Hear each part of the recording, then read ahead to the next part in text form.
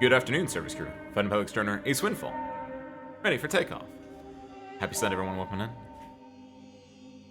It's finally time. The finale. The forte finale of Silent Hill F. I'm excited. We've gone through every other ending except for this very last ending now. And I think we have a extremely understood, well thought out grasp of what the game is about. I think we more or less by the end of this, if definitely not this ending, you understand the actual like physical world plot and the physical world timeline of everything.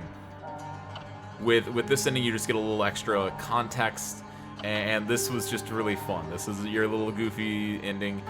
This is hopefully the best ending. This will hopefully give us as close to a happily ever after as we can get, because I don't think there's ever going to be a true happily ever after, because there are far too many things that cannot coincide with one another. So this is hopefully gonna be as good as it gets. Obviously the general story of the game is you play Hinako, you young girl in 1960s Japan. I just watched Phantom Thread yesterday, which was set in the 1950s, so I actually forgot what year this takes place in. I think it's the 60s, because I think it's roughly 20 years after World War II ends, because you have articles and such. Yeah, it's early 1960s, because it's just under 20 years after World War II ends, because theoretically a lot of the children that you see in the game are born right around that time period, because there are notes talking about whenever a certain family comes into power, bad things happen, and obviously in this case it's referencing the atomic bombings. But you play Hinako, young girl, 1960s. Your father has sold you off into marriage to pay off his gambling debts. The major plot of the game is you more or less trying to figure out what do you want to do. Are you going to go into the marriage, because the marriage, I believe there's still like a few threads that I'm not 100% sure about. One of them is your father selling you off into marriage into Kodayuki, aka Foxmask's family? Or did Foxmask come in and offer to buy you? Or is there another family involved here? I feel like it'd be a Kodayuki comes and offers to buy Hinako from the father. Because then I think that's a really interesting idea, because it makes it very muddled, because you have Hinako having this burgeoning relationship with Kodayuki, with Foxmask, in kind of a I like him, I think I like him kind of way, where they're exchanging messages back and forth. But then if I was Hinako and then it turns out that the boy I like is not just proposing me, but in fact buying me from my father, that adds a little bit of a, is it Prince in Shining Armor, or is it I am now his property, which is a big aspect of this ending, the Fox's wedding ending, where you do presumably get married, but you become effectively a doll, you become a piece in Foxmask's collection, and the final scene is Hinako's severed face saying, "I don't want to become my mother." So, ooh, it's very spooky. This one is the you break off the wedding, you go with your best friend Shu, and you have kind of a run away from your problems ending. You kind of have a elope ending in a way, which this is actually really nice. I love all the scenes we've gotten here so far. You get a different title screen at the beginning of the game, and then after all three of these. And Fox's Wedding was really, really good. That was the one where it had the shrine. This one's really nice as well, though. It's kind of like a new day breaking, but you still see this corruption all around. Let me think if there's anything else. Yeah, big thing with this one is when you elope, you end up because the fox deity is not sated, the water dragon that's being held under the town breaks free, and then theoretically the town gets poisoned and or killed. Great little bit there. But now that all that's said and done, now there's only one thing left to do, which is to get a purified sword and complete the game, which is, I don't know what that will do. Also, what's the Rue one in? Hi. Don't have points to do the thing yet. This is awkward. Nice try, Rue. Don't worry, everything should be set up for whenever you actually do get the points to do it, but welcome in, Rue. I think you're just in time for us to actually start, because I think I just did the entire run-through of all of the different endings. And the only thing left now is to go into it, grab our sword, purify that bad boy, and get out. And see if we get any new notes along the way, because I think we should be able to get some more notes. Every other ending's added a few more notes in, and when we did the UFO ending, I didn't look for new notes, specifically because I was like, they're probably going to be in the other one, and also because we wanted to just knock this out as quickly as possible, but it's time. Also, what's up, Mina? Welcome in as well. Hi. It is time. You flew through the game? It took me this is my 7th playthrough. And 7 times roughly 7 hours, we'll say. That's 50 hours. Or will be 50 hours. That seems fine. How does it being on your 4th divorce, by the way? Feels great, Rue.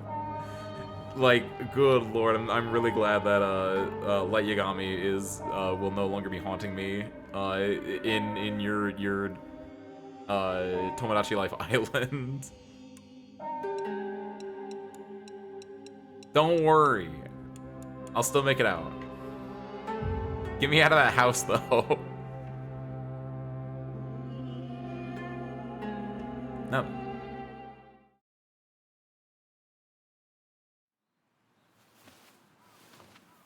I assume this would be. I don't think anything will change here. I don't think any of the cutscenes will majorly change, until we get later on, because the UFO ending, none of these cutscenes were different either. And they wouldn't know if I was doing the other one or the UFO ending. Oh, and drop the brooch. You're right. Thank you. I do know where to drop the brooch at, because I did that on accident.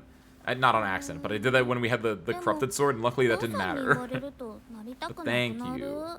宿題と同じだね。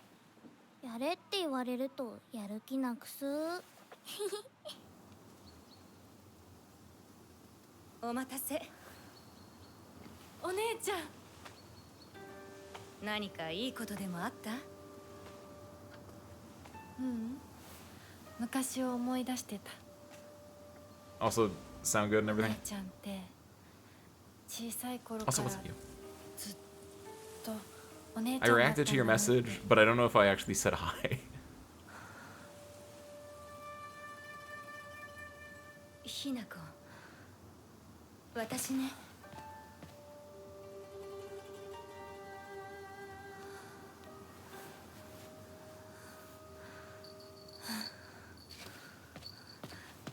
これ、お姉ちゃんにあげる。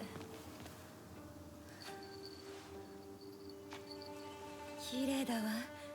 ありがとう。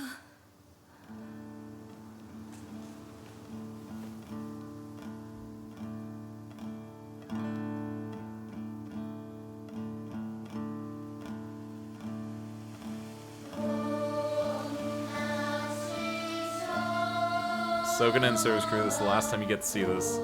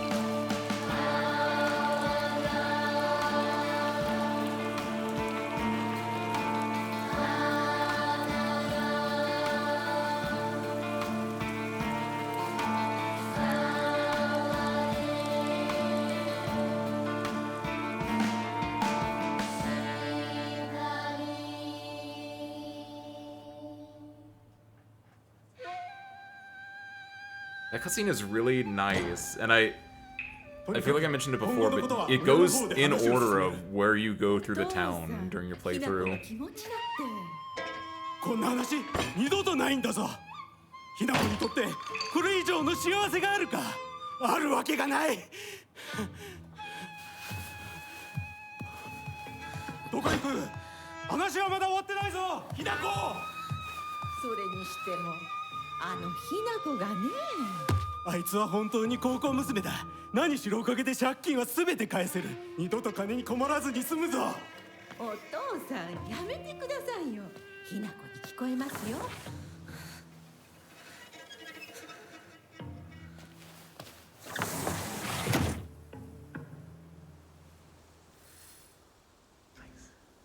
Also, I don't know what my settings are at, but I'm actually really surprised that the game looks fairly solid and that everything on stream looks fairly solid as well right now. I think it's the finale... What's blessing? The finale blessing. Also, what's the giggle? Welcome in. Hi. It was orange for a second. You mean, like, at the end of the cutscene? Yeah, that's an intentional thing where it shows the house in a traditional state and then it flashes to the house in a corrupted, destroyed state. Maybe I jinxed it. I don't know. What's up, Gabriel? Welcome in. Also, no Stardew on... First off, why would you think there would be Stardew on Thursday? A lot of the last Stardews we've done has been on Monday.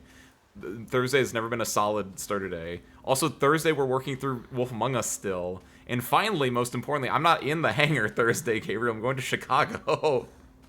Where did you pull Stardew on Thursday out of your mind? Out of all the potential things, you've never been more wrong in your life in assuming that there'd be a Stardew on this Thursday. Remember when you started the game was straight up broken? I do. Look, it's Silent Hill F is a game about progression. It's a game about a story arc and finding out things, and it's true even for me, the player, and my PC in it. It's kind of amazing.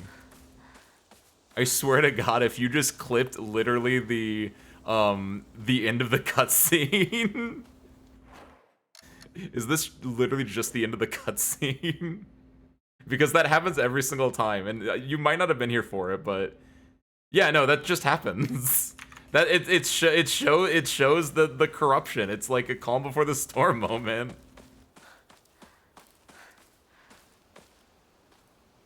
Miss Victorious so much banger show. Is that a Victorious reference? It might not happen the first time, in fairness, but it happened literally every other time after the first time.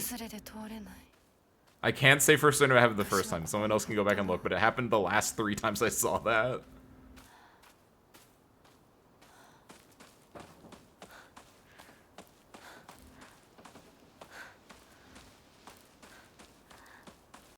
So yeah, a lot of what we'll be doing right now for like the first majority of the day is going to be fairly rote. It's fairly, we've done it multiple times before. We got to keep our eye out for any new notes and such, but generally speaking, I think it's just going to be a bang on go through. If we have any other... If we have any other realizations or any plot things, of course, we'll talk about that. If you guys have any ideas or theories, feel free to throw them in.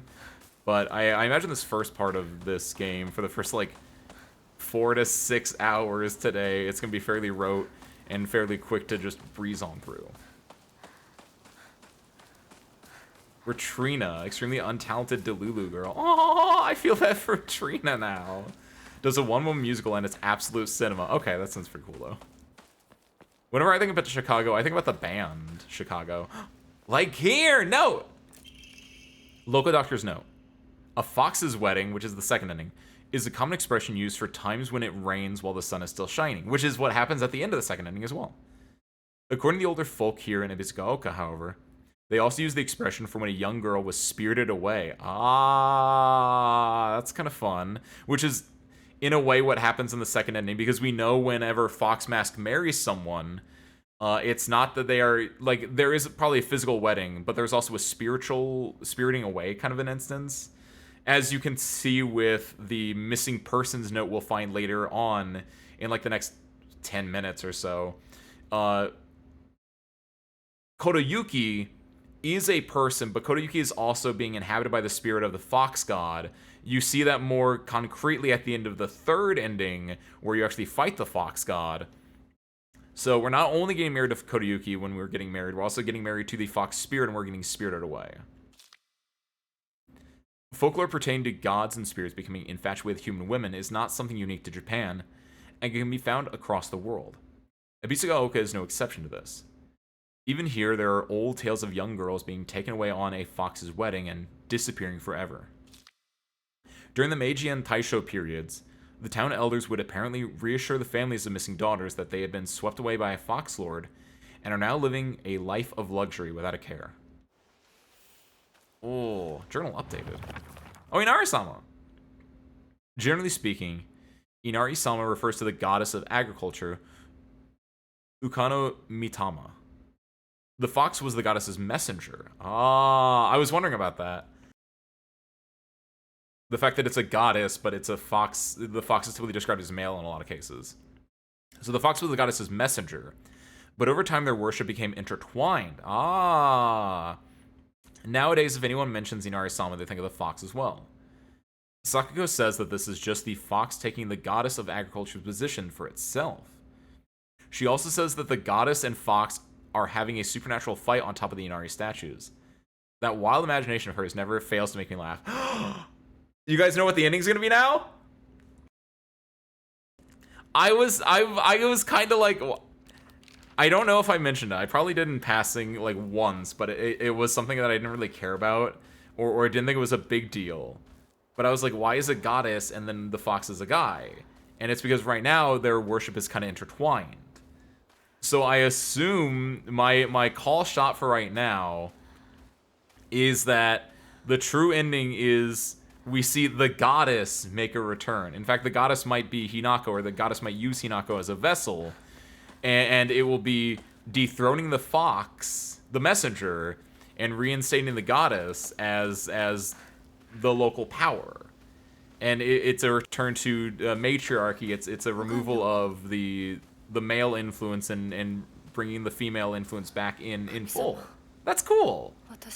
That seems like a fairly solid guess, and I'm very happy with that. Like, it tied it all together at the end. Yeah, I know, that's true, Almina. Don't worry. We'll knock this out soon, and we can all have a nice discussion on it. Gonna stay for the next couple hours. Enjoy, Gabriel. Enjoy. What's up for next Sunday? We're nothing. I'm still out of town next Sunday, Gabriel. You feel bad for like 5 minutes. She's actually insane. But like, I don't know, calling her untalented and insane is just like, that's just kicking someone while they're down. I don't know what the show is, but actually it's a Nickelodeon's television show. So I imagine that, yeah, it's not played in any deeper meaning. It's just that Trina is probably just your rote, like, oh, she's the crazy one. A woman is only complete when she's loved.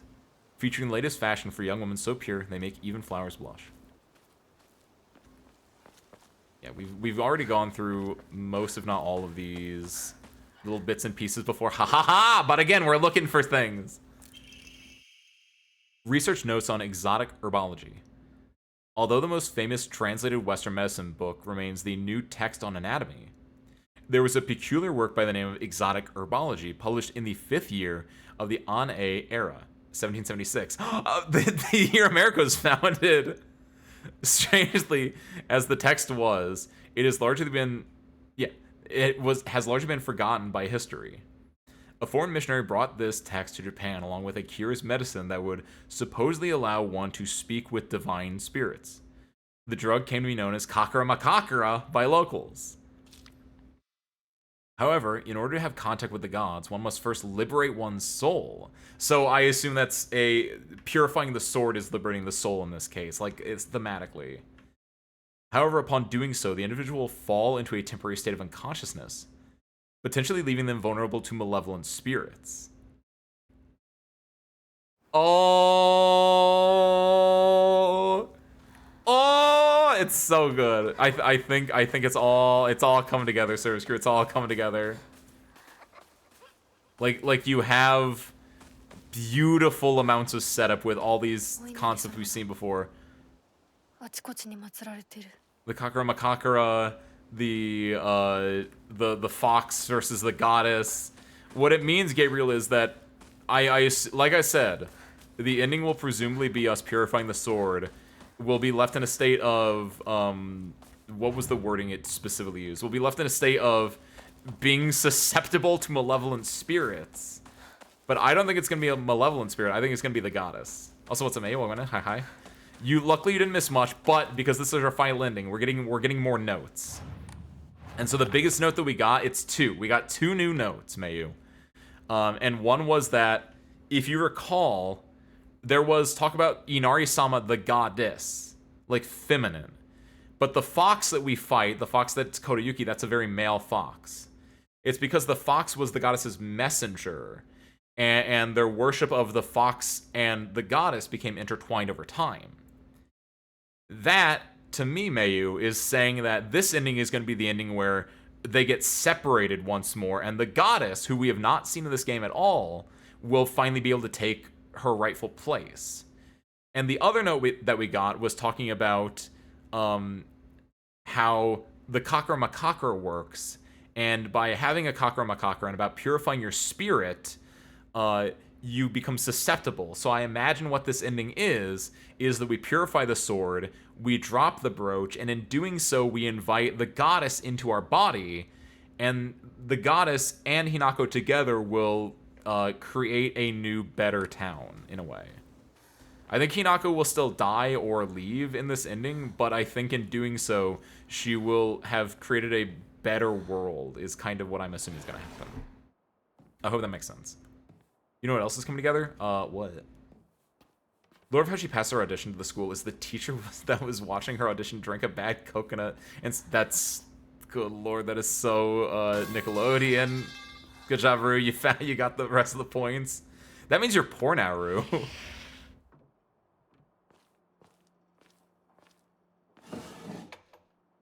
I don't think we need anything in here, but I'm looking for more notes. If the other things are anything to say, anything to go by, we should only be looking for notes here.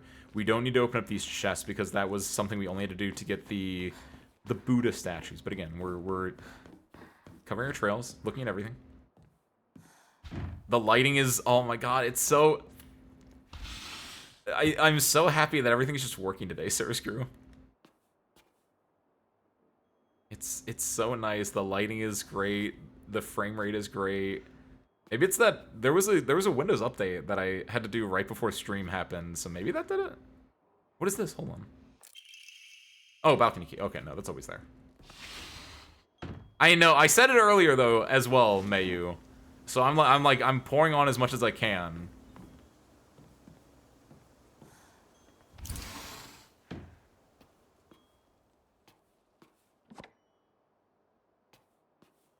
Yeah, we're just doing a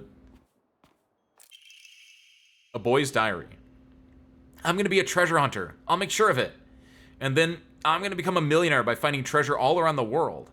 And not just hunting treasure. A real treasure hunter sometimes takes down big scary beasts and bad guys.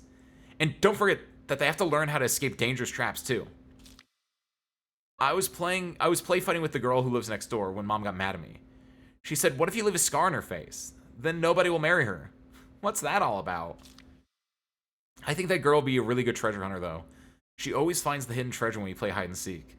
I want to become a treasure hunter with her someday. Wait, did I not do this last time?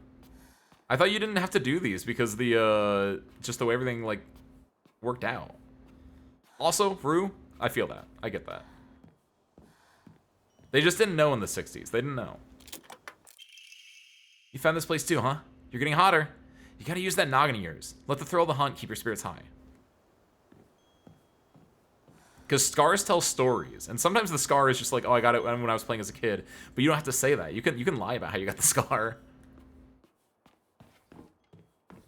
I got this treasure hunting. That's what you say. You're really good at this. Not any bows could find this one. Too bad this isn't the treasure. But points for trying. You were so close. Oh, I got chocolate for that. I didn't realize like I pick up little bits and pieces when I do that.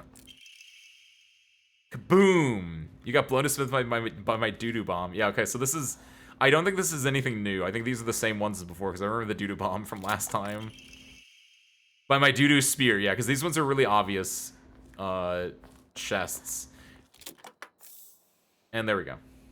This is the treasure? Perfect. Yeah, so for redoing this, all we get is chocolate. Oh, what day is this, by the way? It's the 10th of... It's hard to see, it's really dark. It's Tuesday the 10th. I don't know if we get any other information from that, unlike the other calendars that we've seen throughout the game.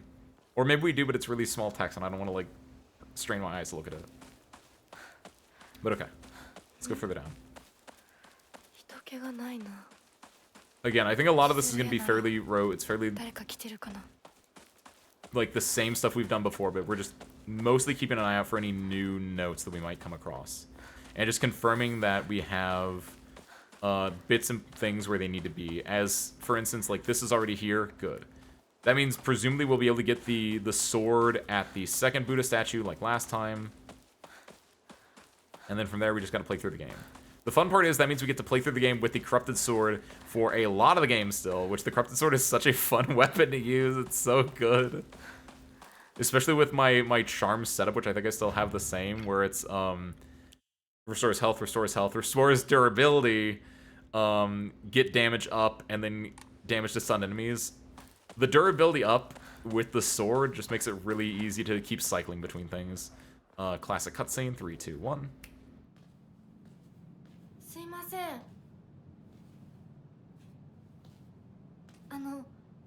運転手さんいませんか？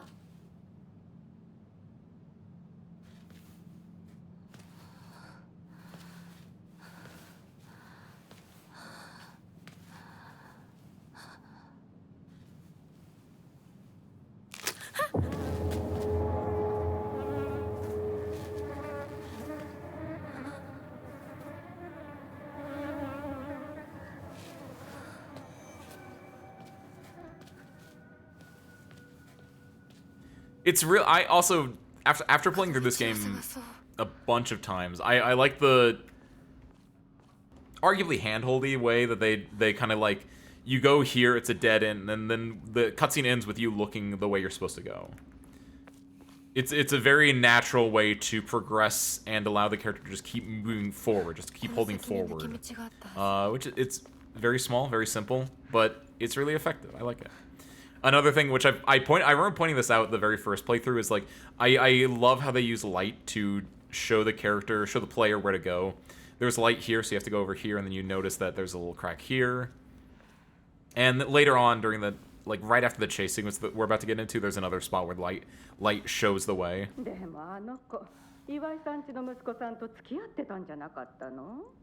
This is the same as before.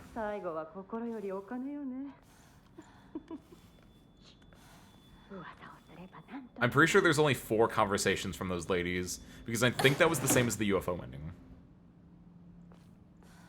Because again, they thought we were dating Shu, but then money is more important in the end, is kind of what the gossiping old women are talking about. And the money being more important is talking about Koriyuki.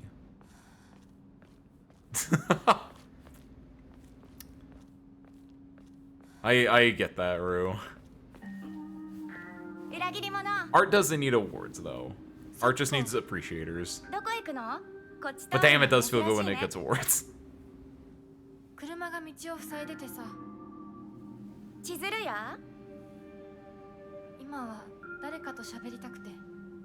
私も後から行くね。うん。じゃあね。裏切り者。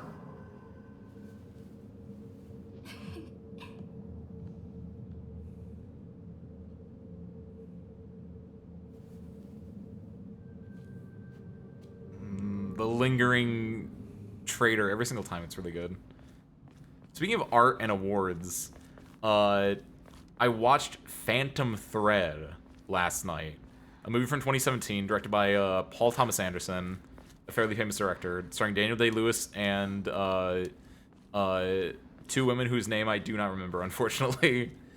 And it was extremely good. It was super duper duper good. I quite enjoyed it, and if you like drama, romance, beautiful soundtrack, I would highly recommend it. That's it made me think about that because I believe that's also a movie that was nominated for a lot of Academy Awards, and I don't know if it won many, if any. The biggest thing is I know it did not win for soundtrack, but damn, it kind of feels like it should have won for soundtrack. Because I like the soundtrack for that is extremely well done. It's nothing but nice piano just scoring the entire movie. It's great. Oh, it's so good. This is where we talk to her. Yeah, we go this way. Of course, this is our missing person, Suzutani Mayumi, who has been spirited away into a fox's wedding. We see evidence of that happening during the second Otherworld sequence during Chapter 4.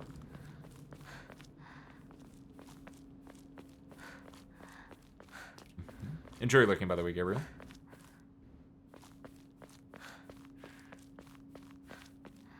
Still under construction.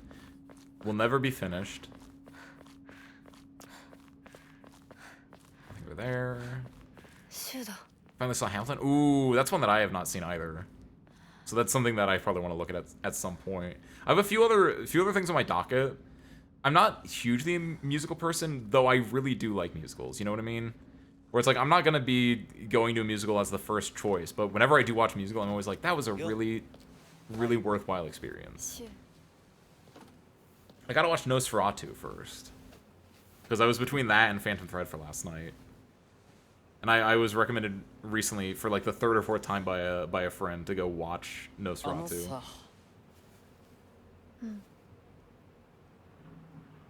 Which of the 4 infinitely buyable materials from the Arknights event that just ended is most important for me to get? Should I buy equal amounts of each? Did you already buy everything else from the store, Mayu? And also, what are the 4 infinitely buyable materials? Hinako,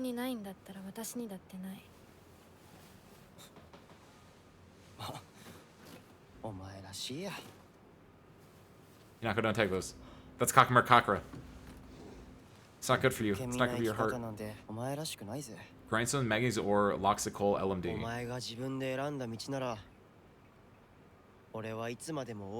If you're leveling up people right now, OMD might be the most important. Outside of that, Grindstone is the square, kind of like pinkish material, right? Manganese Ore is the purple rock, and then Loxicol is the orange. I know what Loxicol is. It's like the orange bag thing, right? In my experience, all 3 of those are pretty solid. Like I've had points where all 3 of those are like, I need that. So I would say if you don't have a lot of LMD, get LMD. And if you have a decent amount of LMD, then I'd say probably in order.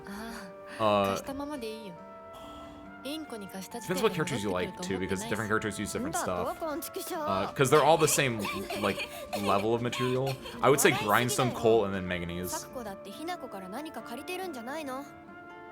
That's been my experience, but they've all been fairly close. And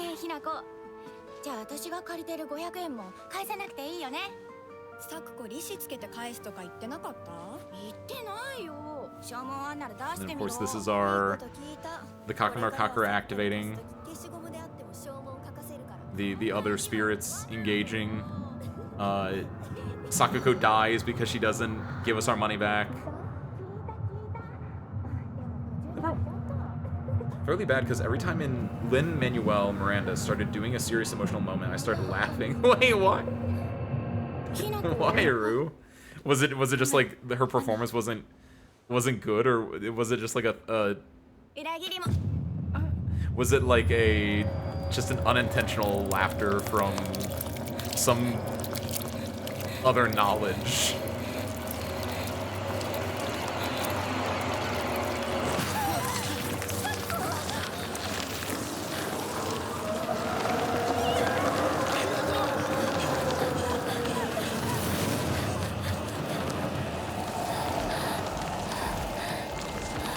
Okay, let's see if we can do this without messing up this time.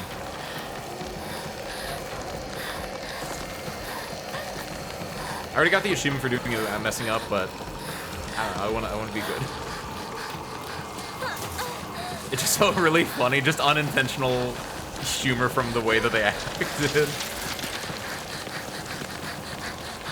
So what did you watch the movie version where they just took the play and basically just recorded the play?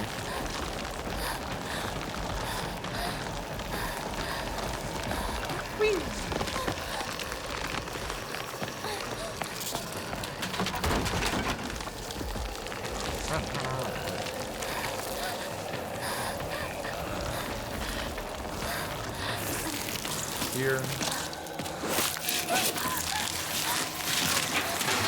See that? Oh, right, I always do that. Wait! No, it's this way and then over here. Right, okay. I think I did it without getting caught this time, though, so that's always fine. And then it's this way. Don't... Oh. Alright, got it, nice. Hey. Cool.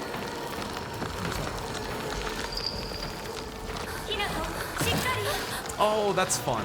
I don't know if I put that together before, but that little bell chime, presumably that bell chime is the bell that we gave Junko in the opening cutscene. That's a cute little detail. She's like a cat. You can hear her coming with that bell now. And now, oh my god, I never noticed that. I wonder if every single time you see Junko, if there's the little chime to indicate her appearing into the scene. I wouldn't be surprised if there is, because a lot of times if the Junko shows up, she just kind of like appears.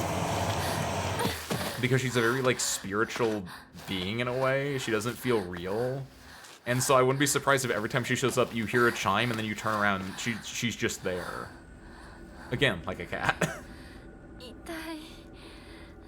We're about to get a note in 3, 2, 1.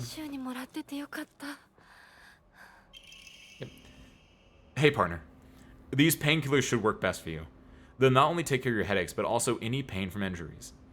I suspect that the main cause behind your nasty headaches is from you unconsciously grinding your teeth when you're upset. Does that sound about right? If you ever need to talk or anything, just call my name and I'll be there.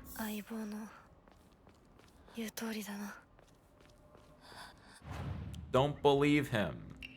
Don't believe his lies. Only believe some of his lies.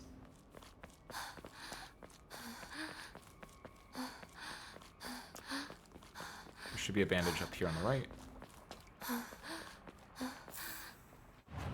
How do I... There we go.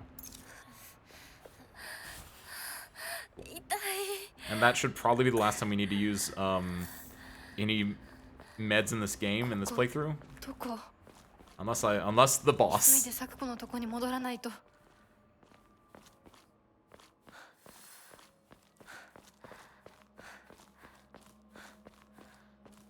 Yeah. Oh, pills. Ew. Ew.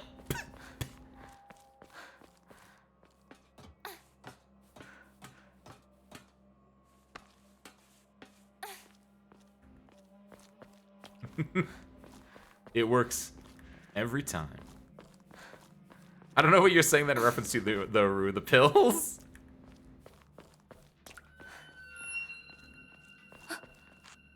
Oh, I never noticed that before because I think I always like look around, and in some of the other endings I've been just rushing through where the lighting's been bad, but you get a little shadow there. That's cute.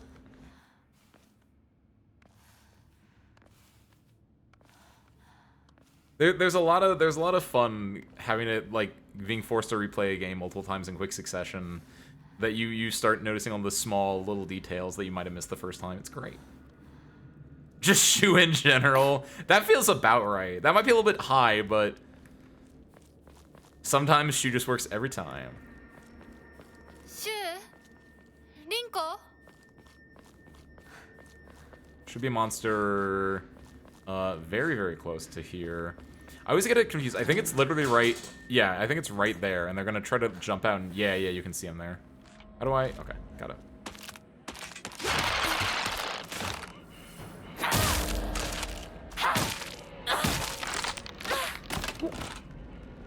I think I got grabbed by that the last 2 to 3 times I went through here, so I'm glad I remember it. Because I always think it's further in, because when you do the replay through, I think you have to go further into, like, this part that you get attacked. Here's a Dolly welcome in. Hi, hi. Dolly, you're just in time. You missed a little bit. You missed a little bit of like the new lore knowledge, but you haven't missed much. A lot of this is gonna be the same, but the biggest thing to know, Dolly, going in, we have a strong theory as to what the true ending's gonna be, and I'm really excited about it if that's the case.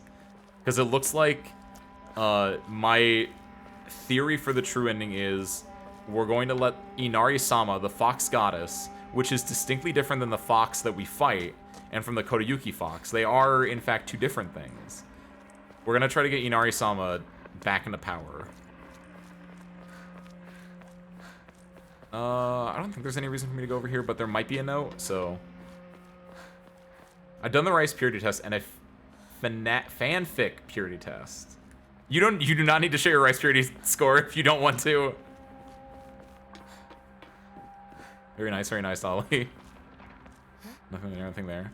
What is? I know what the rice purity test is. What is the fanfic purity test?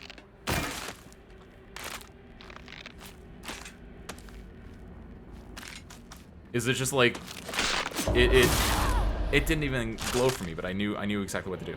Does it just like rate your purity based on like the fanfics you read / write? Like your AO3 tags?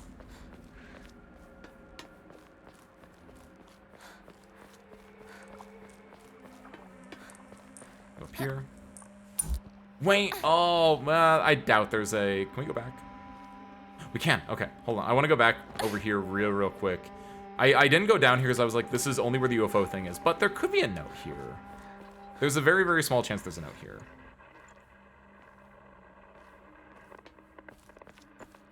Toka.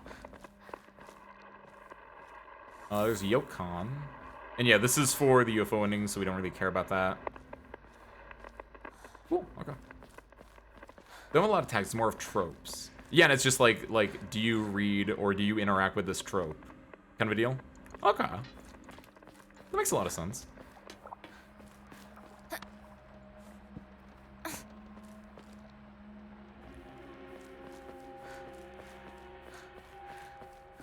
What was your fanfic one in comparison to your normal one, then? I feel like for most people, this is just me guesstimating, but I'd imagine for a lot of people, your fanfic one would be a lot lower than your real one, right? I knew she was there. I didn't know how to work with it, though.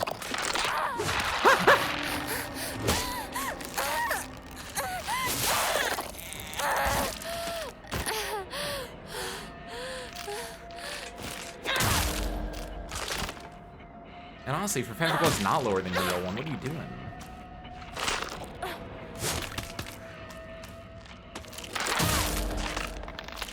Was 5. Oh my god. But wait a minute. So how does small fandom make you down in the trenches for? Like is it just like what fandoms you know, or is it like I need to I have so many questions with that now that is that that's insane. Like, what are the questions somewhat similar? Or is it just like, is it a knowledge check or is it like a purity check? Because those are different things. You're right, Mayu. Mayu, do we know where that is at all? I feel like someone mentioned where it was last time, but I don't remember where it was. I don't know what they said.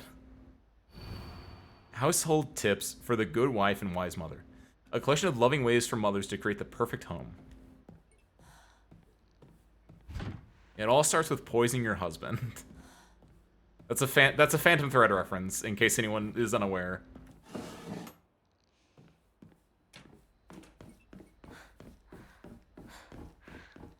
The questions are pretty similar, but it's not knowledge. Okay. So it is very similar. Good lord, then. That's hella sick, Dolly. Like I said, I'd be really surprised if people's fanfic ones were not a lot lower than their normal ones. God knows mine would be.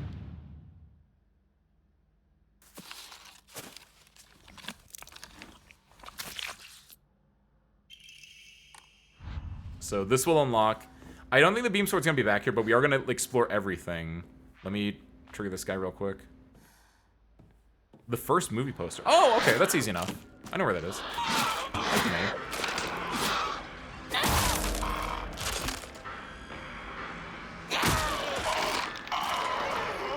So we're on the path of a big fat zero, but time will tell. A perfect score. Okay. So yeah, we'll go out the back door. Normally I've only done this once because I didn't understand. Like, this is a weird little bit of backtracking in the game. But there is this back here. This is, I think, where you find whale? You find the whale Omori back here, but I just want to, you know, double check and make sure there's... Hi. Did he get stunned?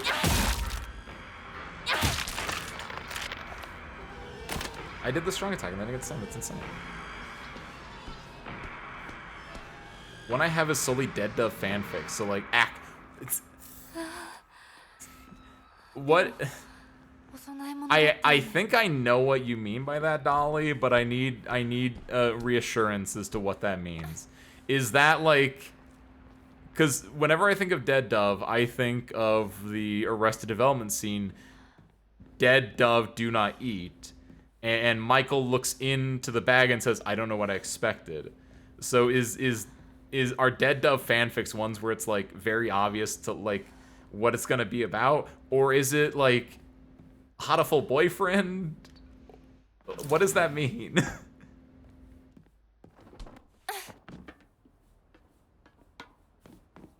I'm not as knowledgeable on fanfic culture as I would like to be. This fanfic culture seems extremely sick. Shoutouts again to the Comic Head documentary we watched earlier in this month, because like that's absolutely peak. Every single time anyone talks about the grander fanfic culture, it's always a very fun, interesting piece of knowledge that I do not have a lot of, but I don't know what like. There are sometimes you guys say stuff and it's like, I don't know what that means. I don't even know where to start with that. Are those that are tagged with exactly what is in them? Okay, it's exactly that then. Yes. Where it will be like I don't know what to say here. it will be like romance, emotions, love, and you like read it and you're like, wow, that was filled with romance, emotions, and love, and you'd be happy. It's that, except now change it to like less bright and sunny tags.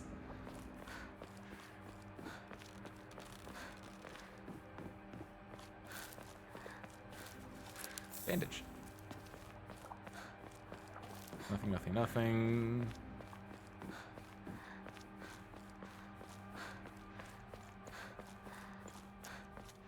Come on.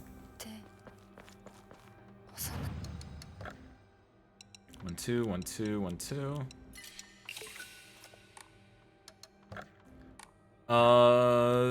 We have one Emma. This is the only thing we can increase now at this point, sanity, because I have never increased sanity before in this game at all. But of course, we're not increasing sanity because we don't need sanity, and what we need to do is we need to gamble. Hit it! Serpent! Will automatically perform a counter when the visual hint appears, but consumes max sanity when it is equipped.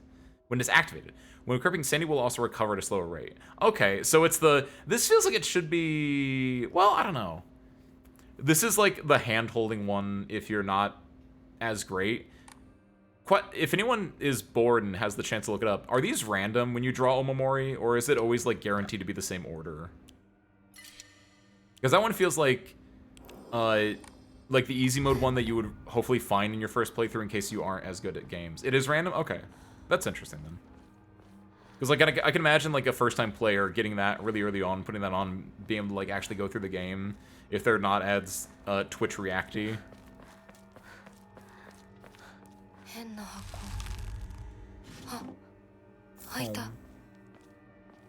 With morally questionable, morally wrong things in the fanfic are treated even more seriously than normal. Ah ha ha.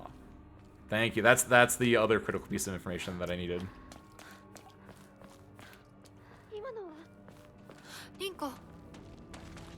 It's like, I don't know. It's like the tag has murder, and then like the entire fanfic is like about murder in a way. I don't know. That's I don't know why that's my go-to. Sure, we'll go with that. It's like, yeah, I don't know what I expected reading that. It says it right there on the tin. I get it.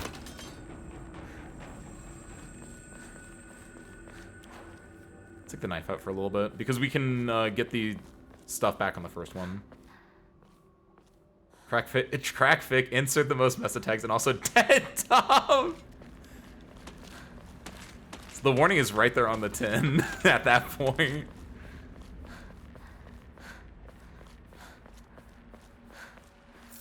Okay. Okay. They come and grab us, don't they? Is it from here? Yes! Oh, I didn't mean to switch weapons. My bad.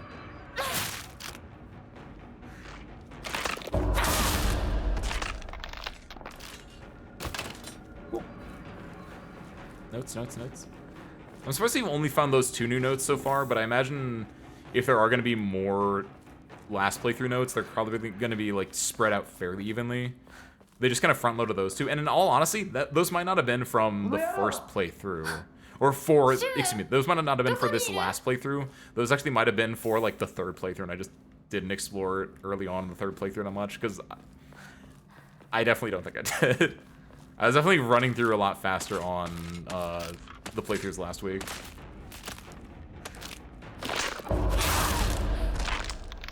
Ooh, I'm powered up enough right now that the knife counter will just kill. Love that. Because I have the thing on where every counter I do up to 5 becomes more powerful, or my attack just gets more powerful. Cool. Okay, we're about to get to the, this is the first, like, air quotes, boss thing. We get to gamble again? No, we're just off. Hey. Yeah, Q. Alright. Tab reload and I lost my progress. Ooh. It's only, if it's like the traditional one, it's just 100, effectively yes-no questions, right? And it's just checkboxing things. But it's 100 of them, so...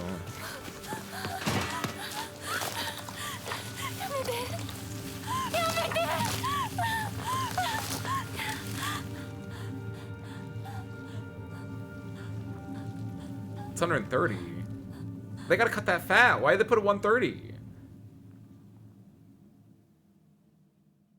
Are the 30 extra ones really that important?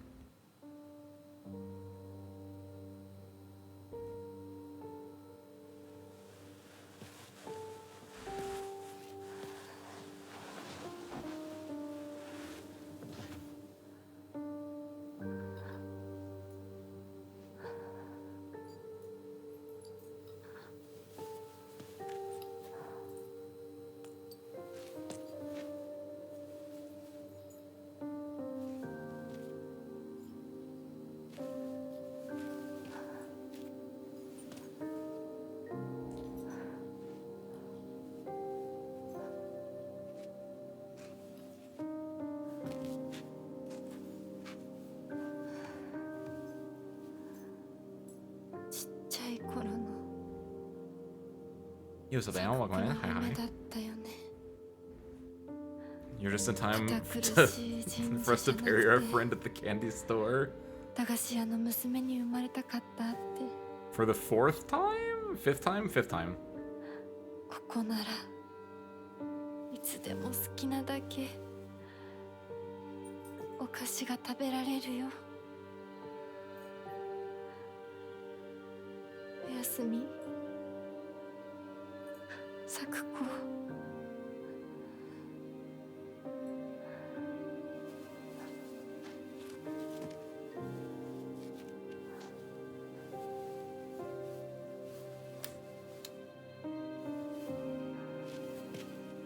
Oh, scroll up.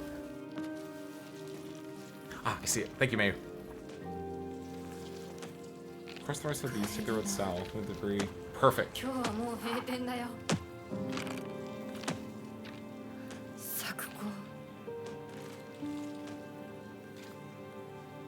We'll be able to do that in the next chapter. Like the next time, like we do this boss fight, we go to the other world and we do the first Fox Mass puzzles, and then we go and we can get that. Yo, what's up, LP? Welcome in. Hi, hi. Luckily or not luckily, right, LP? You haven't missed too much. the biggest things that you missed were we found 2 notes at the very, very beginning, which I think were new to this playthrough, or at the very least I didn't find them in the last playthrough. Because they were new notes for me either way. And they were about the Fox's wedding as a concept. And about, most importantly, I think no. I played terribly there. No, but it was the one no LP about Inari-sama, the goddess, is not the same as the fox, which was something I was really happy about, because I think I had mentioned earlier, but I didn't really like worry that much about it. I was like, how do these two fit together? And now it's bringing it back to something I thought about really, really early on in the playthroughs. The fact that there are 2 distinct beings here, the goddess being obviously very feminine, and the fox, aka Fox Mask, aka the deity, aka the Fox Messenger, being a masculine deity. And we've seen throughout the gameplay, we've seen more of the Fox Messenger, the masculine deity, so I'm assuming that, my current theory is that in this playthrough, through the effects of the Kakura Makakura, the goddess can inhabit Hinako's body, and that's that's our true ending is Goddess Hinako, Inari-sama Hinako coming out. But yeah, outside of that, which was at the very, very beginning of it, everything else has been the same.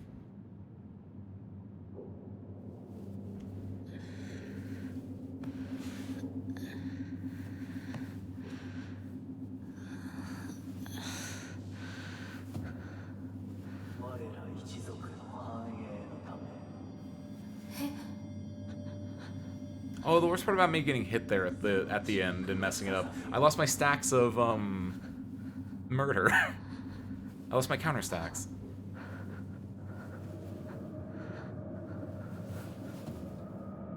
The good part is during this next area.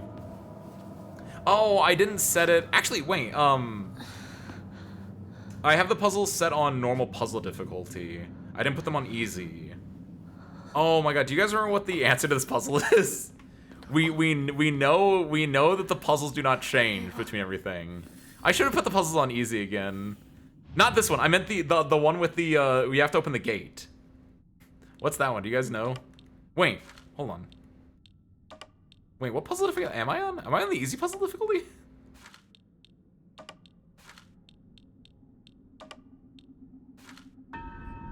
Hold on, wait. Yeah, this one's just the symbols.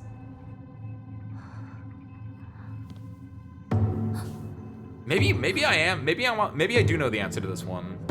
There's one code I remember, which is the line with it, the line through it, and then like the little squiggle with the thing on it. Because yeah, since I had the symbols, I think I might be on the easiest one.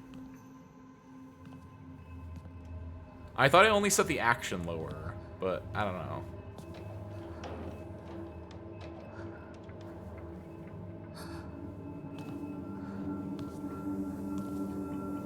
Okay, now we have to leave while getting mind attacked. Get out of there! Get out of there, Hinako!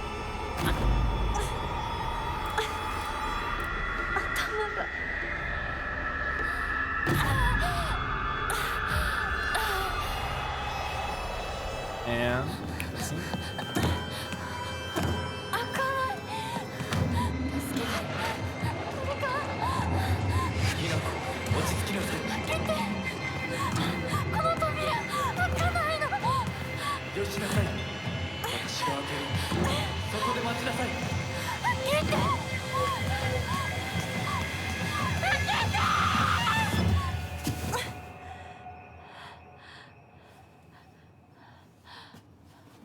Ohayo. 悪い夢にうなされていたかな。悪い夢。怪我はないか。怪我をするようなことは私がする。君は体を大事にしなさい。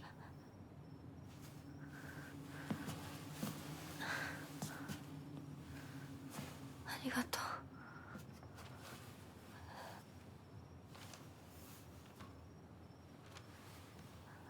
それでは行こうか。Hinako. I never thought about it up until this point, not a lot. we know later on in these segments with Hinako and Foxmask, it's kind of a Hinako going to Foxmask's house, his mansion, where Hinako will theoretically live for the rest of her life. You know, she has to like wash herself before she gets in. She you know takes survey of the land. I never thought about it until just now, but like what is this part signifying? Like is this the, I assume it's the journey to get to his house, to his place. And it's just like cuz you think it's the like they're at a hotel between Ebisugaoka and his place, because I don't know how travel worked in the 1960s in Japan, and I assume it might be like a multi-day journey, where they might be at like at a ryokan or something, and then she just has a bad dream, she wakes up, and then we're just going through the haze of things in order to get to his house, kind of idea. Yeah, it's definitely that. It's definitely like that getting there. This entire journey is... Because she doesn't know him that well. She has the messages, she has the notes from him, but she's presumably never left Ebisugaoka. So yeah, thematically it makes sense that that going to his house is spooky in that it's something new, it's something alien to her. And I was just thinking about like, yeah, is this... I guess, yeah, that just tracks me, is that it's her waking up in the middle of the night, or like in the morning somewhere, Ohio, right? Because I'd like to imagine that that's... If you just put this in the real world, it's just like, yeah, she wakes up, he says, good morning, hey, we gotta go to my parents' house, we gotta go back to my house, let's go get breakfast at the inn, and then we can get back in the car and start driving again. I definitely agree with the blindly trusting him and following him, because I brought that up in respect to there's the one cutscene later on that I always like, because... Or not even one, it actually happens in multiple ones. The one where they exchange rings, and the one where they're in front of the priestess that turns out to be Rinko, where she keeps looking at him to know what to do. And there's a note at some point, I think it's a fairly newer note, about just follow his lead. Don't worry about yourself, just follow his lead, because you're going to be doing that the rest of your life anyway. And so right now, this is like her taking her first steps in blindly trusting him.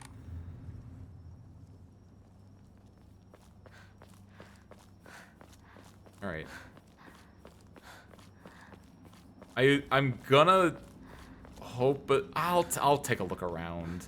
I know what the answer to the door... I think I know what the answer to the door is, but I'll kill some extra time here, and I'll look around for notes when we get the opportunity to. I don't think there's anything new. I already went to the tree during the second playthrough here, but we'll take a real quick survey around to see if there's anything new in the area. I feel like if there are going to be new notes, they're not going to be in this area, they're going to be in the real world sections.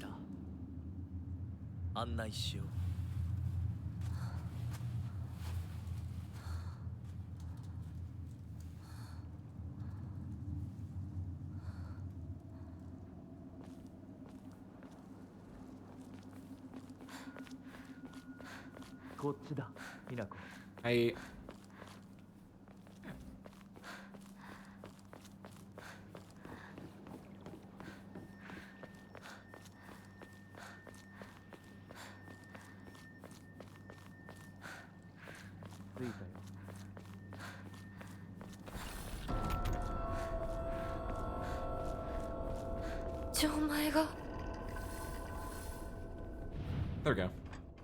I think it's this. I'll wait until we get everything else, but I'm pretty sure it's just that.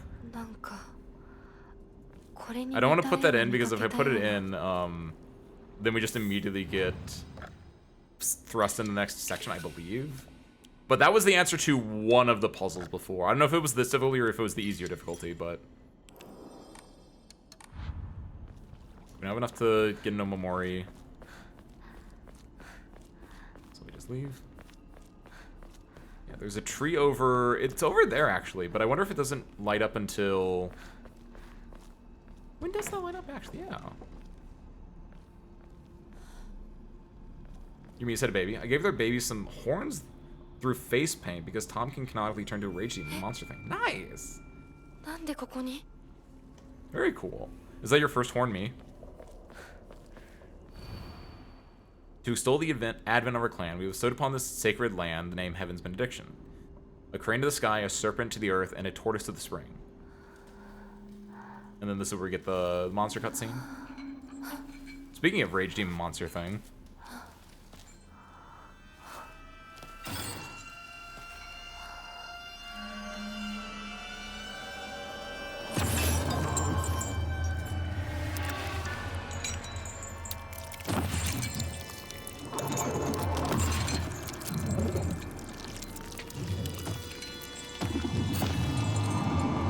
What do you think these guys represent? We should go back and look through the monster logs at some point before the end of the stream. Because there was the guys that I like to call dogs. We know what they're about, right? But these guys are a little bit. I don't know if it's a Kodayuki specific thing.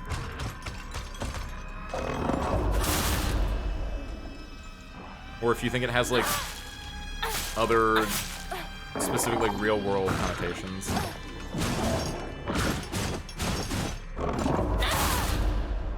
Let's see if we can kill this guy before we leave. He will respawn, but that way at least we get that going. I'm trying to think what we're looking for. It's a crane, it's a tortoise, and it's a serpent. I don't know where any of them are in this playthrough. That's not the tortoise, is it? No, because there's tortoises everywhere. There's one specifically for each. I think that might be the crane here. Unless it, wait, is it just the door? Is this actually the easy one? Okay, no, yeah, it is just. Okay, no, it's 100% the code I put in there. Cool, we don't have to worry about that. Like, yeah, all we have to do is just run around and look for any new notes, any new clues, any new pieces of lore, but I don't think there are going to be much. Also, items that we can sell. Because this should be a note over here. To whomever happens to read this note, it becomes so easy if you just stop and give up.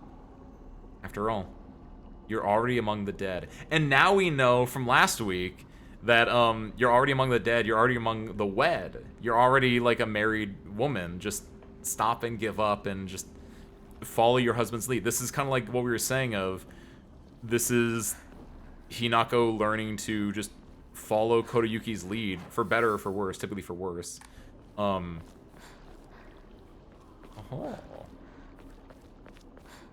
It's her learning experience, parentheses negative.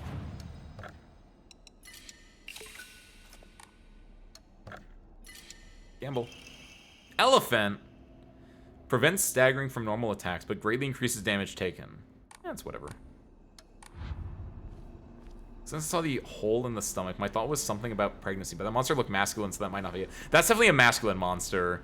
Like, we know what the pregnancy monster is. We know damn well what the pregnancy monster is. They do not beat around the bush with that one, Rue. I guess while I have this pulled up, yeah, what was this one? A monster restrained by chains and shackles. I wonder if it was imprisoned and tortured. It seems to be searching for me by sound rather than sight. I should be mindful of my footsteps. Restrained by chains and shackles. Is that like about their place in society, you think? Like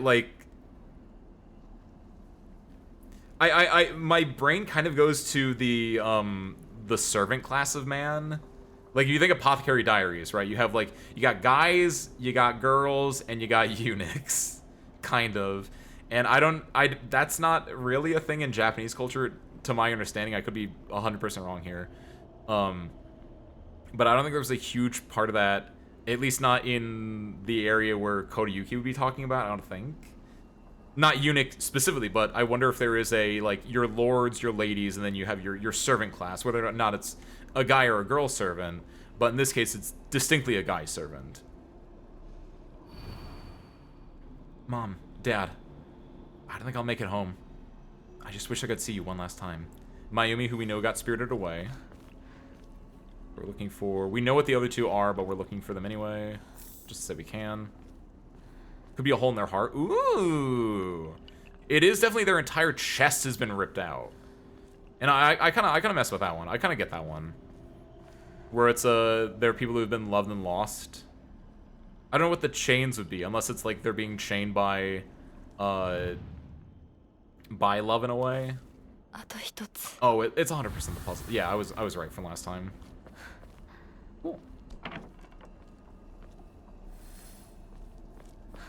And then the last one is Crane, which is not there. Again, we know what it is. I'm just doing it for the meme at this point, and maybe because like after we do this, that's when things will light up and change. But maybe it's, you could say like maybe it's the they've been hollowed out. Maybe it's the loved ones or the lovers, I guess you could almost say, of the people that have been spirited away by the fox. Like that this could be Shu in the future, maybe.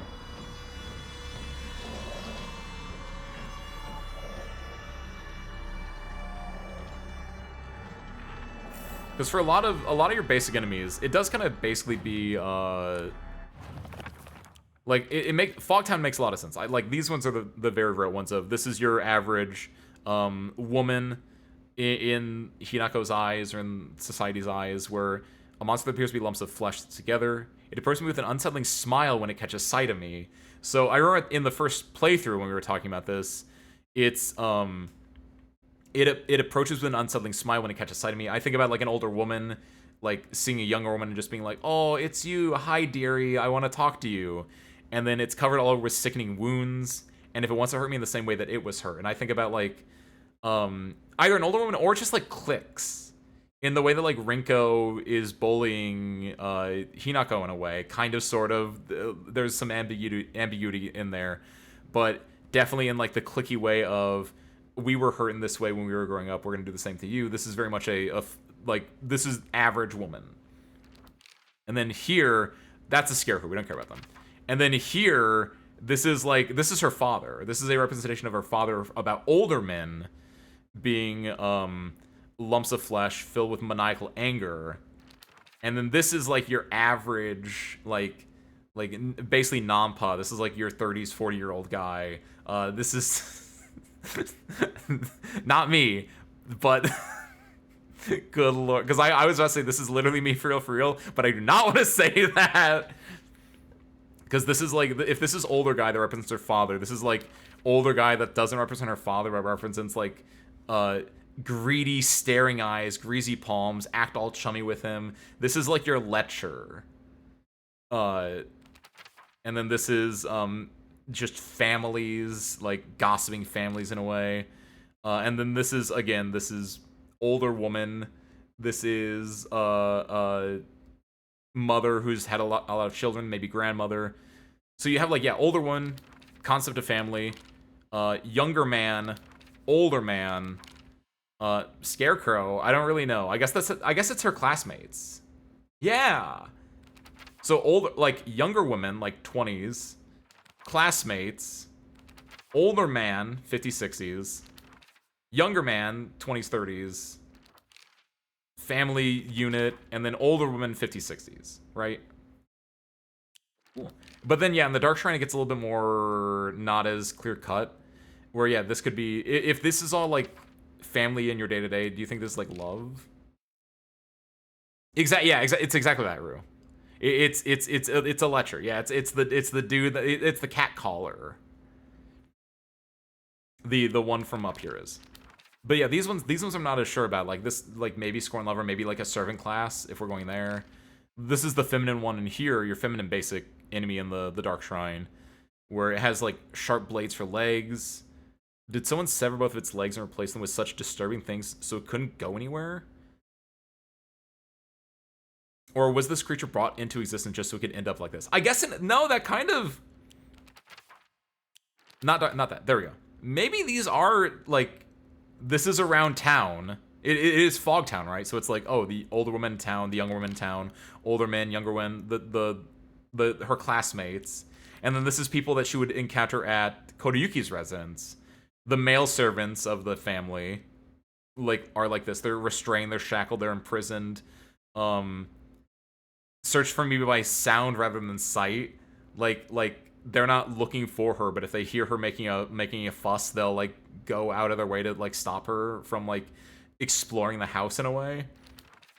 Similarly, like the feminine servants of the house, the female servants of the house, they are brought into existence just so they can end up like this. Like in both cases, I imagine it's the servants have been serving the family for years. Like it's generations of servants. So in a way, this is like a captured bird. Hinako in a way. This is children. I imagine in your Kodayuki household, you have these are the working servants, the male and the female working servants, and then you just have like the kids of the servants and or their dolls, and it just represents. That's why they scream all the time, right? It's Hinako viewing like the children of people that she doesn't really know that well, and they're just like playing around, hopping around, screaming and crying all the time. We know what this one is. This is very similar to the Fogtown one, but this is more in the case of in the household. It's very one-to-one in a way, and similarly to the other one in the Fogtown, this is very much an older guy from it. Again, this is more just, but more aggressive in a way. And then these are the bosses. We don't have to look at these. Wait, we already looked at the Fox one, right? Yeah, we did. Damn, that looks cool. Cool. So there we go. Thank you, Dolly. Or yeah, not thank you, Dolly, but yeah, I'll look at it. I like his little purple horns. Good lord. Very nice, Dolly.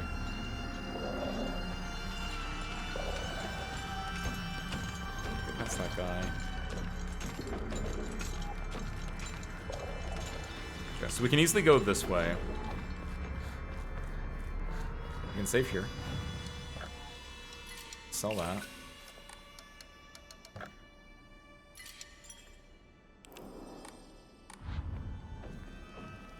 We're taking the long way around here just to get to look for notes or clues or items we can sell.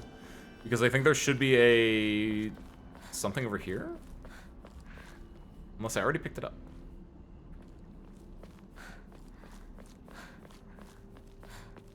And then... instead of going the quick way back to the gate, I want to go this way because I want to go to the tree if I can. Just to, again, take a look there.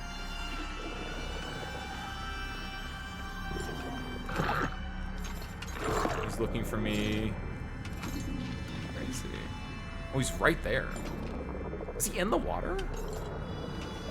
Is he glitched? Wait. I think he might be glitched. That's sick. What's interesting is the tree isn't lit up right now. No, it is. It is. Never mind. There we go. Cool. If he glitched over there, that's awesome for me. I don't have to worry about him then. So we've been here before, but I just wanted to double check in case anything new happened. Oh, there are multiple ways in. I didn't realize that last time. Huh. Or maybe I did, but I didn't interact with it that much. Yeah, the only thing here is there was a like note or yep, there it is. It's one of the boxes. Which I immediately interacted with that without looking around, and when I did that, then I got attacked, so I don't want to do that. This is, I assume we're at a shrine then. In the grander context of what are we doing in the physical world, what this represents is, it's the journey to Kodayuki's house. But actually, what is it? This is like, if my understanding of tradition might be correct, or even not tradition, but like what you would probably do. If I was like a Japanese dude taking his wife home, and I was slightly religious, you'd go to the shrine and pray. Like, you have the New Year's shrine visits, but you can also go to the shrine for any other reasons. This is not directly going to his house, but they probably went to, like, a shrine, to, like, the family shrine beforehand, which is what this represents. They go to the shrine, they pray for their health, their marriage, and what have you. You can, like, write your wishes on a piece of paper and tie it up here, is what this is. So this is, like, pre-gaming meeting the parents, basically. 6'4" and a feminist, by the way. I'm not 6'4". I'm 184, which is like 6.5. 6 foot 0.5, not 6.5. Trying to help you. You don't need that. I didn't know you were trying to help me. I thought you were being what's the word? Sarcastic.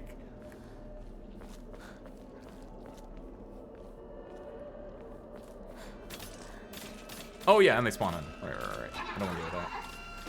Do you want the 5th marriage or not? I don't know. Look, right now I have complicated feelings about the marriage I'm trying to get in this game. I don't need another marriage at the moment.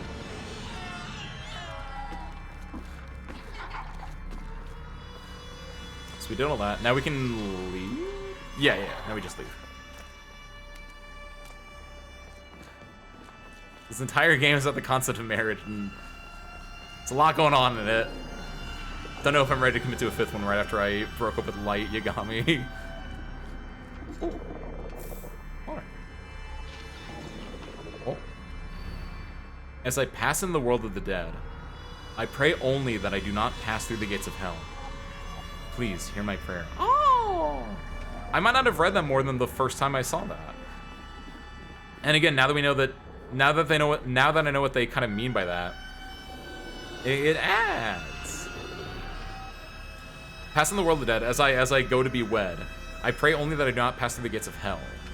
So I'm getting married. I hope it's not like a bad one. I hope I don't have to struggle in getting just to this point in my life. So chat has an aunt? Wait. I guess I am chat's unk in a way. I don't know. That feels both right and wrong to say aunt. I would have figured to be mother, but I guess you are right. If I am unk, then it would be aunt. So he has an enabling uncle. Good lord. Just wanted to have something nice. I have you guys. I already have something nice, Rue. Nice try. And then yeah, it's just this.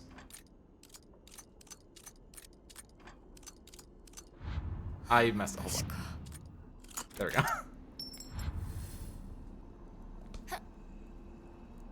Oh, Rue. あの人はいない。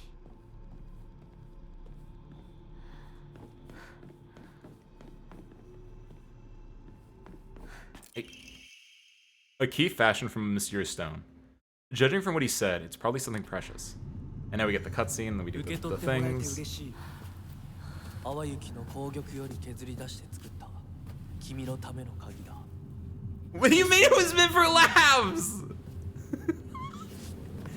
You can't say I don't have a family member for laughs.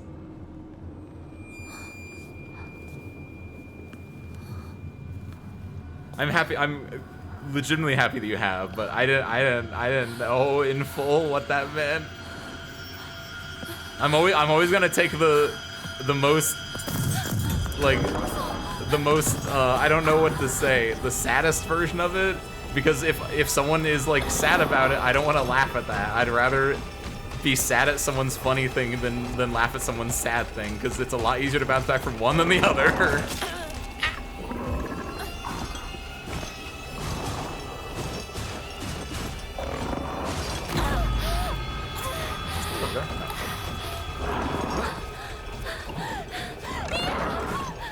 Dodge out of the way. Got it.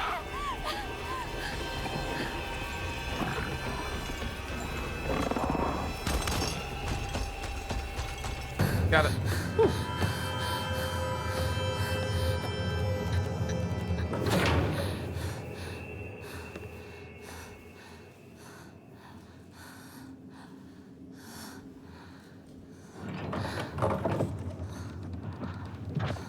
先ほどの扉は客人を招くためのものだ。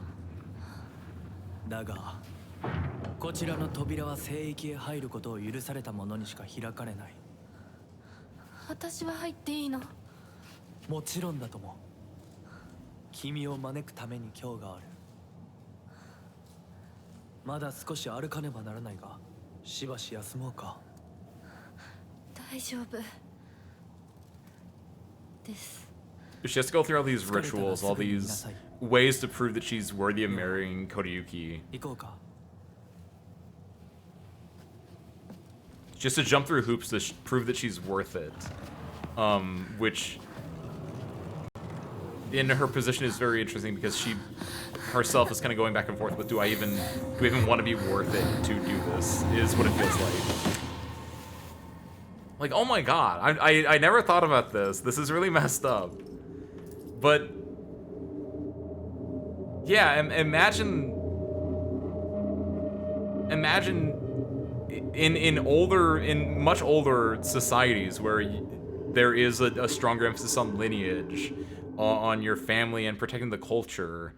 You have like, oh, mother, father, imagine you're the dude and it's like, mother, father, I love this girl, I want her to be my wife, and then the mother and the father are always just like, I don't know if she'd be right for you, honey. And so imagine having to be Hinako or being any woman, any prospective wife in that situation where you're always constantly going through trials to prove that you're good enough to your like spouse's in-laws. Ugh. And in a way, that might be what Hinako is doing right now. お前は簡単に死ぬようなやつじゃないよ。シュウはまだ生きてる。サクコは無事だよな。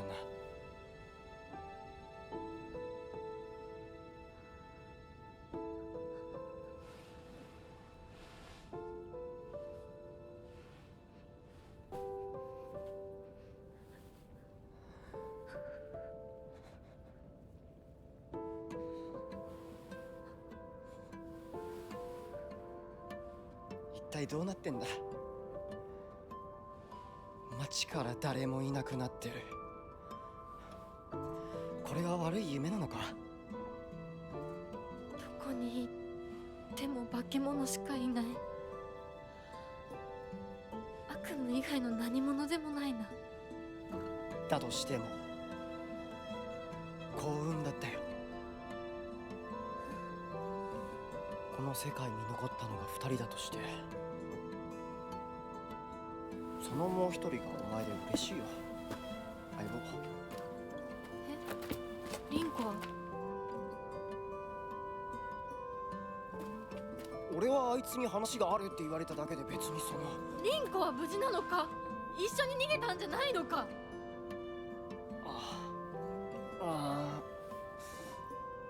悪い。俺も混乱してたみたいだ。あの時はみんなバラバラに逃げた。俺もリンコの姿は見てない。こんな状況でリンコはどこへ？自分の家か。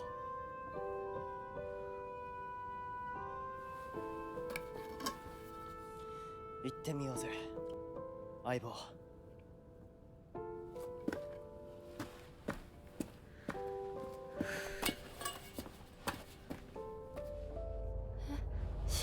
I probably brought it up in the very first instance of this cutscene, and it's something I haven't really thought about in a hot minute, but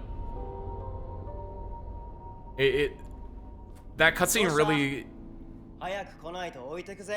it kind of highlights really early on in a subtle way how pervasive the love triangle kind of is.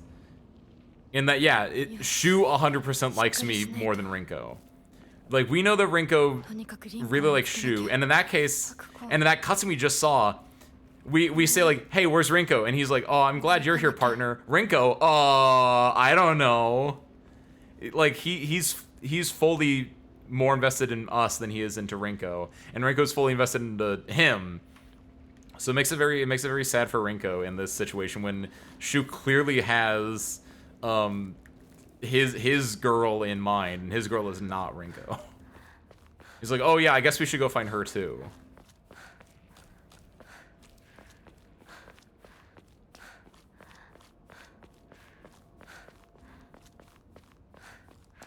Nothing there, nothing there. She doesn't seem to like Rinko one bit. That's absolutely hilarious. Yeah, a little bit. It's like, it's very, again, that's why Rinko is such a good character. She's so sad. It's not her fault.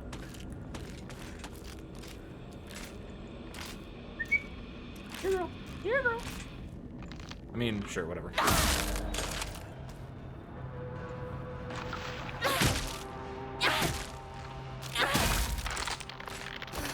They were turned around. I need to get counters to get better damage, but they were turned around. I don't want to fight them.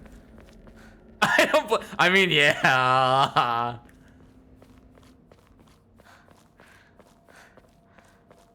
It's complicated. Also, by the way, welcome back, Ollie. I'm glad your internet got fixed. I'm sorry that your internet's giving you issues on and off the last couple of weeks.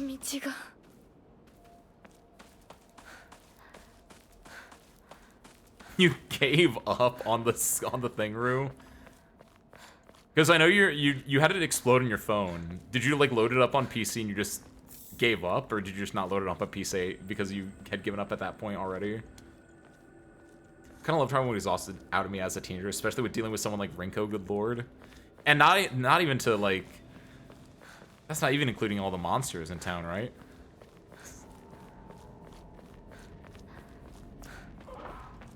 Okay, we know there are two guys here. One's gonna be staring at the poster over there, one's gonna be over here. I'm doing this so I can go farm some counters.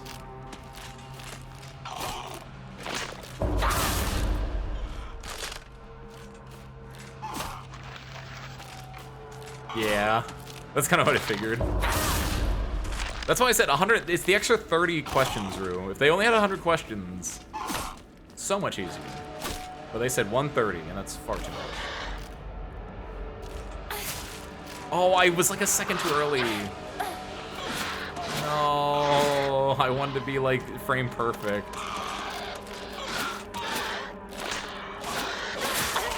Ah! No, I got hit when I was doing the attack. No, my stags. My stat. Hey, there's a mask. Hey. Does anyone with more Japanese knowledge than me, do you know what the masks are for? Is it just the representative of the, you know, the Japanese say you wear three faces. I don't know what that thing is, but that's a very oft quoted like thing. And your truest self. Do you think it's just like that simple of a allegory theme message thing? For why there are like all the masks around is that everyone's wearing masks when they're out in public. We kind of talk about that. It would make sense. It would make sense.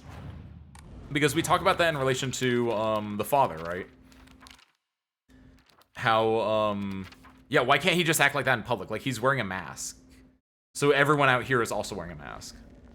The bonus Sakuga backstory. Which one and where, Jada? I don't think I have yet. Would it be like a cutscene or something, or would it be like a note? If you mean, there's the one sequence in chapter, I think it's 6.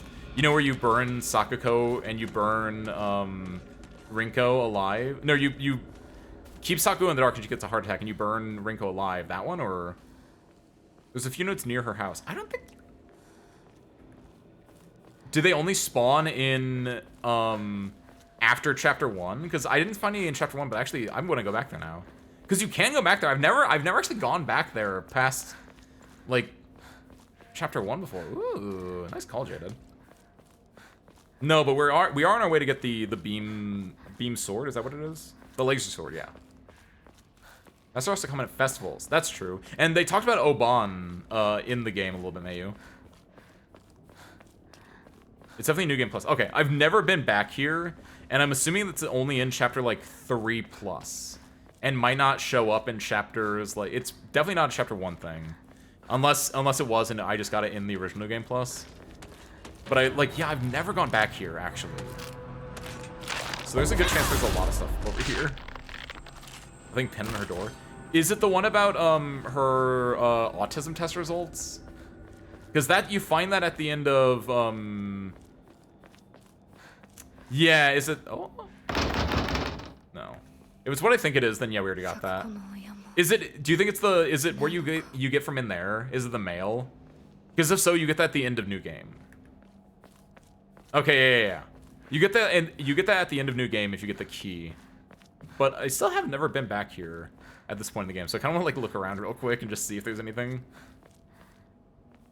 Yeah. Oh, the truck's already moved. Wow. So it keeps you locked over here then, by moving the truck. I guess theoretically, at this point, you could run back here and you can get the autism test results a lot earlier. But no, yeah, I remember that. You get the key from up near her shrine. You can come back here. I got a new game at the very, very end. Oh, that's sick. And I thought that was really good because a big part of it... Because the mail is unopened. Her parents have not read it yet. It's that she has the potential of having autism, and that more importantly, her results and the way that she acts about a fair amount of other phenomenon, right? Her being afraid of the dark. The doctor is just like, yeah, kids can just have that sometimes. Just love her and treat her with care and respect, and she'll probably outgrow it. And she's dead. I don't know if she really is or not, like, but we know it for a fact her parents have not read that. And so her parents, at least during the course of the game, have not been able to enact that at all. And instead they've just been giving her, like, negative reinforcement instead of, like, positive reinforcement. And so it makes Sakuko a much more tragic character. Because Sakuko's already, like, the only thing you know about Sakuko is she calls you a traitor at the very beginning, and when I played it, I was like, is she actually saying that, or is that, like, my inner thoughts projecting a demon on her? And then she just dies, and then you don't see her again until you snuff her in darkness. So she's a character that you don't get a lot of information about until you get, like, that note, and until you play through it on New Game Plus and Plus Plus for her shrine information about her, like, hating Hinako for leaving her. But then in the Plus Plus, that's where you get, like, I'll put on a brave face and I'll smile for Hinako because I know she's gonna be doing greater things, and it's not her fault that she's leaving me. Like, Sakuko's a very tragic character. Go to her shrine before killing her. You can see her demon form. Yes, yeah. I love that. I thought it was just Kodayuki whenever I saw that, but that makes a lot more sense that it's Sakuko. The last couple times I did it, I was on really low graphical settings, so I actually couldn't see the form that well. So hopefully we can see it better now, because the game's been really nice to me. Okay, there's a spooky little 3, 2, 1. Let's pick this up first. There it is. I forgot when it happened, so it actually still did kind of get me a little bit when it actually fell over.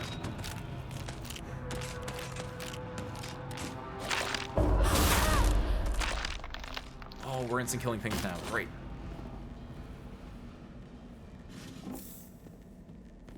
Awesome.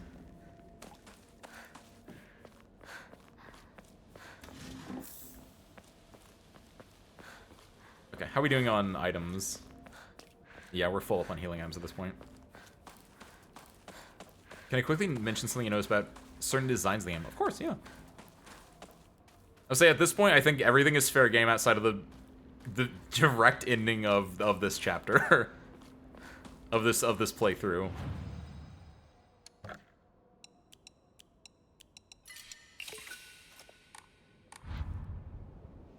In my friend's playthrough of this, in the other world, the masks on the women's faces are, like, permanently fixed onto their faces, and it looks absolutely brutal. When I saw the men just had it tied on. I thought it was interesting. Oh! I know what you're talking about, Rue. Not the enemies. You're not talking about the enemies, but you're talking about, in, like, the cutscene where they're walking down the aisle, right? Oh, I'll need to keep an eye on that. That, at the very least, At the very least, that definitely tracks for Hinako and for Kodayuki. Because Hinako literally has to, like, her face gets torn off and it gets affixed onto her face. And you see a room with a lot of women's arms and the mask that they keep reusing, where it will permanently scar them for life. But you definitely see Kodayuki without his mask at one point, and he just slips it back on. Ooh. Good observation, Ruth. Great observation.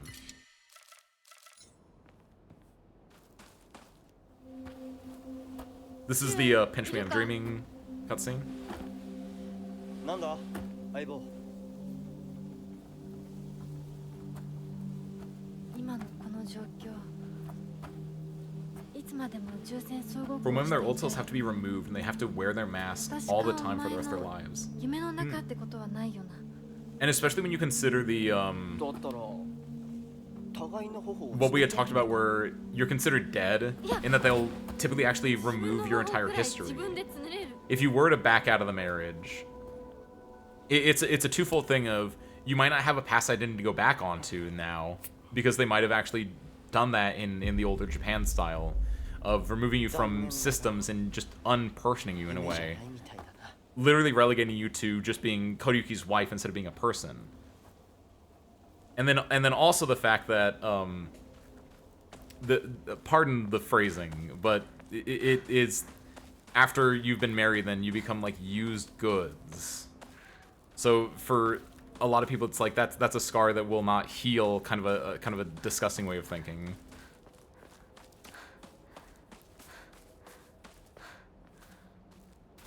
During that vine, every single time, Jaded, every single time it gets me. I forgot. Jesus Christ. But every single time the vine wound happens, I just like, I smirk at this point. It's so stupid. Stop it.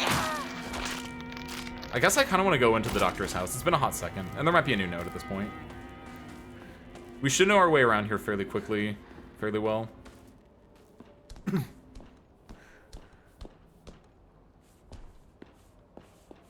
There should only be one enemy that only spawns in after you've done the entire house.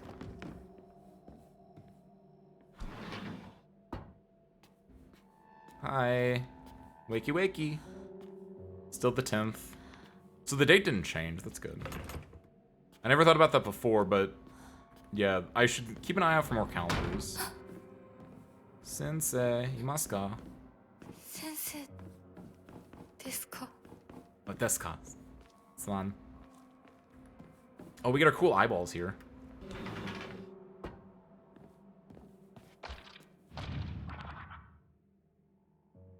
You hear that? Love it. I don't know if that means anything, or if that's just a disgusting visual. And then over here.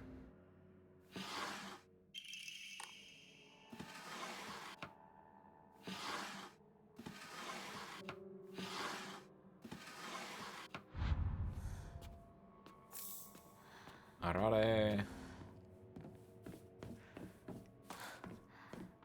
Kudzu. Okay, now we go up here. We can open up the drawer. The body will be missing. Which this gets us another key. No, wait. Wait. How do we open up? Oh, does this just open up now? Yeah, just open up now.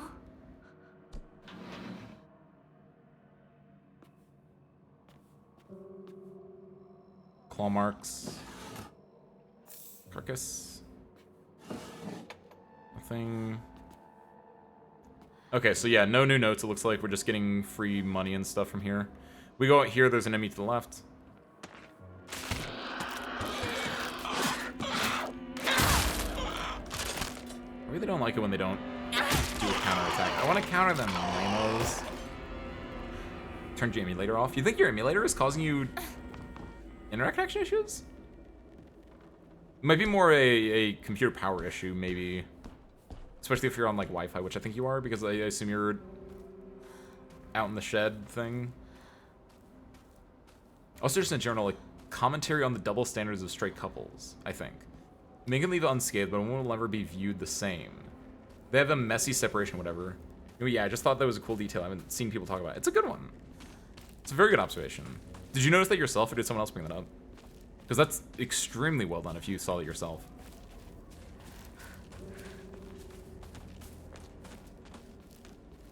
Nice, Rue. Your media literacy ranking just went up.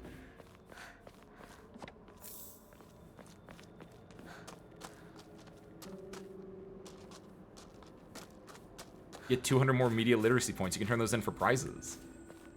You can get like a stress ball, or you can get like a katana. Those are your only choices.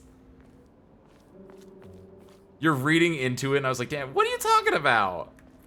Tell him he lost media literacy points for that if he was like, you're reading too much into it. That's the entire point of this game. That's the entire point of media, is to look into it. And yeah, sometimes there are parts where it's like, yeah, you're reading too much into it, but that's not one of them. Okay, now, most important, speaking of media literacy, I got my media literacy points, and I got it turned into a sword. Hell yeah. This is what I get for watching Phantom Thread, is they gave me the sword in-game. Imagine if they made a Western Silent Hill about your divorced wife taking half your money and your kids. Isn't that Silent Hill 2? I actually don't know what the plot of Silent Hill 2 is. It's about your dead wife, not your divorced wife. Roy was going grun the pun into the grund while exercising. Dolly, did you give someone grun like quirks in your Tomodachi life? The grun quirk. All right, Service Crew, keep an eye out. We're actually on good settings right now, so we should be able to see Sakuko here.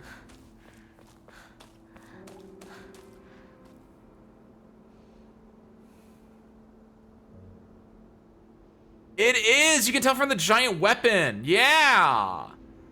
Last time I was here, I didn't notice it until far too late that I didn't get it, but no.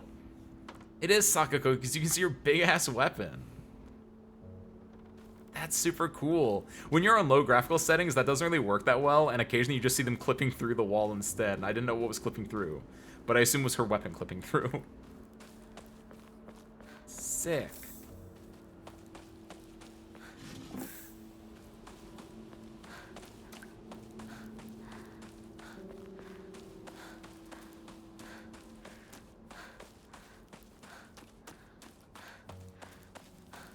And then, the shoot, yep. We get the little shoot cutscene for some reason. おい相棒、リンコの家はそっちじゃないぜ。ごめん、ぼんやりしてた。ここ、サクコの家の神社だよな。うん。あんまり思い詰めるな。急いでリンコを探そう。そうだな。行こう。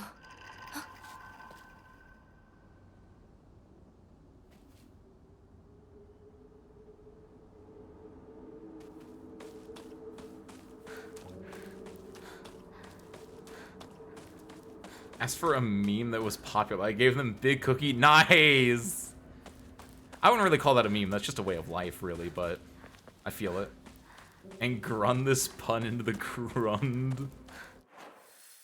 Okay, so our goal right now is to go get that laser sword, by the way. I turned in my media literacy points for this katana, but, like, the laser sword, they just gave that to me because I look cute. So we gotta go to the first movie poster, which is over here. Well, not that way, but over here-ish.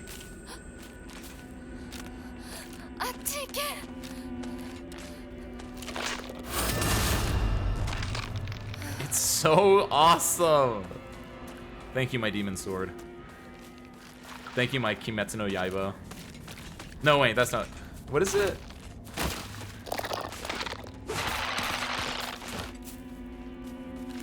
Is it Kimetsu no Yaiba?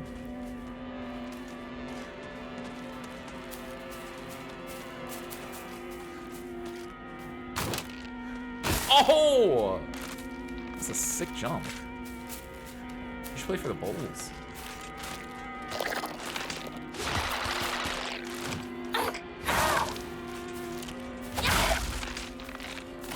That's what you get for not doing a counterball attack. Sure. Okay, so go to the first movie poster, cross the rice field to the east, and take the road south. Move the reader to the inner... Wait, is it just here? Interact with the movie poster on the barn wall. Oh, that's a different cutscene.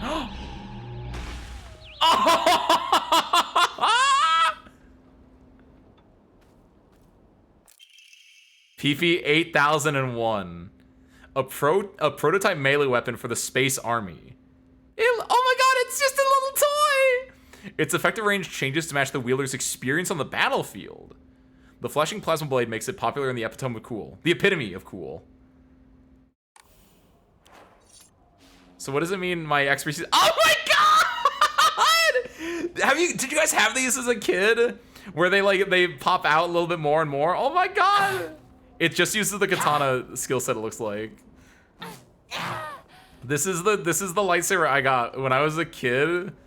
I think I went to go see, I was like, what would I have been? It came out in like 99. I would have been 6. So I have no memory of this. But I think like an aunt and uncle took me to go see Phantom Menace in theaters. I don't remember anything about it. But I think I got a sword. I got a lightsaber for going, and I remember that lightsaber, and it was kind of like this, where it had the tick, tick, tick things. You beat up your couch with it? Great. Oh my god, couch!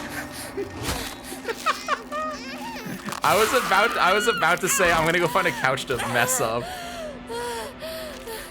and I think I found one. Do you hear the sound effects of it? It's both scientific and also a little plasticky. It's like boom.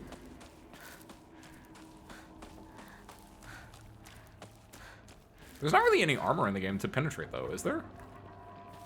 気持ち悪い。ひなこかこの気持ち悪いのには触るなよ毒があるかもしれない右の庭か Why ら are you 回っ over て there? I still こっち don't に know 来い why they put him there instead of on the other side of the goo. I guess in a way, maybe putting him there will make people realize, like, oh, he's not on the other side of the goo. Where is he? And then they'll find him down there, but...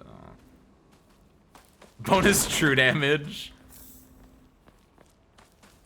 Does it have, It does actually have durability.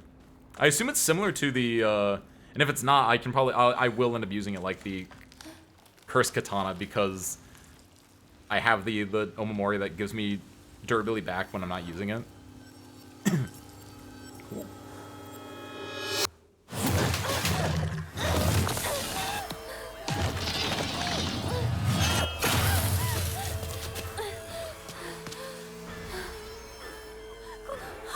Oh, it's gonna yell. Yeah, is it the... It is the Cursed Katana moveset, 100%. I wonder if it changes to the other moveset when we clean out the katana. Gosh, really close.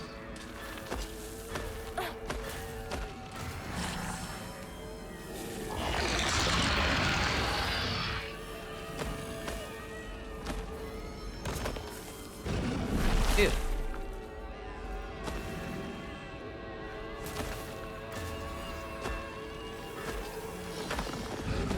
I'm gonna be a Jedi Master. Don't call me a Padawan. I'm strong. That was really good, actually. Anne has a sick lightsaber. I don't know. The lightsaber one I think is kind of a seller right there.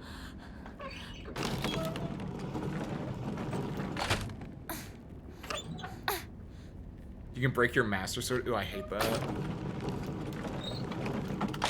I know. I understand why Breath of the Wild does that. I've never. By the way, asterisk. I've never played Breath of the Wild, but I know that people talk about, like, you have the best weapons and whatever in Breath of the Wild, but like they. Oh my god! He gets back up. Ah! He didn't get back up last time because I killed him and ran way too fast, but. But like, yeah, it just feels bad. It's just like, just let me have a cool weapon that lasts forever. I think this game does a really good job balancing durability. especially because it's a much short. It's not open world. I think that's the biggest part about it. Is it's not open world. It's very defined. It knows where it wants you to go, so you can just like play through it, knowing that they'll probably have things around when you need to have them around. It's extremely well balanced in a way that Breath of the Wild is probably also really well balanced, but it doesn't. You could go through it in any number of ways. You can regain the Master Sword after it breaks. Do you have to like go back to where you got it and you pick up a new one? Or is it you have to repair it kind of a deal?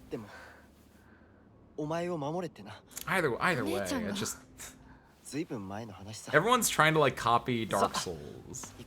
And Dark Souls got rid of weapon durability after the second one. Third one if you count Demon Souls as a Dark Souls, which you probably should, but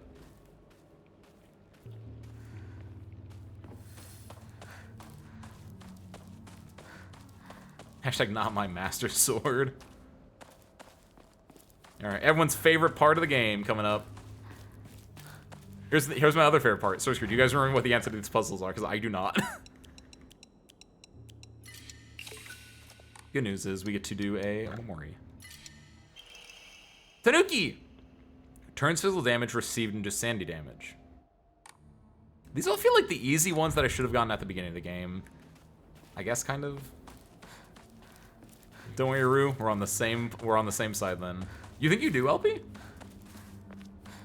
Or are you saying I think to your previous message? I think 3 had weapon durability, but you had to like really chip away at it. Oh, Dark Souls, really? Oh, did I'm trying to think how 2 handle weapon durability. I think you are right, LP, because what happened in 3 is I think they had it, but anytime you sat at a bonfire, it reset. And that's why I didn't think it had it. I thought they removed it at 3, but I think 1 definitely had weapon durability in like the best way.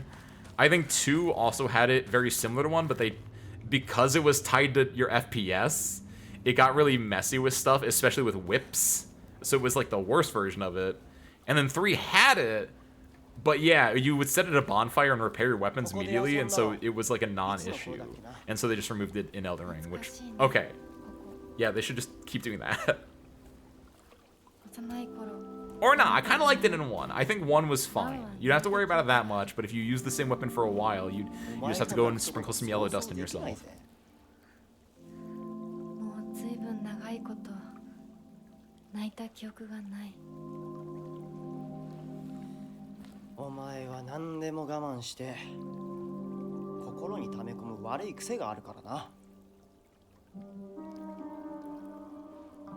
You tend to keep things bottled up inside. That's a bad habit of yours. That's why I gave you the drugs in order to like be true to yourself. Like got a fox girl in the honkai. I've been waiting for a good minute. Nice, LP. Very, very nice. Not a new character then, I assume, an older character that you were finally lucky enough to pull. Nice. Don't remember mattering in DS1 less dragon puke than you. Exactly. Like, in DS1, especially in your casual playthrough, you're probably going to go through multiple different weapons, too. Like, it's long enough that it matters if you're using the same weapon for a long time, or if you get puked on. But it was just relevant enough. Where it like, should never be relevant unless you're using the same thing over and over again. If you're using the Drake sword for a good, like, 60% of your first playthrough, which I definitely was... I don't know about you guys. Dark Souls 1 was my first experience, and so I always have it's the magical experience for me where it's like this is the first time playing it, and it's such a it's not a new experience. It was a nostalgic experience. This is not a new take. This is an extremely old, cold take. But my favorite part about Dark Souls is that it doesn't tell you anything, and so you're relying on talking to other people and or looking stuff up online, which some people like and some people don't like. I like it a lot because I try to go through it extremely blind nowadays, but my very first playthrough, I was talking with like friends who were also playing at the same time. And yeah, one of them was like, oh yeah, if you shoot the tail of this dragon off, you get the really good sword. And so I did that, and I used that sword for the entire, for like, up until Ornstein and Smaug, I want to say. I think I had to swap it out around Anor Londo. And it's such a magical experience. Why do you always have to be different than everyone else, freak? Okay, so I think I know this one. This is, short-haired girl. Because girls shouldn't have short hair or something. That's why I assumed it was this one. Get filtered by freaking immortal skeletons and quit. I don't blame them. But again, I kind of love that. That there's just an area that's just like, yeah, that looks like the way to go, don't go there. That's so classic NES. That's so classic adventure game of, should I go this way? Well, there's a lot of immortal skeletons, and they just keep killing me. I don't like it over here. But like, yeah, no, you're not supposed to go that way. You're supposed to go up the side of an aqueduct instead. Who are you? Honestly, you're helpless without me. Okay, this is the one with the, she's got a thing on her chest. You? No, it's not her. This one had a thing on her chest, I'm pretty sure. I think. That might have been the third one, had that. No, it was definitely the third one. Shoot, I don't remember what this is. Ah! Oh, it's Sakugo. This one's Sakugo. This one's supposed to look like Sakugo. I think. Sosuke Tasukete, I don't know. Honestly, you're helpless. Who are you? Honestly, you're helpless. It doesn't make sense. It doesn't make sense. Does anyone know? Does anyone understand this puzzle? I hate this so much. Who are you? Honestly, you're helpless without me. What does that mean? What did they mean by that? Is it like which one represents? Hold on, I haven't looked at this in forever. What does the game say about this? What was that sound effect? What was that? It doesn't say anything. It doesn't say anything about like what it could be. What? You. This game. It's this one. I remember it being in the skirt now. My face is taking right now. I was gonna say it's a new character, just that she was shown like a few months before she came out. Oh, nice. Congrats, Penelope. Very, very sick. Oh, I've seen her. I know who you're talking about. I don't know what her name is or anything like that, but I've seen her. She reminds me of, and I'll look at it in a second when I get out of the range of the one thing. Here? Yes, here. I was gonna say, I think I saw her because she reminds me a lot of, yeah. Oh, she's a fox? She had like bunny ears, it looks like. But she reminded me a lot of Haruka from Arc Knights. Because she also has, Haruka's the newer character that also has like the pink hair, red ribbon aesthetic. Where is the, here it is. I'll be your friend, otherwise you'd be so miserably alone. Is this the one with the badge on it? Yeah, it's this one, it's this one.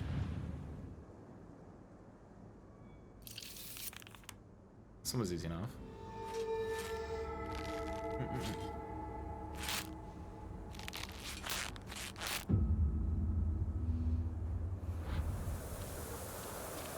Let's go this way.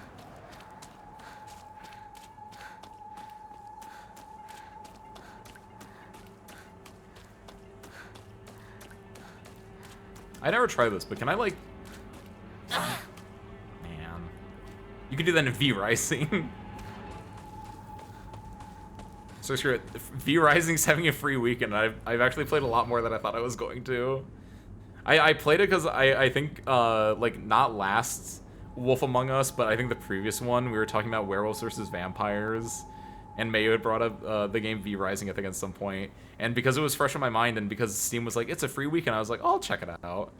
And, like, I thought I was gonna, like, bounce off it after I played it for the first, like, hour and a half, and I was like, I got to be a wolf. Sick. Awesome. I'm done.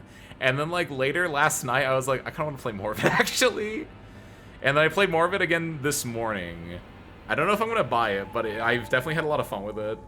It's very Diablo / Torchlight light in the way that the camera is fixed up in the air. And I've been playing offline. I haven't been playing with people because I don't want to deal with like the Rust-esque like PvP aspects of it. I just want to like have a fun time being a little vampire in a world, making a castle and servants and what have you. And that's surprisingly a lot more fun than I thought it was gonna be. It's a little Minecrafty in a way too, because you have to go around and like get wood, get rocks, put them in machines that will like process them, and then while that's running on, you can go and like kill bosses, and you get little benefits for killing bosses. And right before stream, I got my first servant, and it takes like 20 minutes to convert them into like an actual servant. So I haven't done anything with that yet because I actually put them in the coffin right before stream. But I've been having a lot more fun with that than I thought it was going to be. You get to turn to a wolf, you get to run around, you get to look for people with pure blood and just like make them your thrall. It's awesome.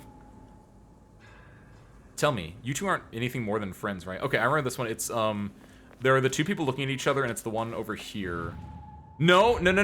It's this one. It's one of these two, and I always forget which one it is. I think it's this one. Yes, haha. Again, it doesn't. I don't know why it's this one. I'm not the one looking at them, but this puzzle is the worst. I'd like to imagine that this makes more sense in Japanese, but I also don't think it does either.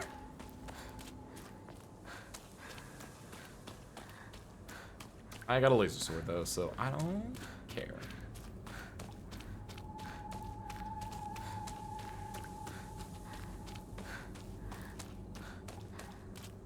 Where is the... There it is. This should be the last one. Who are you? You. Yes, you. Should be one that looks like me, right?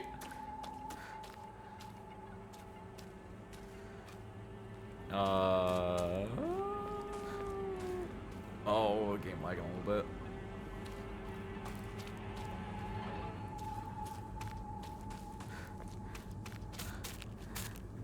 Oh, the monsters are around.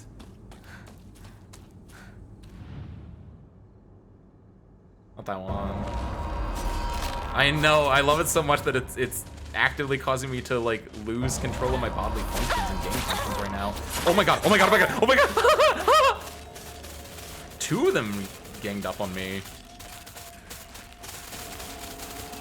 I thought there was only like one other one around. Oh god.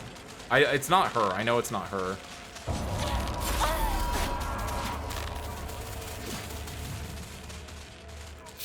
Oh, it's her, sure, whatever. Absolutely. Luckily, this is a cutscene, so I don't even have to worry about the creatures that I just spawned behind me.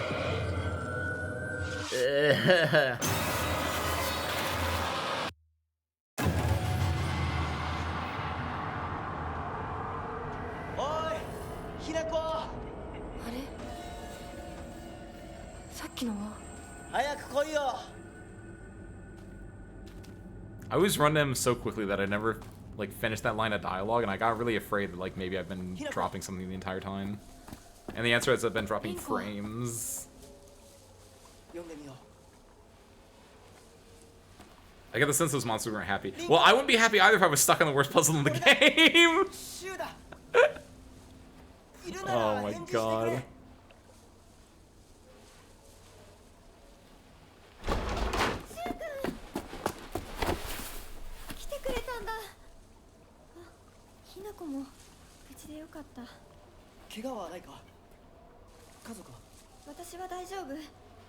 I might try restarting the game once we get into the next chapter and see if that will help.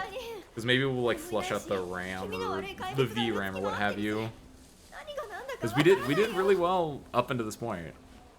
I don't want to look. I'm not gonna point any fingers at what might have caused this to happen, but I will say it was the scarecrows. The worst part of the game consistently has once again caused issues in the grander. Okay, no, we're back. Okay. Okay, the scarecrows are far enough behind us that I think I'm back. God. I'm gonna be sad when this game is finished after today's stream, but I won't be sad to occasionally be trapped in the frame cube. That's gonna be great.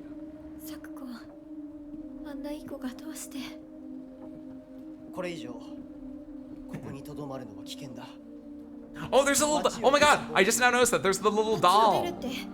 There's the doll in her house. She's peeking out of the thing. You think the doll is like one of the hidden ghosts in Haunting of Hill House? Where you're supposed to be like looking around in like the corners of the frames for like where the hidden doll is? Gonna miss your PowerPoint presentations? Don't lie.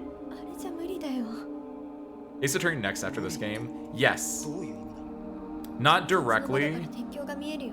We might, like, as per tradition, I might do, like, 1 to 2, like, a couple, one-off Sunday games. But yeah, the next, like, long game is Ace Attorney. 嘘だろ。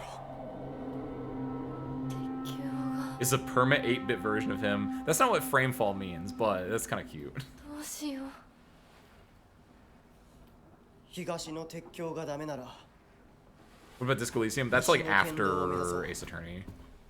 Realistically, that's, like, a 2027 game, 裏 TBH. 山を抜ける Maybe の late か 2026. あの山越えられるの？ What if you hear me out, Mad Father? Maybe. うちだけの抜け道だ I'd have to do more look into it. I have not thought about where we're playing between now and Ace Attorney yet at all. 台所に救急箱あるよ。取ってくるね。あ、 I feel like I 私も saw 一緒に行こ someone. I either watched someone play Mad Father recently or we talked about Mad Father 相 recently on 棒 the が一緒な channel. ら安心だ So I'm not opposed to it, but I have not thought at all about what we're playing between now and Ace Attorney for when we do that. At the very least, I know next week I'm out of town, so we're not doing anything. う。台所どこだっけ？ Which Ace Attorney? We're starting with the first one, Jaded. I have the the trilogy collection, so we would just be going in order, starting with the first one.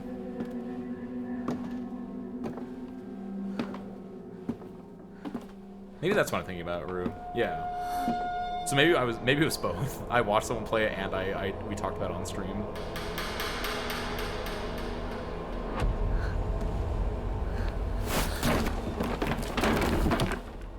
I don't feel like being that quirky. I typically want to do things. If I'm gonna do multiple things in a row, I'd rather do them in the release order rather than chronological order. I learned that the hard way with Haruhi. I never finished watching The Melancholy of Haruhi Suzumiya because my first watch through, I was like, I'll watch it in chronological order. That sounds fun. And then I watched like 2 episodes. I was like, I don't know what's going on. Because when you watch it in chronological order, it doesn't introduce the characters at the first episode because they're supposed to be introduced in the first like release order episode, and the chronological versus release order thing is more like a fun thing you can do later on. So I made a mistake. Games are a little bit different, where you could probably do it in a different order because they're all one contingent piece of media. But I learned my lesson, is what I'm saying. Yeah, the games are games. Anything that's an actual standalone product is a lot easier to do that with, but I learned my lesson still. I don't gotta be that quirky. I'm already quirky after all.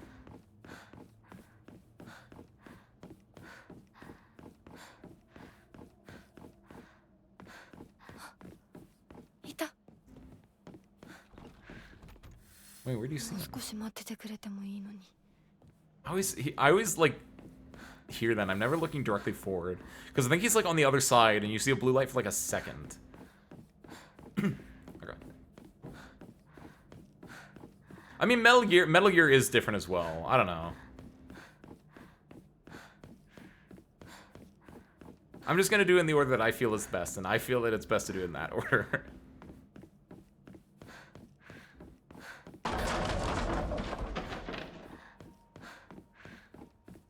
We go in here, look around, anything new, anything new, anything new. Should be roughly 3 to 4 hours. Okay, so for me it'd be like 8 hours, which yeah, that'd be perfect for a Sunday.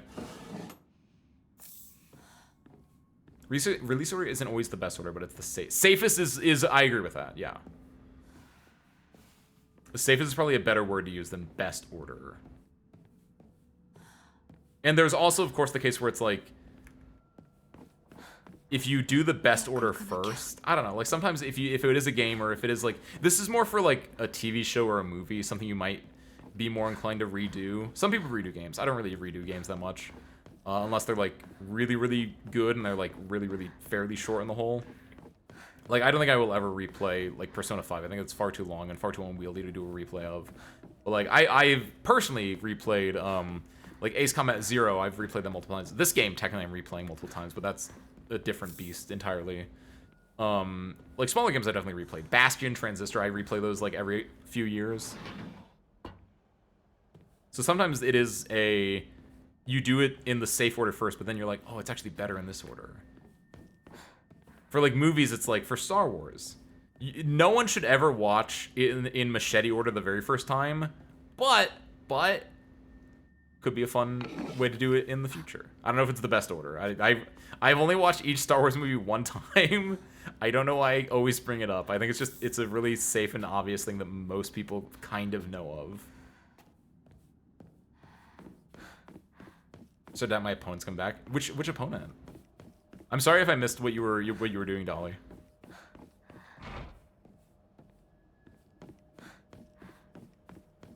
There. So we've done everything we need to there, and now we need to go get the key from over here. Excuse me.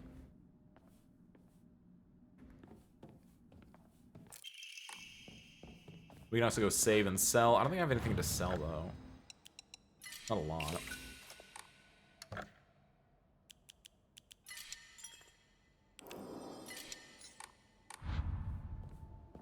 They foreshadow Akechi's whole shtick before you actually meet the guy. But we kind of already know that from...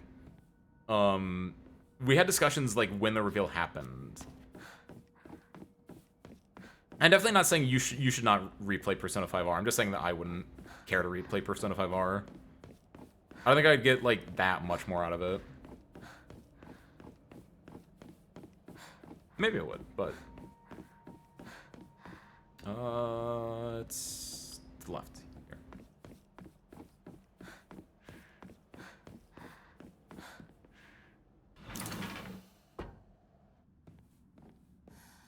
This is the... Do you just get a note here? I forget. This allows the other room to open up, which is the more important thing. Yeah.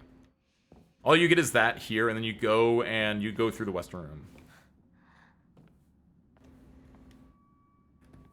You've never played the Persona games, Rue? That seems legitimately surprising in a way. Like, not even, like, messing with one of them at all. Of course, here are the girls. There's us, there's Mayumi, and there's the other two that we don't know anything about. Don't believe his lies. Oh, Pokemon Showdown. Oh.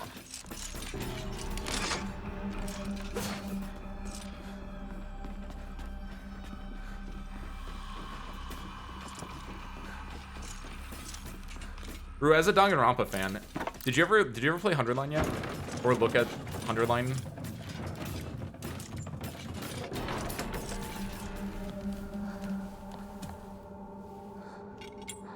LP had mentioned 100 Line somewhat recently in relation to talking about 999.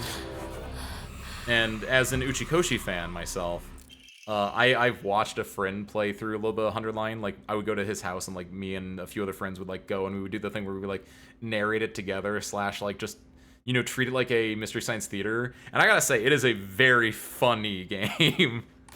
It is such a non-serious, goof-ass game. It's kind of great. But that is also, yeah, that's a long game because it has, theoretically, 100 endings. Realistically, not as many because a lot of them are game overs.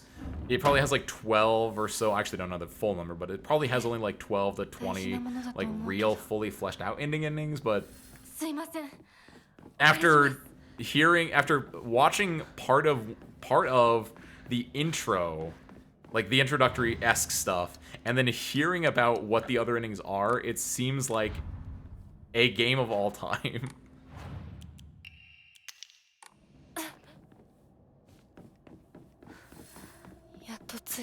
Alright, we gotta go in there, so we gotta get the ball, and the ball's over here. Sakuko? Ittekimasu. Ikimasu. Playing the entire Danganronpa franchise after Ace Attorney? No, because Mayu, we need to finish up the Zero Escape trilogy first, actually. Like, realistically, yes, that's what I was thinking of. I was like, I know there's something between Ace Attorney and Disco Elysium, and that would be that we would be doing Zero Time Dilemma between them. Because I was like, I know in the order in my head there's something between Ace Attorney and Disco Elysium, and it is Zero Time Dilemma, baby. I'm excited for that. I'm so excited for that. I hear that's like so, like, it's not as good as the other two, but it's a really funny one. And so, like, I'm okay with that. I'm very, very okay with that. I was told that it has a character that most people who have played the games is like, it's their favorite character.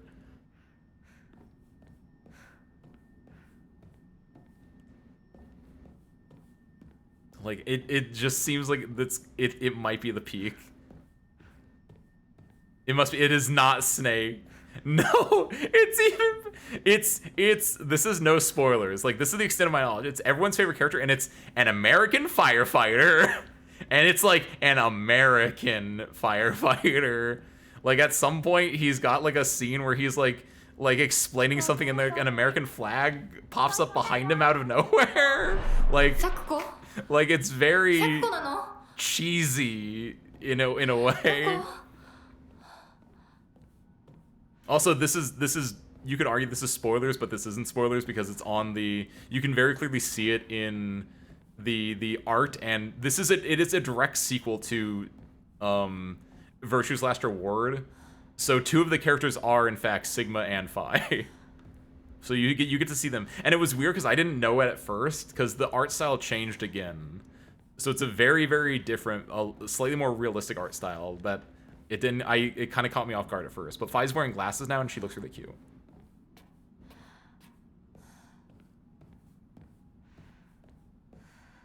Oh, it's a candle.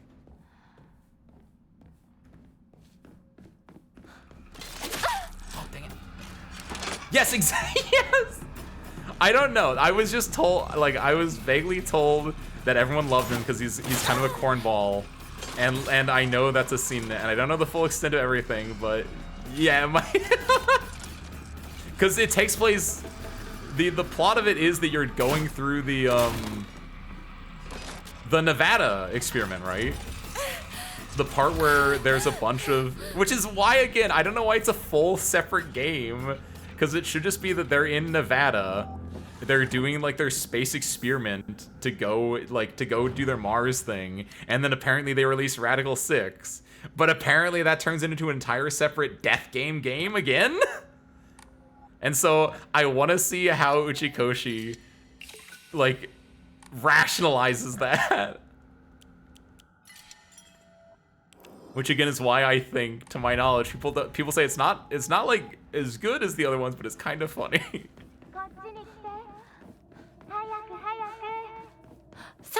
Because thinking on it 100%, 999 is a full-fledged experience. I think it's a very good one from beginning to end.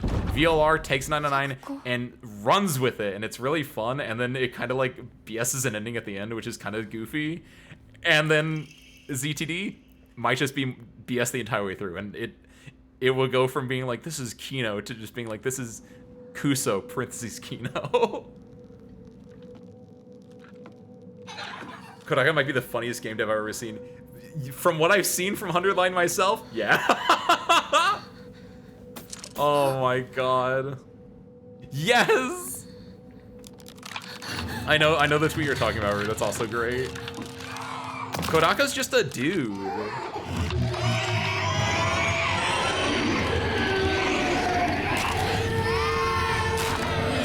Kodaka's effectively just an indie dev in a way. It's amazing.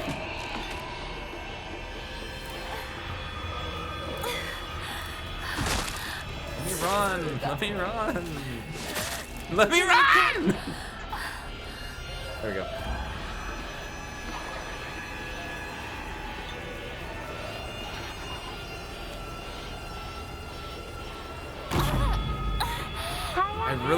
I really wish this wasn't like one of the largest spoilers of my entire life. But part of the reason I love Kodaka in as very little as I've seen him in is I have not laughed as hard as I have ever laughed as a big reveal that happens in 100 Line. And it's 100% spoilers for 100 Line, so I can't explain it. But it's by far the funniest scene I've ever seen in a video game. And it's so stupid. This reveal that happens fairly early into 100 Line, and I say early as in like probably 15 to 20 hours in, maybe 10 to 15 hours in. And it's such a stupid reveal, and it's so funny, but it's such a grand spoiler.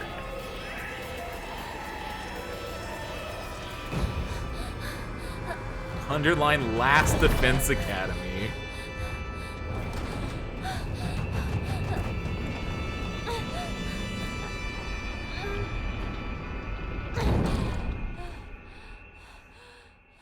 One of my favorite things is I have a friend that also I don't think he's a fan of them, but he's played all of the Kodaka games. And he's similar to me. I'd say he's a fan of like good writing, and he likes really well done mysteries and stories. And I'm a little bit more of a I don't mind if things get a little like funny, or if things don't make 100% sense, as long as they are structurally, thematically, emotionally okay. Like 999, I really enjoyed the ending, but he was very much a well, it doesn't make sense. What do you mean that X has to happen for Y to happen to have Z to happen? That just sounds stupid. So he's a little bit more of like logical than I am, and he has played all of the Danganronpa games, and we talk about it every so often. And one of my favorite things that he says about it is, I think it's in the first Danganronpa game, and it's obviously something that only works in the English translation of it, in how they did it. But to my understanding, one of the very first puzzles in the game involves a character's name written backwards, which in Japanese looks like gibberish.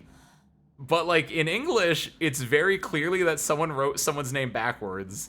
So for the first like hour or two of the game, to my understanding, the character's just like, what could this mean? When you, the player, are just looking at it, just being like, it's right there.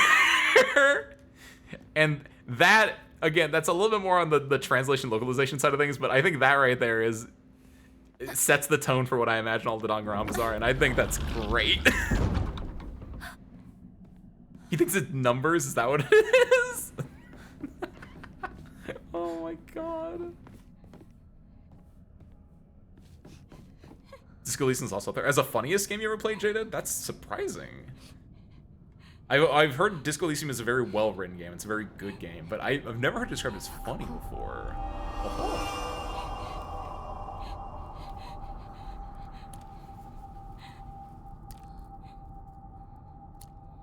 Just keeps getting harder? That's fine. I like my puzzles hard. Trust me, I've played easy puzzles before, and sometimes they're really stupid. However, important note, because someone's gonna say it. The scarecrow thing does not count as a puzzle. That's not a puzzle. That's not a good puzzle. I like my puzzles hard, parentheses, not scarecrows, parentheses, not yokai. You look at the VLR or the 999 playthroughs. Those are difficult puzzles. I bang those out. Was there any puzzle in 999 or VLR that I was like, this is bad and stupid and it was hard? I feel like there was, but I feel like... Was there actually? I actually don't remember.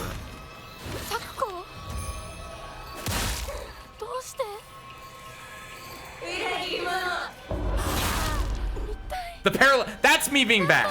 That's not on the puzzle. That's 100% on me. I take the L on that one.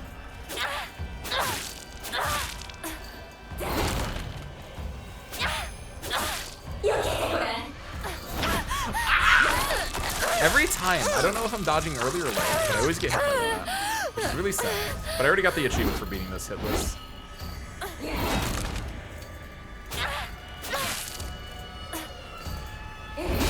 Oh, I missed.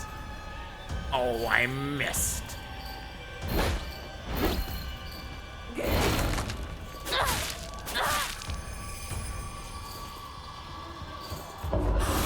Hey. Wait, what's that? Oh, bandage. I've never noticed that before in any of my playthroughs.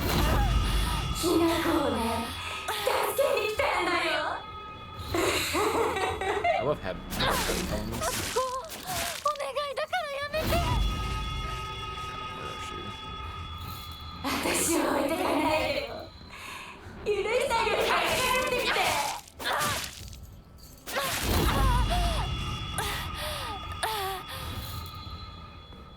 She's really close in all these.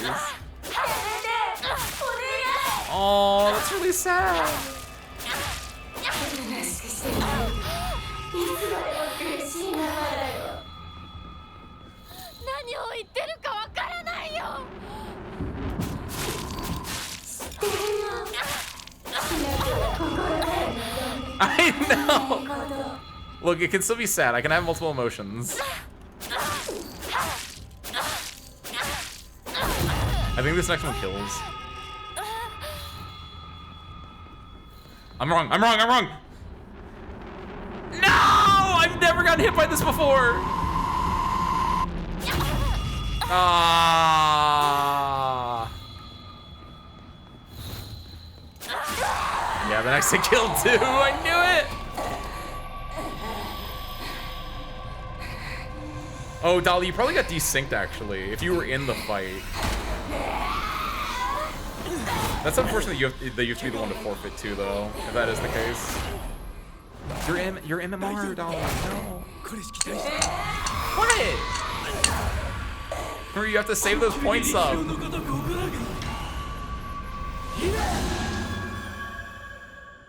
If you get a bad dice roll in Disco Elysium, a chair being uncomfortable sends you into a deep depression. You die on the spot! Okay, that's kind of funny. I assume it's not a pervasive humor, Jada, but there's a lot of really specifically funny moments.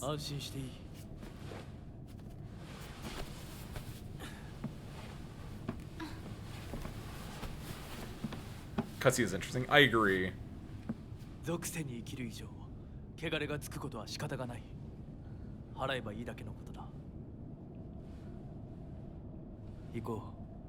bits with the bosses are like the hardest thing to tie into. Like we can talk about like, yeah, going through the shrine, going through the process of, you know, indebting yourself to your spouse's your in-laws. And the bosses as a whole are like you come to terms with Rinko and Sakuko, but you do that in chapter 6 anyway, which is why it kind of gets fuzzy for me. Like, yeah, that's a big part, Mayu, as well, is that Sakuko's making a big deal about you getting married and going away. Which we know that's Sakuko's like biggest fear, is that she doesn't want to be left alone. And Hinako going away is she's gonna be left alone, which she does not do well with abandonment. She's like a rabbit! Oh my god! I just got it! Rabbits are notoriously like social creatures. Rabbits can die of loneliness. And Sakuko, one of her like things is that she takes care of the rabbits. When you're in Sakuko's area in the other world, she has the rabbits there. And she's like a rabbit in that when you leave her alone, she's gonna die. Oh my god! This game is really well thought out. Even now in our 5th playthrough. I did not catch that before. Desyncing is different and shows you as going offline, thus disconnecting. I feel like the game, if the opponent leaves, I feel like they should get the L. That sucks, Dolly. I wonder if that's him flexing his high position in society and telling her to go away.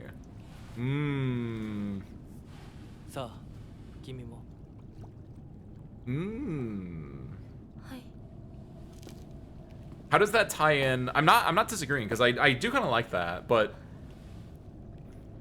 I think I said it in a different playthrough, is that it feels like the bosses are just there to be bosses and also to be representative of the characters that you're fighting and everything. But there is some breakdown in a lot of them. How do you think that relates to when you fight Rinko? Like, why is Rinko the priest that's like marrying you guys together?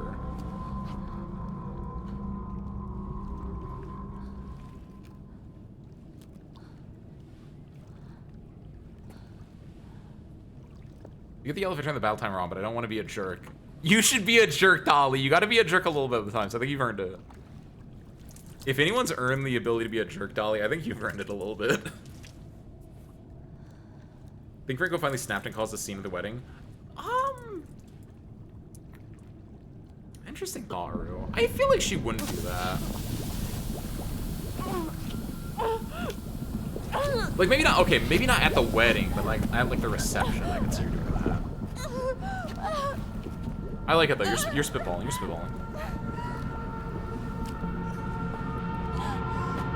We get the cool, like, cutscene here, too.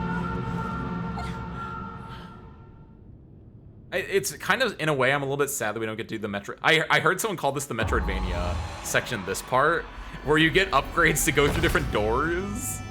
Calling it the Metroidvania section is insane, but I'm now gonna call it that forever. But, like, I kind of am sad that you don't get to, like, do these again, because this was kind of the thing that sold me on... Like, I was already sold on the game fairly early on, but, like... That? These scenes?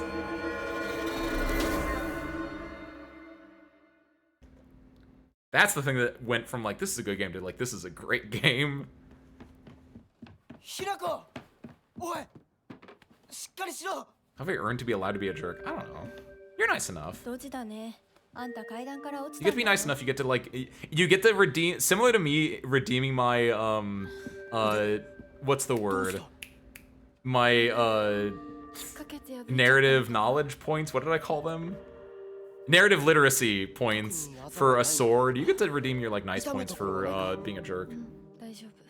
Especially when it comes to competitive Pokemon. Even though you're probably not that competitive with it, I imagine. But, like, you gotta take whatever W's you can get. Your opponent pauses the match during the fighting game. You call the TO over and you say, Judge, he takes the L.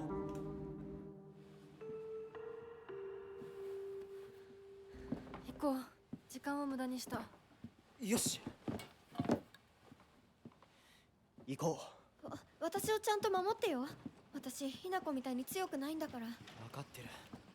俺から離れるな。うん。目指すは俺の家だ。裏道から山を越え県道に出よう。俺が先頭を行く。相棒はしんがりを。分かった。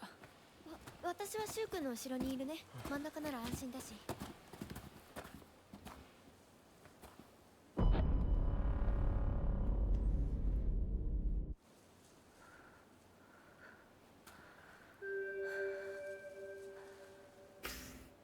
しんがりは引き受けた。I'll have to take your word for that, Dolly, because I have no idea what those mean. Oh, yeah, my lightsaber. I forgot about that. My literacy points got me both my sword and my sword. Wait. Did it get bigger again? No, it hasn't gotten bigger. It's still 3. What makes it get bigger? Seriously, how does... I can't say that. Seriously, how do I make it stronger? Or is it already strong enough? So this is durability. That would make sense, I guess. It said experience in battle, but I could see it being just durability. In a way, I would think it'd be the opposite then. Like, the less durability has, the stronger it gets, because that'd be kind of an interesting give and take, but...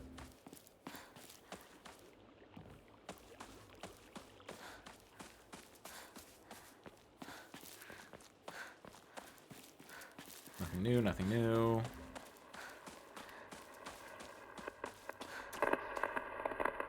You saw this one before. This is Hinako.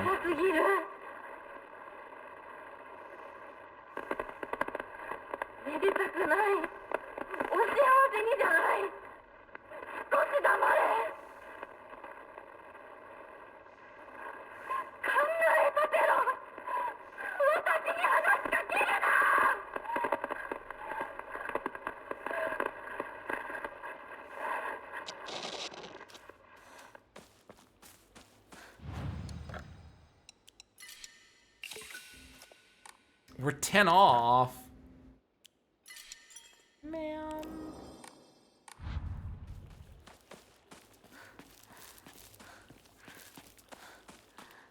Nothing there.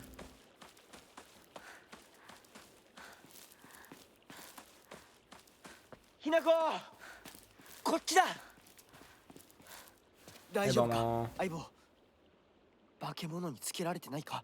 問題ない。シュウ君っていつまでひなこのこと相棒って呼ぶの？相棒なんて呼び方、小学生の男子みたい。相棒は相棒さ。俺は相棒を女扱いしてない。I kind of forgot all about this section here. I said at the very end. 立ち話は終わりだ。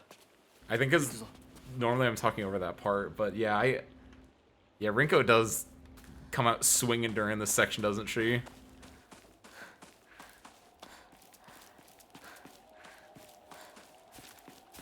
My condition worsens.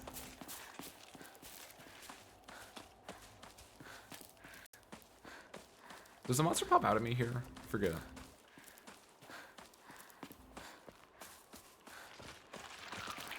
Or is it fairly, like, empty until you get to the monsters at the... I think it's fairly empty until you get to the monsters at... No, I guess right after here there's some monsters. 相棒、妙な化け物が増えてる気がしないか？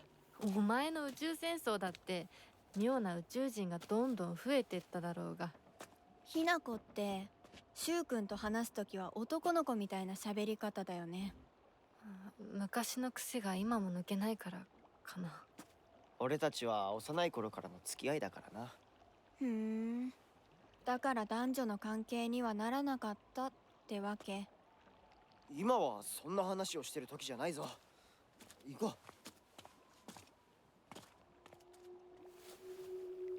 う。 Can someone look up Danjo for me? Like go to like gshow.org and type in Danjo, DANJYO. And then actually I'll do it cuz then I want to say like then tell me what the kanji are and I don't know if I don't know your yeah, it is. Okay.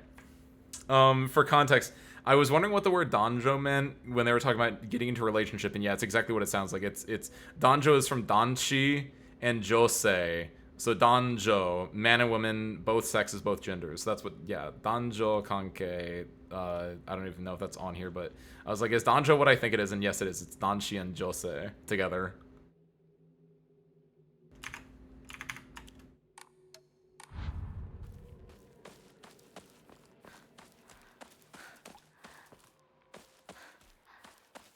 Okay, enemies should be appearing in this area, which we can probably kind of skirt past if we're good about this.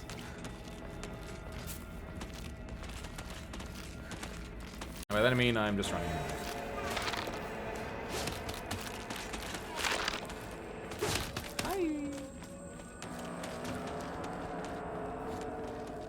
Hi. I do need to keep an eye out for notes though.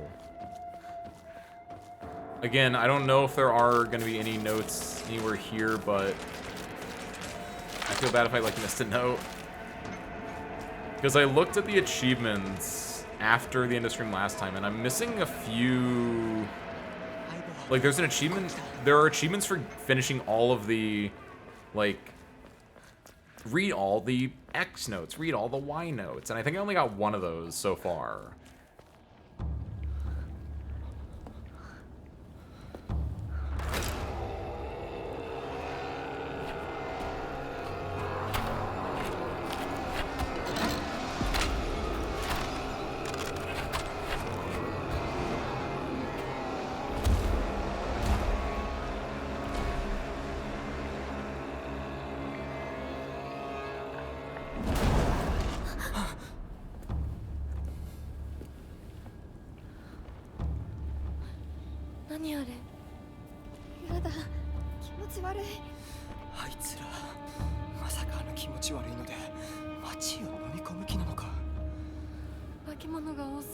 I think we talked about this a little bit before, but in my head, I've always seen this as a, like parents, the adults being at Chizuruya looking for them. Like it could be that, you know, Hinako ran off, and presumably her friends also ran off in this case. And in doing so, like the adults are like, oh, well, we don't want another missing girl in town, especially like if she is supposed to be like getting wet off or whatever, like we need to go find her. And so it's like them organizing like a neighborhood watch or what have you to go like look for the kids. Realistically, it's also just like they got to put monsters there and have a reason for you not to go that way, but if you want to rationalize it in some real world way, that's kind of the way that I was kind of saw it.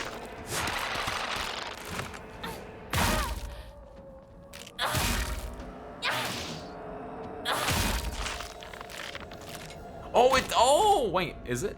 Oh, I think you're right, by the way, Mayu. My size went down. That's like the exact opposite of what it says then. Wait.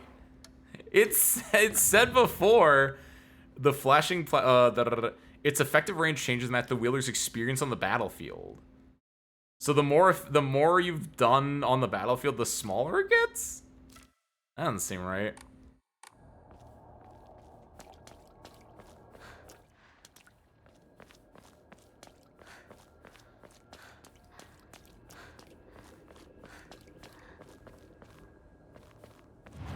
Yeah. Still 10 off. Got knocked over.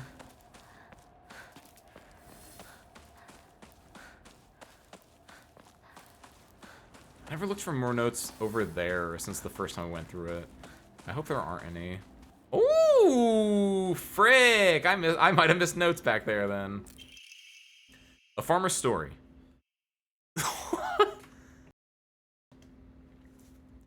Son, you better read this and get it through your thick head. Let me take you back to something that happened during the war. I know this is like a American Midwest farmer, but like, and this is a game that's set in Japan, but like, give me this. This is like what I was born and bred for. One day, some high-minded military police from out of town got pissed drunk and decided to kick over a statue of an Arisama, even spat on it. Next morning, all those policemen were found dead in the waterway. Corpses bloating heavy as hell. Got carted off to the medical examiner's office so the coroner could take a look. You know, that place a few minutes from us. I was one of the people who helped carry the bodies and wash them, so I saw everything with my own 2 eyes. When that doctor put his knife into the bellies and opened them up, a whole swamp of stomach-churning gunk came pouring out. And I don't mean their guts either. From neck to navel, hell, even right at their asses. Those bodies were stuffed full of decomposing rats, birds, frogs, snakes, you name it. And that look of terror on their faces, I'll never forget that. Anyway, moral of the story is that you better not ever disrespect Inari-sama in any way, even if you're drunk. Yeah! This plays into my theory that I currently have. Because you know who's disrespecting Inari-sama a lot then? It's probably her messenger. It's probably the Fox messenger. And if you've been disrespecting her enough that people start worshiping you instead of her, you're gonna get what's coming to you, something fierce.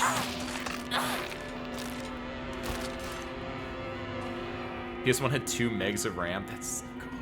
What's the I know the Game Boy is also famously fairly like small on RAM. And my go-to for that is always Pokemon Silver and Gold and Crystal, where not only do they pack in an entire region of their own, but also the old region as well. Or Mario, even just like the NES itself. Like you can fit Mario on like, what, 64 kilobytes or something like that. I just made up numbers. It's probably not that, but it could also be that. Like, it's crazy to think how much, how good at compression we were back then. And how we've kind of lost it as an art nowadays because it's so easy to, up until like last year, it was really easy to just get more space. And nowadays, it's just like, whatever. We'll just have the new Call of Duty thing be a terabyte, like, large or whatever it is, right? Which is just wasteful. But maybe, I'd like to think that with the high storage prices, maybe we can start looking at compression again.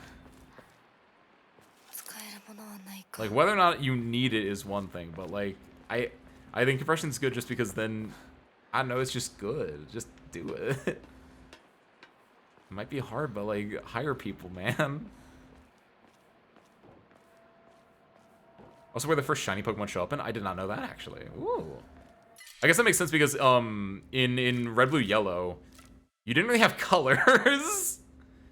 Like, red, blue, and yellow were the color of the game, if memory serves correctly. Like, if you're playing red, it had a slight red tinge to everything. If you're playing blue, it has a slight blue tinge to everything. Maybe yellow had colors, but Gold, Silver, Crystal definitely had colors. Enough colors that you could actually, like, do something like shiny Pokemon. Mori. Weasel! Did I already have this? Greatly increased damage dealt by normal attacks, but Hinako will no longer be able to stun enemies.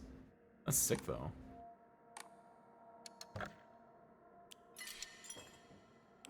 Two megs of RAM for the PS1 is crazy, because not like the games on PS1 were super limited or anything either. The PS1 had Metal Gear Solid, had Resident Evil 2. It had original Silent Hill. Because that's why fog was such a big thing. Like, Silent Hill, the original one, is extremely impressive. And a big part of that is they used the fog to not render things that weren't immediately in the area. And it made such a great atmosphere. I think Resident Evil 2 did that, but with closed doors, right? With small claustrophobic areas in order to give you the illusion of being able to explore a large area, but only rendering a small bit at a time.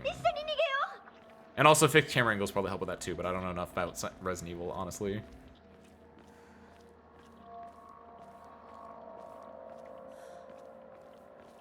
Games are cool, Service Crew.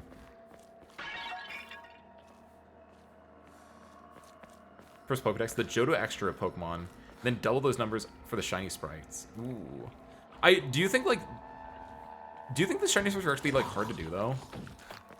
I don't know how many of the shiny sprites, especially, like, the original ones, are, like, handcrafted to be specially different versus just, like, tweaking colors and shifting them down, like, one or something. But I guess in a way, well, oh, I guess my question with that, Dolly, is, because the sprites are just, like, if it is shifting colors around, that's not as complex as it would be to make an entire other sprite.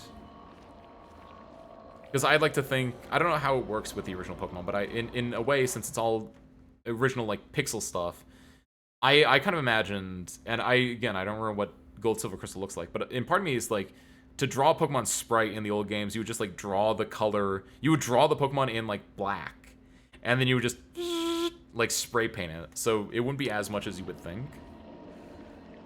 But I don't know. I don't know enough about how games are rendered out back then. The National List will come back too? No. It'd be really cool if it did, but I think it's more of a case of...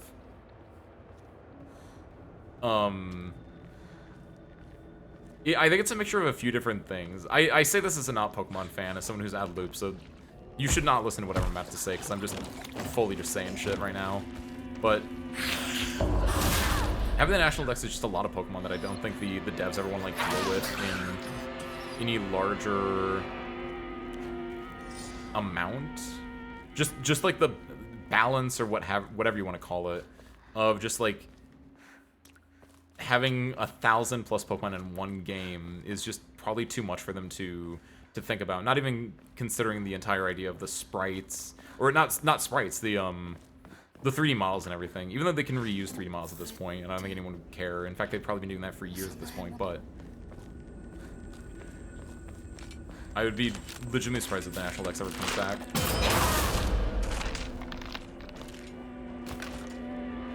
Good night, Aaron. Thank you for popping in. I hope you enjoyed it. Sweet dreams.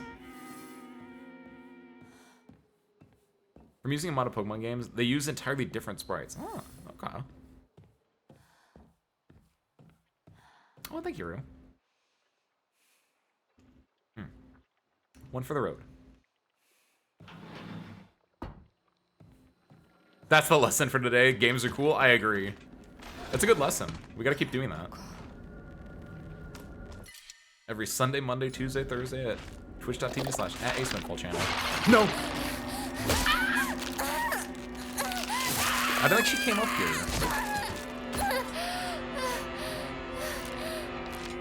Alright.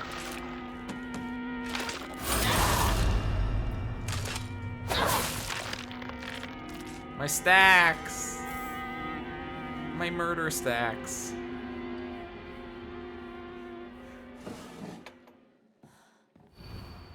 Step back, girls. This calls for a real show-a-man. The hot-blooded baseball samurai steps up to the plate.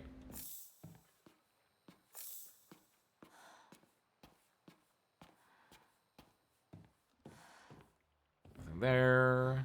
Shouldn't be anything in here. Ooh, highlight. There's been reusing sprites in Sex and Y, so I don't think the sprites are that big of an issue. No, probably not. That's why I think it is more like just the balance, theoretically.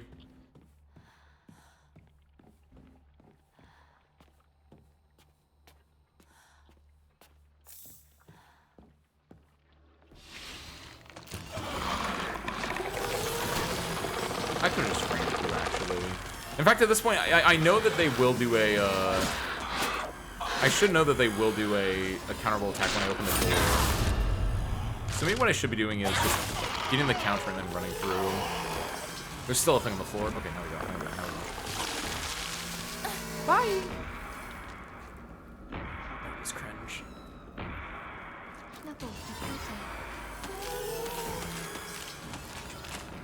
There's Rinko trying to get Shu to give up on us. Are they just... Oh, they're like down there. That actually, because that's where we're about to go, isn't it? Oh, that too. Yeah, that makes sense too.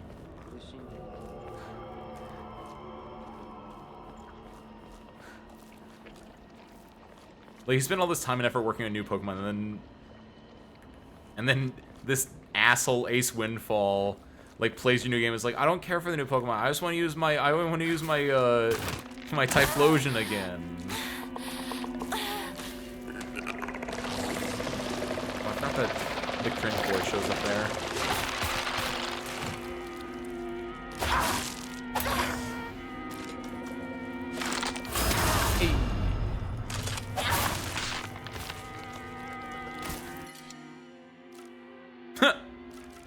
Bandage.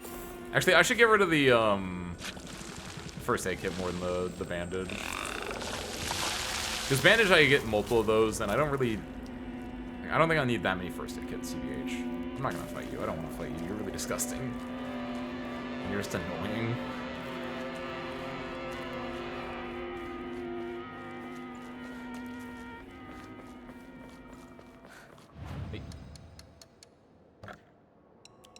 Oh, it is skill swap. I know enough. Somehow I know enough about Pokemon that I think I understand your reference you're making. Because Slacking, if I'm not mistaken, is the one where it's like you have a 50% chance to just not do the move because he's lazy. But he's got really, really, really, really good stats to balance around that. And you can skill swap him to remove his downside and just make him like the best character in the game, I assume.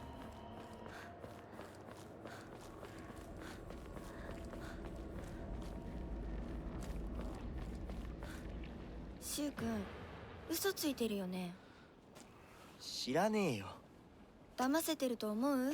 ひなこを。ひなこ、遅かったな。心配したぜ。心配してなかったよ。相棒なら絶対に大丈夫って言ってた。そうか。ありがとう。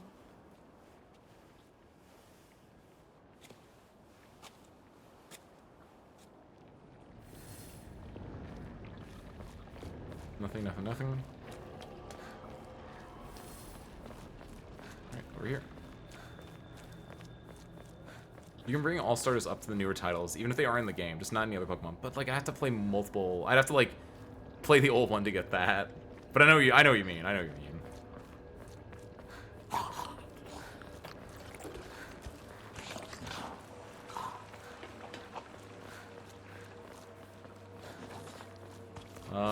I know there's not gonna be anything over here, but I want to go check anyway. Because maybe I'm wrong. Wait. Is there a thing? Toolkit. I doubt there's gonna be anything else, though.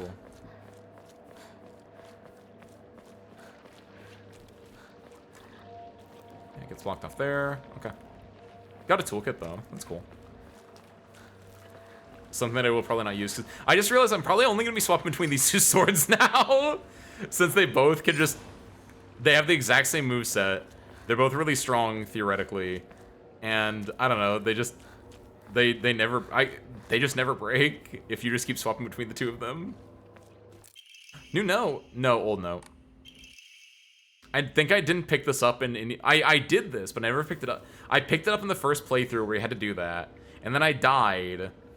And then, like, I didn't pick it up any subsequent playthrough because I just ran through it and I knew that I didn't care about it. Whoops.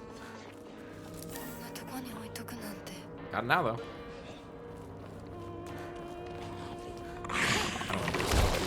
Oh, he's spewing. I can't. Wow, he spewed this far. I just realized. What?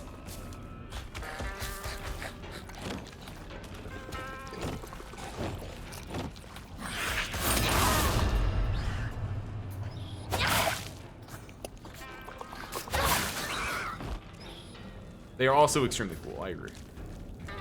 The only thing that like reaches their same level of cool is the baseball bat or the sledgehammer.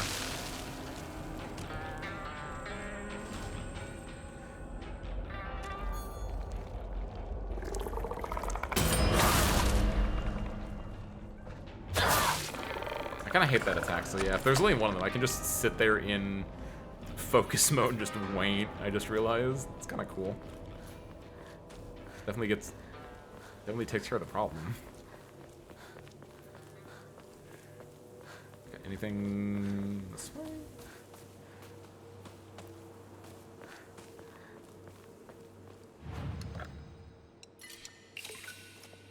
Gamble. We gotta be near the end of this. I think there are 45 in total. Oh, we did it! Omamori Daisy. Sandy and stamina are unlimited, but Hinako will die instantly from any physical damage.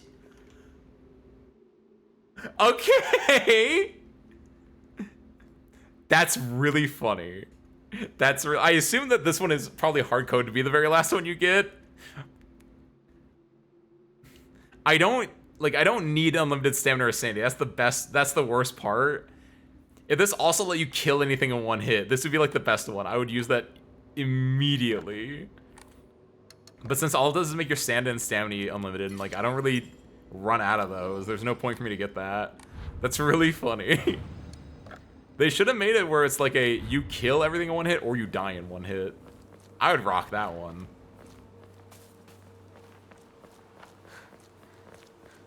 I would die a lot more if I did that, but it'd be really funny.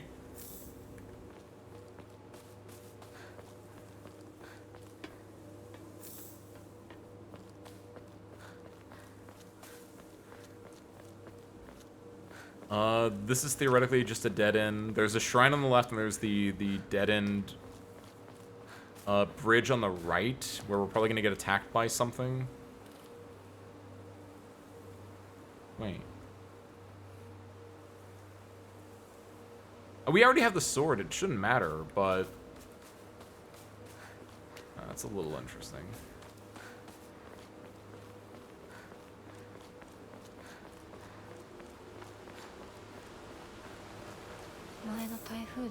Dang it. Ugh. There we go.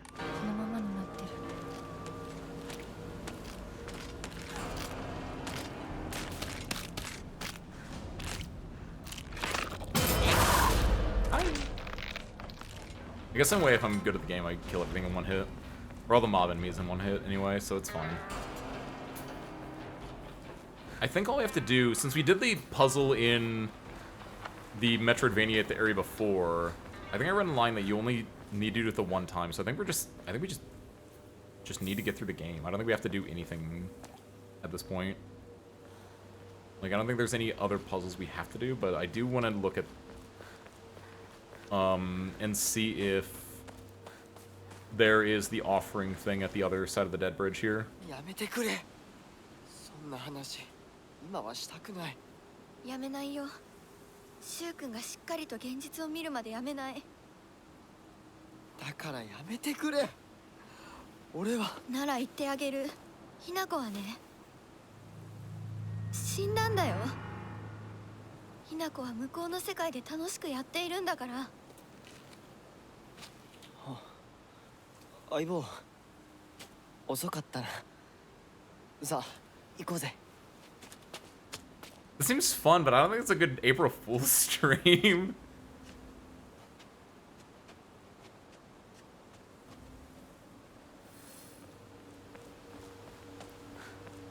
That just seems like a challenge stream more than anything.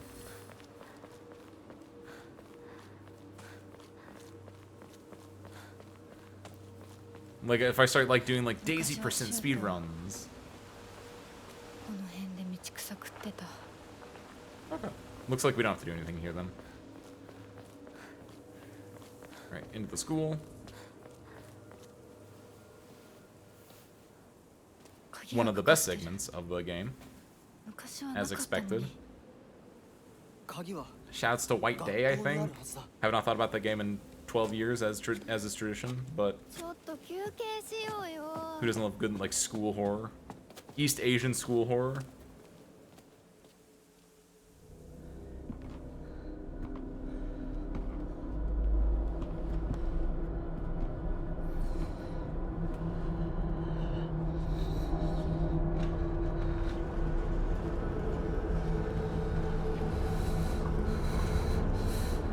There's so much tension in this cutscene that I did not pay attention to before. The music build up there and like the breathing of Shu as he's opening that door is powerful. 相棒も疲れただろう。休んでてくれ。俺は鍵を探してくる。分かった。え、シュウ君が一緒じゃないと嫌だよ。心細いよ。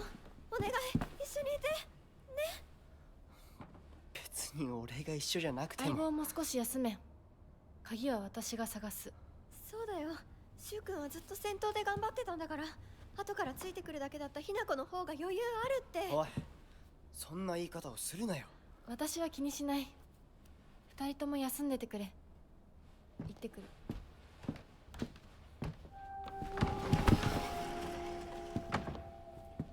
Because it'd be really fun to watch Hinako get tapped on the shoulder and collapse instantly. No!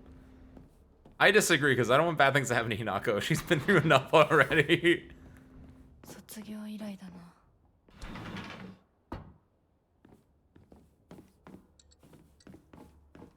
Alright, so if we've done everything correctly before, I think the key, based on that image, the key is probably out front?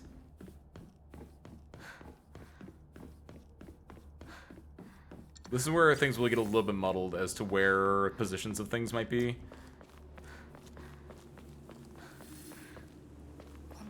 Because we've played through this 3 times now, and I've seen it in different places every single time, and I don't remember where it should be for this, but... And now, also, the only thing we have to upgrade when we're here is only doing sanity with Inma now. We only have 1 Im at the moment. We need 1700 for that. 学校創立より古いとか。ダム建設で一山当てた成金がわざわざここに学校を建てたって聞いたことがある。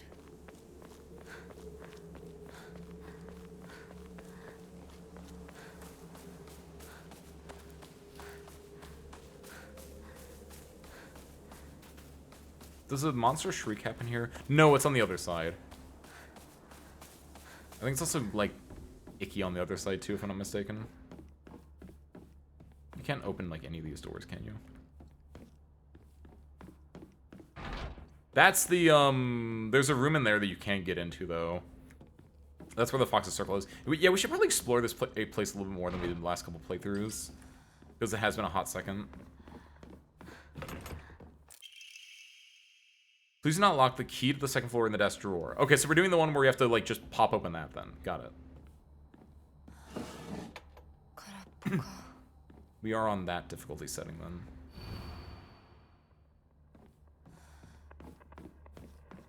For notes, look for notes. Anything, anything, anything. Oh. Oh. Yokan. Door is closed, or locked, or won't budge, whatever. There. This is the one about don't play the Fox game. The Fox Sacrifice is hereby banned. Which is the game where people do, they write their thoughts on a fox and then hide it around the school for people to find, and people... There it is. And people use it as a form of bullying.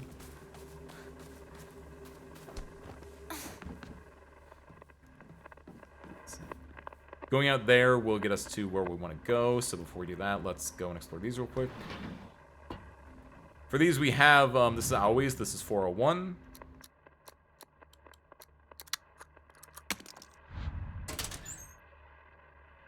Which gets us another Fox Note. Kind of find out Suga's locker combination. Suga's is 505, it's an SOS combination. We have... Is everyone else in the other room? And they are, really. I always think there's one more in here, which I think there might have been at some point, but... that might be only on a harder difficulty. Can't open that up, can't open that up. Ooh, spooky. Excuse me. I didn't know you guys were in here. So the other one should be, this is SOS? Ah! Really? I don't think anyone, like, actually spawned until after things going terrible. Asakura. Oh, wait, is this egg?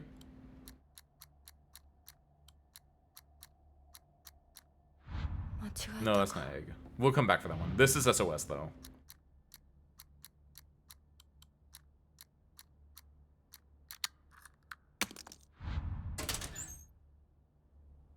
Cool. This is, I don't know what that one is either. We'll get the notes for those two later and get back here. Every single day, Gabriel. Every single day.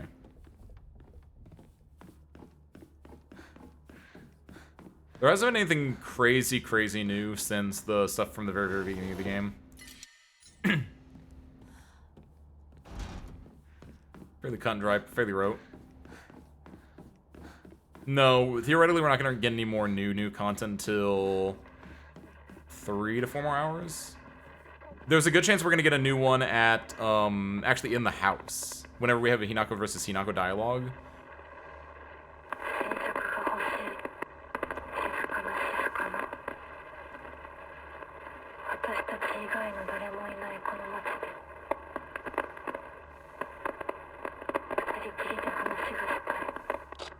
Okay, that's a little fun one.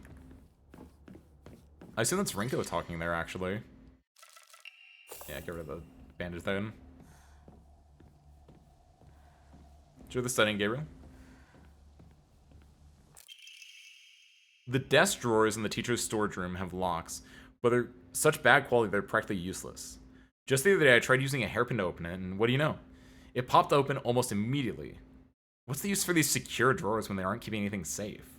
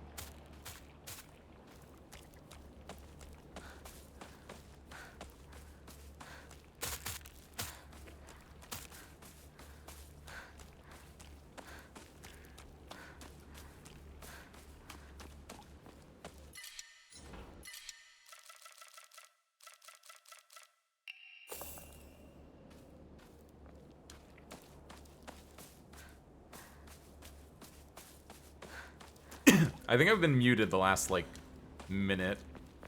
Whoops. Sledge, that's where the sledgehammer was. Swap that.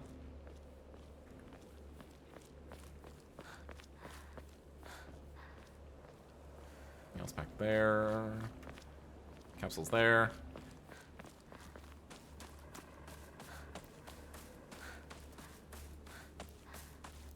So we didn't go in here the last playthrough. So we're gonna go and explore this little area where you have the, like, how everyone dies. I remember that's kind of like what's written up here. And now that we have a lot more knowledge about the game, this might shed a bit more light on some stuff.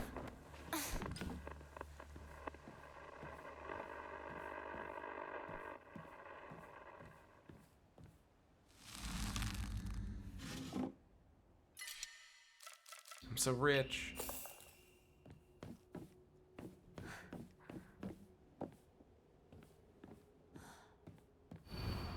Hinako, Kimie, Kanta, Sachie, Sakuko, Rinko, Shu, Koriyuki.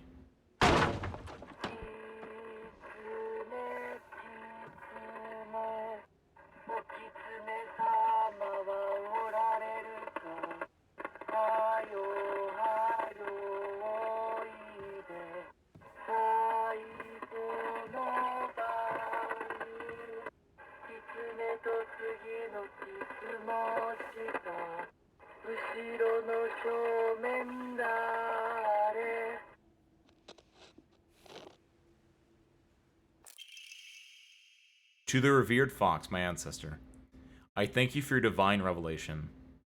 Your will shall be done.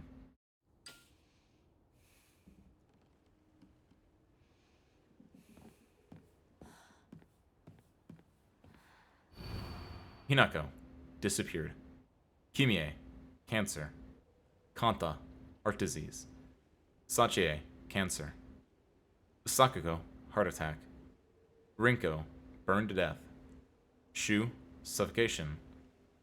Koriyuki, wishes will come true. Everyone's name is crossed out but Koriyuki's. Koriyuki, wishes will come true.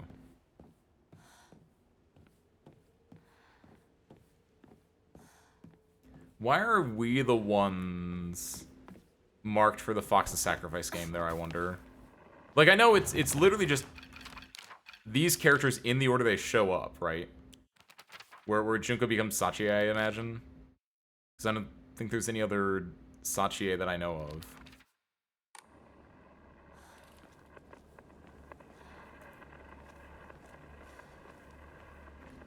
Like, it makes sense where it's like Hinako disappears and Koriyuki is the wishes will come true. Why do they care about my parents, I guess, in a way? That's the part where it gets a little messy for me.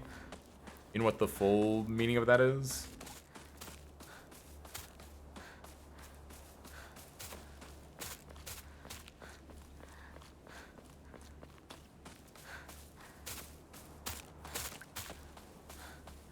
Wait. Oh, there it is. Then jump back in here. With the hairpin, we can now open the desk drawer over here. Which allows us to get the key to go upstairs. Can't attack any of them. Good. We're coming in through this side because I want the little cool scene you get to have over here.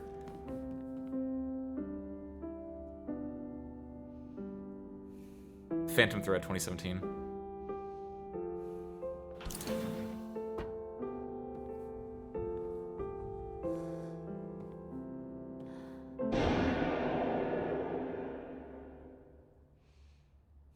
I love that so much. It's a really, really, really good little ambient piece. Like, it's nothing crazy. It's not like a big jump scare moment, but it's just it sets the scene extremely well. I do not need another toolkit, so leave that. I don't know why it has this. Final exam, 4th place. Asakura Ayumi, freshman class 1, 479 points. Is this just telling me, like, what classroom she's in? I always thought, like, her points were gonna matter, but I don't think they do. I think it literally only matters to tell you what class she's in, so you can go to that room back in the annex. It's a very weird little thing. What's that poster? It's been, like, scratched out.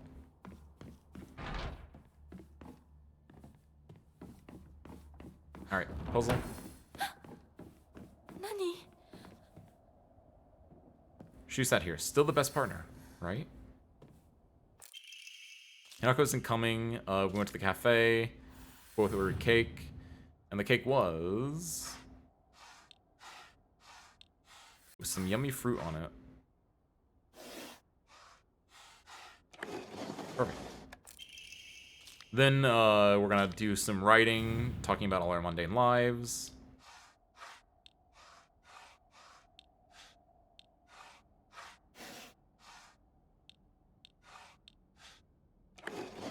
Perfect. And then finally, we can go watch the soccer together in the after the winter is done.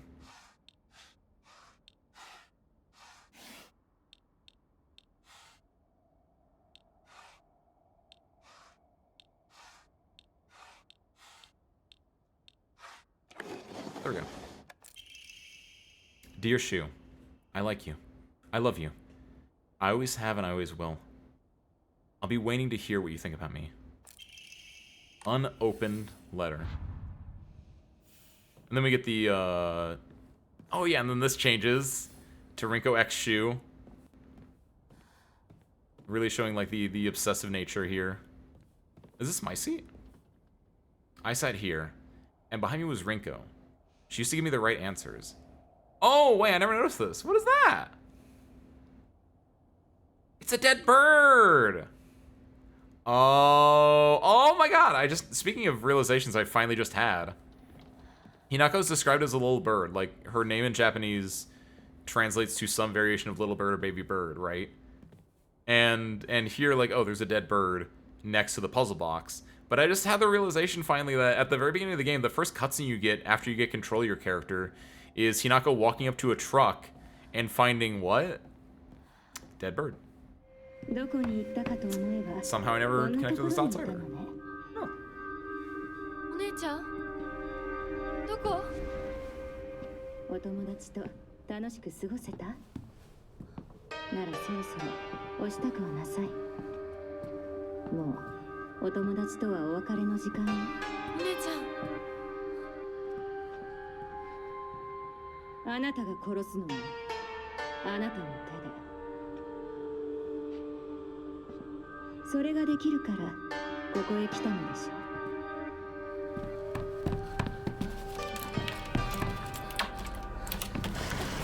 それってどういう？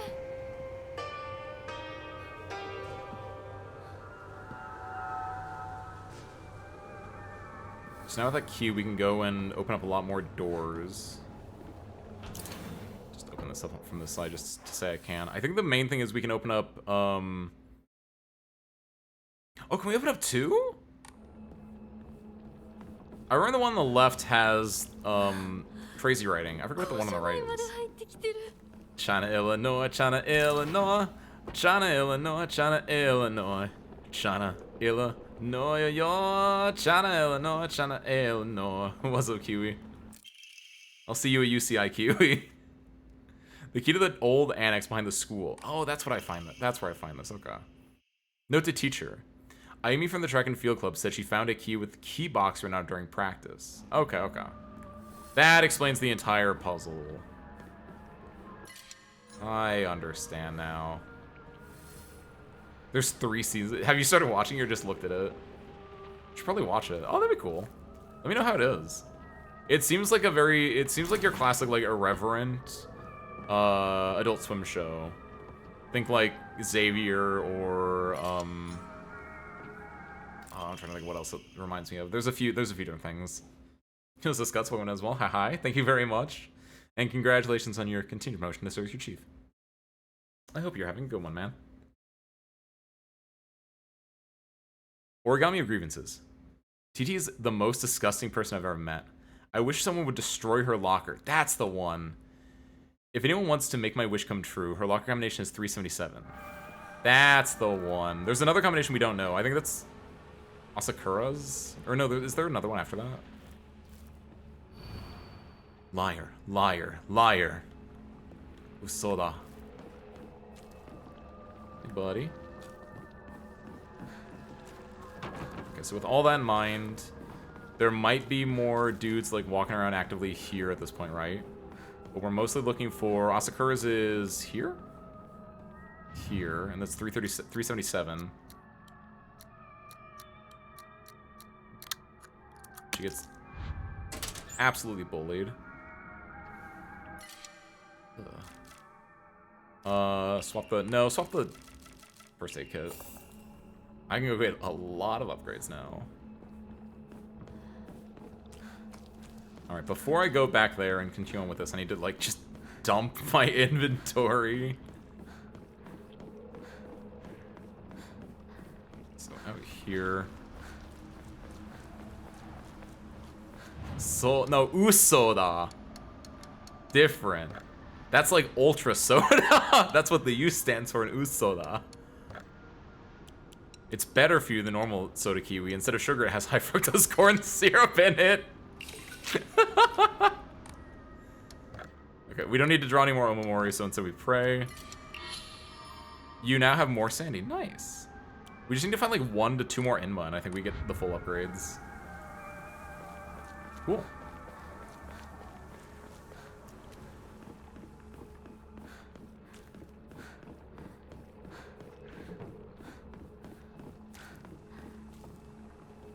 God. I love that they're just like up in the rafters and in the ceiling there. Okay, come over here. Slap this bad boy open. The information we need is on the left, so we're gonna go to the right first. Just knock everything out. Again, we're mostly looking for if there are any new notes, but I don't think there are, because this is a fairly self-contained area. University of Minnesota! Hey, that's why you get paid the big bucks, Kiwi. That's the UCI degree of yours putting in the work. Aishiteru. Toolkit.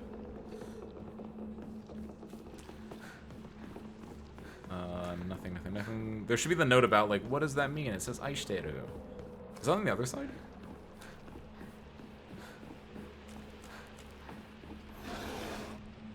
Oh, Ferrari. Oh, here it is. I have absolutely no idea how that crazy formula spells Aishiteru, but I love you too. I love that they didn't try to translate that. It's really, I kind of wish I saw this, what it looked like in Japanese, if it is just using,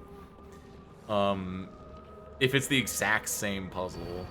Because I think it's very funny that they didn't try to, like, translate, like, Aishiteru into, like I love you. Because you could do that with, like, 1 L. I guess I don't know what L would be. Line 4-2. I see Teru. Teru as in Teru Bozu. There are none outside because it's not raining right now, Kiwi. Should stop. I'm a mermaid. The sea is calling out to me. I can't believe the school doesn't even have a pool. The sea. Umi! The best thing in the world. It's so lovely, it's now my locker combination. Wait, was it like Umi in the original, or was it the sea? See, that's why it like gets kind of lost. It's fine. It works for the game. I'm just interested as a translator-esque person. As a linguistics dude. Oh, how I wish I could climb inside his locker and drown in a smell. Oh yeah, this is talking about Aoi's code, which that's the easiest one. I always remember that one. Because it's just his name. And then there's nothing else new here. What was eggs? Was that on a different difficulty that someone had eggs? Because I thought it was milk, because I thought it was... Because they talked about it being in a cake, but they talked about it also being like potion and all this stuff, and I was like, oh, it's milk. Wait, no, it's eggs.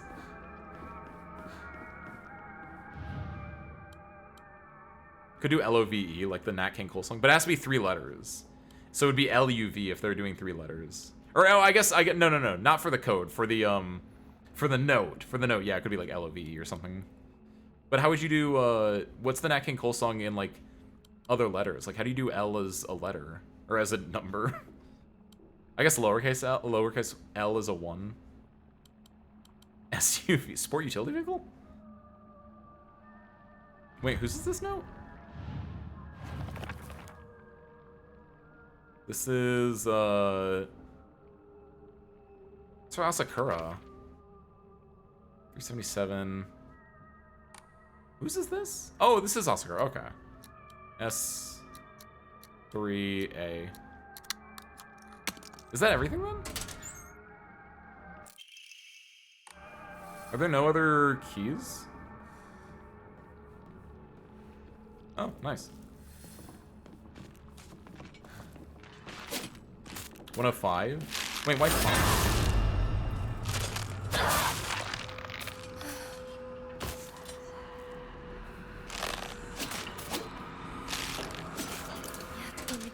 Got this.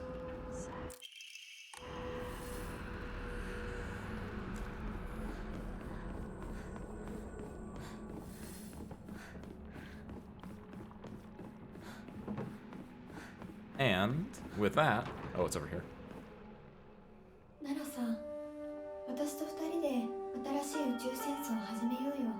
This is like so, it's such a sad cutscene every time.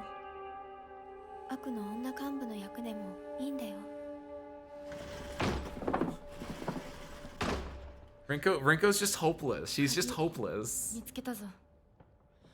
おかえり。面倒をかけたな。 Shu just does not care about Rinko at all, and Rinko's just like, please. V is in the Roman numeral. Kiwi, that's the smartest thing you might have ever said to me. And I don't mean that as a slight to you for past. I mean like, no, that is like hugely big brain. That's some Metal Gear Solid V stuff right there, Kiwi. That's sick as hell.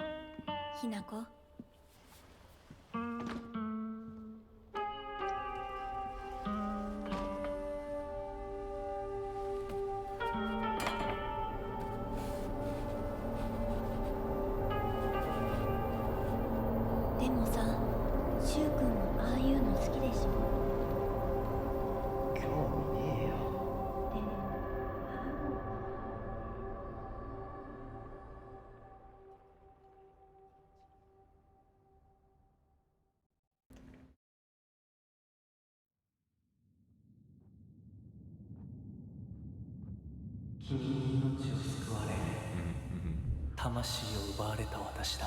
This is where you could see, again, this is what like Rua talked about earlier, where I had my face ripped off and a mask put on me. Like that is one that I cannot take off.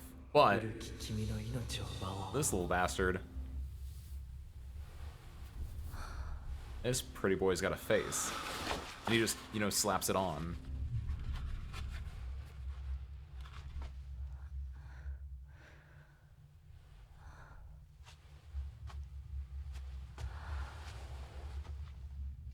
Actually, in a way, yeah, that's actually really interesting. Because before this specific cutscene, like in the first playthrough, you see like Hinako go through the mess of all of that to end up like this. And her, like the way her eyes on the mask are done are very different than the eyes on his mask. But you still kind of wonder, like, did he have to go through this? Is this also what he looks like? And it's not really until this cutscene, right, that you learn anything to the contrary. That he is not, you know, physically deformed as you are, as he made you become more accurately. That he is just, you know, I'm just wearing the mask. I just think it looks cool. 辛い儀式だったろう。よく耐えた。よく頑張ってくれたね、ひなこ。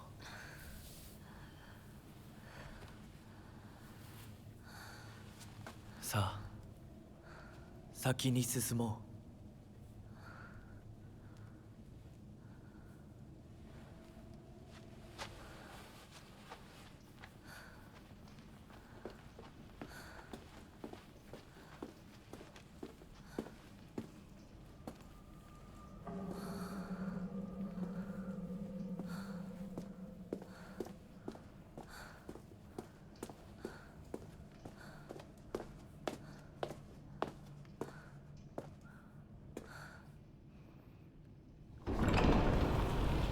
This isn't the... No, you do one more... This is where you kill Sakuko and Rinko. I always get the order of things mixed up. I thought this was going to be the Metroidvania part where you just kind of like bum rush through it. No, that's not until after you get to Shu's house. This is where we kill Sakuko and Rinko. So I think after this cutscene is done, we'll take our break for a hot second. It was the Metroidvania part. I was going to say, like, that's really quickly. We just run through, make sure there's nothing new, and then head out. But since this will have a little bit more things to go through and potentially more things to talk about, we'll take our break right... Let's get up to the door at least. 血潮さえ美しい。ありがとうございます。 Yep. And then left and right, there are the two foxes again. We have to take out the people from behind both doors to progress. So we will do that after we get back. Also, again, I'm really glad we're able to play it on slightly higher settings again, because like this looks so nice, like with proper lighting, having this place lit up, and like this is the way you're supposed to go. It's all bright, it's shiny, and then left and right, it's duller, but you can see there are doors there. It's so beautiful looking. Okay, but with that search term, we're gonna take a break. I recommend you guys stand up, stretch yourselves. Get a snack, get a drink if you need to, all that good stuff. We'll be back in about 5:10, and until then, I do not miss the RGB though. It was really funny, but it like we had our fun with it. Now I'm glad we can end the game off on a high note again, on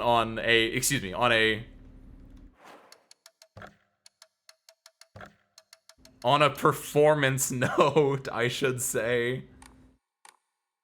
Okay, but I will be back, and I'll see you guys right after this.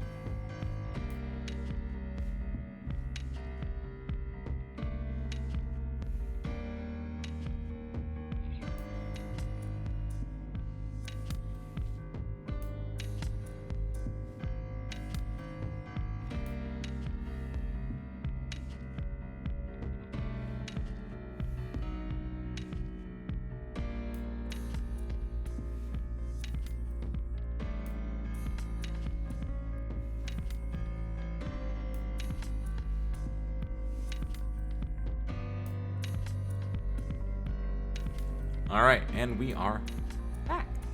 Hi, everyone. Let's see. We should be good. Let's go and take this bad boy off and take that bad boy off. Perfect.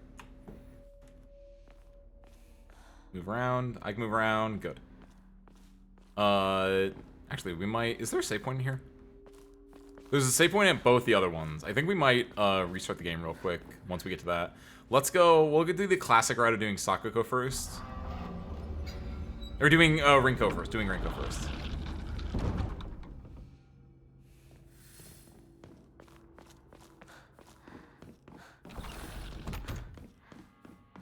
So I'm going to get over here, I'm going to save, and then we're going to real quick close the game and reopen it. Just to kind of let everything refresh to where it was.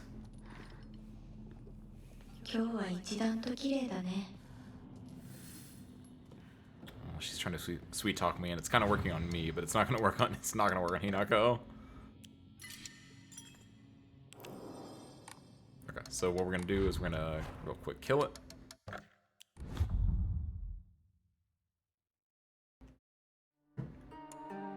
Yeah. Good. Give like a second to cool down.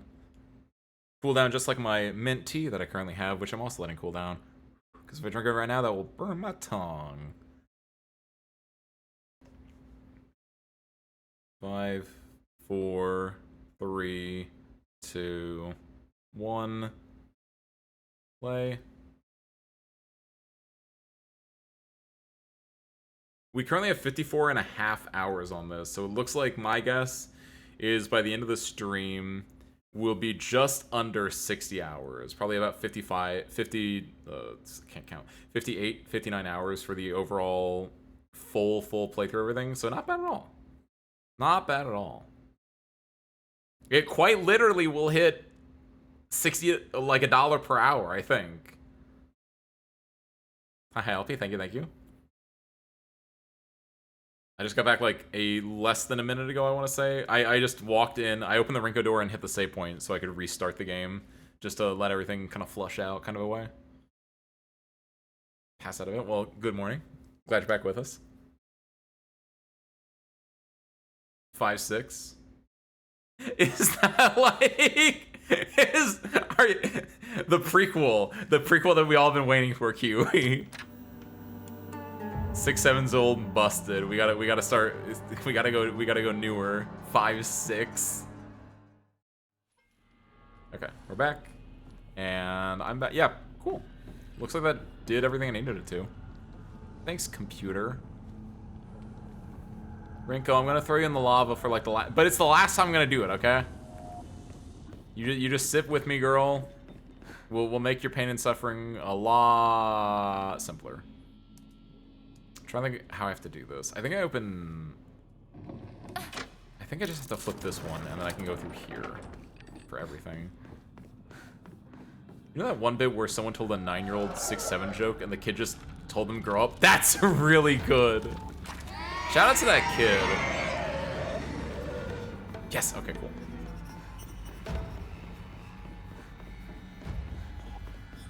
That kid does not play around. It's like, I hear that at school all the time, Grandpa. Come on now. Yashi. Yeah, the lighting is so much better.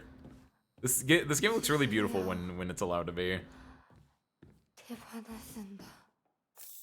I have to let go. I need to move on. It's not cool now that Grandpa does it. I know. I've been doing it for like the last... New note! I've been doing it for like the last couple months, and I was like, this is super uncool. So I knew I'd be killing it. I'm helping. Letter from Rinko to Hinako. This is like one of my favorite sequences in the game. Hinako versus Hinako is the best one. But in the New Game Plus cycles, the Rinko and Sakuko rooms in here have been my favorite because you get a lot more about them as characters. And this is theoretically the last time we'll ever do it. And theoretically the game also knows that, so it's probably going to give us the finality that we need for the Rinko Hinako and the Sakuko Hinako connections. When I think about it, I guess my family was pretty well off. I always got tons of allowance.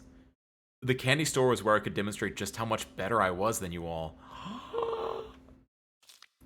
Getting caught up in that feeling of superiority when I bought some sweets for a poor kid was the start of everything going wrong. The start of my hideous transformation into someone who looks down on and berates others.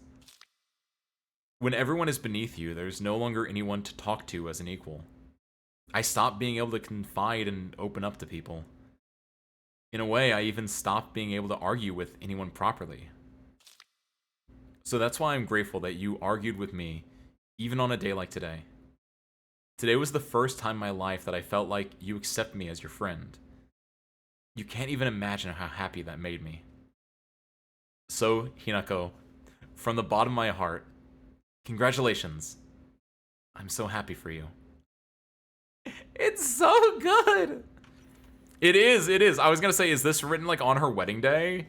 And yes, and I think this ties into what Mayu was talking about earlier. Or Rue? Mayu or Rue, it was a pink name. I feel bad that I got you two mixed up.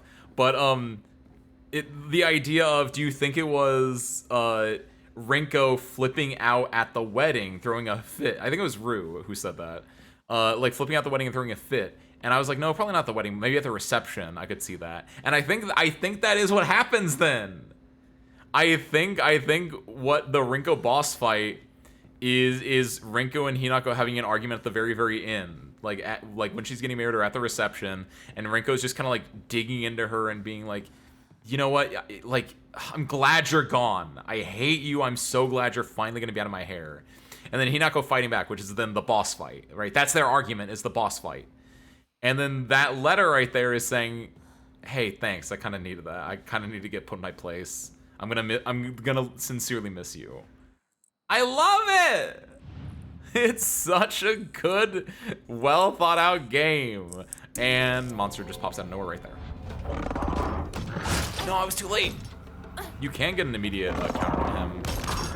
1, 2, 4, 5, 6, 7, 8.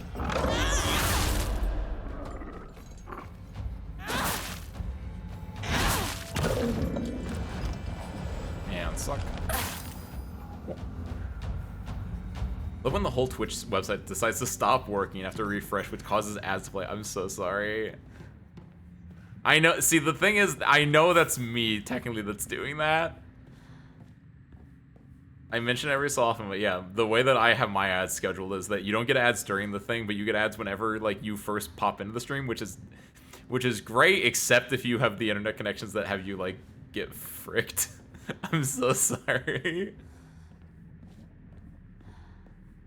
Samana. Okay, we know that those are just discussing bugs. We know that's what is this one actually? Oh, I forgot about that one. There is but the important thing is there is a letter over here. Obtain all the Rinko diaries. Nice. We're getting the achievements for it now. Lone Star College ad. Is that like Texas? Congratulations, Kiwi. You're from Texas. I've always looked down on Hinako and Sakuko. That's why I've never been able to expose my weakness to them. How am I supposed to share the depths of my heart with mere insects? Maybe if I had treated them as equals, I could have actually told Hinako the truth. About my feelings. Or his feelings. Maybe we could have actually fought. Really, truly fought. Then I wouldn't have had to feel the way I do now. Tomorrow is Hinako's oh-so-special day. But you know what? Maybe I'll give in. Maybe I'll tell her how much I actually hate her. The handwriting here turns into a disturbing scrawl. You lied to me. You betrayed Shu. I'll destroy you. I'm going to beat you bloody, then tear you from limb to limb. Why wouldn't you just do everyone a favor and just... I can't make out the rest of what it says. It's great. It's so good. It is that. It is 100% that. This is Rinko fights at Hinako's wedding, and that's what that boss fight is. I'm so excited for the Sakuko stuff then. Because then I assume it's I think I'm putting it together. it's that there is both the congratulations, Dolly, on your continued promotion to Service Crew Chief, and also thank you, Anonymous the Gifter, for the giving Dolly the ability to not have to deal with ads whenever their internet connection goes bad. Thank you so much. But this is so good. So I think what's going on is there is a like we're playing as like high school age kids right now, right? But that's not what's actually going on. There is a you see it at the end of oh, there's a guy over here by the way. It's a, why is it grab? Hate it here. I was looking for it to be a counterable attack.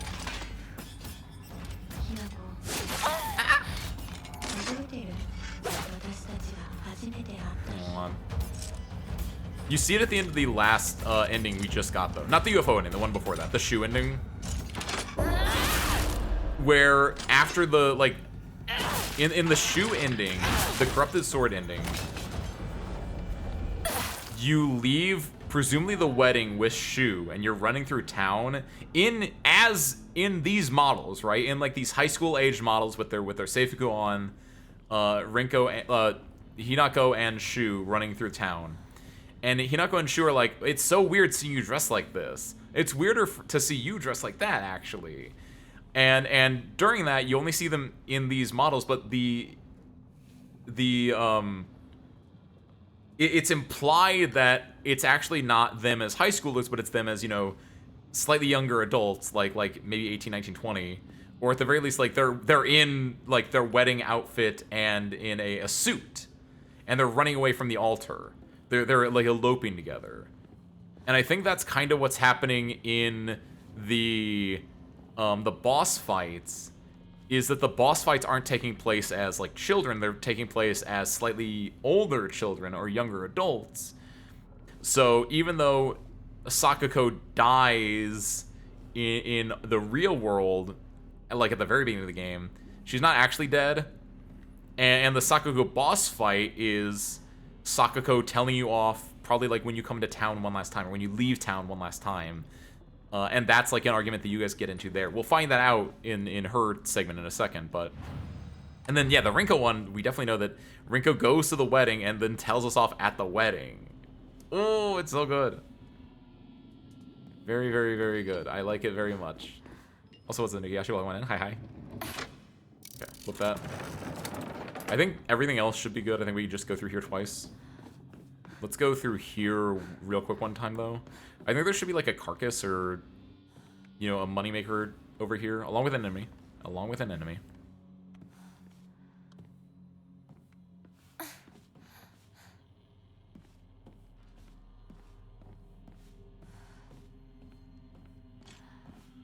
So can interact with that. Got it. Perfect. Okay, I actually got stuck in the corner there for a second, but you can dodge out. It's so dark. Having the lighting fixed is really nice, except for when it gets really, really dark. Yeah, Carcass, Higashi, is that it? Of course, my Japanese doll room. That's where Hinako, get to go, depending on the ending. Oh boy. I just get to be another pretty face in the crowd.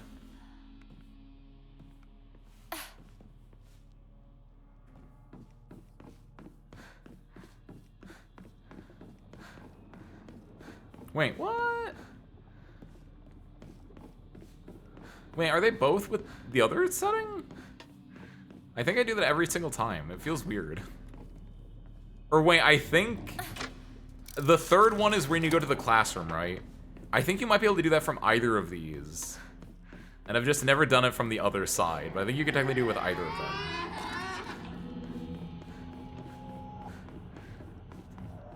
What do you give me that face for dodge being stuck? Is it an oxymoron? Is it a pun that I'm missing? I guess I did dodge to avoid being stuck. I dodged to dodge being stuck.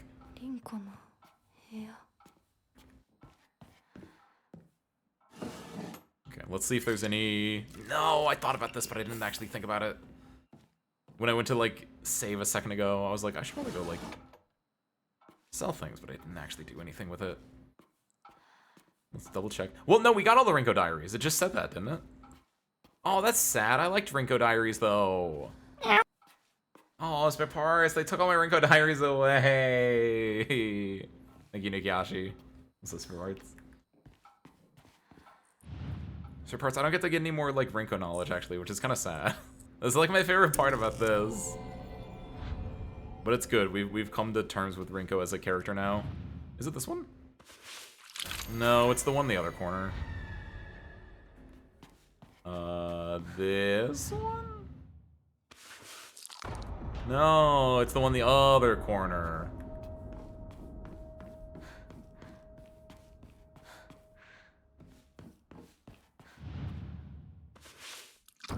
That one, yeah. I'm bad at this one for some reason. I think it's because they're all the same doll and they're just in different colors. So it's not as cut and dry as the candy is.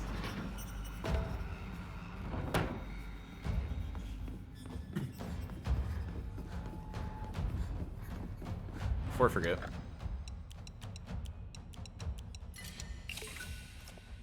Not enough. We need 2,000? We can't draw any Omamori. We're done with that. Yeah, we need 2,000. So we need another 870 to sell.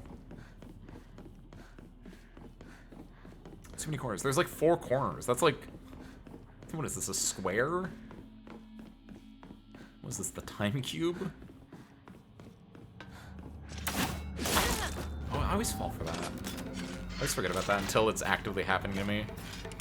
The worst part about that is I think that actually... That did hit me, so I think that takes out my, my stacks! No! Oh, sick, cool. I did it. Oh, look at the way the lighting is, like, on their hair. Shine. Okay, flip.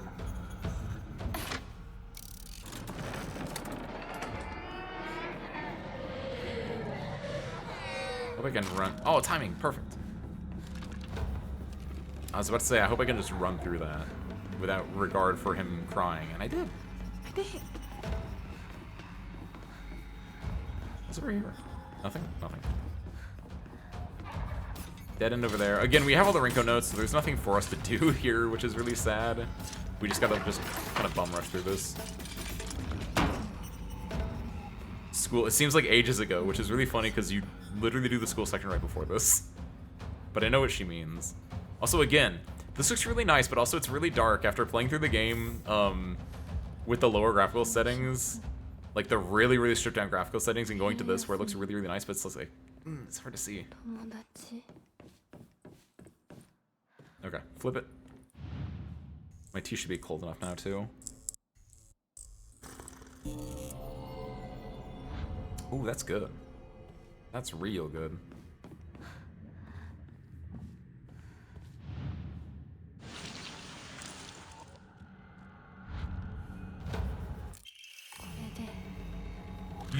You know what I just realized?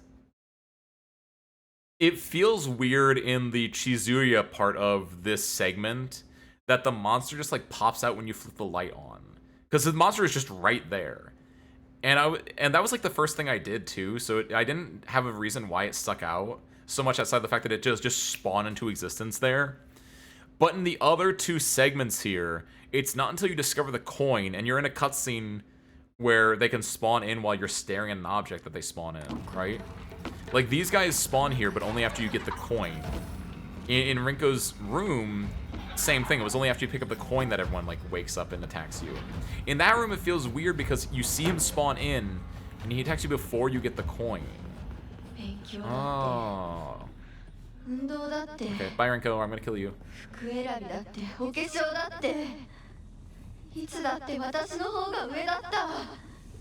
I'm sorry it took you like just a little too many years to grow up, but I Ace Windfall kind of like you as a character, but you gotta die.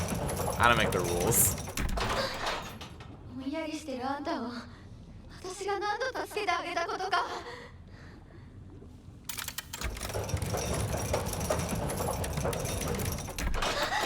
なんでいつもあんたばっかりなのよ。Hi.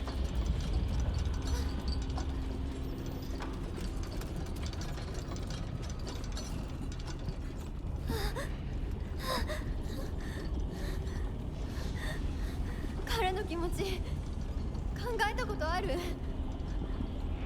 あんたは裏切った。もてあそんで裏切った。謝れ。その格好で今すぐ土下座して謝れ。聞こえてるんでしょ。なんとか言いなさいよ。You know, I never thought about it, but she's again, Rinko's biggest defender is Windfall here. She's spitting a little bit, a tiny little bit, when she says that you're playing with shoes hard. Like, not entirely incorrect. Like, obviously, Rinko has a lot of skin in the game for Shu in the first place, but and there's like a whole lot that's going between Hinako and Shu in the first place, but I see where she's coming from. I'm picking up where she's putting down. Maybe I shouldn't be doing it. Maybe I should be wearing gloves when I'm doing it, but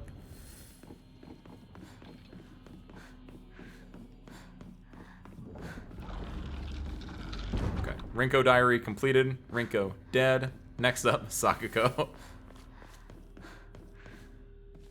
Oh, we gotta put this in here first. Then we could do this.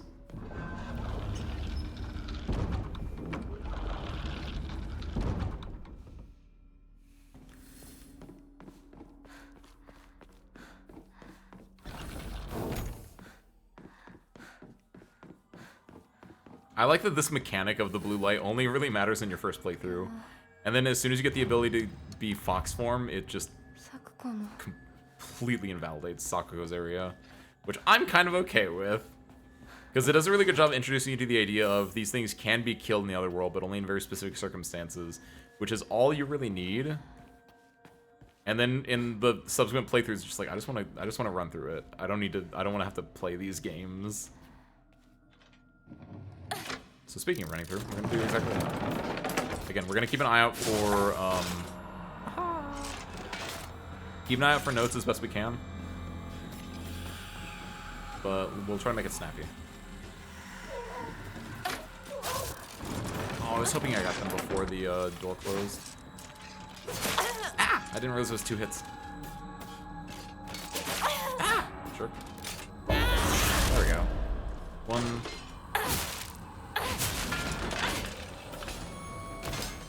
And since they're in the blue room, I don't even have to siphon their soul, they just die. Cool. Okay, notes. I imagine if there are any notes, they're gonna be near the rabbit hutch, because that's like the spot for notes. Check out here as well. Well, the rabbit hutch or the... Hello? Bandage. The rabbit hutch or the little shrine near the end of it. Those are like the 2 best bets for where notes would be in the Sakuko area. Or here. There we go. Got all the Sakuko ones as well. Hinako really is fast when she goes all out, but when we're running together during gym class, she'll slow her pace down to match mine. The second she can go her own speed, though, she takes off with this look of unrestrained joy in her face. I always said that we had to do everything together. Get boyfriends together, even get married together. Those were the selfish wishes of a child. Just like I'm a slow runner and Hinako is fast, people have to live life at their own pace. Just because Hinako is moving a bit faster than me doesn't mean she's betraying me. I was jealous and I couldn't even admit that to myself. I'm sorry, Hinako, for calling you a traitor. It's so good! Here.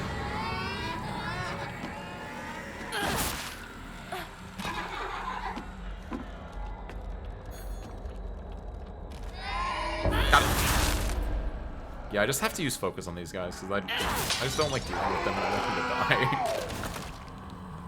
So even if it is slow, even if it is lame, it gets me a guaranteed punish on it, which is so much nicer than doing anything else with them.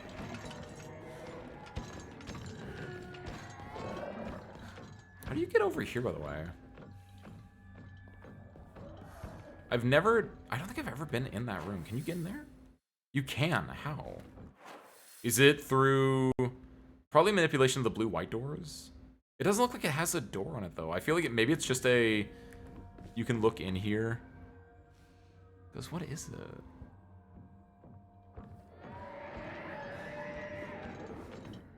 it? I'll see if I can open it with different combinations, but I think it's just a nothing room.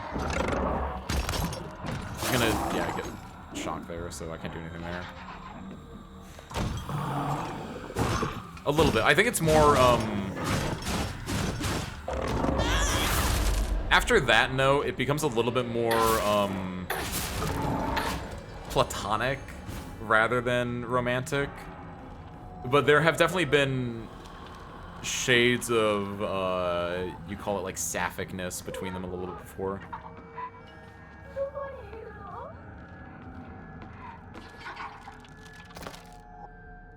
Actually, yeah, what happens if I do this? I know it opens up the room to the left of me, which I don't really care about, especially now that we have all the notes in this area. But I am really interested in seeing, can I, like, open up this door over here? Like that, yeah, it opens up that and I can go there, but no, it doesn't. I think it is just like a dead end on the other side. I think it is just a, you can look but you can't touch. Because yeah, this door does nothing for you. So yeah, close it back up. Oh, way! Well, hey! Okay,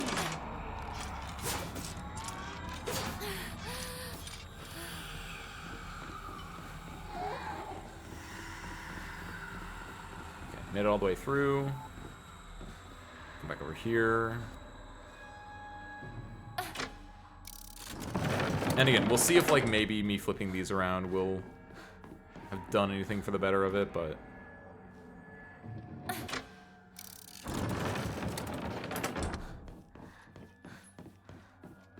Oh, you can't go in there. Oh, because that's a red... Okay. I've never actually gone down this way first. I've always gone down the right way first, so there is no reason for me to change now. Ah!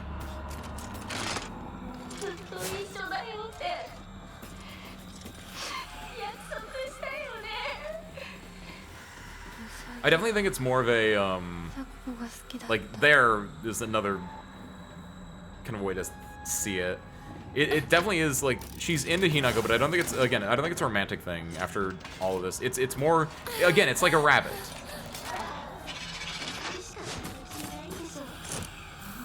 Like, Sakuko is very much a rabbit defined.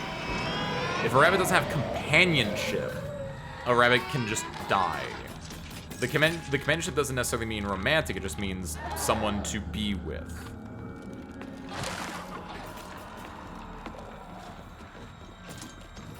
Okay, again, we've already looked through everything here. We already have all the notes. So we can just kind of bum rush to the end here. And I think all I have to do is flip this. Here, here, here. Here. And then I forgot about this, but apparently, like, this note tells you what you need to do for this puzzle. But I think we're on the easy difficulty, so I think all I have to do is just make these two face each other.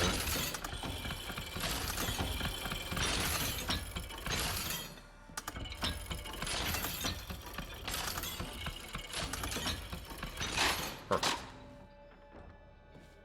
Grab that. And grab that. Bye, Sakuko. I'm gonna miss you. I guess pick this up just to have it, but... See, it's so... I remember mentioning this in the first playthrough and then the second playthrough, right? Where in the first playthrough you cannot see her at all because it's already so dark. But in the second playthrough where we were running with lower graphical settings, you could see her, like, being terrified. So, like, sometimes... I don't know, maybe it's a gamma thing. Maybe you have to do the one slider where it's, like, until they should have made, this is so awful. They should have, you know the gamma settings where it's like slide the slider in so you can barely see the moon on the left or whatever. They should have had like slide the slider in so you can barely see the Sakuko sticking out in the darkness on the left. Oh, that's so bad.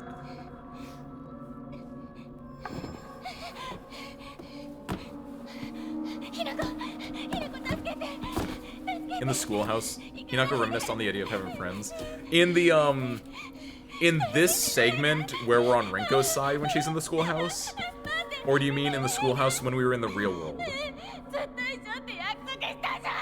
Because when we're in this world in the schoolhouse, yeah, she does mention like recess friends.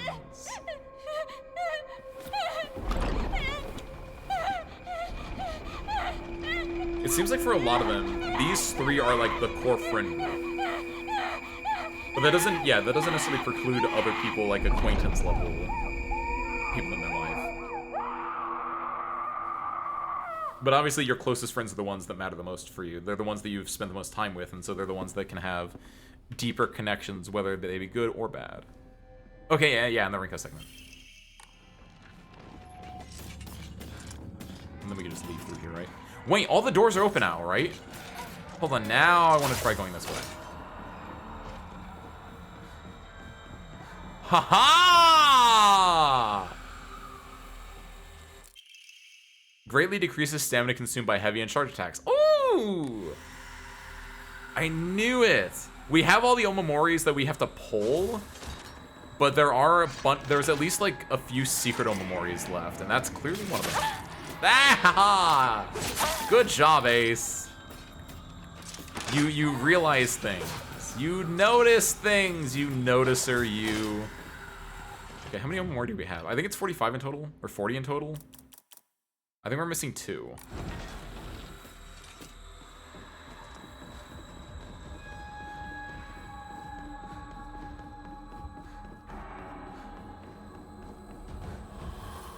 Probably not what they were going for, but a sentiment that a lot of married women have is that the only friends they need are their own children and husband. I kind of see what you're getting at, though, in a way. There is... That's definitely a sentiment I've seen before. And I think it's what they were going for, especially during this time in Japan. What Dali had said? Yeah, I was gonna say, that's definitely what they're going for here. During this era. Because it all goes back to the idea of you have to cut all your old friendships out because you don't need anyone else outside of your family once everything is said and done. Oh yeah, which makes it, thinking about it actually, theoretically, yeah, the Sakuko thing would not have panned out that well, would it? Even if they did get boyfriends together and they got married together, unless their boyfriends were really, really cool with it, really, really sick with it, there's a really good chance that even after getting married, they might never see each other again, which is really sad to think about.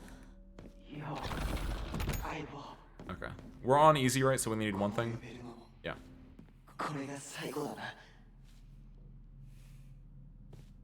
Shu, I'm gonna kill you, I'm sorry. Kind of.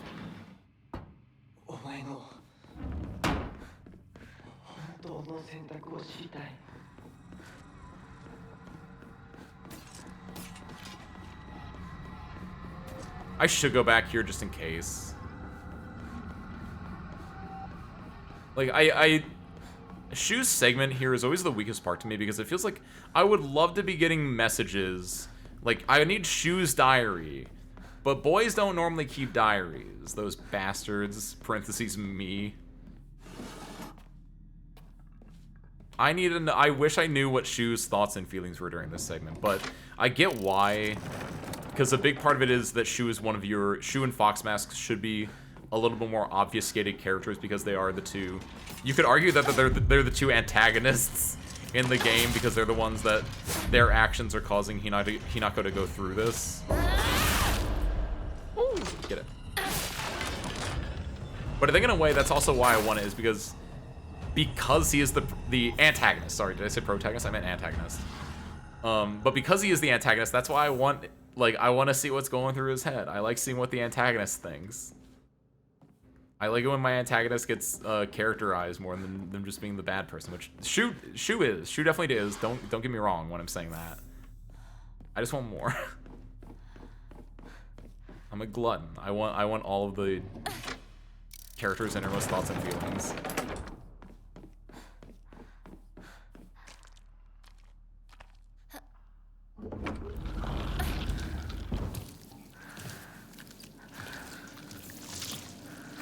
Love the writhing masses of flesh. Hello, writhing mass of flesh.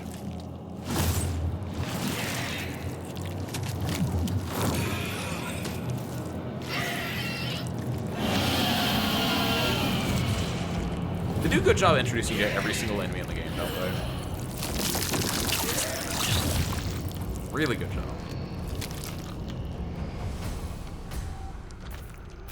Oh yeah, I can just do this. 私をこれ以上怒らせるな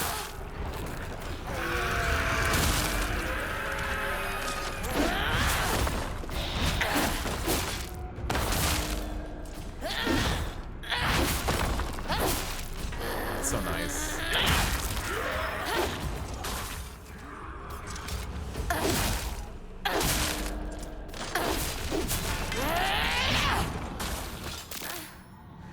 I barely ever use that because I usually don't need to, but it's so nice to just bum rush through some characters.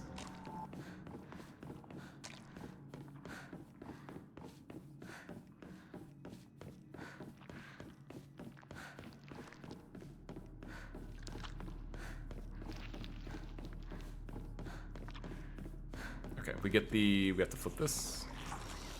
And the item should be right behind us, right? Yes, the comic.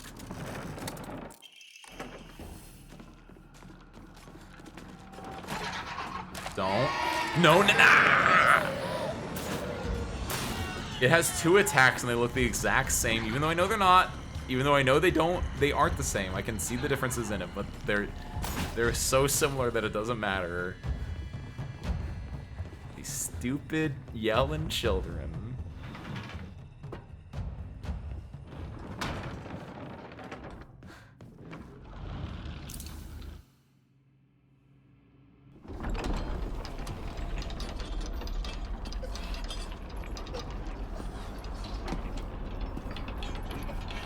R.I.P. Shu. 来てくれたんだな相棒俺は You came back. Oh, hold on. Wait. Yeah, wait. いいんだきなこの好きなようにして俺は相棒の選択なら Is this I think I got it a little bit more now. I think I get it.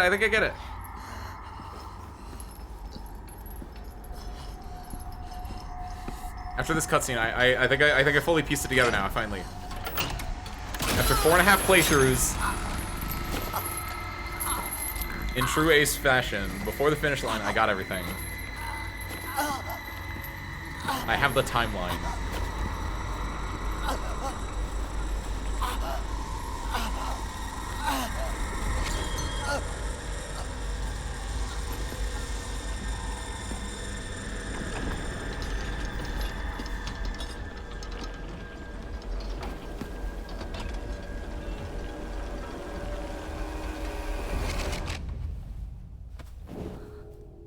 幼い頃からの友人に別れを告げるのは辛いだろう。はい。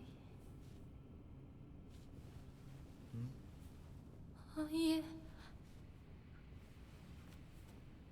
するべきでした。もっと早く。こんな姿をお見せして。申し訳ありません。謝らなくていい。むしろその痛みを強いた私の方が謝らねばならない。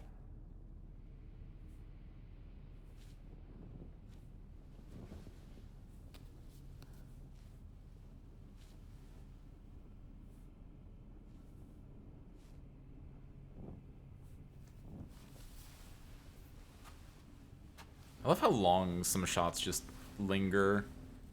行こ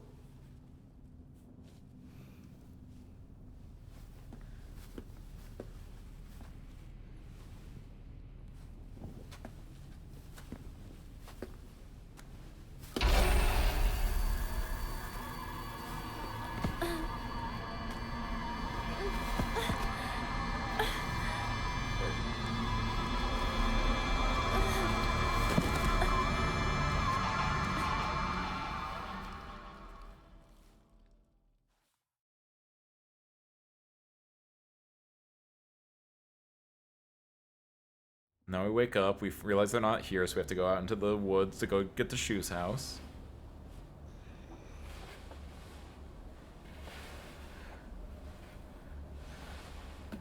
シュウリンコ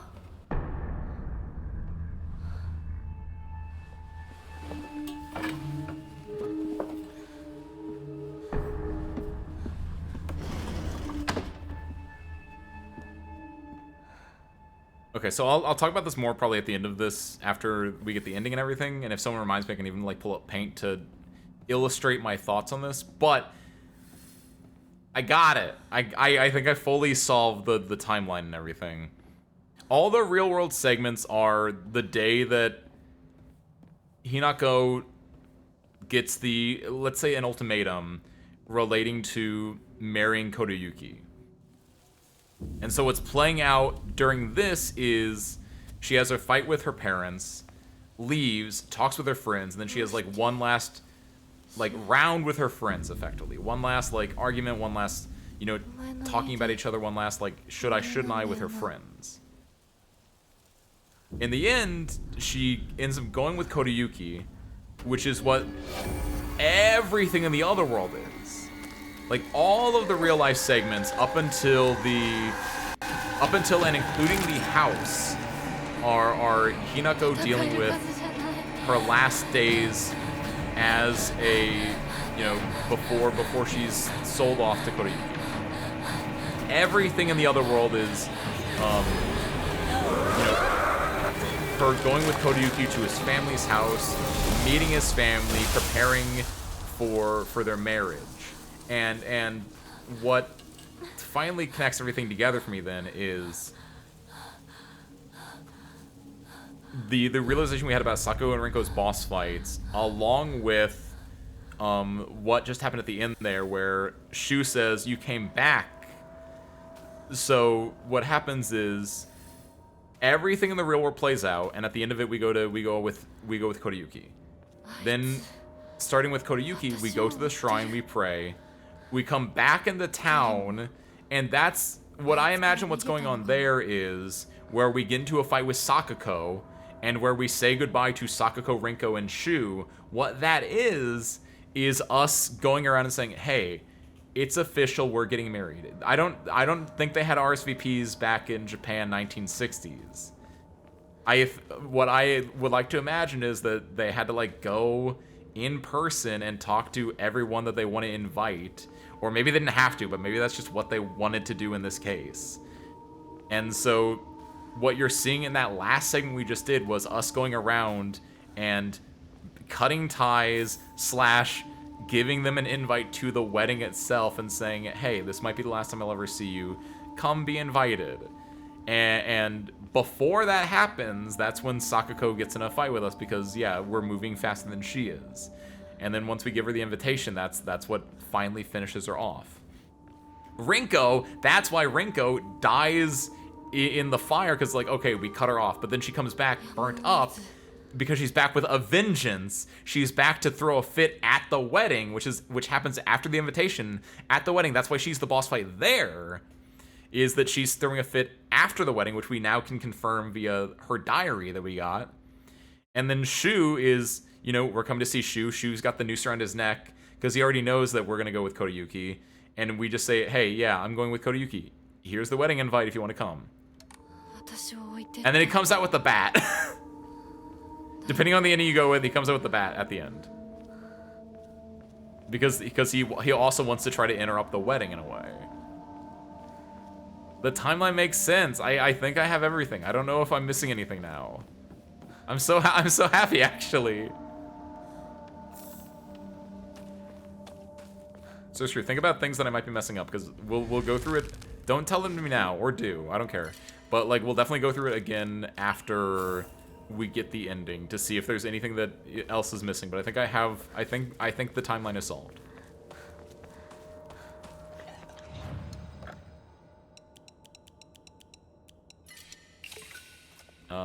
We need another 180.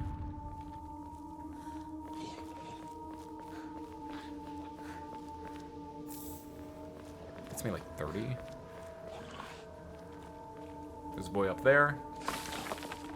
Bucko. He even like dropped some rocks down. What a nice guy. I don't. Is there something down here? Is it like a weapon, or is it like a Yokon or something? There was a note here at one point, I think.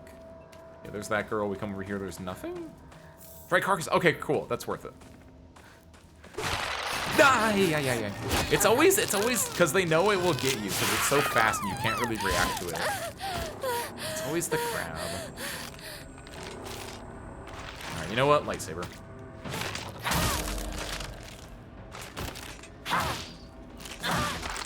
I love the sound effects. They're so good. It's okay. It's really hard to hear, but you listen to your ears. Vroom, vroom.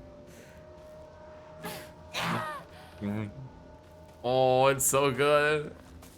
It is legitimately just the lightsaber sound effects.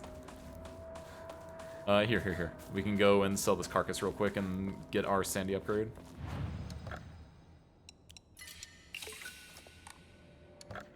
Ooh. Is that the last one? No Emma available. What? Where else are there Emma in this game that I've missed? What? Uso desho.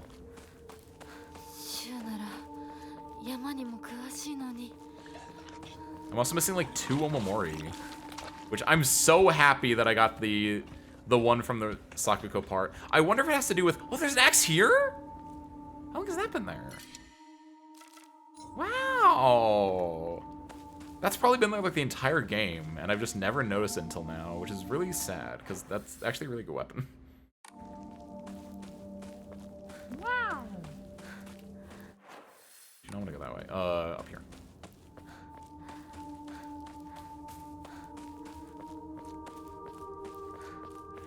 Rare dungeon ending on this route. And that's probably got all the last little bits that I've missed. I'm okay with that. 3 hours, I might not be okay with that from a streamer perspective, but I'm okay with that as like someone who is enjoying this game a lot. Like instead of being able to skip that last little bit where you have to like do the dungeon, like not dungeon, but like the actual like battle part, it makes you do that and more. Instead of like during that segment near the end that you can skip now, it like makes you go from what our house down to Chizuria. But like in the new ending, it's gonna make me go to Chizuria and then through this area and then through the school again. It's gonna make me do the entire game again as an enemy rush mode.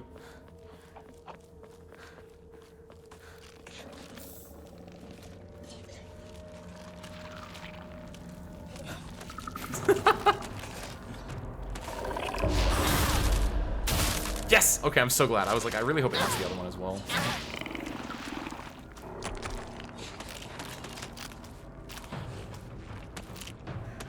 Counter move. Thank you. Goodbye.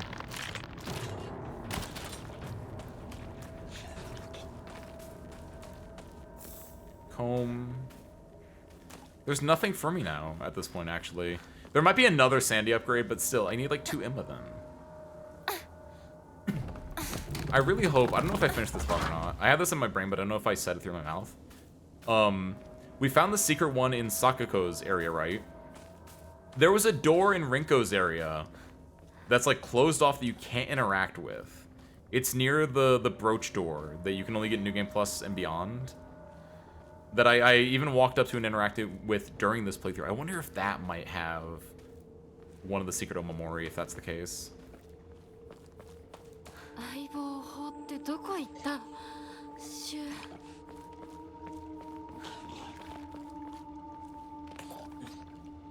Bucko. Bye, Bucko.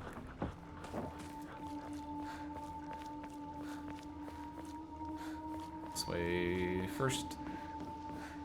So I think there's usually something, like, pitiful down here. It's not... I'm saying pitiful because I think it's, like, maybe a Yokon or something. Oh, it could be a carcass, actually. No, it's a toolkit. Yeah, it's pitiful. For this playthrough where I'm using 2 unbreakable swords, yeah, it's kind of pitiful. Speaking of, yeah, I should switch my other sword right now. I'm already at, like, mid-high durability instead of at max durability.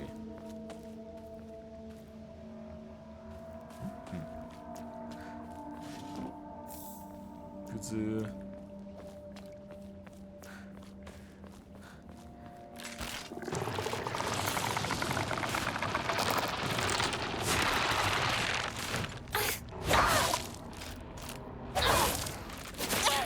Jerk. Man, my stacks. I got greedy, going for another attack there. My fault, though. Take too long. They keep doing moves that I can't counter, and it's just lame when they do that.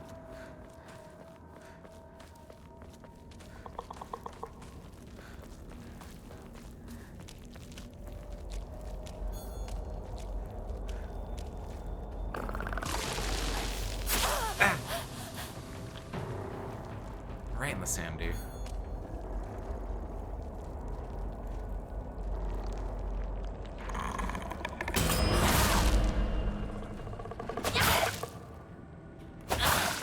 Okay, cool.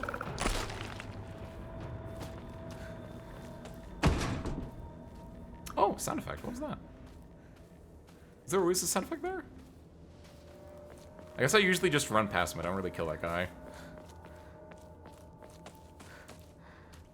Are you just blowing the focus attack? It's really not. I hate those guys so much. Doing the focus thing is really nice.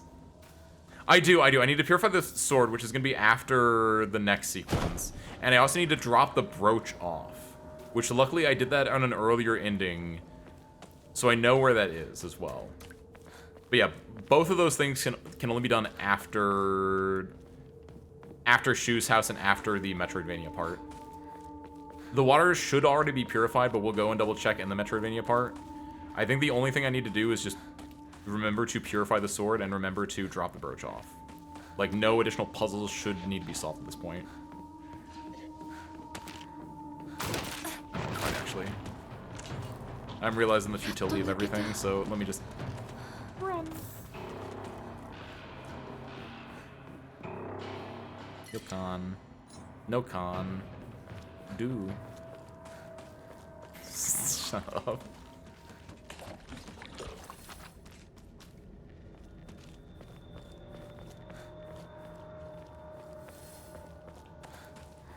I don't think they've put any notes here, but again, we're keeping our eye out. We're mostly looking... The note would probably be, if anywhere, it's going to be at the area right at the end of all this, where there's a save point. Ooh, thank you. Yeah, I'll switch that out. That's like 80 bucks. $80 dues. Yeah, if there's any notes, it's gonna be over here. And then as soon as we're done with this area, we get stuck into a chase sequence, so we should be good. Can't do any Omori, we don't have any Emma.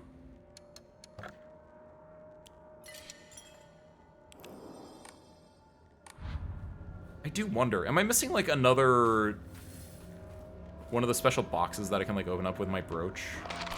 Like, that'd be a good spot for an Emma to show. I forgot it did that! I've walked in through like the side door a few times. Like, I usually jump in through the window, that I forgot it does a little like jump scare there. It's such a good jump scare too. Cause it just like runs, it doesn't even get you, it just like dies before it gets to you. Very pathetic, but in like a awesome way. Before I do that, let me look over here too, just in case. Nothing. And then we can open this up now, so we'll make our running easier. which I don't think I've ever done before. Maybe in the first playthrough. Maybe in the first playthrough. Alright, let's do it.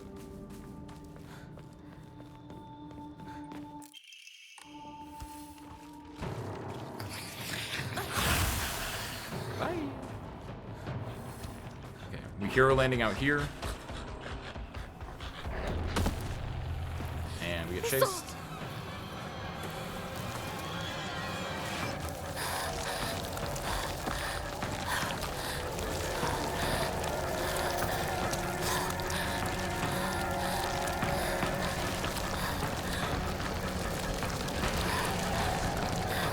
This is a different way than I normally go, but I got stuck on a lamp!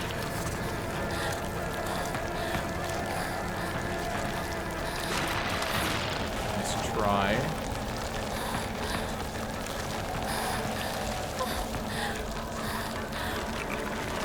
Go forward here. My goal is to... That's a pill. Don't take that. We take a big loop here. Yeah, and we go through here. There we go. There might be someone on the bridge, but we dodge through because we're sick like that. Keep running. We go to the left here. And we go to the right here. Yeah. It's dangerous because it might touch us, but no, we got nice. Haha. He was spewing on the ground right at the end there, so I was a little bit afraid that we might get got. But we're good. Nice. Okay. We get like a small break and then he attacks us in like very soon. And run.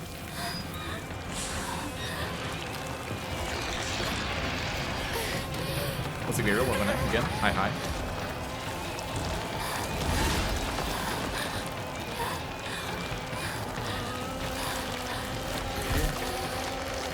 Take a right, no left. Okay, grab, good. Part sucks, don't. Okay, I'm sick with it, I'm sick with it. I might not have had to dodge there, but, oh yes! I got an achievement for that, I got Agile Escape. I think I got captured by those dudes at the end, like, every other time is my assumption, but nice. Free achievement, baby.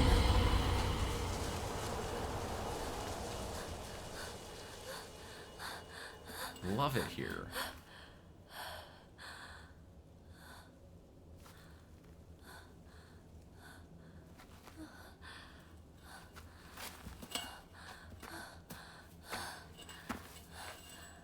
Me and my sword. Okay, there shouldn't be anything up at the shrine for us, but we'll go anyway just in case. Because there could be notes. There could always be notes.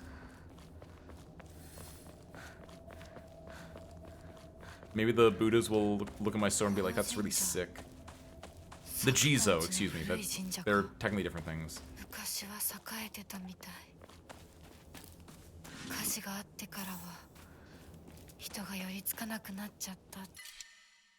Replace that. Do not need nearly as much healing.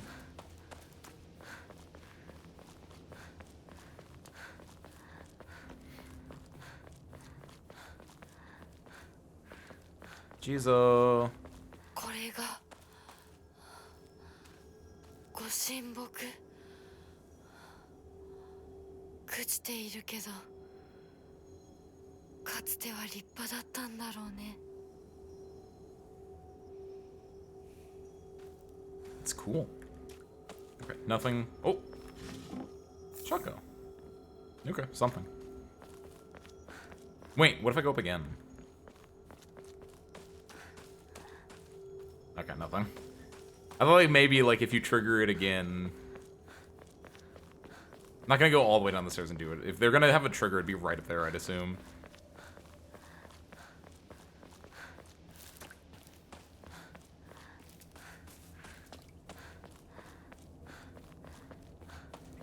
Okay, so we're like extremely close to Shu's house because every single time I do this part, I think it's gonna be so much longer.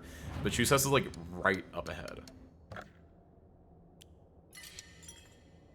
Should we get Gabriel to speed in the timeline? Gabriel will find out at the end, don't worry.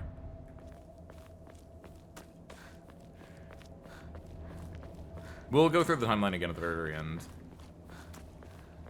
That way we're all on the same page at the same time there.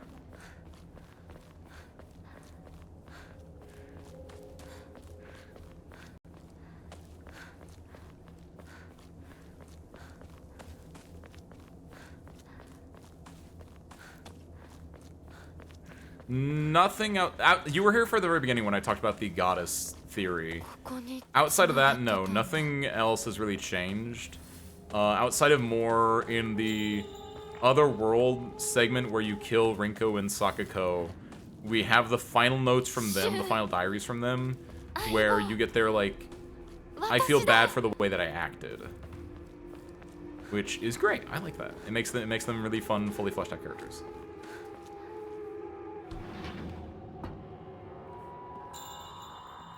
Double check, make sure there's nothing else around. By the way, that bell that's ringing, don't forget that's probably related to my sister.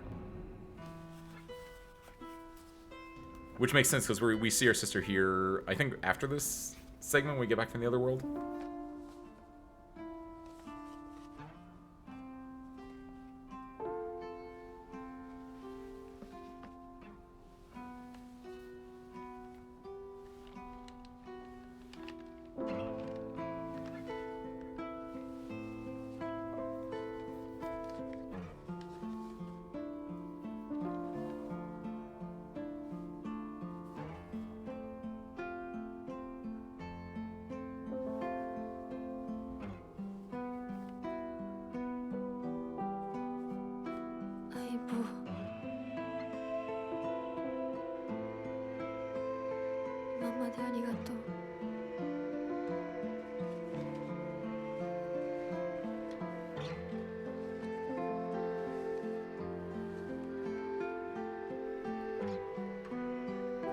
Perfect, we leave the pills behind.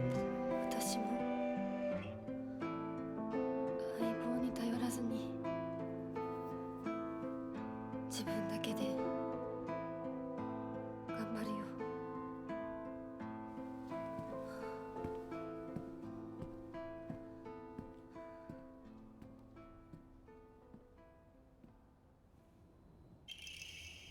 Perfect.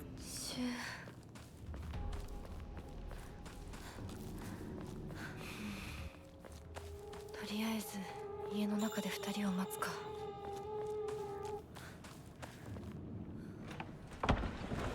And then we get to see the table that only has a picture of Shu on it. That will somehow later only have a phone on it. リンコ I hate it so much. That's stupid. You could have both the picture and the phone on it. I don't know why it's only one. Is it like too distracting? Like, I don't know.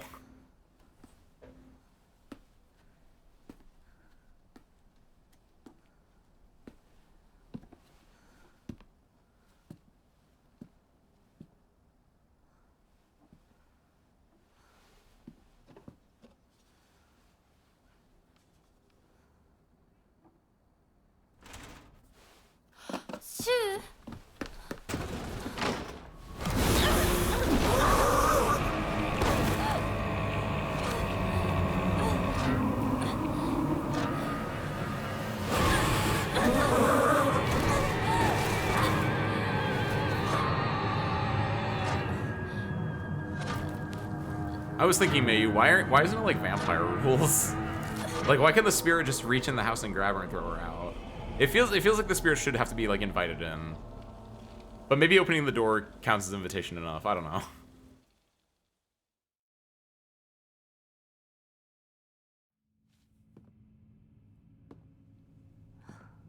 Just tossed her out though. Every single time it's so abrupt and violent.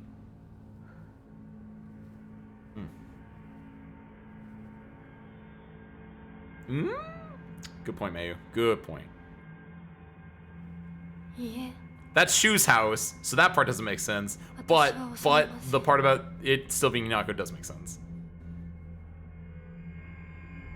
Oh, look, there's the doll in the background again.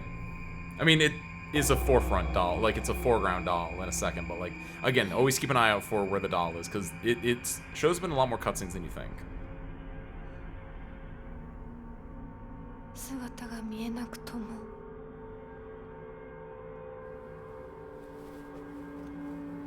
一緒にいるのを感じます。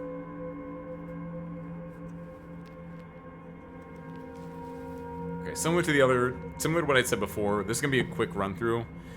My understanding is the Metroidvania puzzle should be already completed.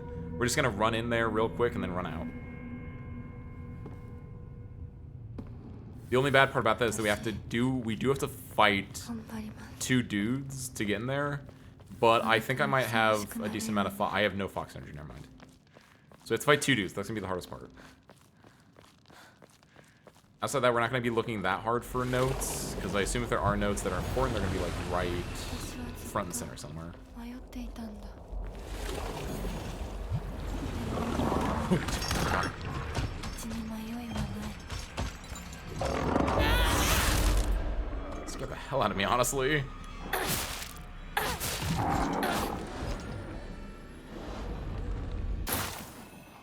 Okay, any notes? No notes there.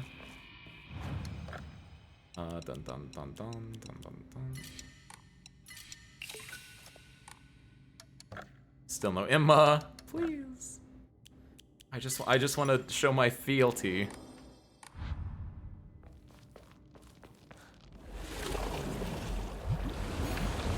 That's the way to progression.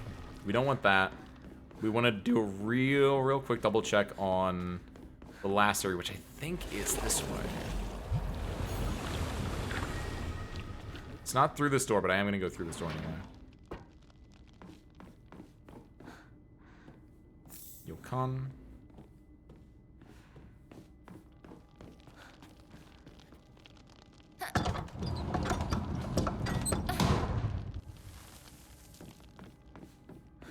It's not through this door either, but this is the normal way to get there. We're gonna go this way, which is the back way to get there. I think. I actually don't know what the order of this is. It doesn't matter. What does matter is that. That looks really sick. And I don't know what the point of it is. We talked about it a little bit last time. It's the spine, which it reminds me of the Mother a lot, because the Mother has no spine when you fight her as a boss. And from the spine, you have this flowing grandiosity, which again, also the other thing is we also have our back branded in a way. So there's symbolism there in matching back scars. Would be a cool tattoo. Would be a very cool tattoo. Getting a full back tat, it's a lot of like work to put in there, but if you get a good one, those kind of go insane.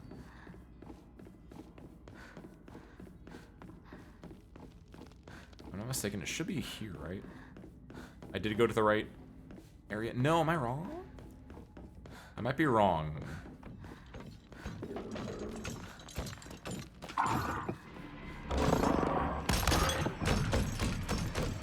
No, it is. It is this one. Okay. Are you chasing? Ah, you are chasing.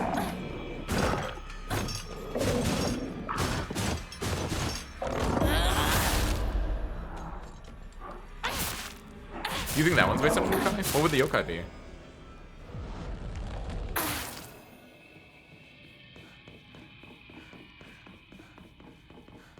There are yokai like references in the game, so it's not too hard to imagine that. We can kill these before they wake up. That's actually great for us, because killing them, if you wait long enough and they wake up, that's not good for you. No, I'm sick with it. Ah, it doesn't matter. No, he's gonna wake up. Okay, I despise this child. I made a mistake. No, what do you mean? What do you mean? No, no, no! I'm literally stuck in the corner. This is so cringe. This fight is so awful.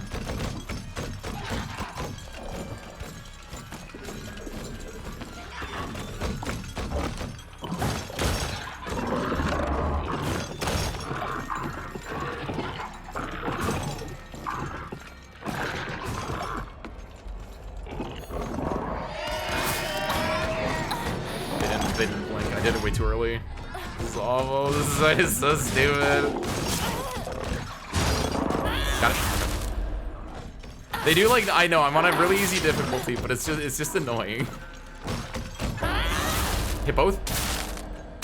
Yes! Oh my god, I hit all 3.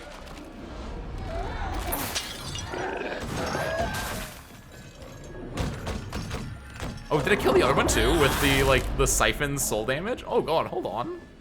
Oh my god, it did! See you later, nerdo. Like, I know I'm kitted out to, like, kill them all, but I don't know, it's cringe. Get them out of here. It's just annoying. Like, oh, look at me, I'm gonna jump and smack you. Oh, look at me, I'm gonna get up on you and cry. It's like, I can't believe this. Arare is the worst item by far. Okay, everything should be red and disgusting. Parentheses, beautiful.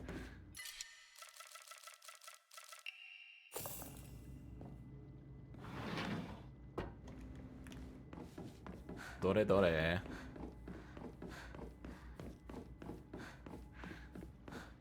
Yes! Awesome. Perfecto. So we don't have to do any puzzles down here, but I do want to look around real quick just in case anything new popped up. Yeah, can't even interact with the stone anymore. Good.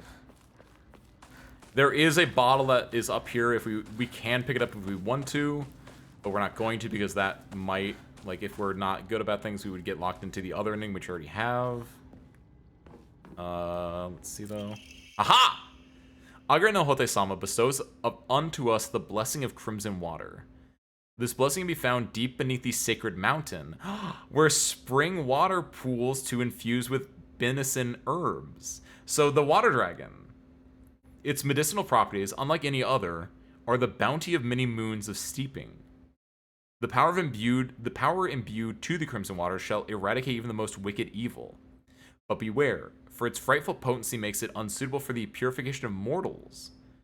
Only for the excision of ancient evil shall it be used. What? The last record of a true Agre no Hote-sama being administered in Ebisugaoka was around the time that Senentsugi Shrine's divine tree fell in a lightning strike. According to historical records, it was decided that in order to protect against such misfortune from befalling the shrine again, wait a minute, an Inari statue would be enshrined as a divine object. The Iwai family sprinkled the statue with revered medicine to cleanse it of any impurities. It is said that the Inari statue's bowl miraculously filled with a red liquid resembling Agre no Hote-sama, and ever since, any villager who drank it were cured of their illnesses. Hold on. Hold on.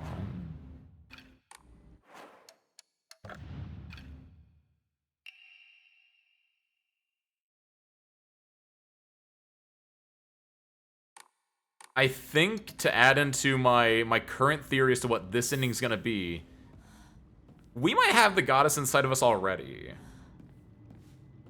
Like, it's...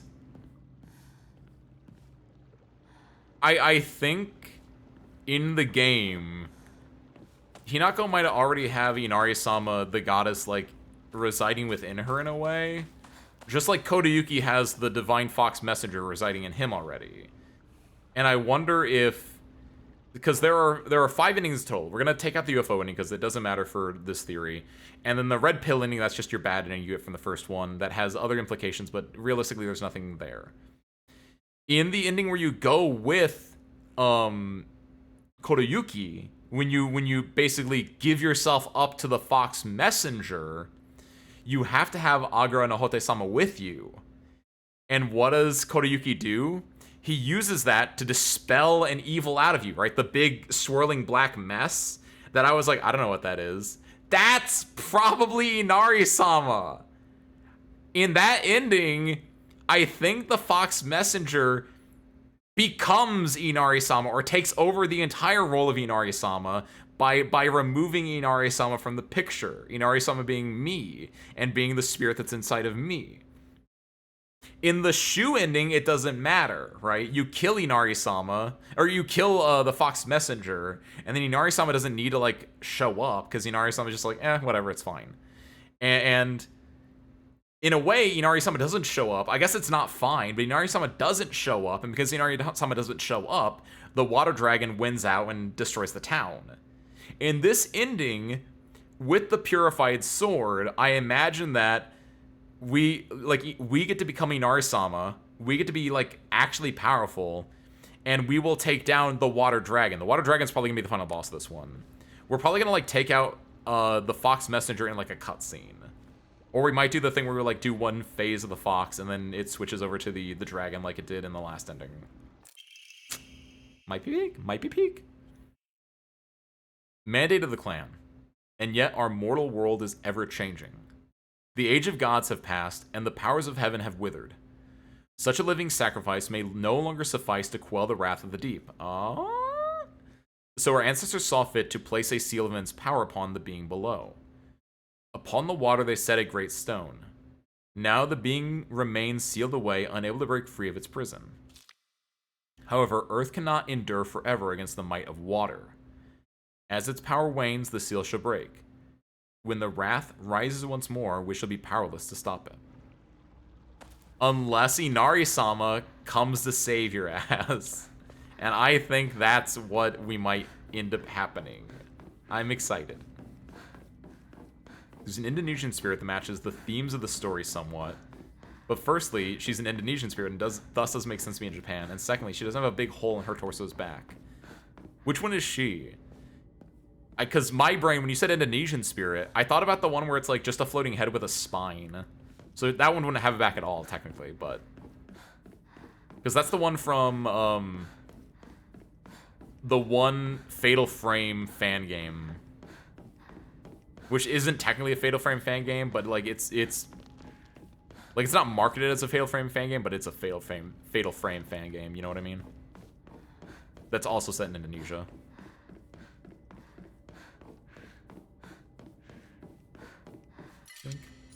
Don't need that. Cool. We got our notes. That's the fun part. No, but not Fatal Frame. It's called something else. I forget what it's called.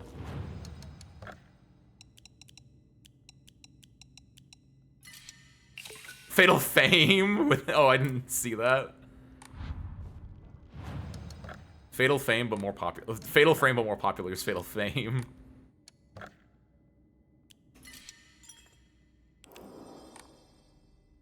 Kunitalanak. I don't know what it was called, though. I know you're talking about the spirit, not the game, but I still don't know what the spirit or the game was called.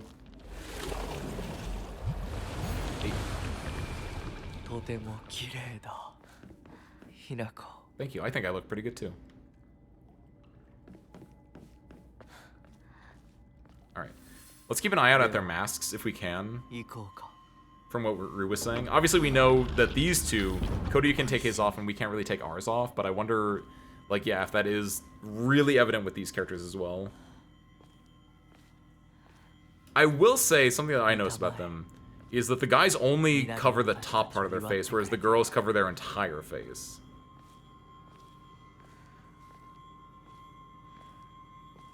And yeah, you can see under the guys' faces, they look fairly healthy, but on the girls' faces, they all are very much more...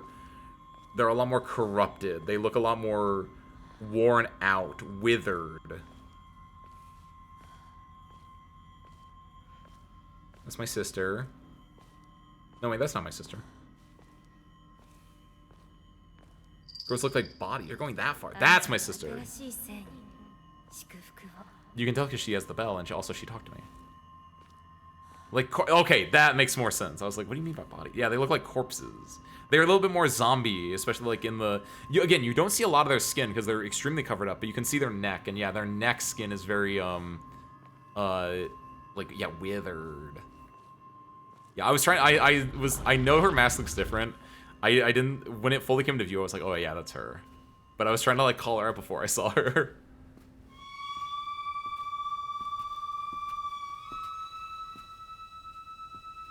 Oh yeah, Rinko boss fight.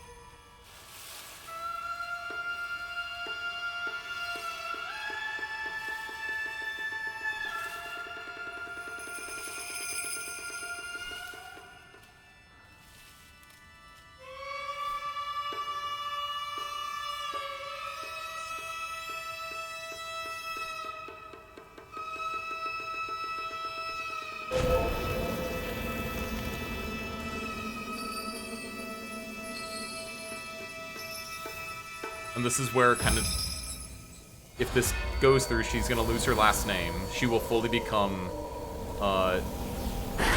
Kodayuki's last name, Hinako. So that's why it's like reiterating her, you're Shimizu Hinako. But then after this is over, he says, you're Hinako, you're my Hinako. And yeah, this is their argument at the wedding. Or at the reception, at the very least. Like, they have an actual argument that we know now from their diary. And that's what's playing out here.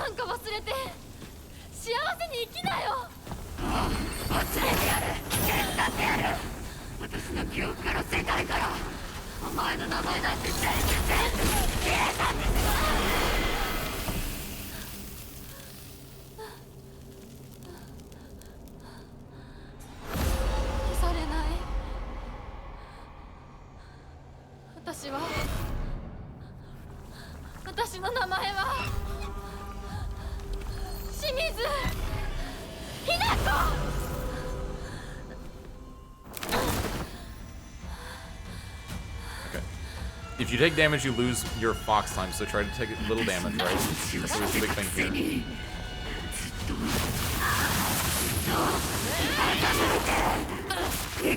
Woo! Look at it. Stick with it.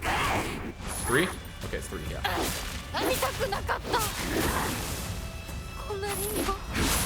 Oh no, I took damage. That's fine. We did a lot more damage, I think. Reading some good hits in. And then, oh, no, I saw it too late. Okay, we're fine.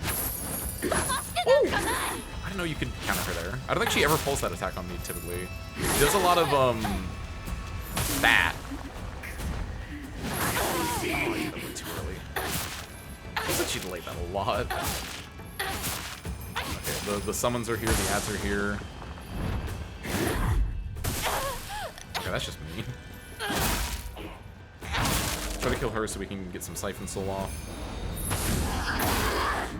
Luckily, the fun part with Siphon Soul, too, is that, yeah, if you get a Siphon Soul off, it will be able to distract.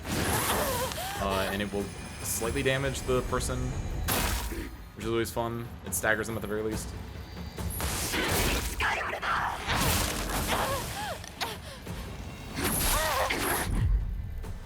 One more? There it is. Oh, so it's on the third hit of the swing. It's good.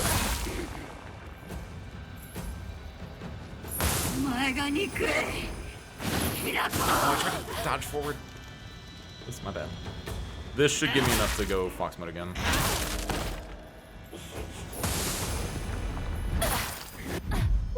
Out of the way. No, go for this one.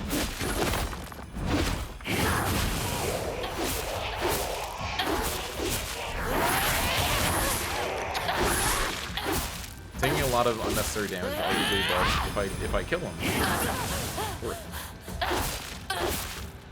No, I wanted to get it. Oh, that's not good, because it's gonna ignite the girl behind me. She's gonna attack me, and that's gonna be unfun. Oh, are you gonna actually attack me? Oh, you're screwed.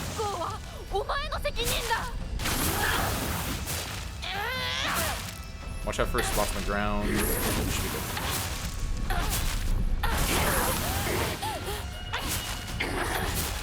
Oh god! Oh, this should be a... Okay, we may need to focus on that one if we're gonna go try and get that attack. 1, 2. Got it. Nice! Didn't even get to see what the counter was. Because the damage just applied immediately. Cool.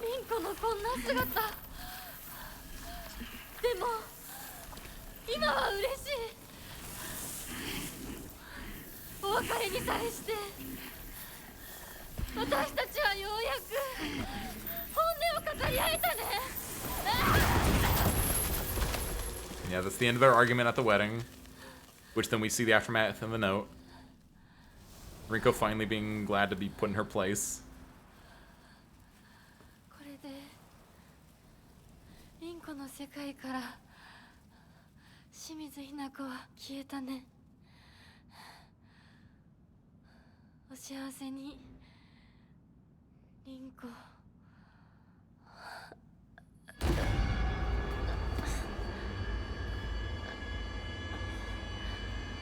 What's left?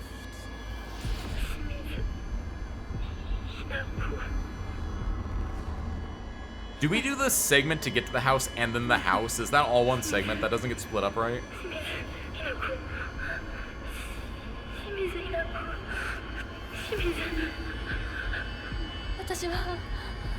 Yeah, it's like getting to the school and then doing the school. Those are all one technical segment. Yeah. So if they get to the house, do the house. Then we come back here, we do the mansion with the mural puzzle. Then we get to skip to the ending. Oh yeah, we're close then.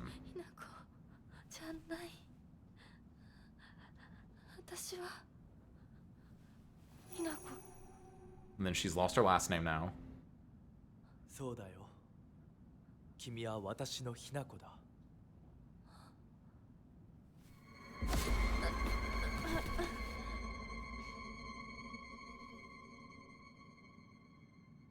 I like the fox in the background. Good cinematic shot there. Oh! That's a really good shot because it has the fox, aka the Inari-sama messenger, the messenger fox, and Kodayuki. Which we know that Kodayuki is not just Kodayuki. Kodayuki is... the messenger fox has taken over Kodayuki's body in a way. So by saying that you are my Hinako and then showing both those, it's saying that she is both Kodayuki's Hinako but also the messenger fox's Hinako in a more concise way. In a filmmaking way it shows it. That's sick.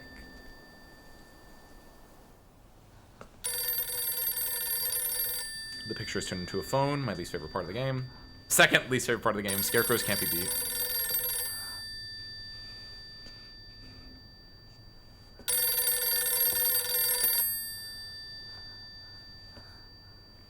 Wasn't there a picture here before? What happened? I'm so petty about it.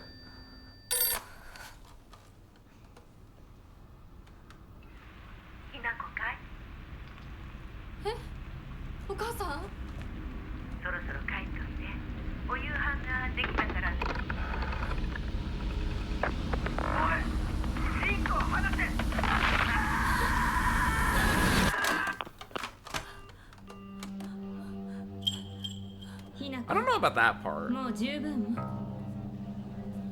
殺すか殺されるか決めた？姉ちゃん。殺されなさい、ひなこ。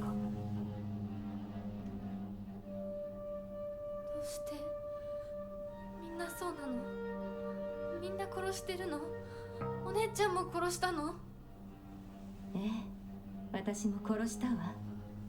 お父さんもお母さんも。そして大切な妹であるあなたもね。Cut all my ties. みんな殺したわ。私は殺されたくない。今日それを口にすることがどれだけ恐ろしいか分かってる。もちろん。今日までに何度も言ったかもしれないけれど、もう一度だけ言うわね。生はあなたが選びなさい。だけど今日、その選択には特別な代償が伴う。それもあなたが生き延びた時にだけ。あなたがおとなしく殺されるなら何の代償もない。お姉ちゃんはひなこに幸せになってほしいよ。お姉ちゃん。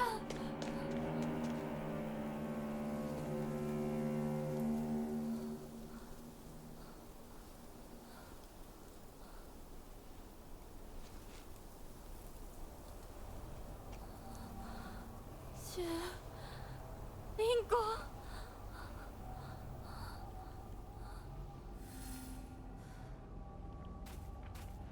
My theory that I talked about earlier is kind of blurring here at this point.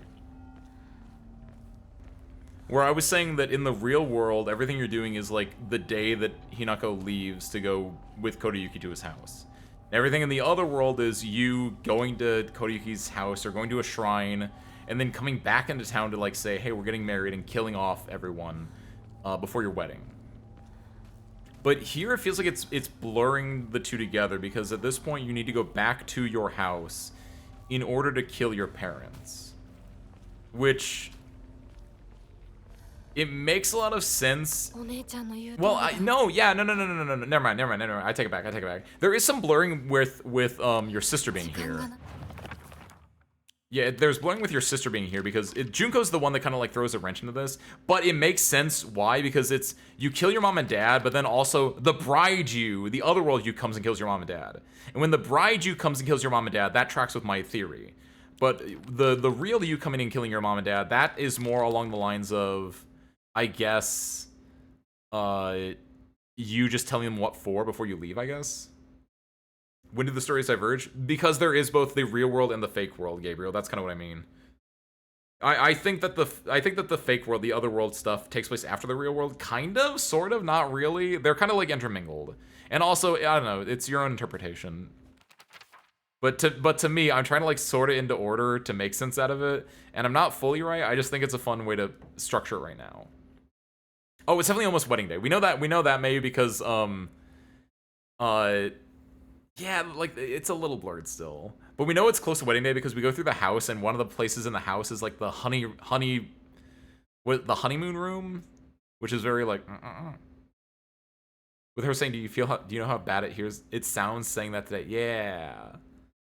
Conversation feels like wedding day before the ceremony, where it's like the bride starts getting like a little bit of cold feet of like, I don't know if I want to go through this.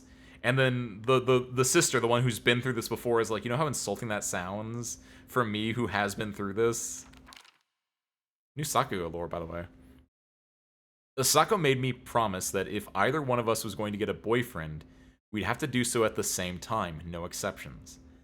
Honestly, I have no interest in that kind of thing, but I went ahead with it because she seemed so set on it.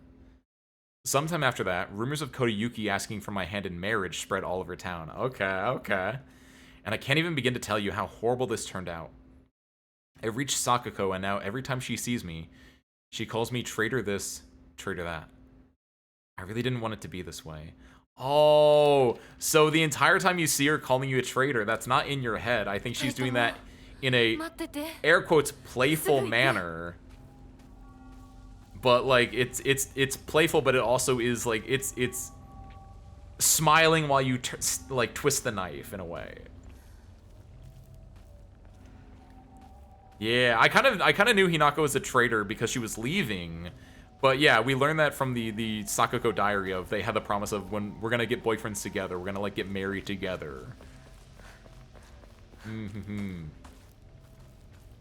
So it's not, she's not saying traitor like in my mind like I thought for the first few playthroughs. She's actually just saying it. Potentially, possibly tongue-in-cheek, but realistically, no, she's... Kids. No Emma.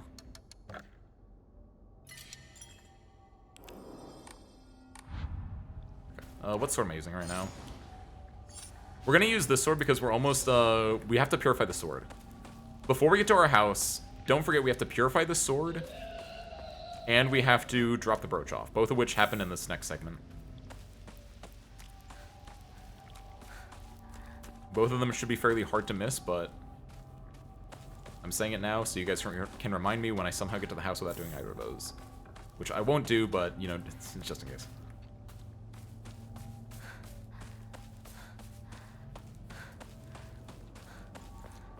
I never know when I get distracted by something.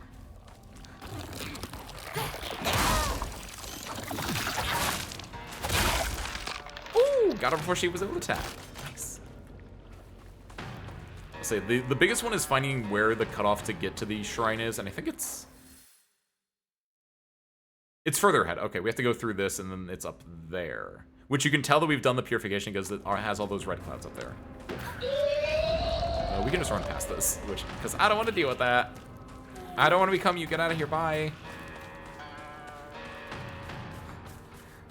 I'm a literal goddess, probably, so, see ya. Is it up here? No, it's close, though. This is where the last of the Buddha statues was. The Jizo statues was.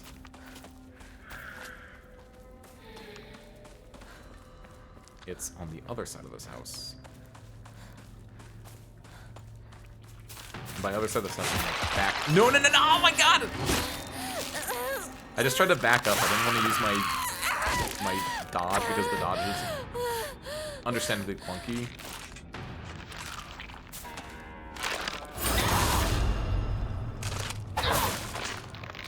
Cursor, that might be your last kill that you're ever gonna get. I hope you enjoyed it.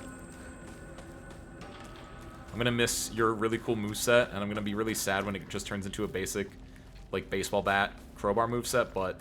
Wait! Crowbar? I lied. You get, like, 2 more kills.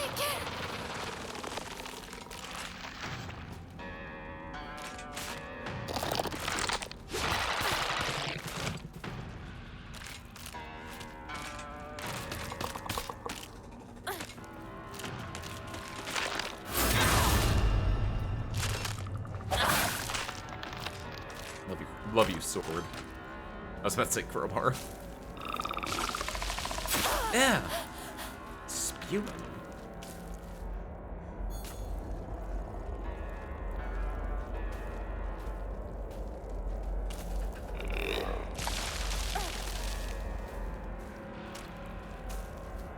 If I get hit, I'm gonna lose so much sanity.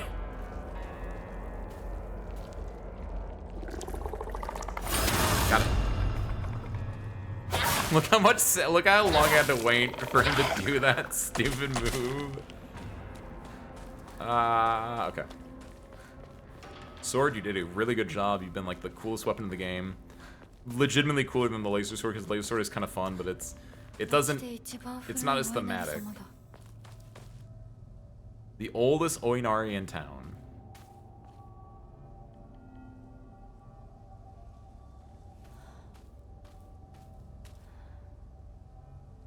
Alright. One more time.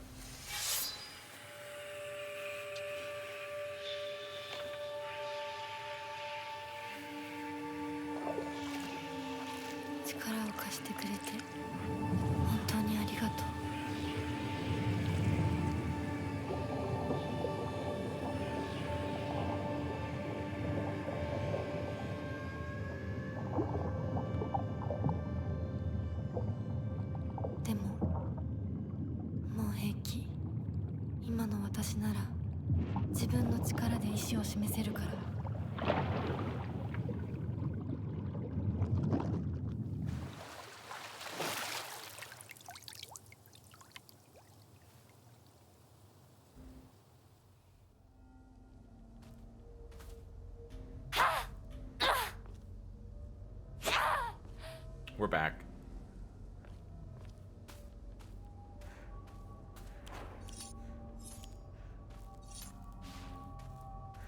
Now then, the real sword.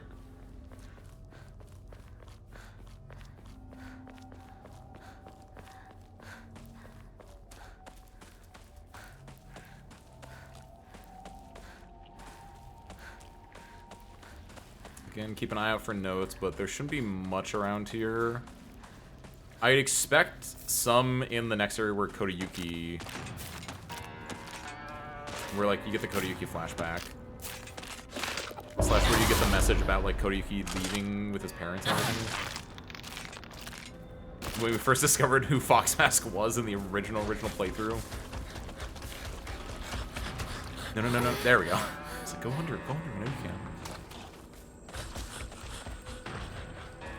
Why don't you have a lightsaber, Gabriel? Sounds like someone doesn't like Star Wars. I was so late with that.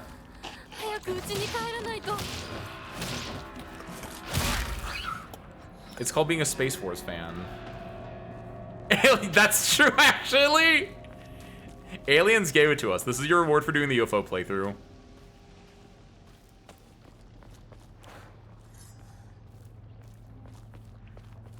I'm legit about that. Like, yeah, we did the UFO ending last time, and that's our reward for doing it. Aliens legitimately drop it off and give it to you.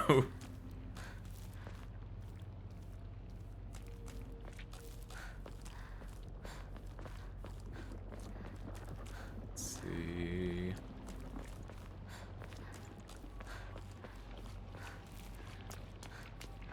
Let's go this. Oh no, you have to go through here first. Okay.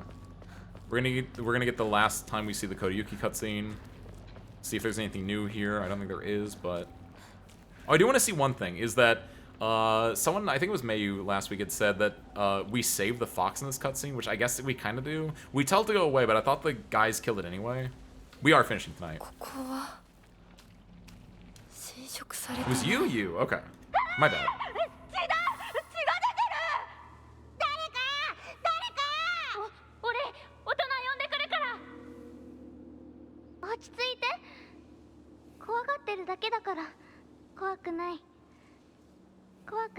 That's Hinako consoling the fox and the boy, and then saying it's okay. Are you okay? The fox is still there, by the way. I'm pretty sure he doesn't go away. I'm pretty sure that people... Yeah, she like...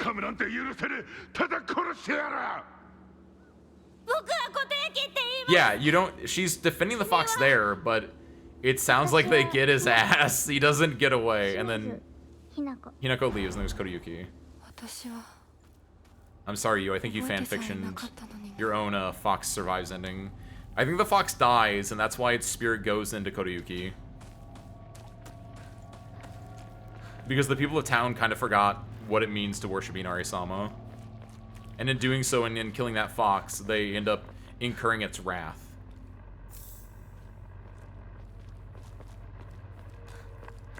I think there might be even a note about that a little bit.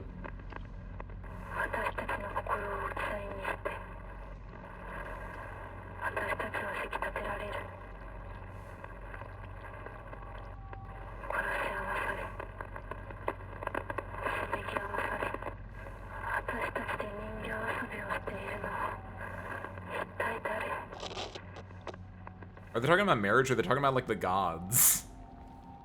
Or both? Mutually destructive conflict might be the, like, just the concept of marriage in general. It could also be in referring to, like, the town. I lean towards it being about marriage as a whole, but... And, of course, yeah, there's also connotations that it could just straight up be both. Not the first, definitely not the last.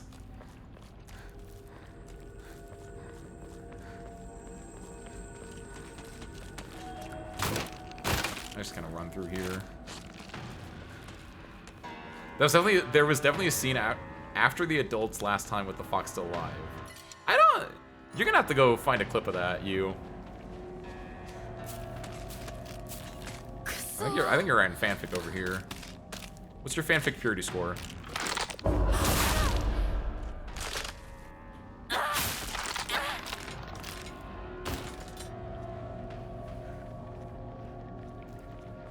Dead fox, do not open.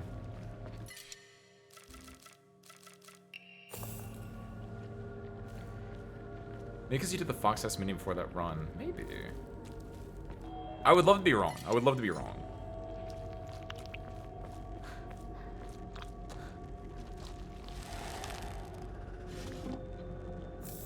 Choco. Do not need more first aid kits. 私の町がもう化け物化け物の巣じゃないか Dolly. Like I said, it would be weird to me if your fanfic's purity score was not lower than your Rice purity score. That goes for literally everyone. Fiction is great because fiction allows you to just do so much more stuff.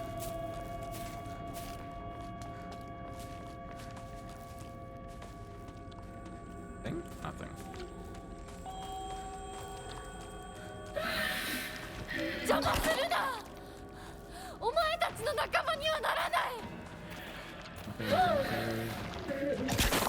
Yeah.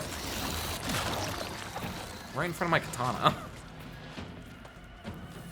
The brooch is on the other side of this, but I want to go over here first just to check this out. Cool. Alright. And with this... Actually, it's up here and then to the right. But... With this... We are now set... to be on the best ending.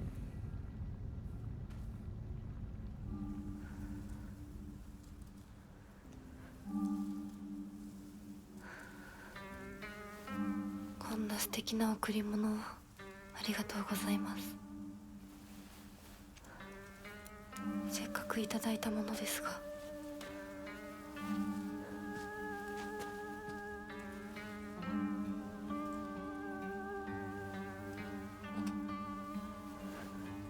私がこれを受け取るのにふさわしいかどうか考える時間が欲しいのです。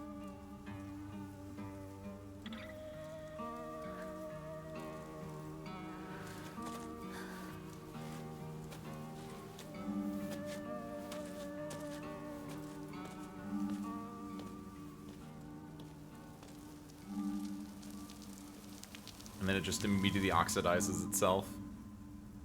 Because it's a potentially, like, extremely old object. So with all of that together... Hold on! What?! You know what? Sometimes I'm wrong. Sometimes I'm wrong. Good job, you. This was on last playthrough, too. This is from last week. Go on, don't get getting lost here in town again. This is from spare parts, this is from last week. You were there, do you remember this? Because I don't. Oh.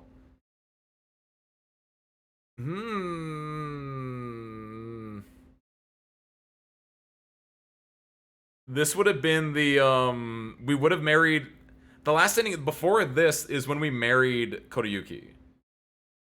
So this ending, we're on the ending to kill Kodayuki, but yeah, and this, I guess it's because we had, wow! That's really adorable, look at that. What's interesting, yeah, this is like the scene of, it's right, like the very next one after this is Kodayuki being like, my name's Kodayuki, what's your name? Shimizu Hinako, like, but it's right before this. Wow! Good call, you. My bad.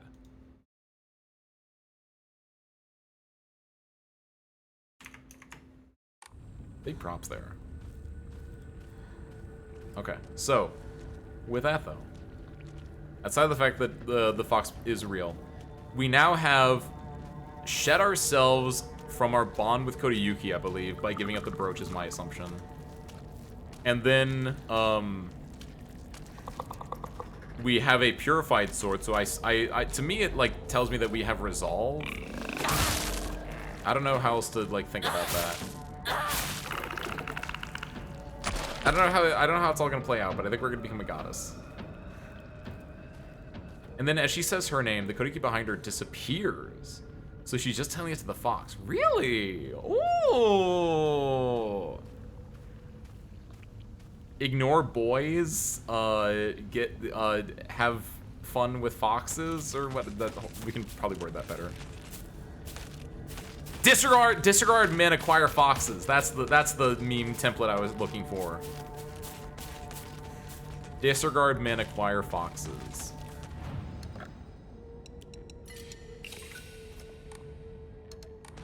You know what? It's gone on something.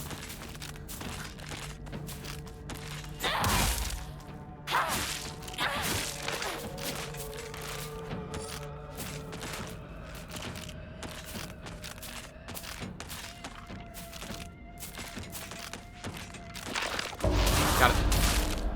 Woo! Love it here.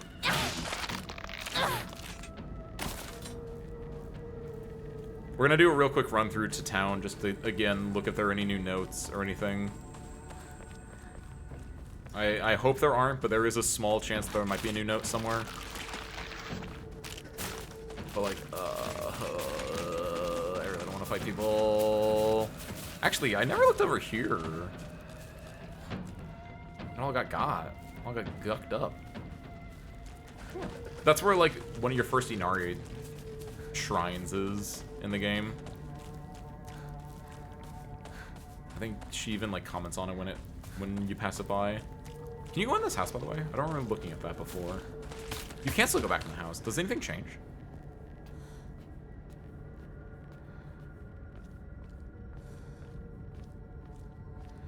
Definitely don't remember going back in the house, but I might have done that. I clearly don't have as good of a memory as I thought.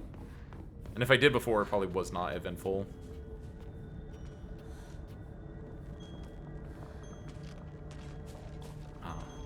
IRA. I love England.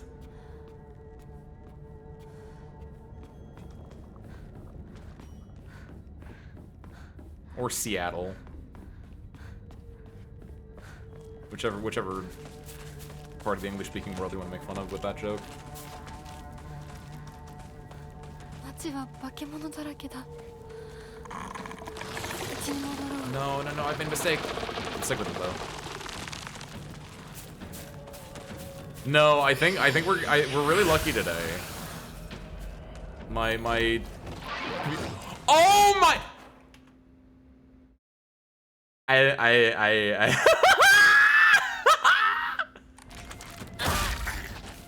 So when you do a focus attack, it turns red! I was like, I want to see what the focus attack of this does, and the focus attack puts on sicko mode. That's so cool! I was not expecting that. Embrace the dark side.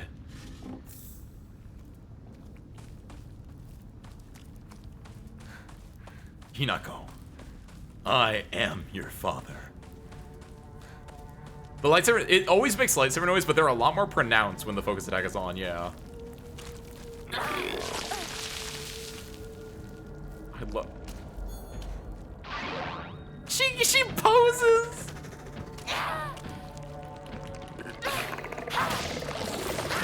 Actually, no, it sounds like they're about the same. I think I just did a lot of them. Don't. No, I knew that was gonna happen. I just didn't want it to. There's a dude just sitting up there. Dude Princey's female, but.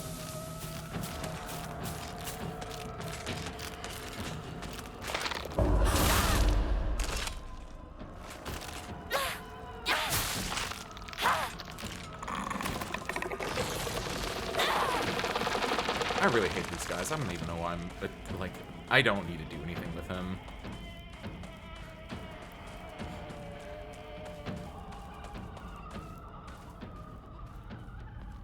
Somehow worse than Scarecrow, question mark?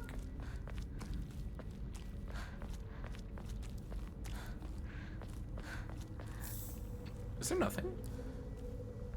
Is it Shaco? Man, I thought there was gonna be like something back here for doing this on the last playthrough. Just the old usuals. Now everyone comes out of the woodwork to say, hi, you miss us? And the answer is no, I didn't. Why you like this, why you like this, why you like this, why you like this, why you like this, why you like this. Found it.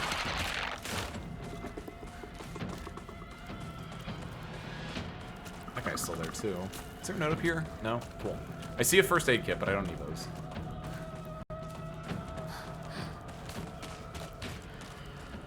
Equal rights means equal fights. I don't know if Hinako's truly fighting equally right now.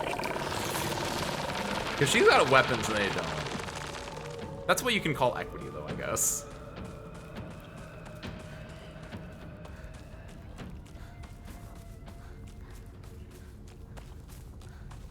Game even offer pills? After you drop the pill box off, it doesn't offer you any more pills.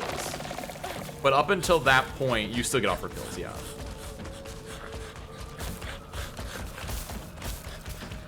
Yeah, there was a cool image that Dolly had said looked like a yokai kiwi.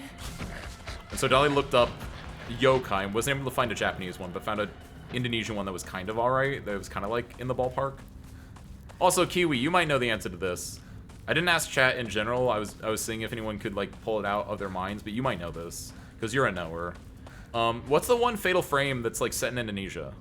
It's not Fatal Frame. It's like a fan game, but.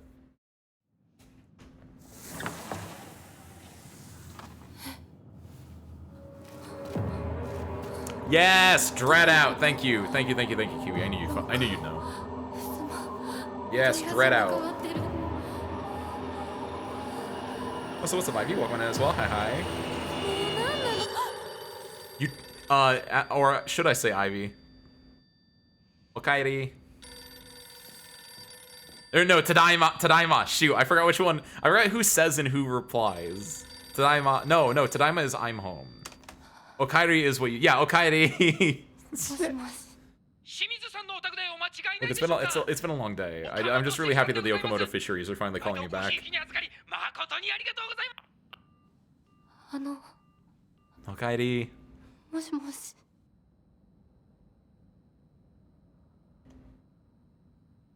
Pokemon champions while doing dragon types only. Very, very nice. Dali was messing with that earlier.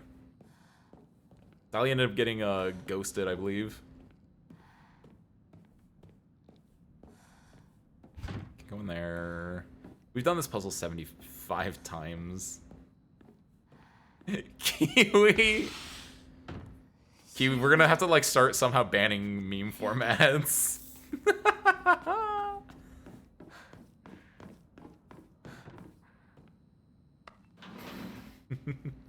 Had it for an hour to watch Euphoria. Hope you don't finish the game before I come back. If you're gone for an hour, it's gonna be kind of close. You're definitely gonna miss one part of new content, which is a Hinako versus Hinako. An hour is like right on the cusp of you're probably gonna come in while we're in the middle of the boss fight is my guess, but I don't know. Pokemon Showdown is different from champions. Wait, what's the difference? Wait, what are they? Which one's which? I thought they were the same thing. Again, yeah, I'm not a Pokemon guy, so it makes sense, but...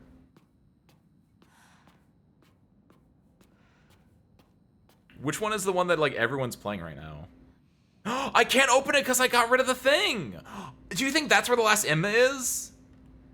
No, I don't know if I walk through... I don't know if I interact with this box whenever I had it on, and I got rid of it last playthrough. Shouldn't is the web browser one. Everyone is playing Pokemon Champions. Thank you, Kiwi. So Pokemon Showdown, when you say the web browser one, is that the one that like they use for like VGCs? Where everything happens like lickety split? And Champions is like the casual thing that came out recently? Is the family one that has everything? Okay, oh, okay, yeah. Everything but me should be upside down. Cool. That's fitting. Man, I assume that's the last Emma, and also I'm afraid that might have, like, lore that I'm not gonna find now, because I'm stupid, and I got rid of my brooch last playthrough. VGC memes go hard. Look, I've never played VGC. I know about it from a few YouTube videos because I like going down weird YouTube rabbit holes, like Solitaire. Like, for some reason, not Solitaire. Solitaire is very actually in character for me to go down a rabbit hole on. But, like, Stratego. I talked about that, I think last week at some point. Talking about, like, I got Stratego content on my feed, and I was like, hell yeah. And I've definitely gone through some VGC rabbit holes quite more often than you would think.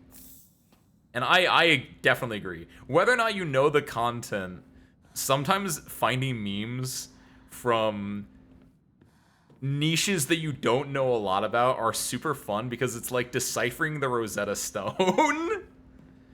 I'm stealing this phrasing from someone else who I've heard talk about this, but it's like you go to a like a circle jerk subreddit, for lack of a better word.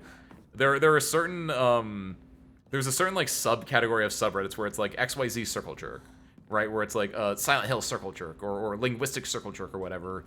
Where it will be just people like making memes on the main content, whatever the XYZ is.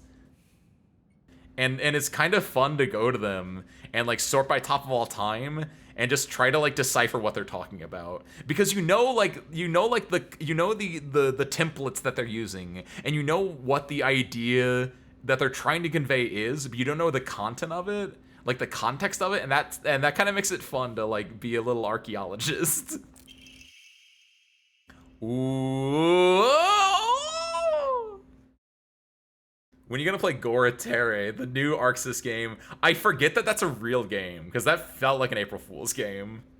I don't know. I still don't know what it is. Is it just, it's Gorilla, like, what, Gorilla Solitaire? Is that what it is? Oh yeah, because Gorilla Terre, Gorilla Terre. Yeah, it is Gorilla Solitaire, shit.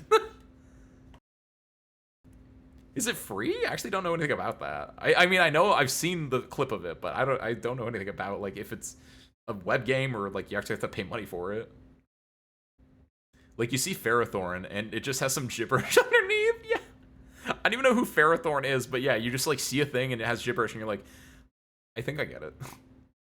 It's insanely not making sensible, but you get that it's supposed to be funny.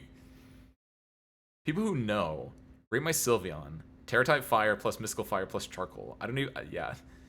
Kiwi. It's $5. I did just get a gift sub today, so maybe. I'd have to look into it. That $5 could go to Balatro. Married couple's letter. Married couple's letter. Kimie. Kimie is my mother, by the way. Oh, and is this from my dad to my mom back when they were young lovers? Air quotes young lovers. Probably young lovers. Or wait, no. Wait. Kimie. Tomorrow's the big day. I'm looking forward to seeing Hinako dressed as a bride. I still can't believe she's marrying that rich young man. We won't have to worry about money ever again. And I'm sure Hinako will be happy too. Why are you writing letters to your spouse? Hold on. Let me take that back. You should write letters to your spouse. I think it's a really romantic thing. But like, why are you writing letters to your spouse? I don't get it. Was he away on a business trip? Like, why are you writing this down? I know it's romantic, but like I didn't understand the context for this one. And the context is so that we could read it as the player, but like I think it's kind of funny. This feels like a conversation you would just have like during dinner or during like when you're in bed together at night, not something you would write down, but I don't know. They sleep in separate beds, so we had to write the letter and like send it over to her. Oh, that's sad actually. Tomorrow's the big day. I'm looking forward to seeing Hinako dressed as a bride. I still can't believe that she's marrying that rich young man. We won't have to worry about money ever again, and I'm sure Hinako will be happy too. You must feel like a huge burden's been lifted off of your shoulders. Oh, that's him implying that her daughter is a burden is, I don't know what that means. Let's take life easy now. We can fulfill that dream of yours of going to every onsen in Japan. That's a pretty good dream, honestly. If there are any other wishes you want to come true, just say the word. It's Mom's handwriting here. Kanta, my dream is to hear you say such sweet words to me directly, not on paper. Oh! Okay, that's why they had to write it down, because that's an extremely sick burn.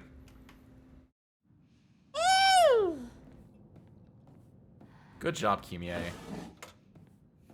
It's romantic, but like that was not a romantic letter. Like if you want to keep a romantic letter that's like I love you more than anything in the world, like yeah, that's great. But like writing a letter to your spouse about like, man, aren't you glad that freeloader daughter of ours is leaving and we get to be rich? It's like I don't know, kind of on the mom's side here.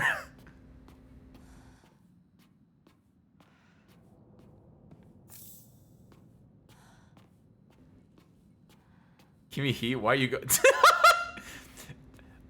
Kiwi, are you making a joke out of like the Japanese particle eh? Because I thought you were going. Because I thought you were gonna go like Kimie. It's like Kim EA. What's wrong with Kim? But technically that's IE. But like we're both making stupid puns right now.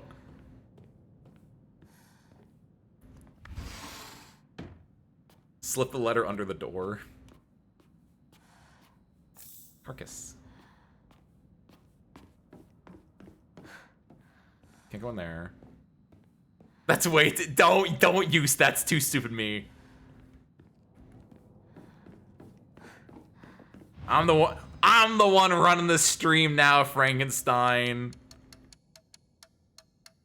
And I want to know what the heck you're doing with my jokes. That was a reference. That was a really stupid reference. That was too stupid. Making a Day of the Dead reference in Big 2026 when nothing at all makes like good reference to it. Yeah. Kim EA, she got microtransactions. That's a good one though. I think that's like, maybe it's because we already dipped really low with the other two, Kiwi, but I feel like that's actually kind of good. Kim EA Sports. How did you both think of that same joke?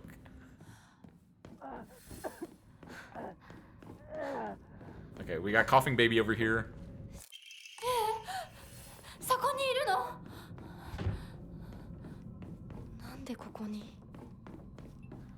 Feels like there's something special about the day. Is that today's day? I still understand if it 何か works 大事な日 necessarily. だった気が。 It's the 6th. It's a Thursday the 6th. Friday is the 7th. Saturday, Sunday is 8th and 9th. 10th. So yeah, we know at the very least that... Because it was the 10th, it was a Tuesday. So this is not the same year as the calendars we've seen in-game, theoretically. So I imagine that we're going back to some other point in time. I think. I don't know how time works. It's an 私のう illusion. ちどうなってるの？ Nope. Bandage. We need to get rid of these bandages, dude. When you say coffee makes you want to say a joke. If you think it's too wild for you, Kiwi, you're probably right. I've seen the jokes you make, and you can make some wild jokes. So if you think it's too wild for you, you might be right. Well, me and Kiwi are actually watching the stream in the same room and run our jokes by each other. We're typing them out without laying any claims of ownership. That's real, you. You guys have collective joke making.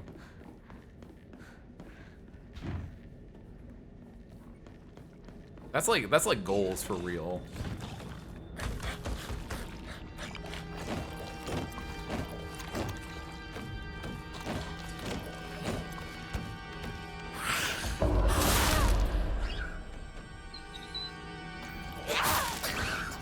Got him.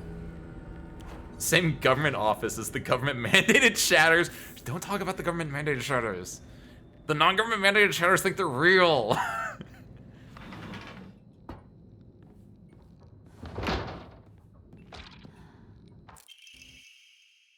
A picture of me. I can't remember when this was taken この though. 写真。なんか Little does Ice know we actually all come together for a watch video of Sunday games every week. That sounds sick, actually. 思い出せない。 Unfortunate for the government mandated ones. They have to do it from the office instead of going in the watch party together. Actually, yeah, I need to keep using this. I have less durability on this than I do on the laser sword right now.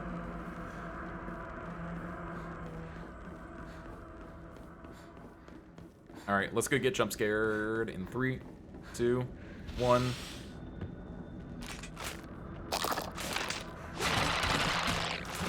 No!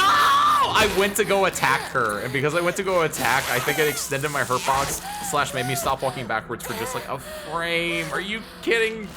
Die.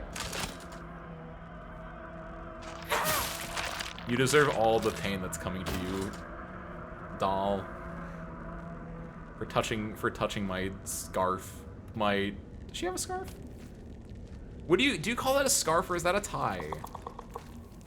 What do you call that what people wear in their seifuku? It's surprisingly active, Mayu. Really don't know why they haven't nerfed that.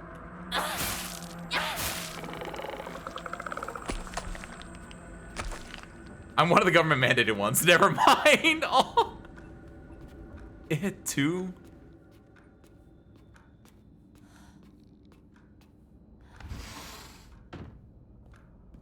Neckerchief? That's not a neckerchief.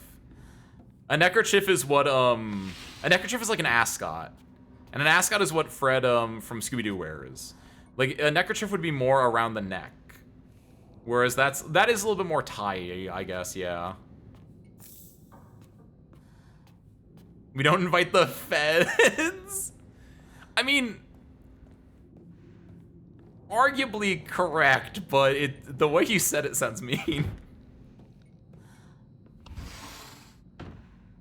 Like how twitch.tv/ Ace Windfall channel doesn't realize that all those years are just government agents on different accounts. Don't believe me? Watch us post this on the other accounts. I like to play Kiwi. Let's see if it pays off.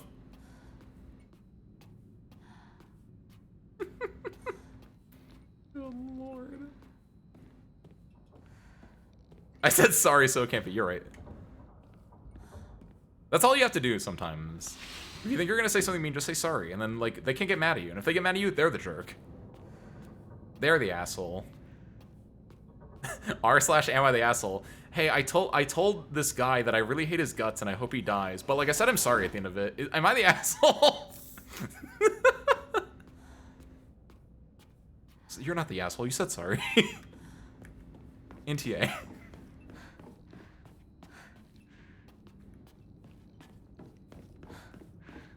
Did I get everything I need from here? Do I just need the picture of me from here? No, I picked up the thing. I picked up the thing too. I picked up the thing. I'm good. I'm good. I'm good. I can go in here now, right? Yeah. 私の部屋。私はそういうものだと思って生きてきたから。This is new. This is new. This is new. だ This is からお new. 見合いの話が来た時も、今度は私の番なんだってそう思ったよ。お姉ちゃんはどうして知らない人と結婚できたの？親同士で話して仲人さんが入ってその上で Matchmaker. 私にふさわしい方と分かって紹介されたんだもの。出会うのは初めてでも They felt was a good fit 仲 for 良 me. くなれるって確信があったわ。恋愛結婚も素敵だと思うけれど恋は盲目。籍を入れた後に相手の嫌な面に気づいても遅いのよ。私にはお姉ちゃんたちの言うことがよくわからないよ。ひな子だって幸せな結婚をして幸せな人生を歩みたいでしょ。そこが違うの。そこが多分私とお姉ちゃんの、私と世界の一番の違いなの。違いって？私幸せになることが絶対に大切とは思ってないの。もちろん幸せにはなりたい。 Okay, okay, okay, yeah, yeah, で yeah. もそれよりも大事なことがあるの。それは何？自分で選択したかどうか。私はね、幸せにしてもらいたいんじゃない。自分で選んで幸せになりたいの。たとえ幸せになれなかったとしても、自分で選んだ結果はとても尊くて私には価値があるように思えるの。みんなが女の幸せと呼ぶもの、頼もしい旦那様と大勢の子供たち、そういうものと生涯無縁になるとしても構わない。私には幸せになれるかどうかよりも自分で運命を選べたかどうかが大事なの。私には綺麗事に聞こえるけれどね。でもひな子の言うことが間違ってるとも思えない。あと100年、いやひょっとしたらもう少し早いかも。どんな結果だろうと自分で選んだ結果ならそれが幸せだとそうと言える時代がきっと訪れると思うわ。お姉ちゃんはその世界には行けないけれどひな子は行けるといいね。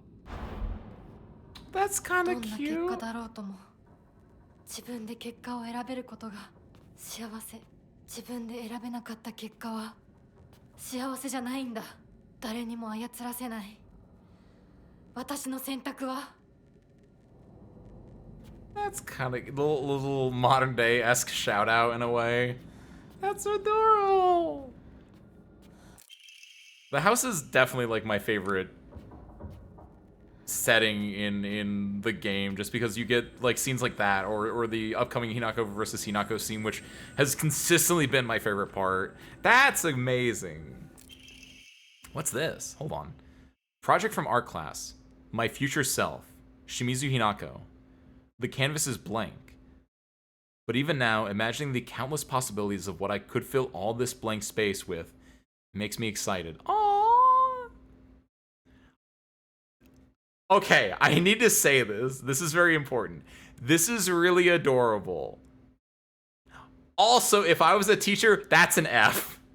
Maybe if they could sell it on me, and it depends on what grade this is, but like you can't, like, art class, and you can't just turn in a blank canvas, even though you should be able to. Like, if this was a college art class, I could see it, but if this was like a middle school art class, I'd be like, bro, just draw yourself as like an astronaut. But at the same time, like, I get it. If they like meant that from the bottom of their heart, that's real. I don't know. Like, I have conflicting feelings about that. That's a really good piece of art, but for a school project, that feels ballsy to submit that.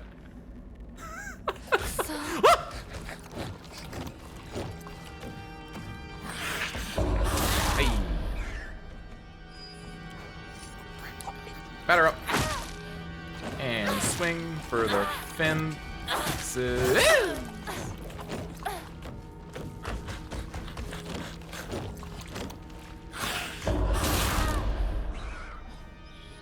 Got him.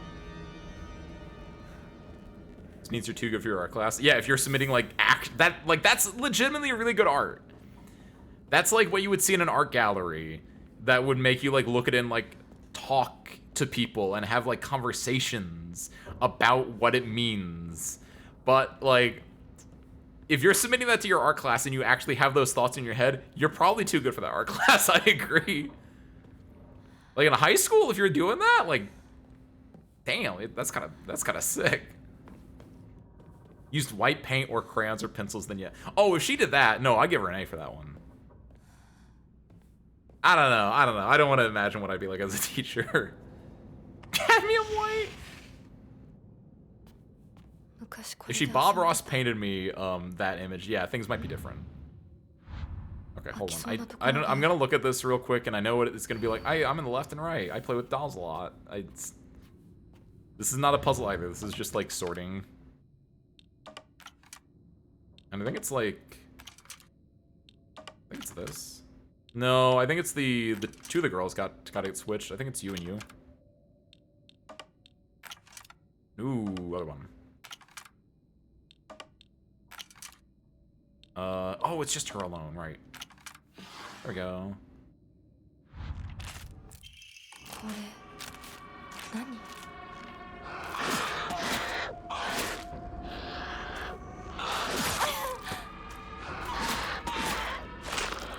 Oh, dang it! No, I was gonna be cocky with it, and I looked over at the chat right when it did the counterattack attack.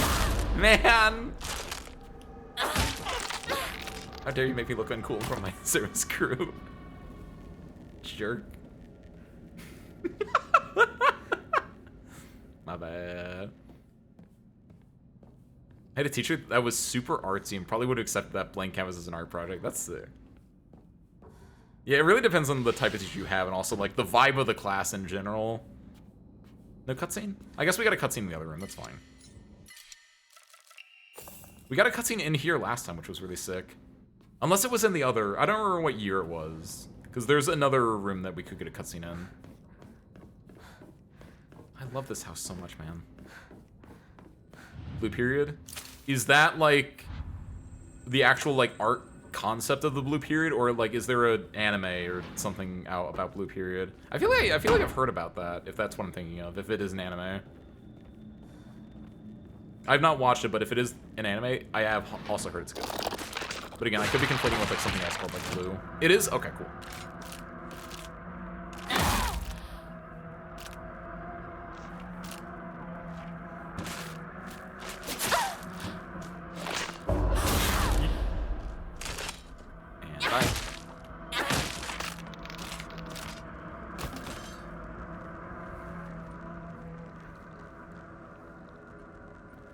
Horrible. What is this?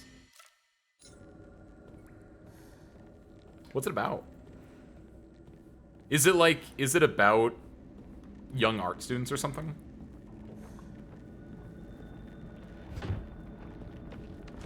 Too many blue animes. I was gonna say Perfect Blue. Which that's exactly the opposite though. It's Perfect Blue instead of Blue Perfect, but I mean, hey, blue's a good color, you. I don't call me biased. I am, but like, blue's kind of a good color. It's kind of a perfect color in a lot of ways because it represents, usually like, it can represent the sky or the ocean. It can represent, sadness. Like the sky and the ocean are very like big, grand concepts that, especially when it comes to the sky, represent freedom. Whereas blue can also be sadness, it can be self-reflection, thinking about things internally a lot. Like blue does a lot. Blue does some heavy lifting. I love that he like slobbers around. Disgusting mutt. Get out of here. Not a note, not a note. Enemies in the game are so good. I'm gonna miss this game. Blue E? Oh, I see what you're meaning. I was like, what is blue Y? Kiwi, but I mean, it's Bluey, the children's show.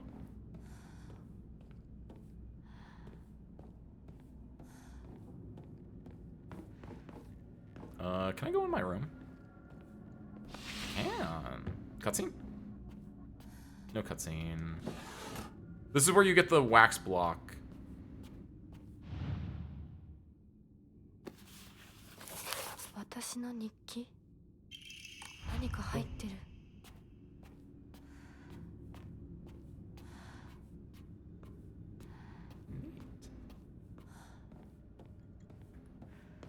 Let's see. Shouldn't be anything else crazy here. Divine water if I want it. Which, yeah, I'll just... Like, it doesn't matter. So 1 through 4 good, if not better.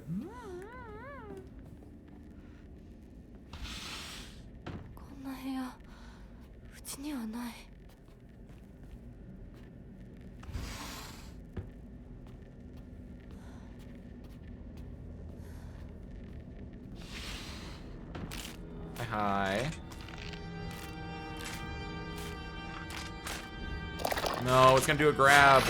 No, I didn't throw that! I saw its like ball joint in its like hip rotate when it turned to face me, and that was really neat. Alright. Fine. Start swinging. No, I shouldn't have swung. I swung when I should have swung. The tech window's really small. It's Guilty Gear tech window. Guilty Gear, the good one's tech window. Sorry, Strife fans.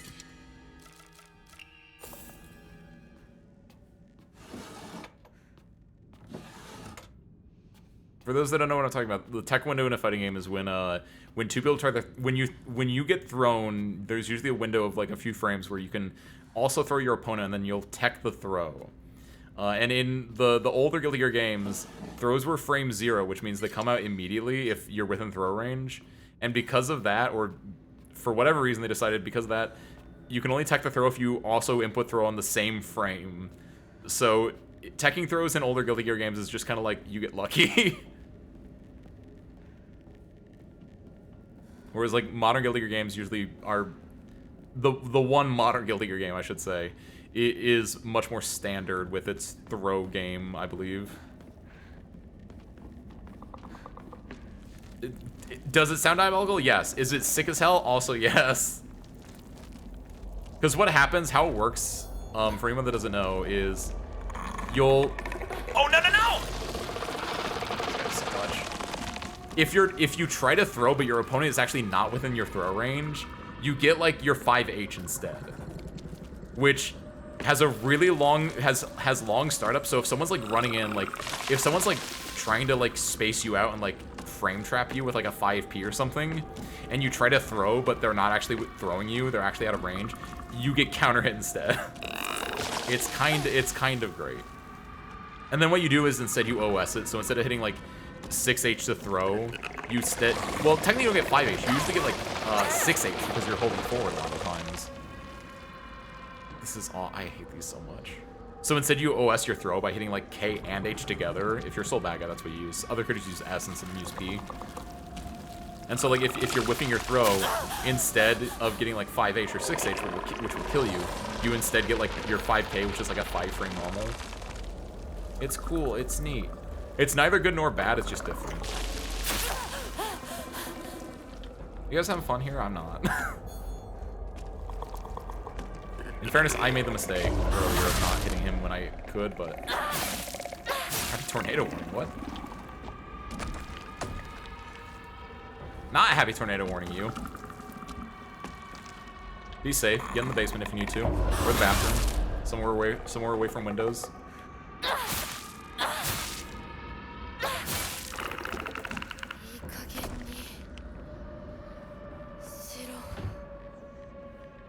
Ice climber throw loops. Wobbling. That's a different thing entirely, but I think that is technically the ice climber throw loop, but still. Kiwi, no, I didn't read the message. I was only about to go back. The wobbling Kiwi.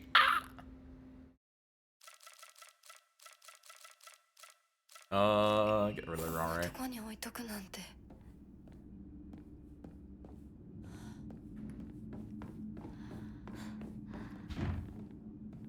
So, did Kiwi do the uncouth joke that he was talking about earlier, and that's why he banned himself?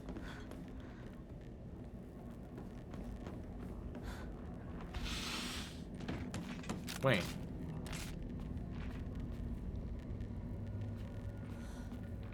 Something feels wrong. Don't you have to, like... Oh, is there another door, actually? Wait, no. Wait, what? Wait, what? I thought this normally has, like, a crest on it. And you can only enter after you, like, break the wax seal.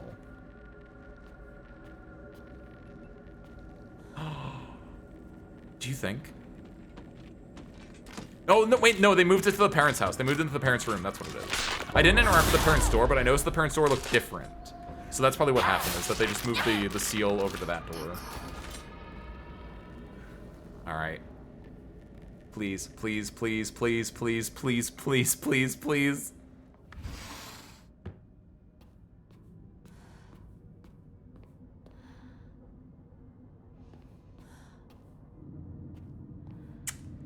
Chew.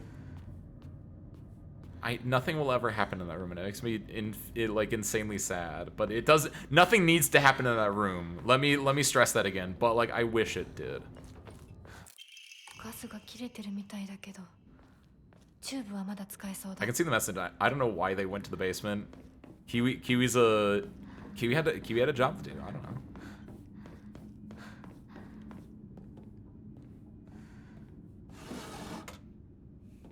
I'm not one to ask what your guys' jobs are when you go to the basement. I just say good luck, and I bless your journey. Yeah, okay, so they just moved it over here. I noticed that the door was different. I was wondering why, and okay, that makes sense. So they ooh, that's kind of cool actually. They moved the cutscene. Neat. That's a fairly significant change.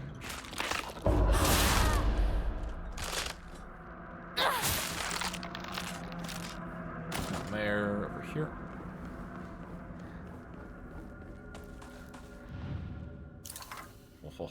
You and me too. You and me both, LP. We're gonna get that, and more importantly, we're gonna get the Hinako versus Hinako, which is again always consistently been the best. Then we kill our parents. Then we knock out an extremely easy otherworld segment, and then ending, where we become a goddess.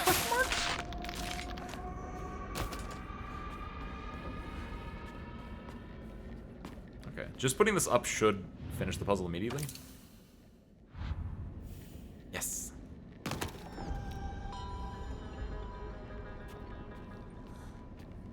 Okay, that's 3.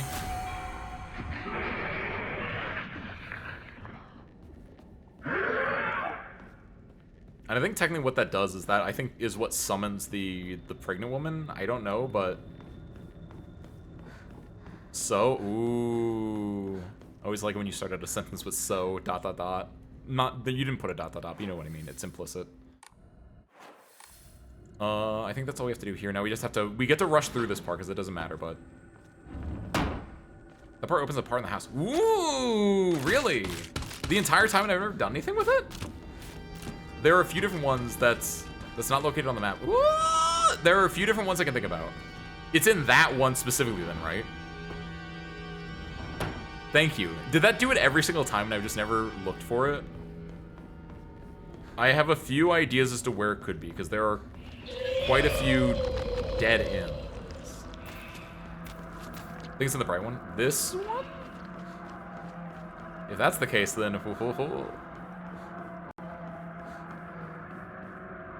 This is the bright one, right? Like, where... But, well, hold on. If it is that, where else would it open? Unless...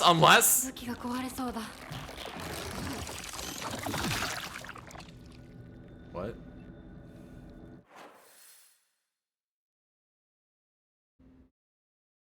My boy! The bright one. That's not on the map. I mean, we're gonna go in there in a second anyway, but... I don't have Fox Vision, so I can't do anything there. Oh, is this a homage to Silent Hill 4, you mean? Really?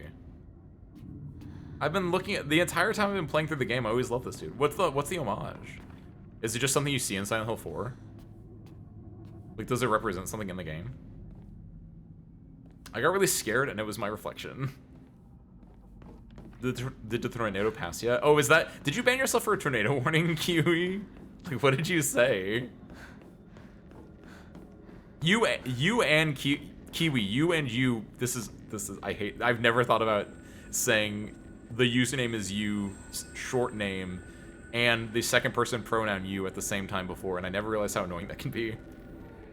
Kiwi, I didn't realize that you and you, parentheses, the username is... being in the same place would affect you tornado-wise as well. You have a love interest you voyeuristically spy on, which I assume is what the hole is, in a way. You say get to the... Oh! And when you say you mean me, you. Because I say get to the basement or get to an area without windows. And you went to the basement. I get it. Q, your jokes are a little too heady for me sometimes. Even though that's not a heady joke at all. Good job, Kiwi. Good job. You're safe. What? What? Full on cutscene, full on cutscene, full on cutscene. Soshir, look. Do we get to talk to our mom? Because our mom is a character that... The mom is a character that I feel like is a little underrepresented, and she has been through this before. Do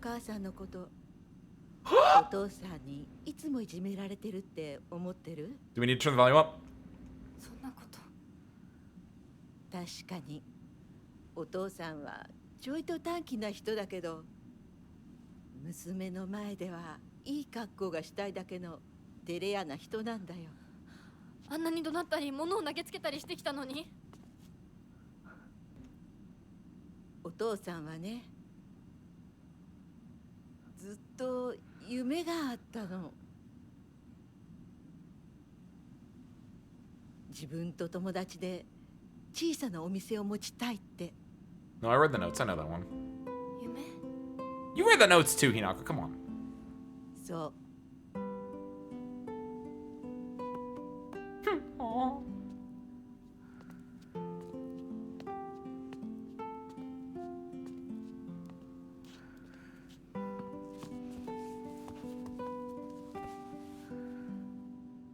お父さんには仲のいいお友達がいてね。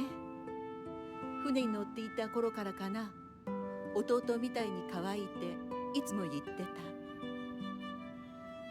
でもね、何かあったんだろうね。急にお父さんが貯めてたお金全部持って逃げちゃった。きっとどうしようもない理由があったんだろうね。悪い人には見えなかったから。お父さん、それですごく傷ついてね。荒れてた時期があったの。落ち着くといつも私には謝ってくれたよ。でもね、子供には弱い父親の姿を見せたくないからって。男の人はプライドが高いから。だからって家族を傷つけていいわけがない。ひな子はきっと家に入ると女は男に虐げられるってそう思い込んじゃってるんだろうね。でもね、あんたが思ってるほど女もお母さんも弱くはないんだよ。お父さんなんて娘の前ではカッコつけて威張ってるけど、あんたたちがいない時は全然違うんだから。Phantom Thread, Phantom Thread. That's the movie. お母さんとお父さん大喧嘩したことがあるの。知らない。そんなことあったの？お母さん、お父さんが謝ってくるまで徹底的に無視してやったよ。あんたたちがいる前では普通に振る舞ってたけどね。おかずもお父さんの嫌いなものばっかりにしてお茶に雑巾の絞り汁入れてやったこともあるの。お母さんが信じられない。お父さんたったの3日で値を上げたよ。あんたと純子が寝静まった後、そこにベターっと土下座してね。お父さんが本当に？そうだよ。私とお父さんが本気で喧嘩をしたら、お父さんが私に勝てるわけないじゃない。でもね、それは私たち夫婦の話。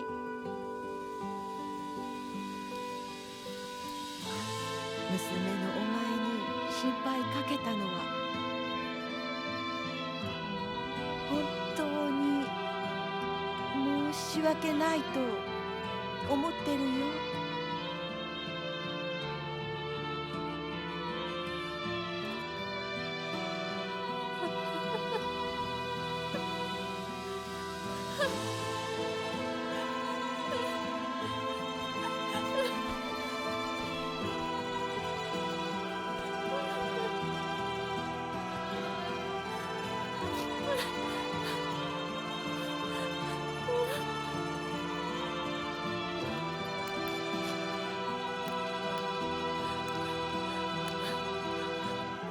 Things might change, Nayu. Things might change. I don't know.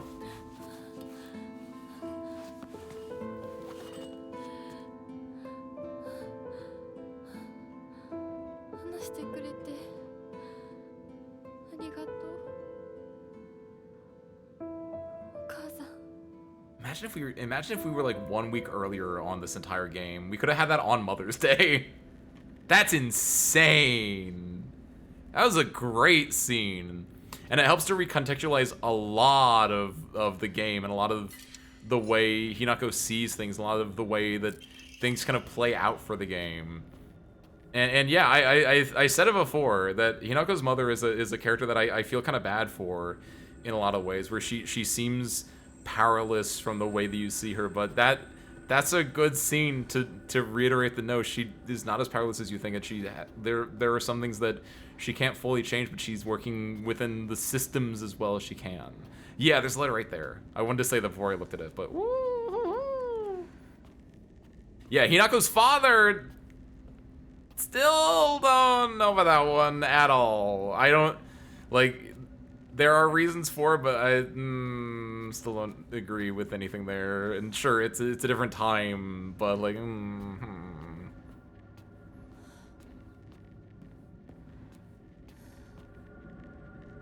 Just so the actress who plays Rinko snagged a role as Sailor Saturn. Nice. What's up, Yasmin, by the way? Welcome in. Hi. That's a really good cutscene. That was great. I'm excited for the Hinako vs. Hinako cutscene then if we get another one. Kanta. I shall be brief and to the point. Letter from my uncle. Uncle? Kanta. Oh, is this the dude that stole his money, actually? Kanta. I shall be brief and to the point. It is very unfortunate about Kimie. What? I'm sorry, and I understand why you would want her to go ahead with the surgery. What? But surgery can do more harm than good. Remember how Mother never properly recovered after hers. I understand how you feel, I really do. But please reconsider before taking on debt for an operation that might not even make her better. Wouldn't Kimie rather you try to enjoy the time you have left together? Either way, you need to talk it out with Kimie first. Knowing you, you probably haven't said a word of this to her yet, have you? I can't cover the whole operation, but I'll send what little I have to spare. Buy Kimie something nice with it. Got it? Shotaro. There's a lot of context that we didn't have because we're a child, and parents typically try to shield their child from things that are objectively out of the child's control. But I think the game does a really good job of showing that if you don't let the child in on things. The children is perceptive enough to know that something is wrong, and they can fill in the gaps with a lot of other stuff. There might not be physical abuse, but I'd still say yelling and throwing things is definitely a form of abuse, and that's still pretty bad. But I see the point you're making, Jada, but I still don't think it's fully excusable, like, at all. It's not as bad, but there's still a, like, if you're man enough to put on a brave face in front of your daughters, you're also man enough to, like, not yell at your daughters in the first place. So you want to have to spare. Buy her something nice with it. Hello? Aren't I supposed to spend them on her surgery? I know, I was thinking the same thing a little bit, maybe, but I think he knows what he means. Where it's, you're going to buy the entire debt anyway. You might have some left over, and if you do, don't do that. Or do spend something nice on her.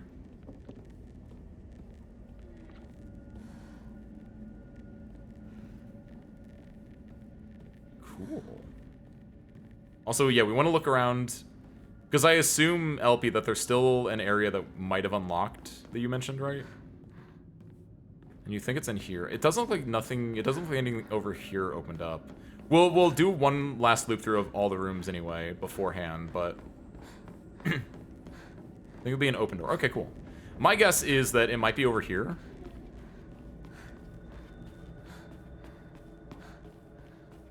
No, okay. Near the pregnant monster. Oh, dang it.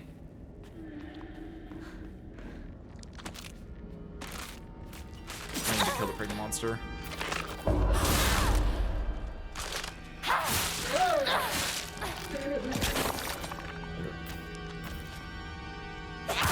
Oh, not that near? Okay, cool. Sick. Ah! Oh, my sword's gotta break. Wait, hold on. Lightsaber.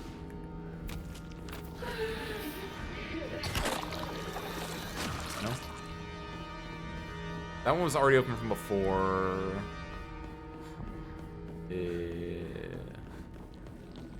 So yeah, it would be over here then, potentially. That's new. Yeah, that's new. Thank you. Cool. Is this always here, or is this only on, like, the New Game Plus that I'm on? I never noticed this. I never looked for it. But, like, oh.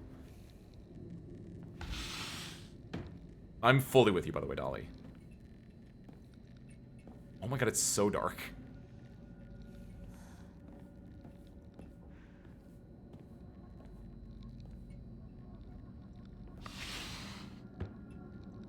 So dark, oh my god. Oh, this is our room!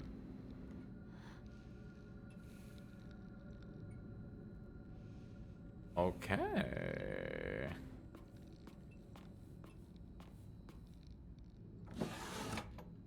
When? Omamori! Cuckoo. Greatly increases damage inflicted while in a near-death state. That's cool. I bet I could use it. Is that all? No, that can't be the only thing in here. No, no, no, no, no, no, no. Also, the worst part about this is I'm still missing one Omamori, I believe.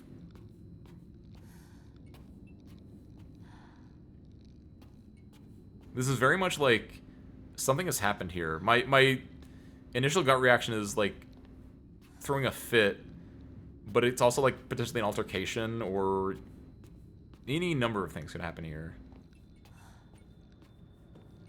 Time to gamble? What does that mean? We already bought all the ones from the store, if you mean that, LP.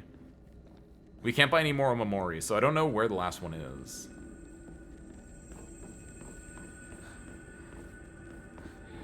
Slightly unfortunate, but...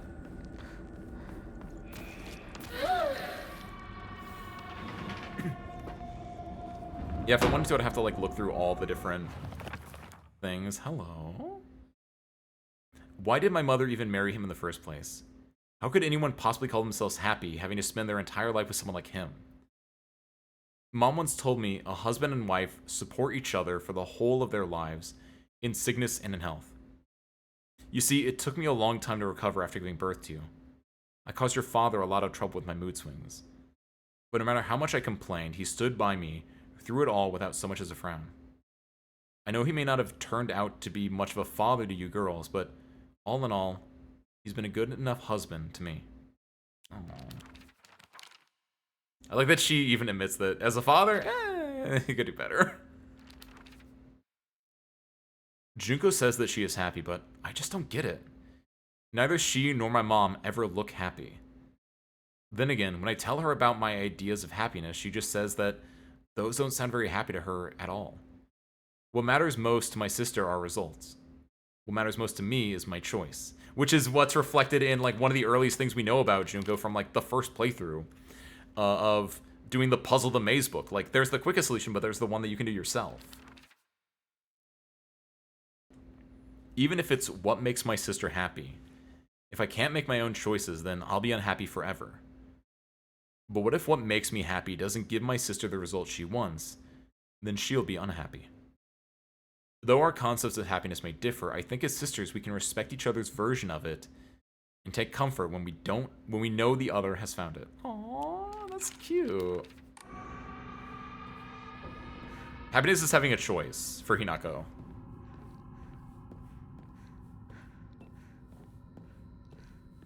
No clue what she wants. She just doesn't want to be told what to do. Exactly, yeah. I guess in a way we might be able to find out what happiness means to her possibly at the end of this. Just giving her the freedom to decide her own choices. Because for her, again, like you have to take it from the perspective of like a 16-year-old Japanese girl in 1962, where this is like that. You can even argue up until a certain point, that's just like all teenagers everywhere. There's a lot of, you don't get to make your own choices. You have to do what your parents tell you. You have to do what society tells you. You have to like do all of these things. And so there's at least some level or some layer of just your classic, it feels infantilizing to call it teenage angst. But for a lot of it, she just wants to be able to make her own choice. Make her own choice to be her own person, to be like a grown-up adult and respected for the things she thinks and feels, instead of immediately going from being under her parents' wing into being under her husband's wing. Because I think that's a big fear for her, is that she's going to go from being like under her parents to just being under her husband with no life of her own between the two of them.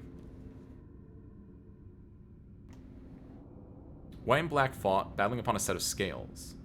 Yet neither wanted for the scales, for what they desired was simply a quiet, gray place where they could belong together. Whether we flee or spread our wings and fly is our decision alone. One to make only when we are ready. They had no use for those who towered from the heavens, imposing their will on others.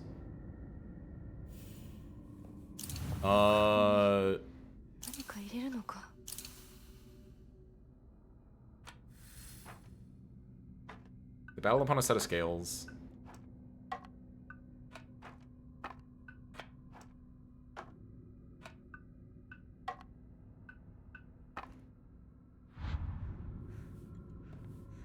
Early 20s, but yeah. There's still not, like, in Japan, you're not, typically, and I assume it's even more so when you're in the 1960s, but, like, you're not considered an adult until you're 20 in Japan. So even if she is early 20s, like, that's still not a whole lot. And she is presumably living at home the entire time, so there's still, like, in the entire thing, it's all about just being able to live her own life.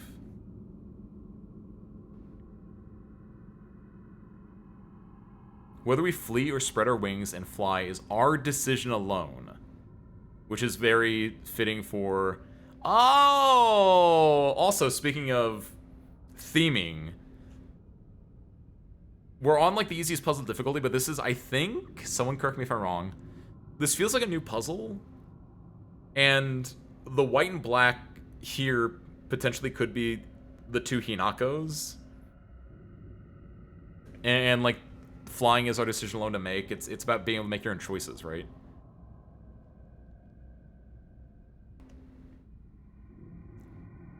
Neither wanted for the scales. They had no use for those who towered from the heavens, opposing their will on earth. Do I just have to, like, switch the scales around, too? And then do these one? Thank you, Dolly.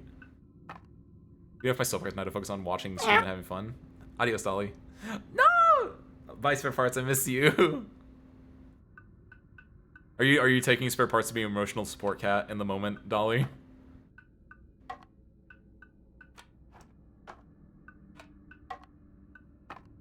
Yeah.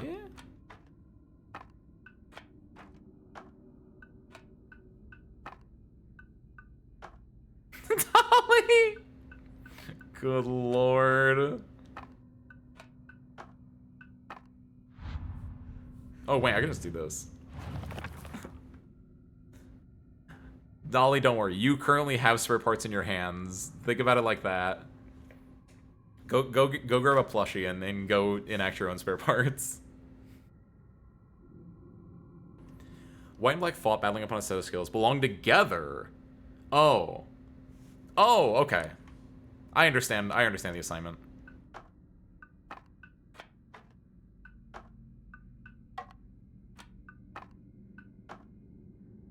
I don't understand the assignment. You can borrow one of mine. Here. Why did I do that? Ah! Sorry, I'll be right back. I tossed my plushie at the screen and it actually hit the T. Whoopsie. It got stuck in a cord. It was weird. I'll be right back. Yabai! Yabai Suna!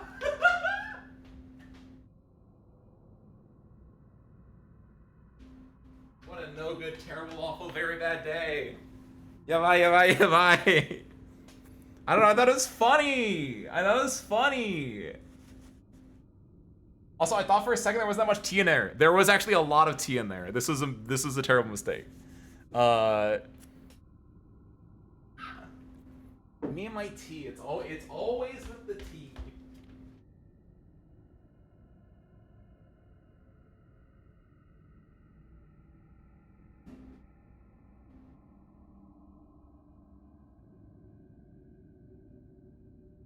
I see. Sir, while I'm fixing this, what do you think the puzzle is? I don't get it. It says white and black fought, battling upon a set of scales, but they didn't care for the scales. Like, what is it? White and black fought, battling upon a set of scales, yet neither wanted for the scales, for what they desired was simply a quiet, gray place where they could belong together.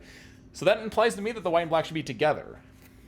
They had no use for those who towered from the heavens, imposing their will on others. Like, why is it not just the birds together with nothing else around them? That should be it, right? May you've done that joke before. No pulling a Kiwi. We need new material. That's not a dig on Kiwi. I like Kiwi reusing material.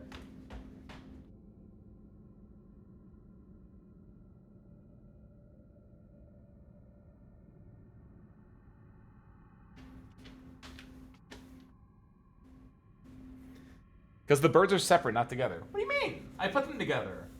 I tried it when they were apart, and then I tried them in the two slots in the middle together. You. I'm sorry, Kiwi!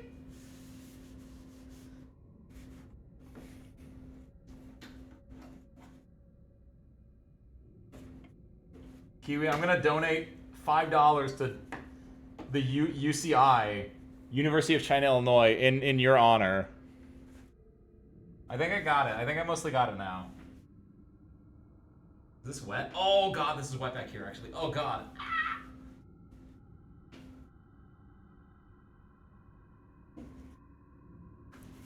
Whose bright idea was it to put a teacup in my plushie throwing range?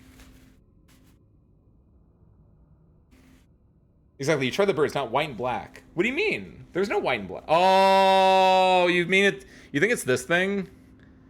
Like, is it just that in nothingness? That's crazy. White and black, I thought meant the white and the black birds. No shot it's that. No shot it's that.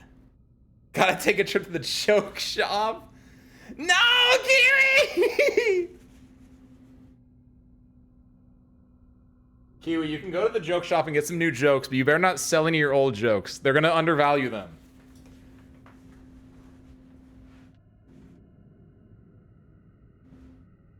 God, it's so wet back here. Seriously, I don't know if you guys can hear me, but like I'm under the desk right now. Like I'm like you guys. I'm like a mechanic working like on my back right now. Oh my god, I'm actually really terrified. This could have like hit the like. This could have hit the power cable and my shorted something out. Oh my god, that would have been awful. Yeah, I say. I think I got it. I think I mostly got it. Hey, I don't know if you. I didn't even know if you guys could hear me right there. Hey, I think I got it. I think we're good. Anything else? I don't know. We'll soak into the wood. It'll be fine. And that's why you never play with another man's plushies. Well, that's my exercise for the day. Have you tried throwing the tea at the plushie instead? I should have done that. But then I get my fur all like wet. I know people like wet cats, but I don't think they mean like that. I think they mean like emotional state. Like a tropey character state, not a legit wet cat.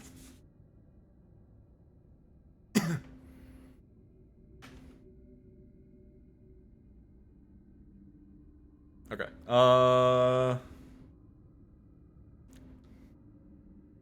I'm all better, I think.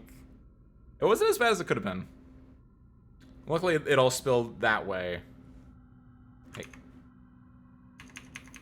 Where is the game? There's the game. Okay, you're thinking it's just this? White and... Oh, I got... Whenever I say white and black, I thought they meant the white and the black bird.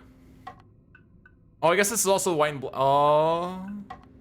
I thought that was the heavens, though. I don't know, it doesn't make sense. Kiwi! I have a water bottle. That works. Okay. Wait, hold on, what's the thing about heaven? They had no use for those who towered from the heavens. Oh, I thought that implied they didn't need the heaven one. Okay. Did you? I finished the game. Yeah, Gabriel. We're in new game plus 4 right now. We finished the game 4 weeks ago. What are you talking about? I know what you're talking about. Don't worry, we're here and you're just in time. What? 今少しいいか。なんかよ。お前に謝っておこうと思ってな。何を？俺は情けない父親だった。長い間怒鳴ったり怖がらせたりして悪かった。今頃謝ってなかったことになんかなるわけないでしょ。あれだけ長いことみんなに迷惑かけて全部チャラになるなんて本気で思ってるの？ Oh, it's just immediately cutting into this. お前の気持ちを考えれば到底許せるわけもない。それを重々分かってる。それでも俺に謝らせてくれ。許してくれなくて構わないから。はあ、あんた一人がスッキリしたいからってだけで勝手に謝ってるの？迷惑だよ。帰ってよ。今だって急に怒り出して包丁を投げつけてこないか怖くてたまらないんだから。子供に怖がられるくらいが威厳のある父親だと誤解していたんだ。本当にすまない。じゃあ勝手にこれからもそうしててよ。出てって出てってよ。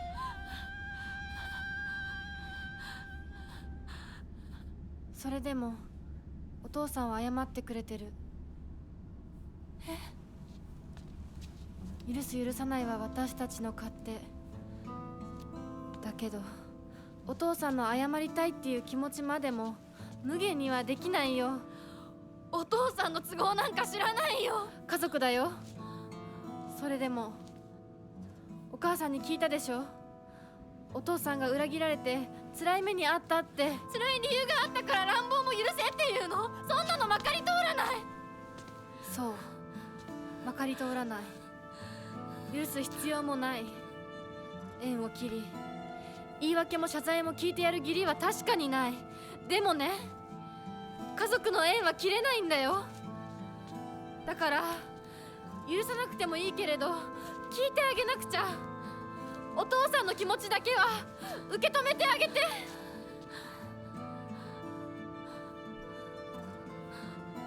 お母さんはお父さんを許しているのかもしれないけど、私には無理。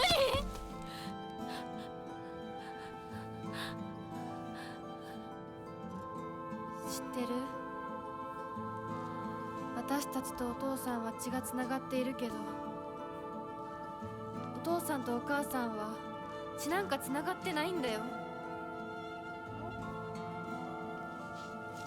結婚したってだけの赤の他人のお母さんがお父さんの話を聞いて許せたんだよ。どうして血のつながりのある私たちが話も聞いてあげられないの？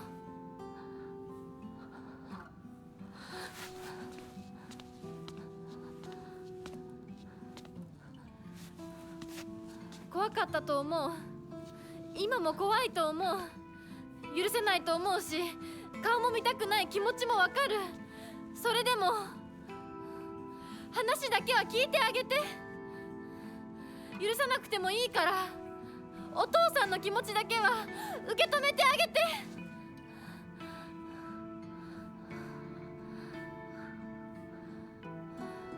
もし俺のせいで男というものに恐怖を覚えているなら、それは誤解だ。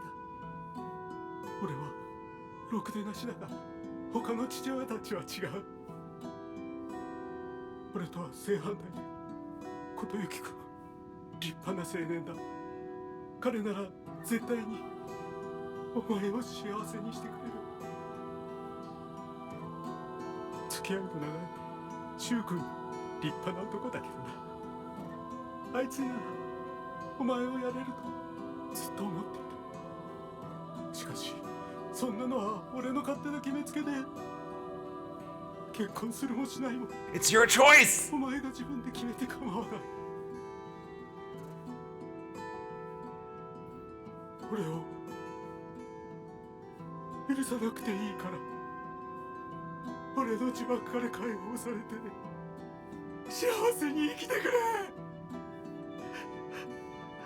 今まですまなかった。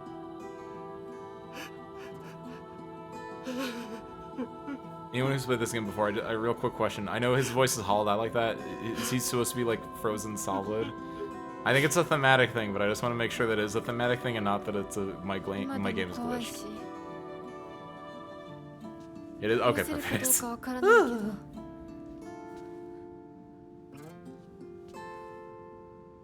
お父さんの気持ちだけは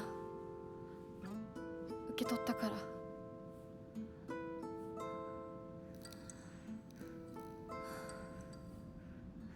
Oh.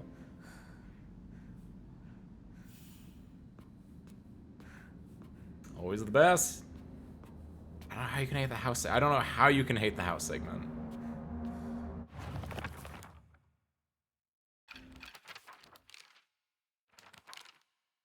You have the context. What do you need more context for? After Dad saved up enough money from fishing, he decided, I guess here's your context. He decided to start up a restaurant with his longtime friend. Someone who was like a little brother to him. That friend, however, stabbed him in the back and ran off with all his money, leaving him with nothing but debt. Apparently, that's when things really started heading south for my dad.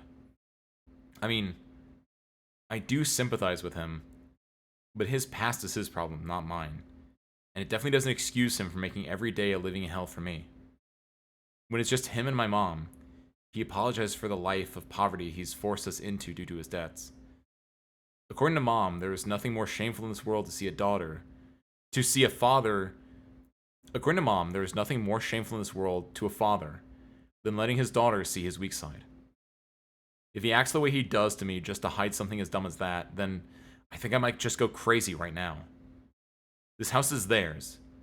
It has nothing to do with me. I was just born here. I may be Hinako, the little bird, but I have wings of my own. If he doesn't care about how I want to live my life, then I'll just spread my wings and fly away. Wherever I choose to go will be entirely up to me. Oh, that's great. This is great. Shakes fist at screen. Oh, すごいすごい. I am, like, are we just gonna fight the parents? It feels, I guess it adds a layer of sadness. There's like a huge, just like, it makes the scene just that much more, just...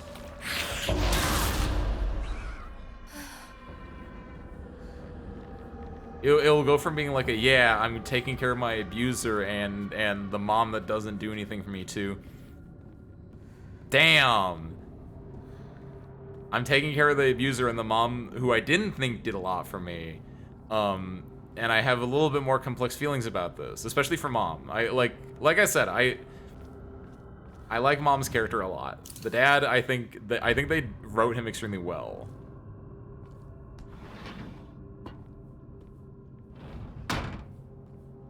Like, I think Hinako kind of went the route that I was going with Rinko, where it was like, forgive but don't forget. Because it sounds like the writing is very much, he's family. You need to give him at least a chance because we are family. But you definitely don't forget that. So it's definitely a forgive, don't forget situation that the game is trying to push on him, which...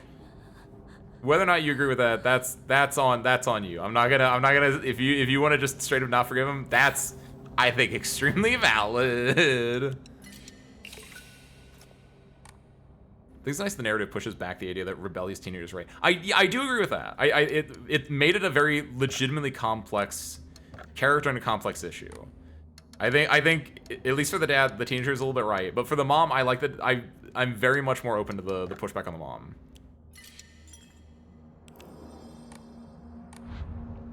You don't have the full context, Gabriel, is a big part of it. Like it's always, and by you I mean like the royal you. You as a player are seeing it through the eyes of Hinako, who doesn't know what's going on because her parents don't tell her anything because she's effectively a child. And it's only in this ending that we're getting more context because our parents legitimately just straight up tell us in a cutscene you missed.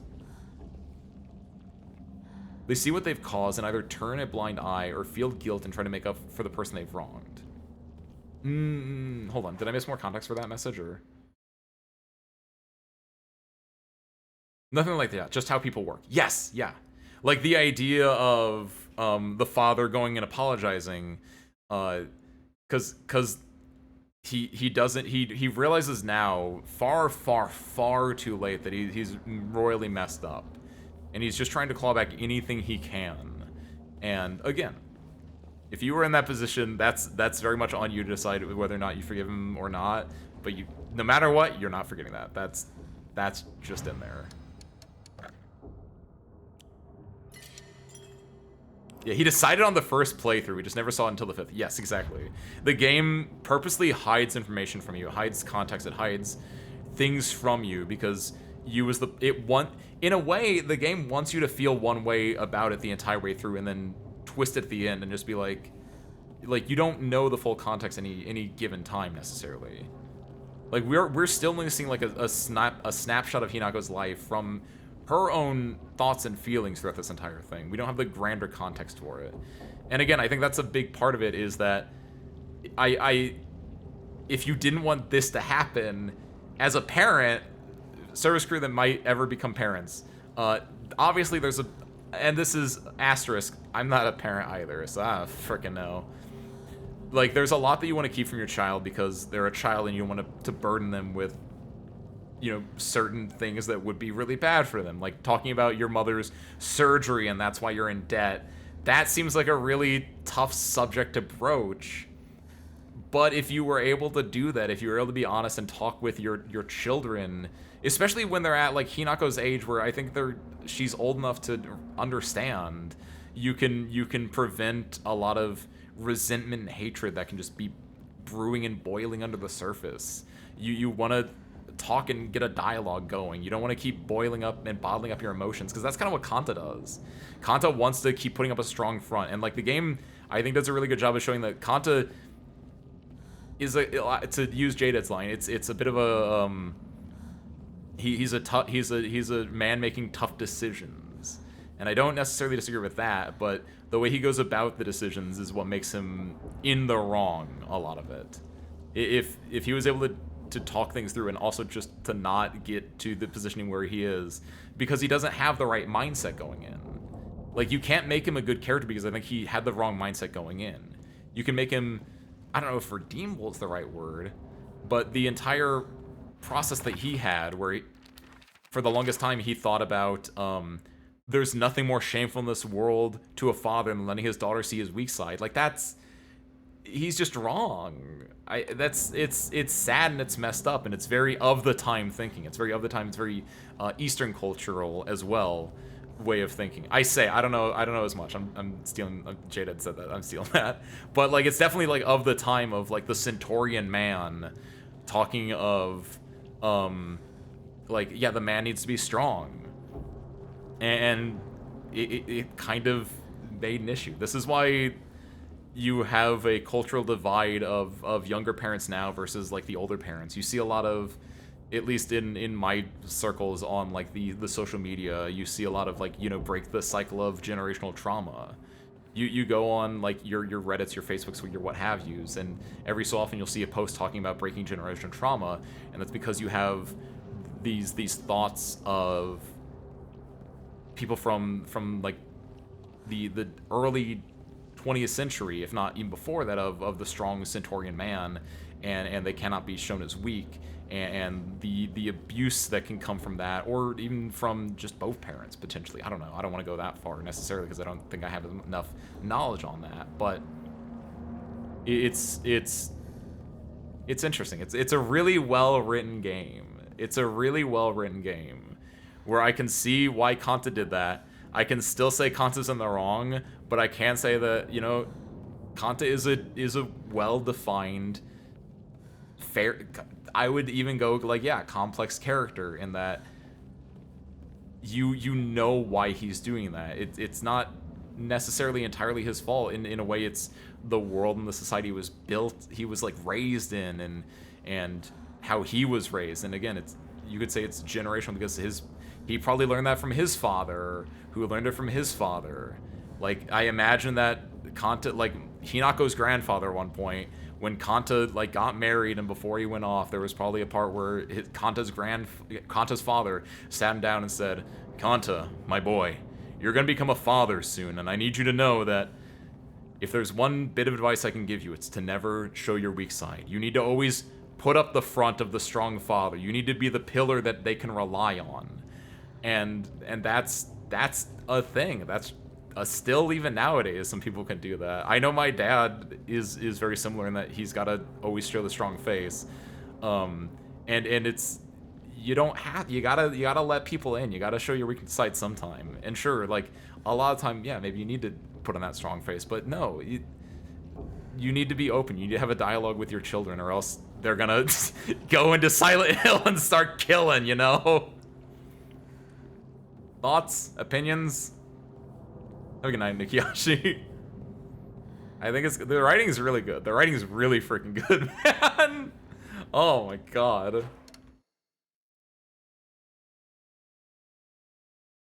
think there's a divide between Western and Eastern culture, where Westerners are more open to just cutting out their family.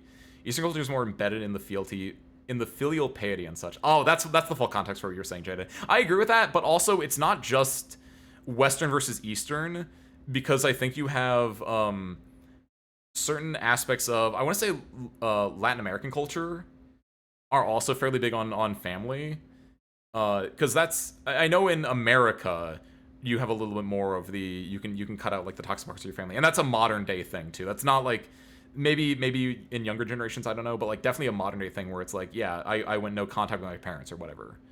But I feel like it's more just the way you are and the place you are in your life and in the culture you're raised in.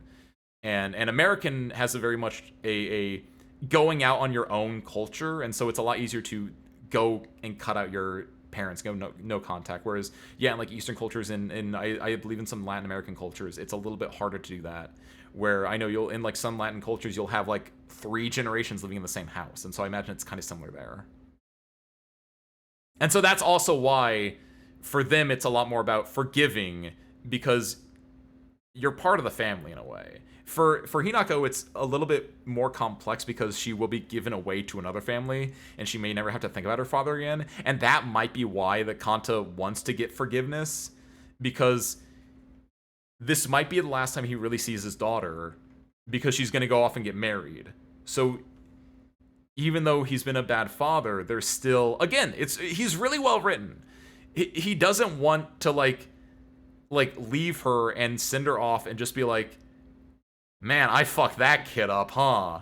He wants to try to be forgiven. And again, whether or not he's worthy of it, that's on you, the player / Hinako, to decide. But extremely well written and completely understandable as to why he would do the things he does.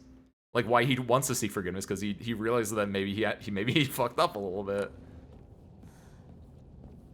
Hinako's perspective on family is very similar to somebody I know. I genuinely respect Hinako for at least not forgetting, even if she were to forgive. Yes. That was my line with Rinko the entire time, and little did I know, it would hit a lot harder when it came to good old dad. I don't think younger parents exist in big 2026, bro. Look, the economy's not that great, but younger parents do exist. It's probably how he was raised too. I 100% LP. Like, I think the generational trauma thing is a very, very poignant angle throughout this entire game. I know a couple that had a baby basically immediately after moving into a one-bedroom rental. That's woo! Congratulations for them, I hope. That seems like a lot, though. Damn. Shout out to Yukishi. I agree. Mexican household, we don't usually cut off our family. Ah, yeah. At some point, we thought Hinako was just lesbian. I know! It's insane! It's really... The game is really good. I don't know. I like spitballing, and sometimes I'm right, sometimes I'm wrong. I was right about the pills, I was wrong about the sapphic stuff, okay? 50-50. That's still a passing grade in, like, a curved class. Yeah, Eurocentric. I know what you mean. I know what you mean. Cultures that are more about the individual rather than about the family as a whole, Jaded. Yeah. I get what you're saying. I get what you're saying. Brazil here, same. Haha, okay. Yeah. Three generations living in the same house literally hits home. I don't live with my family, but it's how it is in my mom's house. Yeah. Like, it's never...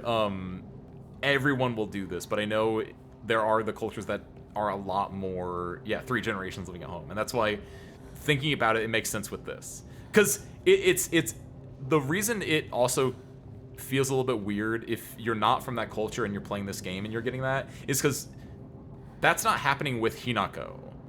We only live with, to our knowledge, we only live with our parents and our sister, but our sister is left. So it's only our parents and us. Whereas if we go to, like, Kodayuki's house, like, he's got a big family too. So not only is he living with, like, his parents and his grandparents probably, but also he's got the old style Japanese, like, clan architecture, I think, where it's got like, oh, this is the offshoot family living at our house. This is like my uncle and his family living at the house. This is like our servants as well. Like, that's a much larger one. There's a huge emphasis on family in certain cultures of the world. And Japan will definitely be, like, not just 3 generations, but 3 generations, and also my brother's generations living in the same house. Shoutouts to, this is an insane shoutout, and this is not at all related, but when I think about, like, the clan structure of a family, where it's generations and also, like, the offshoot branch family, that's the word I was looking for, branch family. Yozakura Quartet, one of my favorite anime of all time. That's not really important. A big plot point in there is that your main character, his family is the only one that can tune people to the other world, and the branch family basically has the opposite power to tune them back, and there's an entire, like, bit with that. It's not important. It's a really good show. It's a very beautiful show. It's got a bunch of sakuga. I'd recommend it. It's really neat. It's not at all appropriate for this game's context, though. I just thought about that in relation to branch families.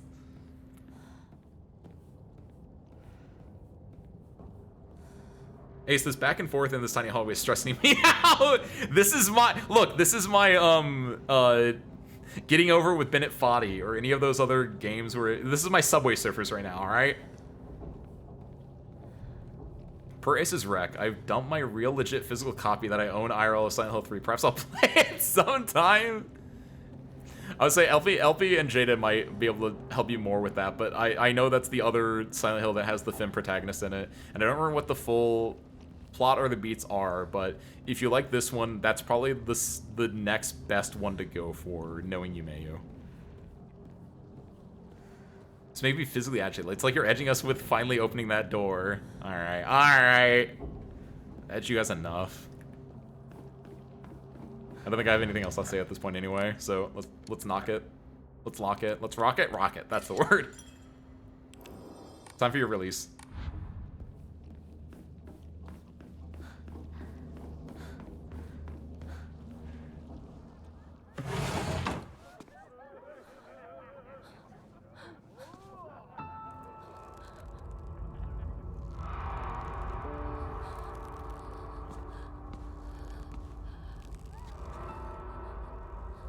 No, Gabriel, we still have like an hour left.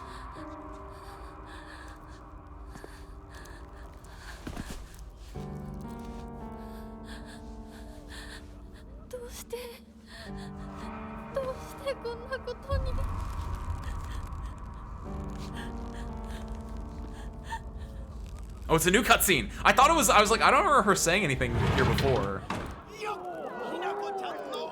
It's a new cutscene. Do you think it's gonna be new with the parent stuff too, or was it just her saying the line there?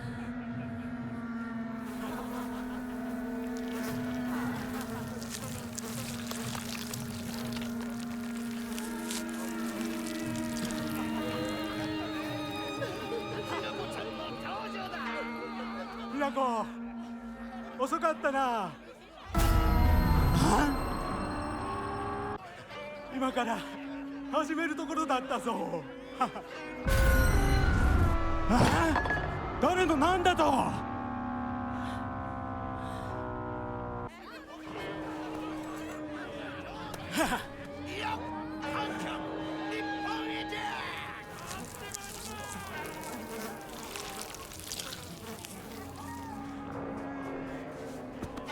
それではご一同様、包丁のさえをどうぞご覧ください。よー。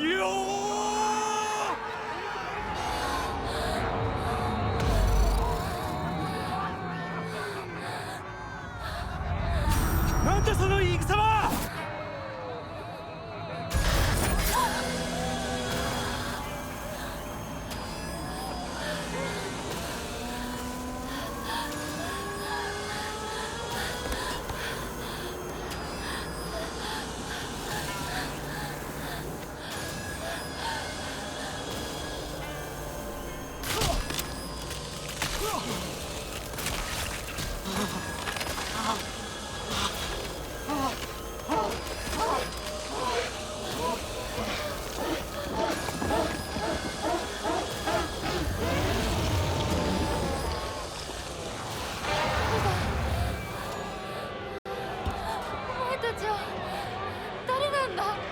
Seems new.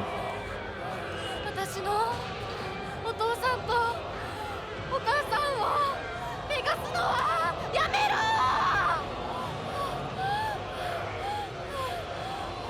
She's trying. I guess in this case, she's trying to free her parents from the corruption. Yeah, that's kind of what we're getting here. That's kind of adorable. Oh, that's so mean though. That's cool. She has. There's new context for her in relation to this. That's neat. I totally just remembered that.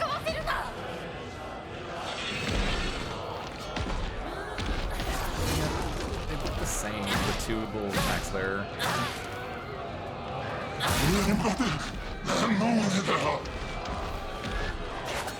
Ah, my spleen.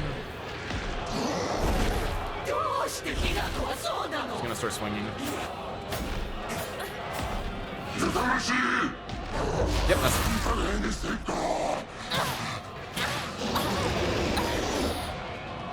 the PSP one.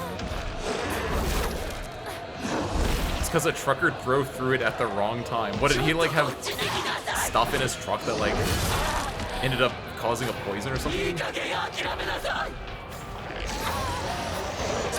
Dad!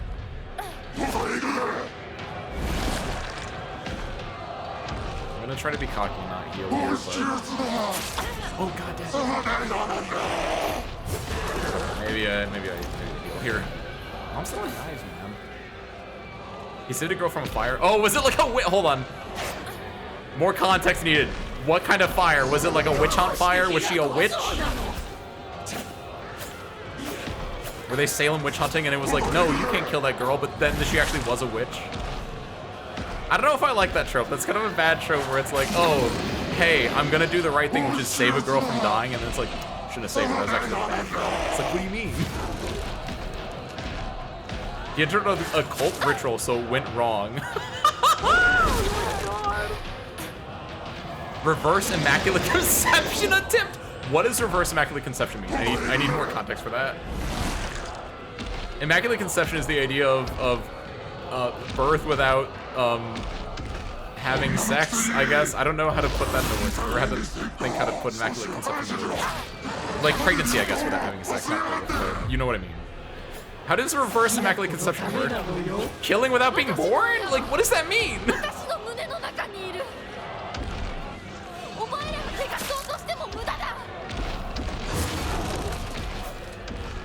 Mom, stop it. I'm trying to kill Dad. I'm starting to save Dad, sorry.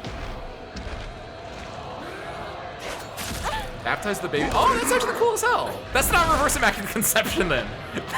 That's reverse baptism or opposite baptism. Those are different things. That's sick as hell though, okay.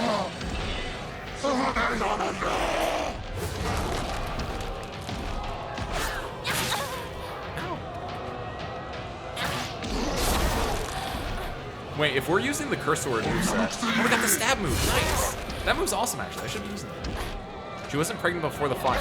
What?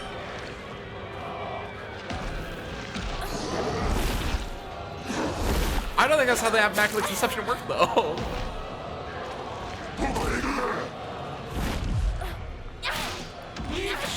She wasn't pregnant before the fire is...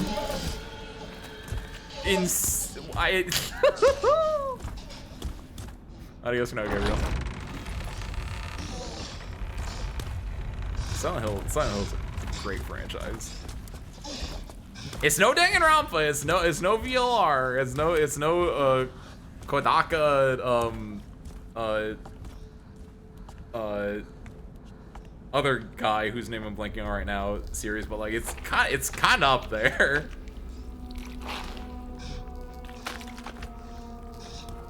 So we've seen this before, where the goo falls off them, and then I guess you can say that's us saving them, right? Based on the context of what we just yelled when we did that, but in their new save form, now the idea of like, oh, we did it, we were able to apologize to our parents, but then they go out and they die because they get killed by the other world Hinako, because in this instance, it's we're forgiving them, but we have to kill them because we have to leave them behind, right? I guess that makes more sense. That makes more sense as to why this Hinako would be upset with this. Because originally I was like, why? Like I was like, why does this Hinako not want her parents to die? We literally fought and killed them before, but now you have a lot more context for you have forgiven them at this point.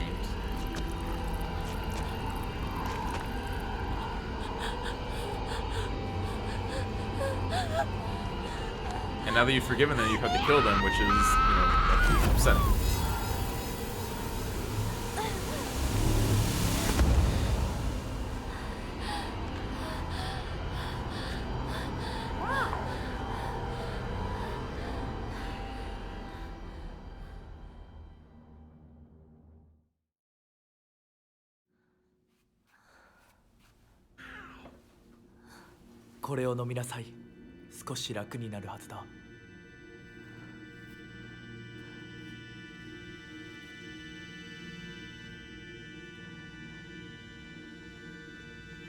Is anything gonna be new in this sequence, or is it gonna be fairly like easy peasy? I don't know. I kind of want it to be just easy peasy one shot, But at the same time, I want it to be like different. Like we diverged so much in the house that going back to just doing this one last chapter the exact same. I don't know. I wish I could skip this chapter as well and just go to the ending if this is just gonna be the exact same. Maybe there's a new note. There should theoretically be new blue notes at the very least. So I guess we'll get a little bit more context, a little bit more new stuff. Question mark. Yeah, that sounds right. That's something at least. そんなことは私が許しはしない。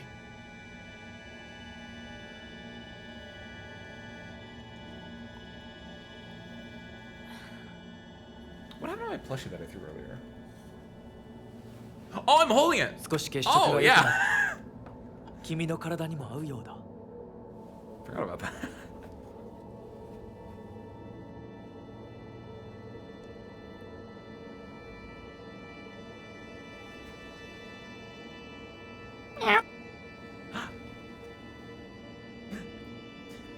Don't tell them, but I was petting you under the table the entire 先祖 time. の霊に備えた米と水を Thank you, Alvi. 混ぜ合わせてこしたものだ。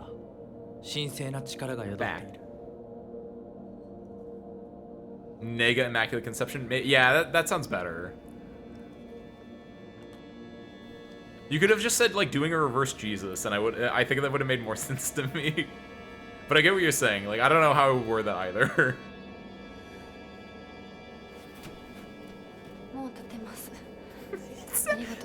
That's so... We're gonna light this not pregnant woman on fire. She's going to give birth to a dead baby or something. It's just... That's Silent Hill right there. That's great. That's awful. There's a lot of moving pieces in there. Liquid Jesus versus solid Jesus versus big God.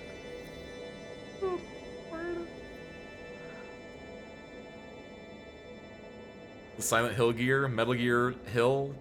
I can't think of how you would mesh Metal Gear Solid and Silent Hill together to make a concise, like, phrasing. Metal Gear Silent kind of works. What about Naked Jesus? Well, that was Big God before he became before he earned the title of Big God. It makes sense if you think about it from a religious perspective. God and Jesus are the same person. It's God, Jesus, and the Holy Ghost, right? Father, Son, Holy Ghost. Naked Jesus becoming Big God tracks. That's in the Bible right there. Silent Gear Solid fits. Silent Gear Solid fits.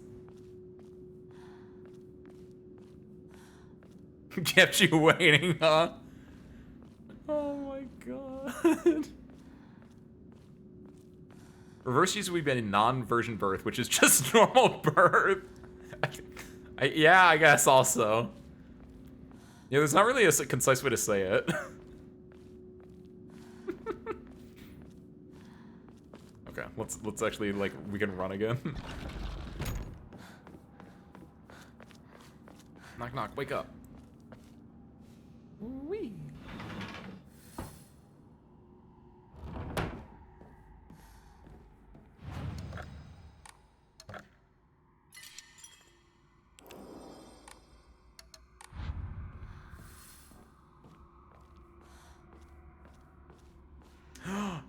Do you think the last Omen Warrior might be in here somewhere? That'd be awesome if it was. I don't know where it is. Prove your intent with the 3 crests. I don't know why I'm looking at that. I know what to do.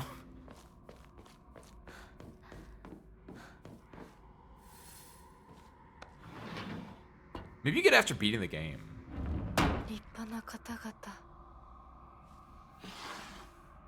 My water.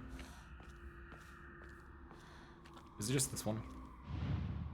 Yep.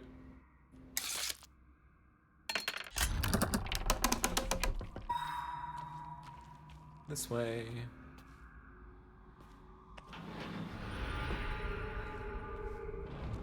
Wait, no! I keep doing that. Every time you pull it out, I think you can stay around, and that's where you can get one of the new notes. Like, I think there are blue notes in the base of those statues, and I keep forgetting about that. Wouldn't inverse immaculate conception just be having sex without getting pregnant? I think you're objectively right.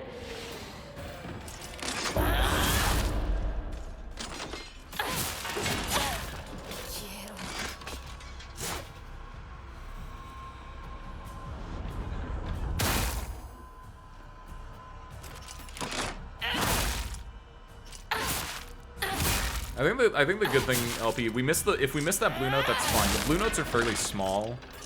They give a lot of context, but like, yeah, I agree. It's not like a, oh shoot, it's more just like a, man.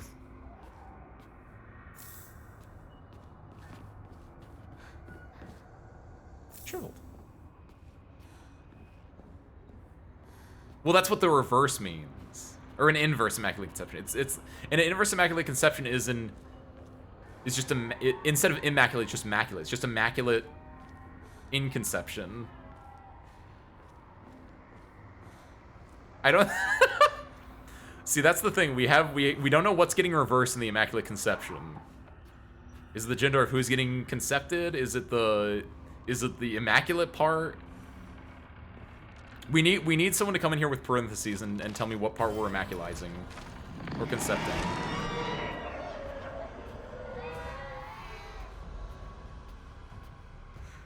What am I looking for? I'm looking to kill everyone. I don't know what I'm asking about. I'm looking for notes, actually. That's what I'm looking for. But I don't think I'll find any. So I gotta go kill this guy, which is awful.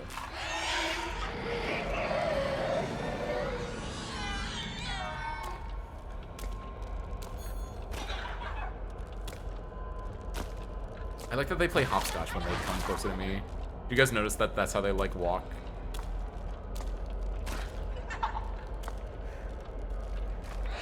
Got it.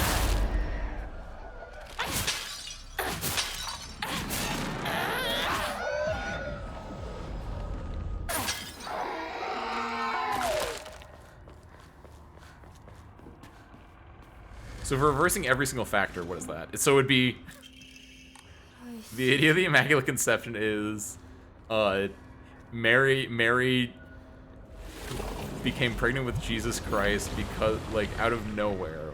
So instead it'd be Joseph not getting pregnant after having sex? That's just, yeah, that is the reverse of the Immaculate Conception. That is just theoretically every other time.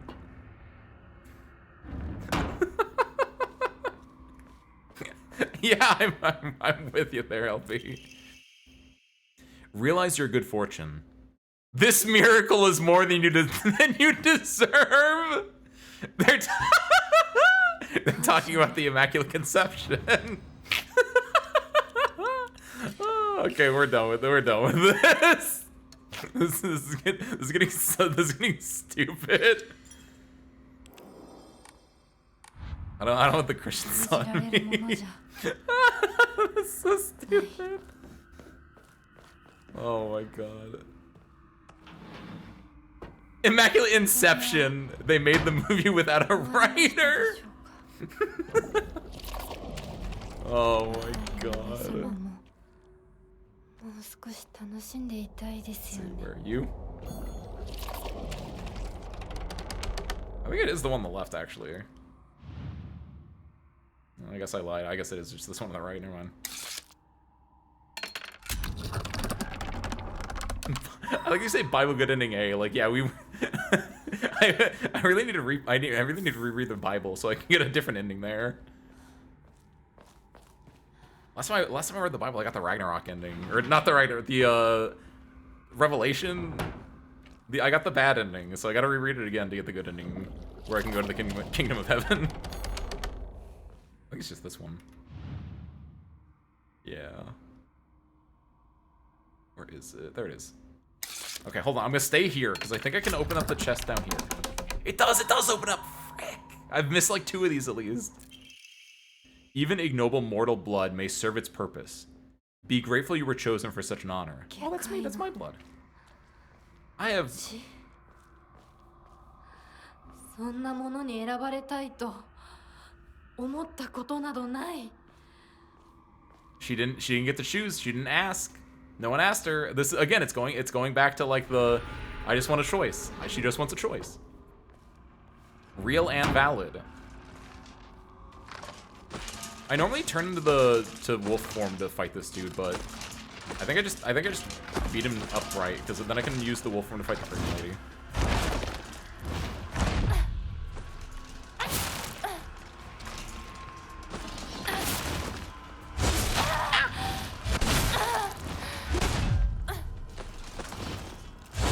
Okay, so he does 3 and then the 4th one. Got it. Are they breaking through the walls? They better not be. I didn't open those on purpose. Oh god, oh god, oh god, oh god. Get big over here.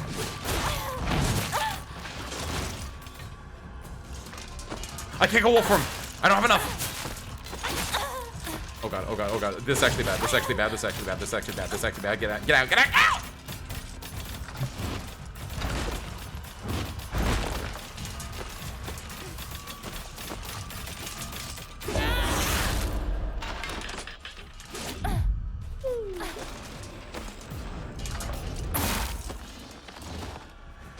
Some parts of Silent Hill 3 may be considered to be violent. No! Not my Silent Hill. Ooh, nice. Cool, I do get to save my thing for the pregnant fight. Awesome.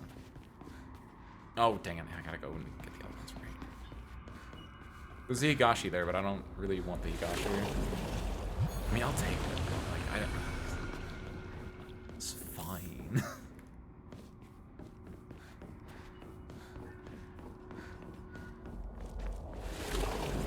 This one should also be open.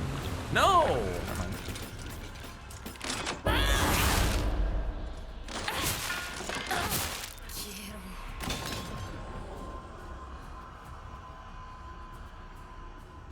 Oh, right. Suck.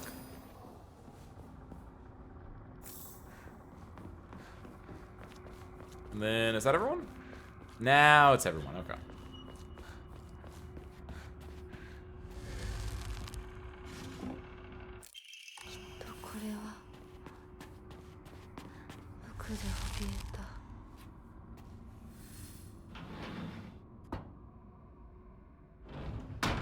Come over here. No, no. Megamind face? No, no.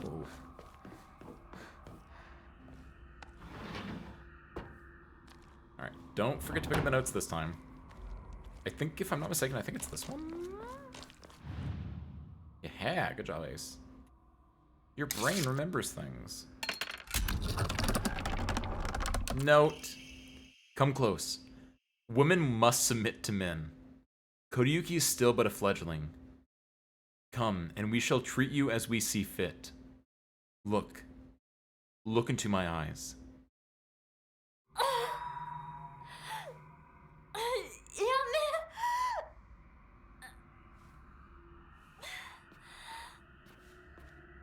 Do you think that's... Who's writing that? Is that, like, the Fox deity?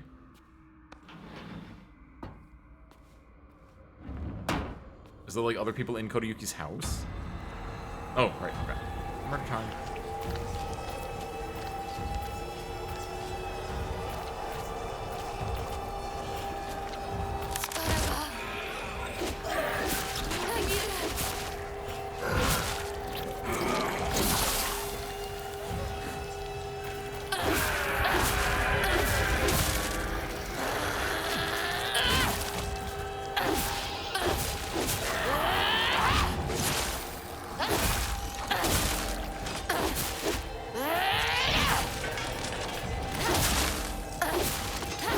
Mega Girl.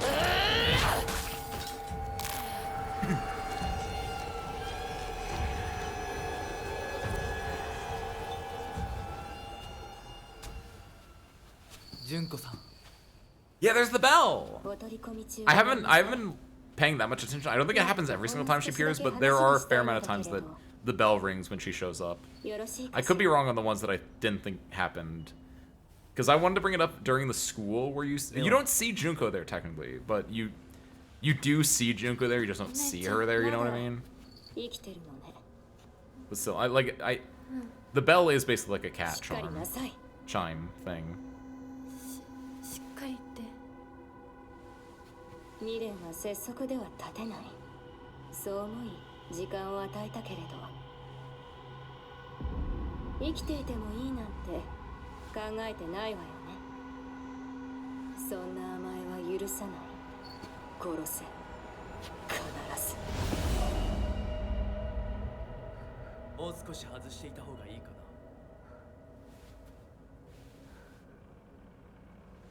な。いいえ。お時間をありがとうございます。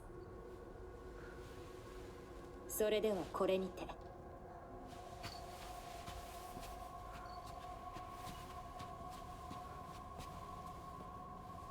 姉妹で語り合えたかね。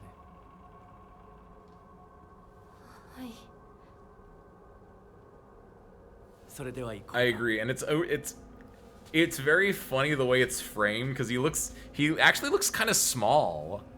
He looks kind of powerless, even though he steps in there. The way he steps in, the way that it's framed, where he's between the two of them, he looks kind of small there, which, in a way, makes it feel like he's actually powerless in this situation. Even though there's the air, there's the sense of, you know, he's the one stopping it. I don't know. The way that's framed just makes it feel like he actually doesn't have anything to do there.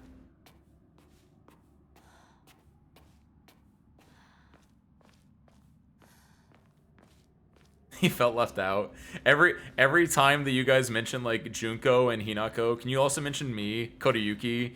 Like you just say Junko, Hinako, and Kodayuki. I would really appreciate that. Thanks. She gotta get married, I think. It's my wedding too. It's true in a way. It's actually true. It's like I'm the groom here.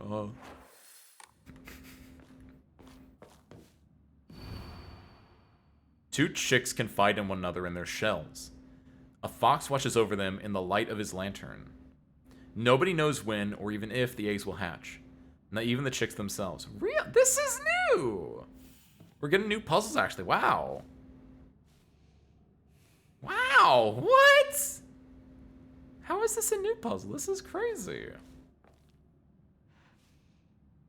Wait, what? Two chicks confide in one another in their shells. A fox watches over them in the light of his lantern. Nobody knows when they will hatch. Two chicks. I mean, my gut is like, oh, over here. Not over there, but like over here. Because they're in a shell, I guess? I don't know, I'm gonna do this first. This is a little bit of a, fox watches over them. This. No, this doesn't seem right. This one's a little tricksy, TBH. Oh, okay, what was that? It wasn't tricksy at all. I was like 50-50 and it felt like it should be the back one, but we did literally just do one where it was the back one for a different puzzle, but hey, nice. Good job, Ace. That's my puzzle wunderkind. And if only had that last Emma. I wonder if the last Enma and also possibly the last Omamori are in the Metroidvania part and I just didn't explore hard enough. If so, big sad.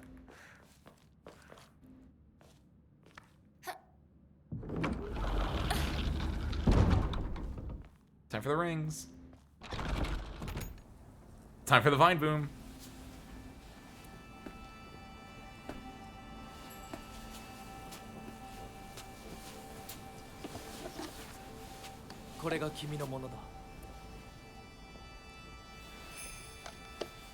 The puzzler? My arch nemesis.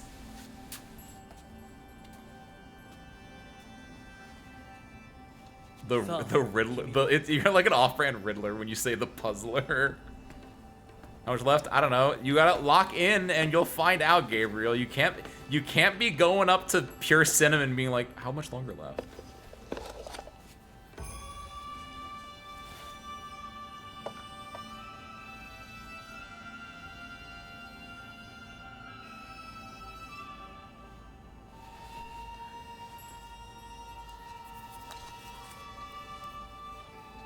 I asked because I don't want it to end. If you don't want it to end, don't ask then. Enjoy the moment. Put the phone down and live in the moment, bro.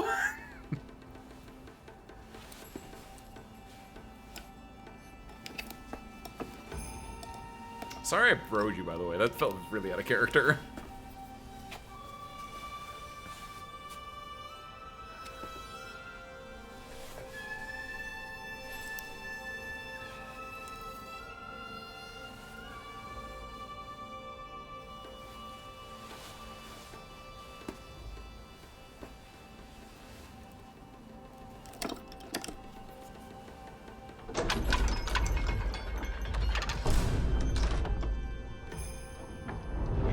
Every time.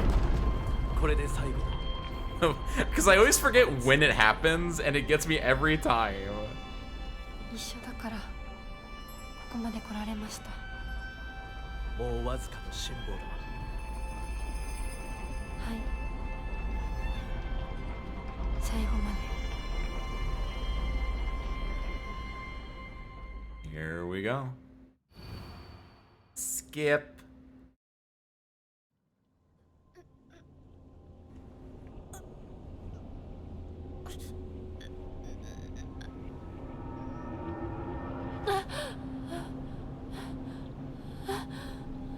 So for context of what we skipped, in case anyone forgets, normally what would happen is you go back to the real world as Hinako. You then chase the other Hinako, the one that's like in her bridal dress looking like a monster. You chase her down to Chizuriya, where then she kills you, and then you wake up here. I was not expecting to have the light sword in the cutscene. That's so good. Oh my god. The lightsaber in the cutscene, I was not expecting that. It's very funny. It does have a looping element if you don't go for this final end. Yeah, that's true. You can't just be stuck on New Game Plus cycles forever if you wanted to. But, so true, all good things must come to an end. Don't be sad that it's over, be happy that you were able to enjoy it for as long as you did. And for the experience and emotions that you were able to feel while doing it. It's only by having a thing in can you really appreciate it in full. Isn't that right, Foxfire? Isn't that right, Spare Parts?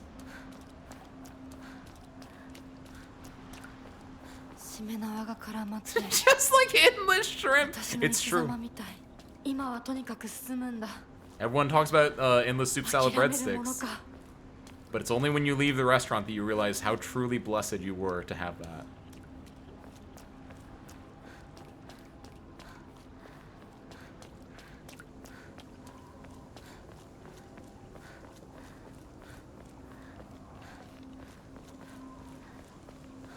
To be a continuous loop, and she's actually experiencing each ending one after the other. That's what I'm doing. She's just like me for real, because that's what I'm doing. Oh,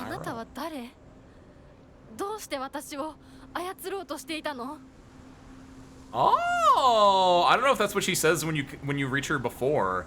I like that she's like, why are you trying to control me? Because again, the true ending, which is what I assume this is just the true ending. But it's for Hinako, it's all about being able to wrest control of herself. It's, oh my god! Is it free will or is it destiny slop? Look inside. It's free will. She's trying to break out of the destiny slop. We called this last week. Not during this game. Was that during like Wolf Among Us when we started doing that?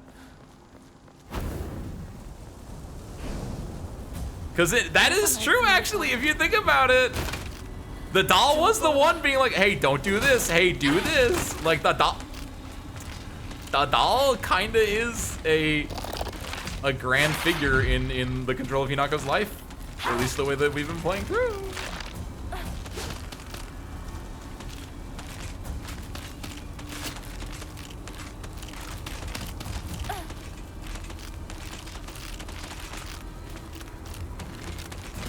There we go. Please, just one of you do a counterable move.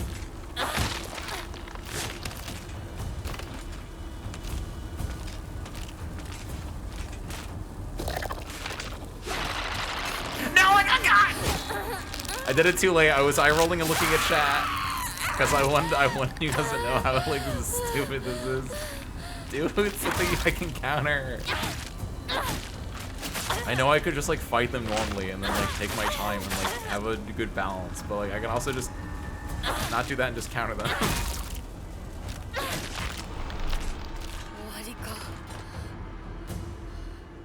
Yeah. Here, let's use a why don't I have health kits as a selectable? There we go. We can just bandage here, actually, honestly.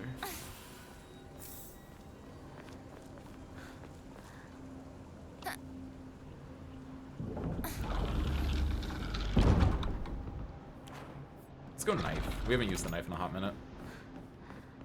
2D versus 3D control type is? I would guess it's tank controls versus traditional controls. Because my guess is that Silent Hill 3 released right around the time we were moving from tank controls to the modern kind of like 3D controls. Yeah, that sounds right, because I think if you keep in mind the controller was on too, like yeah, you'd be using like the D-pad, you'd be using the D-pad to like turn around like this way and this way. And then you would use everything else to move around. That's my guess. If anyone actually knows, let me know.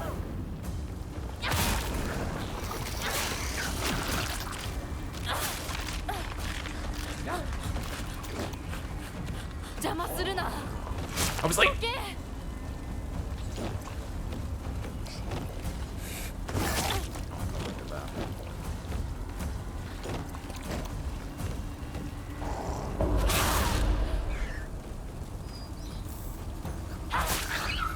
Gotta play old games with tank controls. But if you're using your legit copy that you got from 2003, it's giving you the option. Like they wanted to be a little bit modern, but I feel you.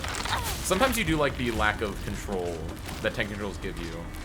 That's why. What was the game that came out last year, or like 2 years ago, that we played as a demo a while ago? Like Alyssa or whatever.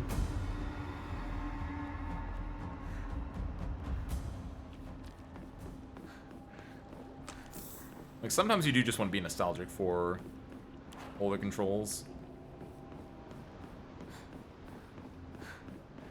Because, ironically, the lack of control that they give you makes it scarier. It makes it more deliberate in the actions you have to do. But yeah, if it's not designed around it, that's another thing entirely.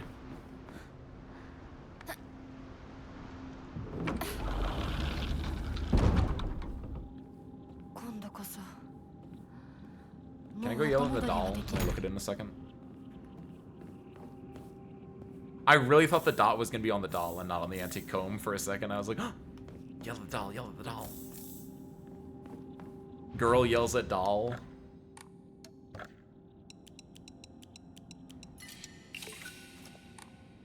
I'm about to break 10,000 faith though. That's cool.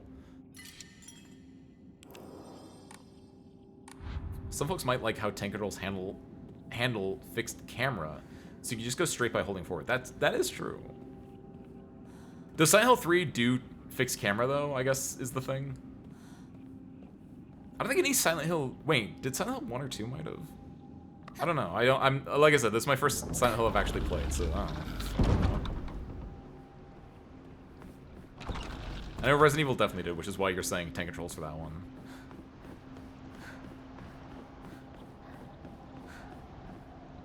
Nothing. Wait.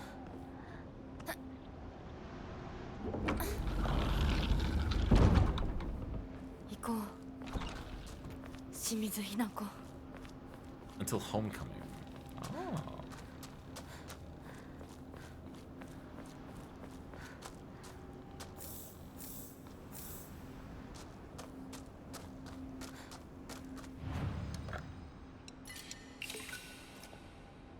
We're almost there. We're 200 off. I don't know if we'll break 10,000 in time though, unfortunately. If only I could find that last Emma too. Or that last Omamori, either or. Yeah, place my knife. She's always there. That dang old doll. Or they're making a Silent Hill 3 remake. Maybe that'll release before I actually get around to playing the original. Wait, did you just like boot up the Silent Hill 3 original right now and you're just like, that's good. Like you're not gonna actually mess around with it tonight, you just want to make sure that it would work just in case. The Dino Crisis remake. They're coming soon. I think they announced that.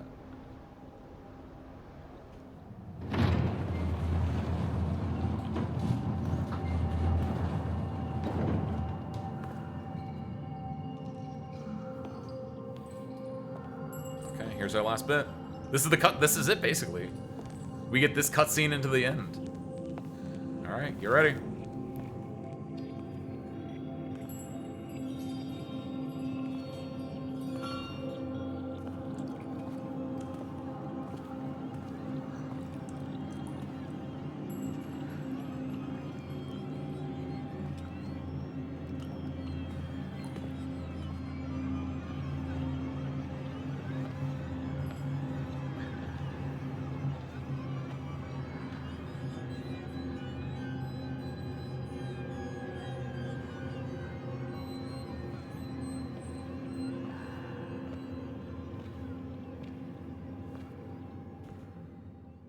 Oh, I forgot there's like a we get a little bit of control. Wait a minute.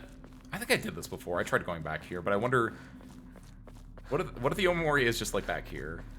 Or the Imla or whatever. I think it's just a dead end though. Dang it. I'm having second thoughts on this. Windmarker, nice. I at some point kind of want to go and play a Zelda. I think the only ones I played are Majora's Mask and Ocarina of Time. That was long, long ago. Playing like Twilight Princess or Breath of the Wild or something could be fun. Maybe not Breath of the Wild. Maybe Breath of the Wild though, at the same time. You should play Tunic. I have played Tunic, Gabriel, you know that.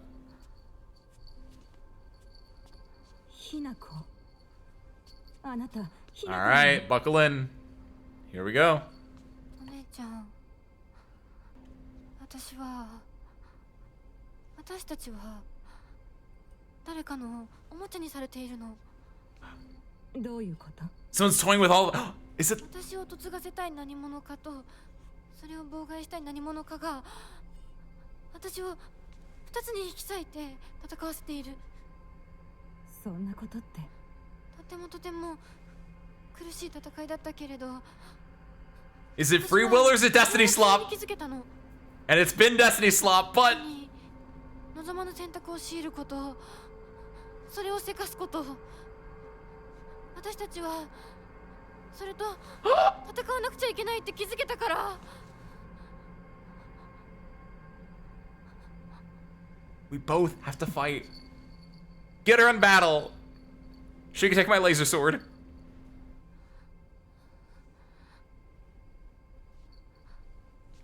I don't know what I want to happen with Junko, but like Junko could do some cool stuff here, and that'd be awesome. Junko could like take her mask off. Junko like I don't know. She could I don't know.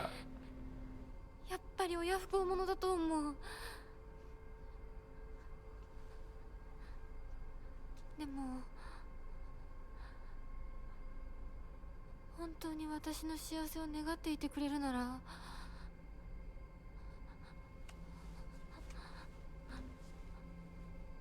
この暴挙をどうか許して。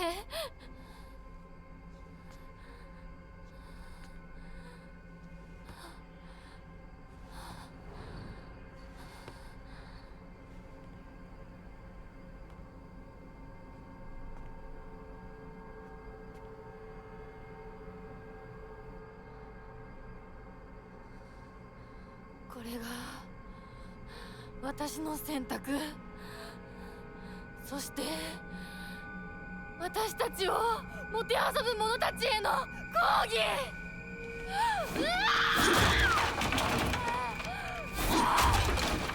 Okay. We've seen this in another ending already.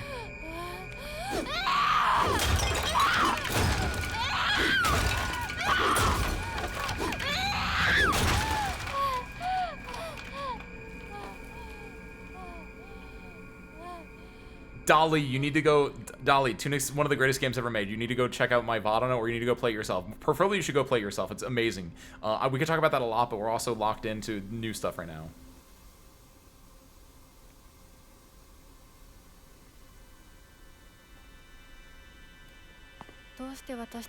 This is similar to the Fox's wedding ending.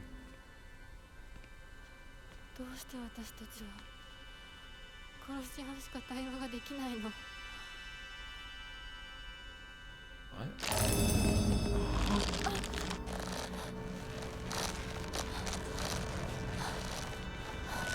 Puppet! They're being puppeted! Are they gonna... It's not the way that I thought it was gonna go. What's up there? Is it the water dragon and the... Oh!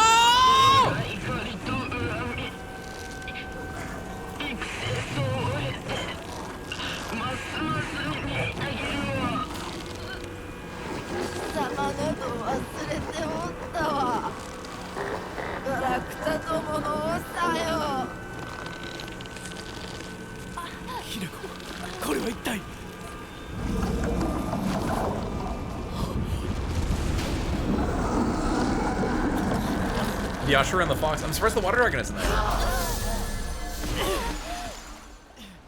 thought Kodayuki was the Fox. Wait, I'm a little confused on. I'm a little confused. I guess Kodayuki is not necessarily just the Fox, but.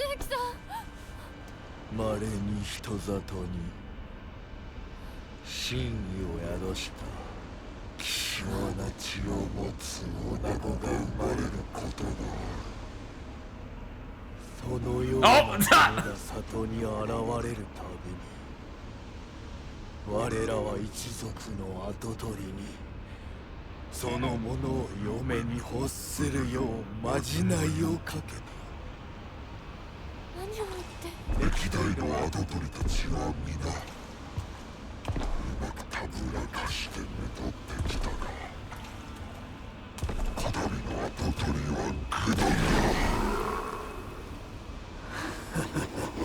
Okay, there is some difference in them.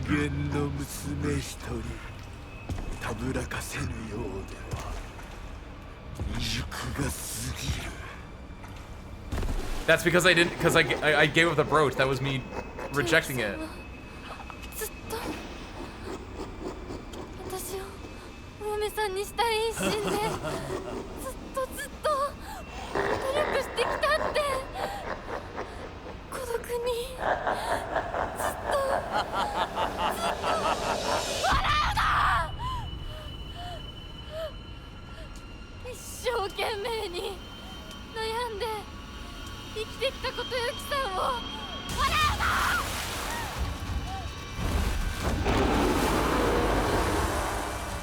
Okay, are we doing where we like do one phase?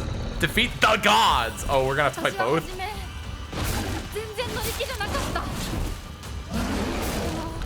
He's got blue eyes, but I think it's different than when you fight him the other time. This is great! Sugoi. Amaze.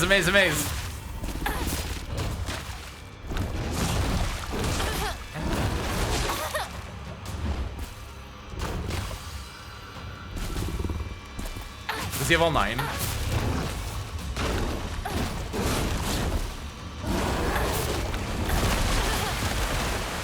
What's around that?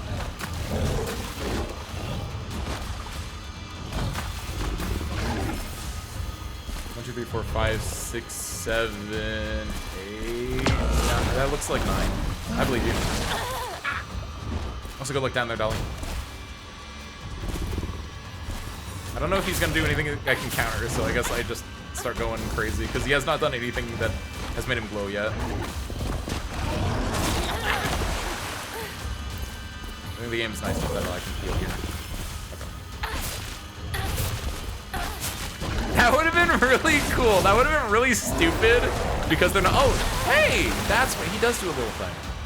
That would have been really stupid though because they technically are supposed to be opposing ideologies, I think. But I won't lie. There's a little part of me that's like I see what you're saying. Oh wait, and do I fight the Ashura as? Because that's how you do the そんな fights! みたいになるかもしれないって No, actually you do the fights opposite way. You fight the fox as normal Hinako, and you fight this one as the other Hinako. Oh my god! 悩みを笑っていいのは未来の自分だけだ Oh my god! You get to fight them as the other Hinakos, and then there's a potential probably 思いに応えることで third, maybe third 私の人生 fight? I don't know, this is awesome. 何を失う何が変わって何が生まれる Stick with it. 女の幸せ Oh, は what's terrifying though is I can't 男に愛されるこ go と Fox God mode if he starts redawning me. そんな魔法の言葉で God, I don't 私 know の this 悩 now. みは解決しない Oh my god, you're right, it does have the dominant! Oh, good eye! The doll is being controlled instead of Shu this time.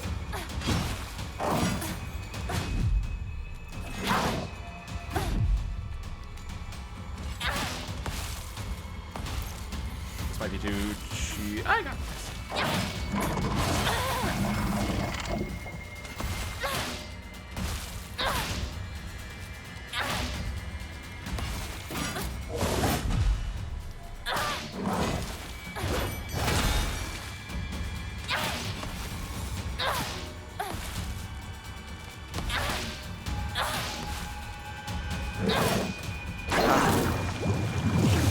Oh my god, this is so neat! This is such a cool idea for this boss, where you're flipping back between the two of them. Both playstyles. Oh god, it's doing something. Do something like one hit. They did last time I did stuff, but oh, not really. I mean, no, they didn't. Okay.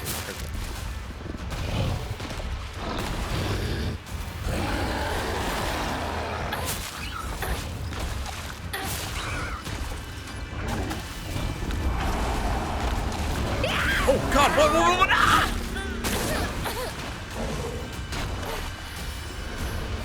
That's cool, I didn't know they had that.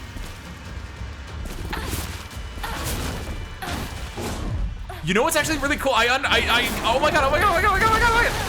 You guys get it? Do you guys get it? Do you guys get something I just realized? In the other endings, like you fight this fox as the Hinako with all the weapons. The weapons that you found around town. The weapons that you found in the Ashura that you're fighting, not here, but in the other boss that we're fighting, is all about things you find that that then you like make use of. And so normally you fight this fox god with the things you found that you made use of. You're fighting for the Ashura. And in the Ashura fight, you're fighting as this Hinako with her fox powers. So you're fighting for this fox against that Ashura. And now in this ending, we're fighting the one that gave us the powers. We're standing up against the people that originally chose us as champions, I guess you could say. I'm gonna die here, I think, actually. Instead of using the god's power to kill the other god, we're using the god's power to kill the god himself, to break ourselves free of him. Oh my god, I love Radon. It's I cannot believe he's just legit Radon. Like it's not even. Whenever he gets the bow, it's the funniest thing to me because it's just Radon. It's the same two bow attacks. God, I'm so glad I made that realization during this fight though. That like, oh, wait, we're using different tool sets against them. Why are we doing that? And then it like, oh, it just makes sense. Ah! Ah! Orbs! I don't know what he's doing, but I'm scared. I should have been scared. I was right to be scared. How does a water dragon fit in all this, though? We still don't... I'm still a little concerned about that. I don't know if there's gonna be a third thing after we do this, but like if there is, it'll be a little cool. Also, this is a lot. Also, I just had another realization, which is a lot stupider to make, but you guys getting Sonic Adventure 2 battle vibes? We're at the end of Sonic Adventure 2 that you're controlling both Shadow and Sonic, and after you do enough damage to the boss as one, you flip to the other side and you do damage to the other side of the boss as the other one. It's kind of like that. Put Live and Learn on in the background of this. That'd be so sick. Baseball. Oh, I didn't mean to do that. I meant to switch to my sledgehammer, actually. Nice. Woo! Stick with it.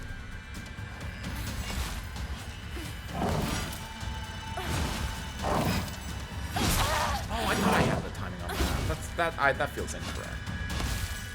I'm really glad that worked for that.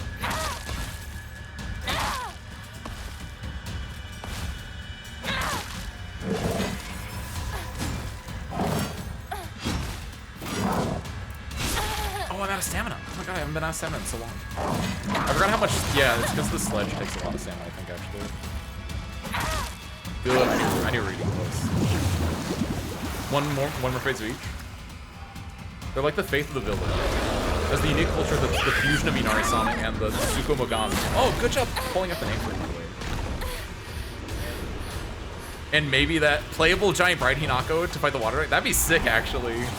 Because that does, like, I was realizing that, yeah, there was a water dragon faith, right? Like, it wasn't like they were just afraid of it. There was, like, actually, like, a legit faith, you could say, right? I didn't make that part of it. I know the Tsukumogami and the fox are, like, the most prevalent. And low-key, I'm a little sad that I was wrong about not having a, become the goddess, but, like, it's not done yet, actually. We could still become the goddess. They were just afraid of it. And the Tsukumogami gave them, like, the courage or the power to, like, defeat it in a way, I guess you could say. Pilot it like a mech. That'd be sick. Man, stop it.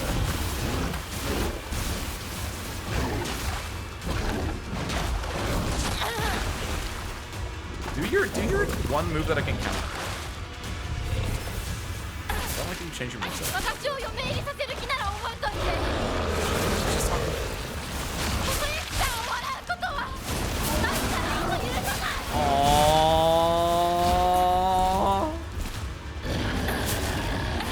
That is, oh, I kind of forget. She does actually kind of like Kodayuki. Like she saved them back then, and they had like their little love letters and everything.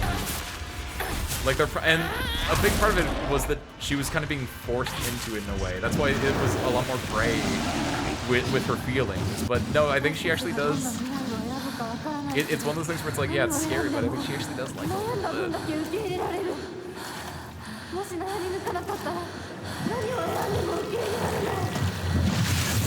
Okay, we just gotta deal with this guy, and then we're done. Unless... I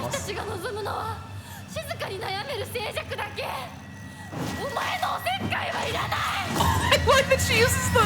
I kind of wish I did that with the lightsaber, actually, because that would have been so much funnier, but this is so cool.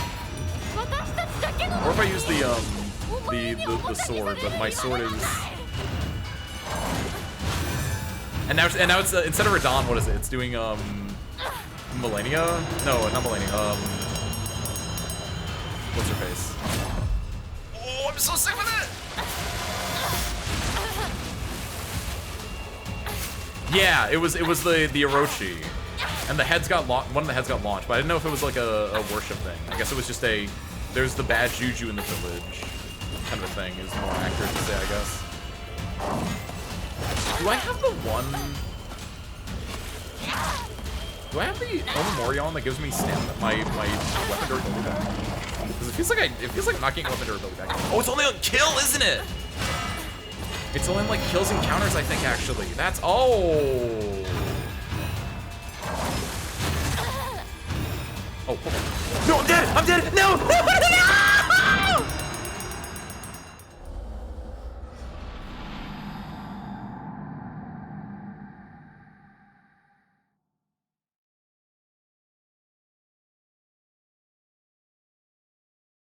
Do you think there are checkpoints in the boss fight?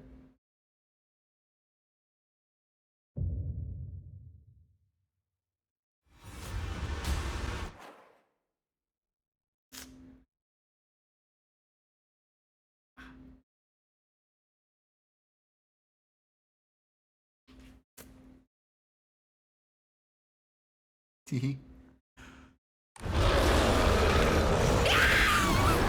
That's not a great way to start out. Yeah, I know the katana doesn't restore stuff. LP. I have the Omamori that should also do the same thing as the katana, which is why it was a really good combination, but I think it only works on kills, not on just using them.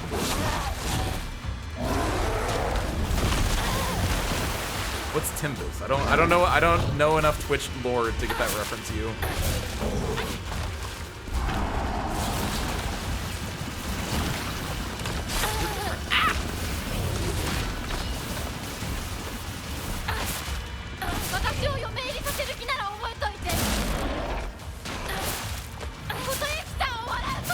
I guess what I can do is, yeah, I can just like, I never, oh, okay, just kill him, just wail on him, man.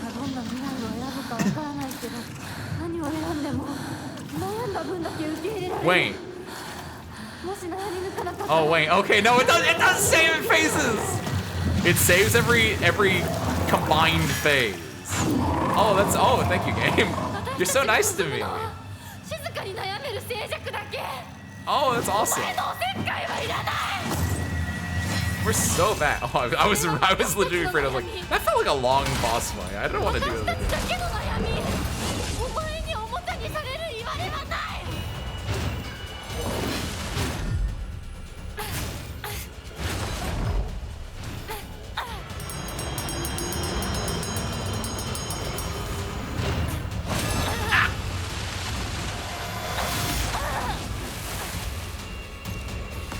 So Kingdom Hearts streamer I watch, every time he dies, he plays the anthem. Oh, okay. That also doesn't work because I don't know anything about Kingdom Hearts. But I feel it. Thank you for explaining the reference. Just go until the knife breaks, honestly. That's the thing about the Ashura. Is like the Ashura is like, oh, preserve the weapon. But you know what? The weapon is made to be used. If the weapon breaks, so be it.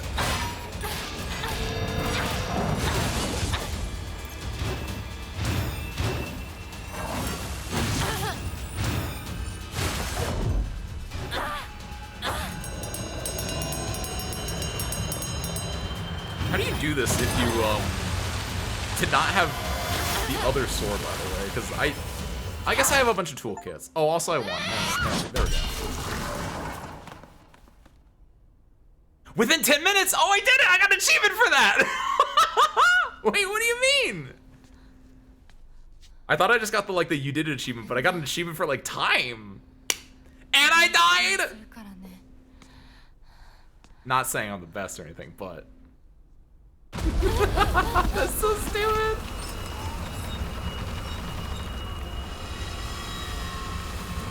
Is that the ending though? We gotta get out of here.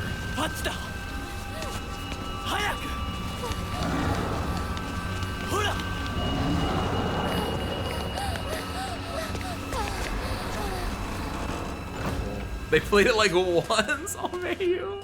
本当にすまない。久しぶりの祝言に酒が過ぎたのだろう。普段は温和な方なのだ。どうすればいいの? He said, so, what are you talking about? 私が何とかしておく。 Is this supposed to be his father? Or is that his deity? I don't. 一緒に It could be both. すまなかった。私は君に全てを与えたつもりで。Hold on. 君が一番欲していたものに気づけなかった。私も君と同じものが欲しくなったのだ。君への愛は酔狂なまじないによって生み出されたものではないと。Aww.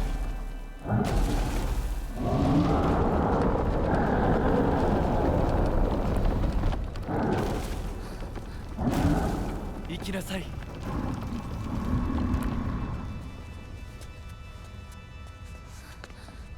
もし私たちへの愛が本物だったならまた会いましょう。私たちもしっかり悩んで答えを用意しておきます。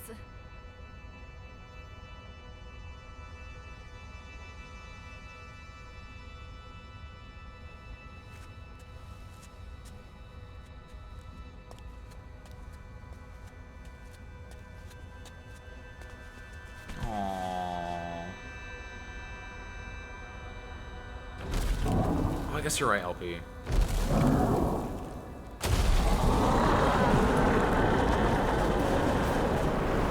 So I guess he is just referring to the giant fox that he hosts, which makes much less sense, but I'll take it.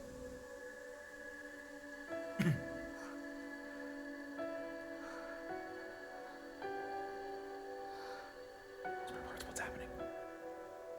We're overlooking the town. This is where like me and my sister would always watch over the town. I remember that. Oh, is his grandfather still alive? Oh.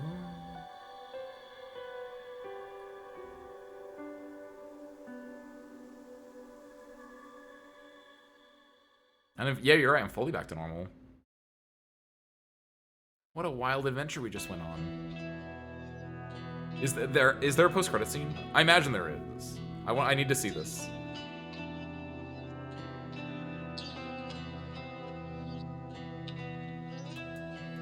I don't know if there is or not, but there's something about that was really satisfying, but it feels like it's missing one last oomph. And I don't know what that oomph is, but like, I feel satisfied, but I feel like I could be more satisfied, you know?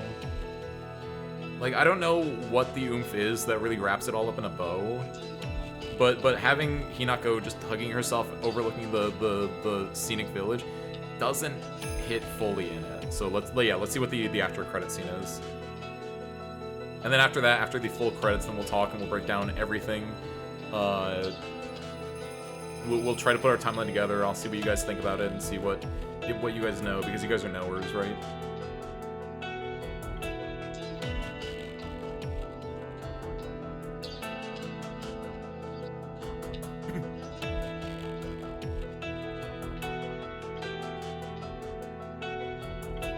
Yeah! It wasn't the water dragon like I thought, and Hinako didn't become a goddess like I thought, so so my bad on both of those, but it was good. That was good. I think I now understand in full why LP likes Kodayuki. Because I was like, Kodayuki seems fine, but I don't really get it. But after that ending, it's like, okay, I kind of get it. I get, like, he's a real person after that ending. Because it's towing the line of like, is he real? Is he manipulating you? Is he like just a pawn of the gods or whatever? But like that ending gives him like an actual character, whereas like, yeah, okay, I see. It fully makes sense now. Like once we get into like discussing what everything we saw actually means in like physical real world terms, I think like it's fantastic. It's great. I get it. Like, the Fox God was forcing him to marry her for her divine power, but Kodayuki wanted to marry her of his own love. Yes! Like, it overlapped, but then whenever, I wanted to save this until we did the discussion, but since you brought it up, maybe, yeah, it's that little bit at the end, after you beat the boss and, like, you run out, and Kodayuki's like, yeah, sorry, he doesn't normally get like that.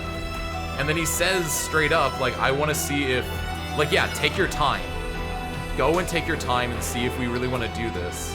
Because I need to see if the thing I feel for you truly is love too, or if I've been manipulated to feel this way. And that's like, okay, bro gets it. They just shattered up 3 mornings on Thursday. I'm out of town Thursday, so nothing you.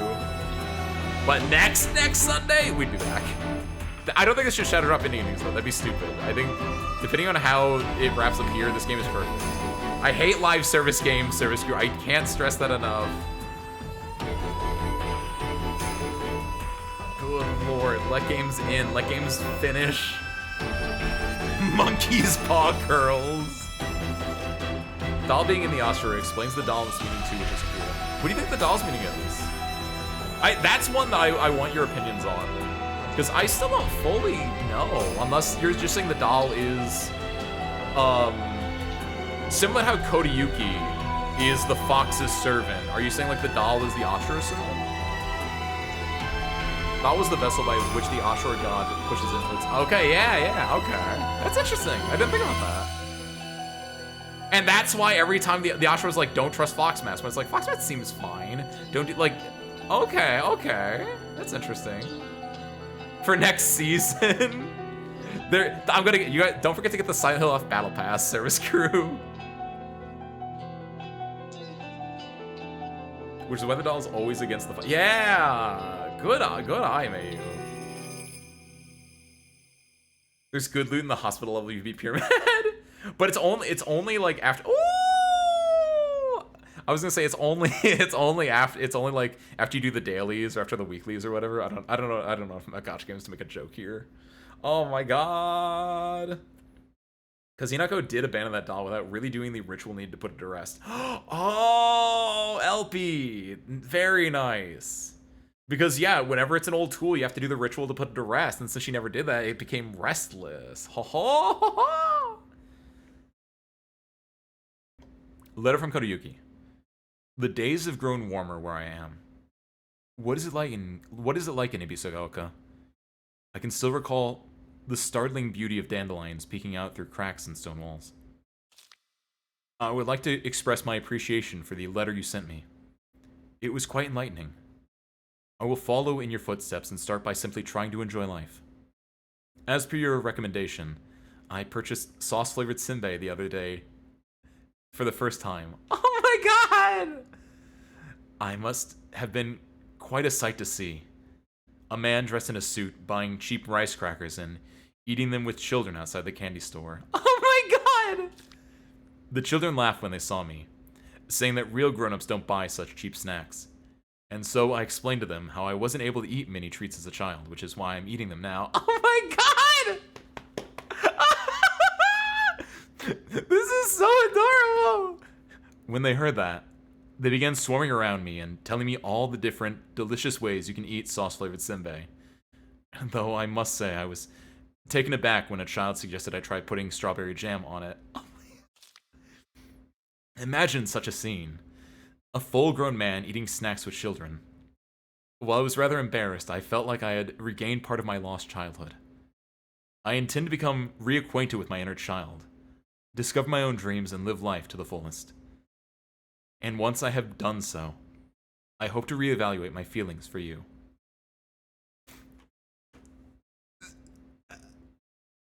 Cinema.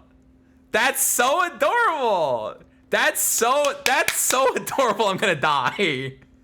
That's so cute.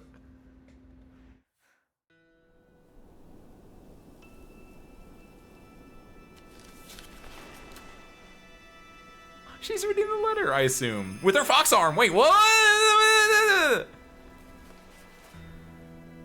Oh!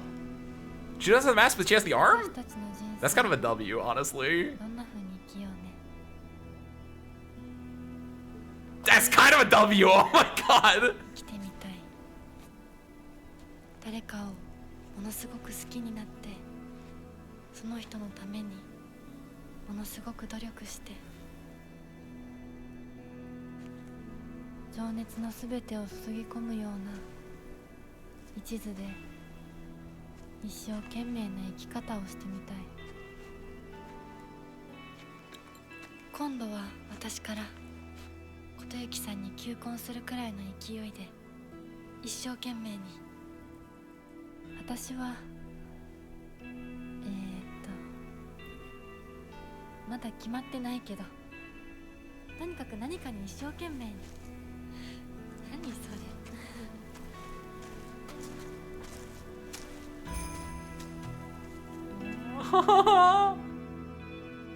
Oh, we're still going! We're still going!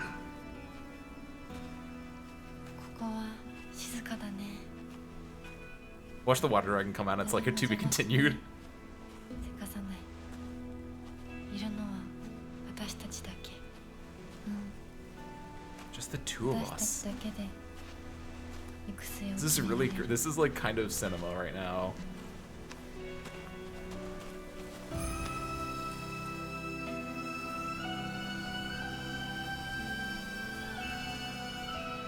This is like big end of Zato vibes. This is like big Zato vibes right now. City alone, just you and your 静かな tulpa. 恵比寿ヶ丘は初めてかも。ここは私たちだけの静寂の恵比寿ヶ丘だね。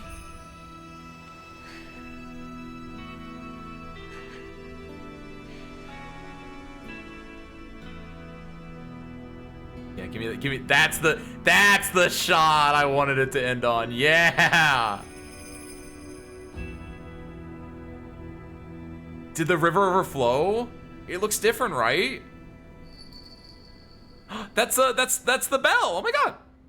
Yeah, hold on. I need help for that. Did the river overflow? It looks like Ibisugaoka died because the water dragon presumably came into like being and it flooded like at the end of the other ending. Oh. And so in a way, Ibisugaoka is abandoned not just because like the events of Silent Hill happened, but also just because like a real life occurrence is that it flooded and so everyone had to leave. And so she's just here. You could say in a way that she's just here like revisiting her hometown that's been abandoned since it got flooded. It's kind of amazing. I get it, LP. I get it. I get it. That note, that letter, I get it. It's entirely cinema, Mayu. This is the best possible ending for a person transported to Silent Hill, yeah? They confront their inner monster and make peace with him. I think so. To me, a Silent Hill nobody, it's always been about the internal conflict. It's always been a character. It's always been like a thing about character studies, and then about how these people have their own suffering or their trauma that they're trying to work through in a way, or trying to grip and come to terms with in a way. Some for good, some for bad. In this one, a lot of them were for bad, and then like there was like 1.5 for good. And like that last one though, it was kind of peak good. That Kotoyuki letter sells it, dude. It's so adorable. You know how earlier I was like, why would you send like, I didn't say I don't get love letters. It didn't make sense because the mother and the father were sending letters to each other in the same house. But now we know why, because they would have like fights and like they would have fights, and so yeah, you would put that in like a written form because I get it. That's not important. But that letter, that's a letter you keep. That's a letter you like stuff in a binder and like you read like 20 years down the line. Your heart like goes aflutter. This game is such peak cinema. Surely none of the other Silent Hill games can be as good as this, right? I don't know, Mayu. That's for you to decide. I am not the decider here, Mayu. You are the decider. Mayu, what did you learn from this game? What did you learn from this ending, Mayu? You have to make your own choices.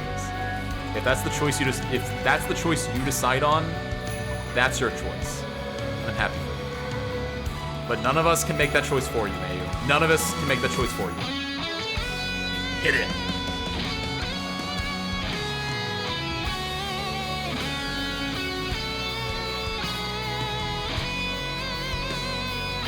What did the Silent Hill fans not like? Because this is gonna be...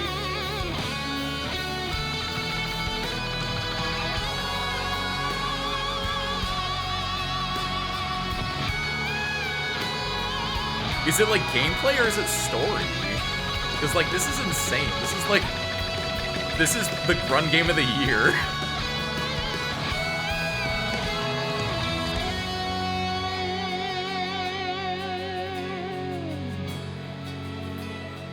I watched all the animes. I think I would kneel over die if I played the VN. Oh, is it like... Oh yeah, because Higurashi is very like gory or violent. Is that what you're saying? Or are you saying that because of the reading aspect of you? Because the VN part. I don't know which part. I don't know which part you're talking about. No, I mean reading. I get that. Don't worry, Mayu. Maybe someday I'll read it for you. Grun Game of the Year is always Grun itself. And no, Dolly. Grun Game of the Year is always... Grun is always the 4th most Grun game. Grun was not even the Grun Game of the Year last year. That's one of my favorite parts. Grun was number 4 in the Grun tier.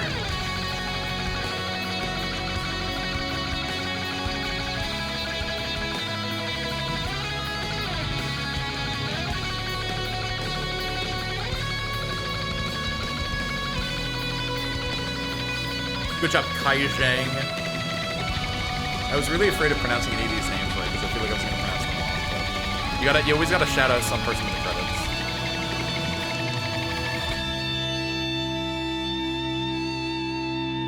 Oh my god.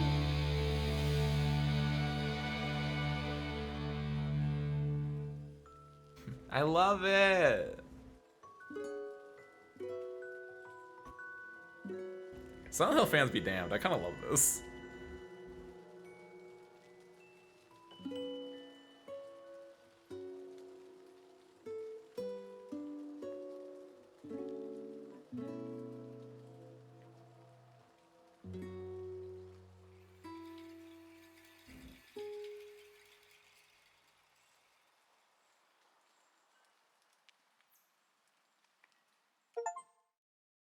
Abisugaoka in silence.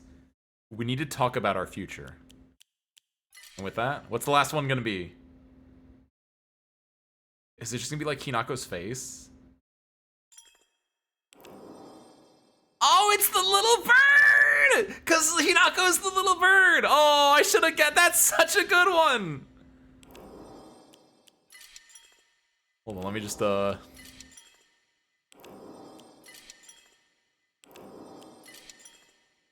Silent fans usually look for like a David Lynch tone. As a David Lynch enjoyer, I quite like this, but I do understand what you're getting at a little bit. It's not fully a David Lynch tone. It's definitely like not as fully there, but I don't know. I don't know if the other ones are fully David Lynch either. I think this struck a decent like tone with it, but I kind of get it. I kind of get it. Oh my god, look at that. Look at that. A perfect game. Make a new save file for a journal entry. Oh, yeah, smart. Ah!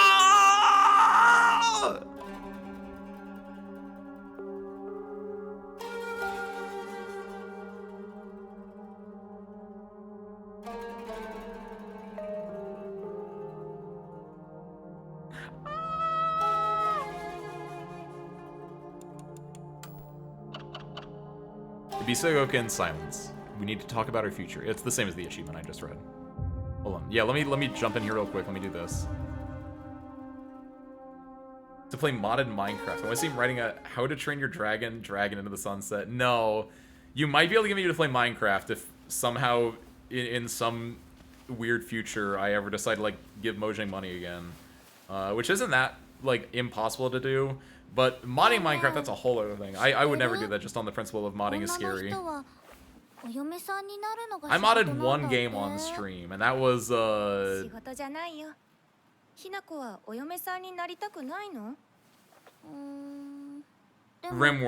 There we go. It took me a second.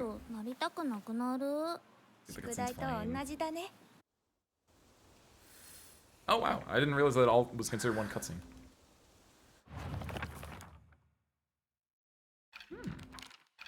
Oh, well, we do have this one at the very least. No, wait, no, this wouldn't be new. It's a good sword? No, this is just the other note that I got. Elfie, I don't know if Elfie, I don't think I have any new things. Check Foxmass. He was in red. Oh, it's got a new picture.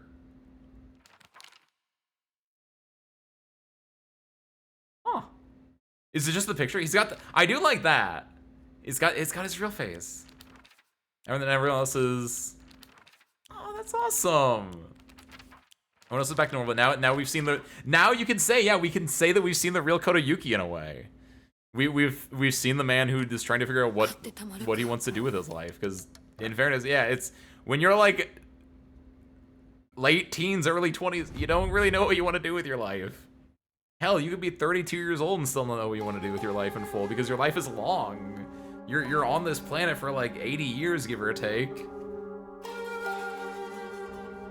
Like, shit's tough, man.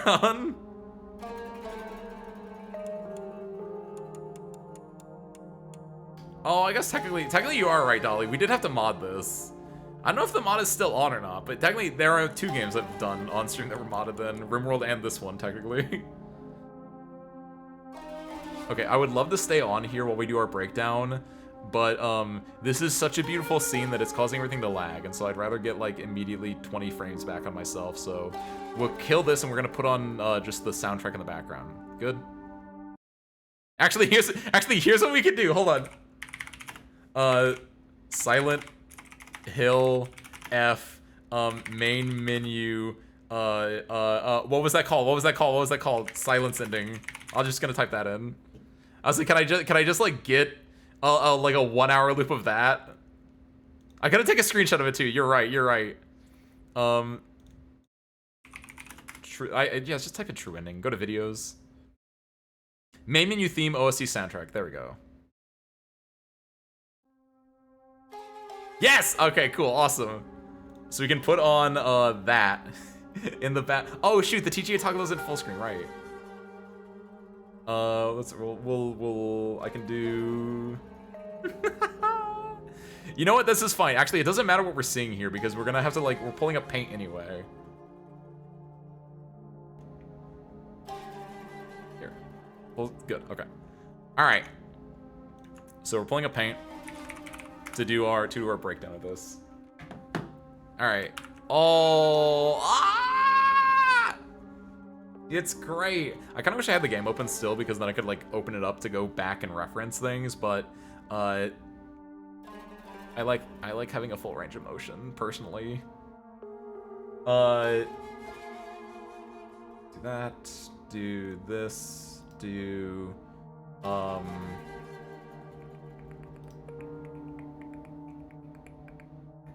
we go. Window capture. Do that. Select the window. Paint. Awesome. Okay. Okay. We learned a lot. I kind of want to do this on my tablet, but I don't know if my tablet's set up for this, so we'll rock it old school with mouse and keyboard. By that I mean, hold on, we're not doing this in paint. Screw that. Actually, if we're doing this for real, I want to do it like in my best way possible. Which paint is not the best way possible, especially if I don't have my tablet. We're using Photoshop. So this is for everyone. If you don't know what's going on, listen up. We're gonna put the entire plot of the game in words. We're gonna talk about it. We're gonna break it down. All that good stuff. So if you haven't been listening at all, this is your one chance to listen. And if you don't listen, you're never gonna know anything about this game ever again.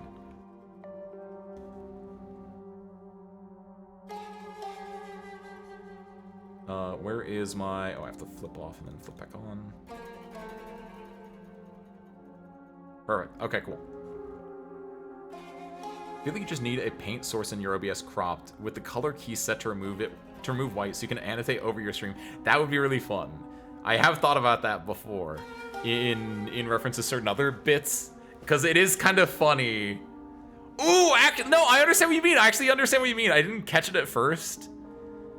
But you're right, so I can always pull up the VLR-esque, like, drawing pad. Ooh!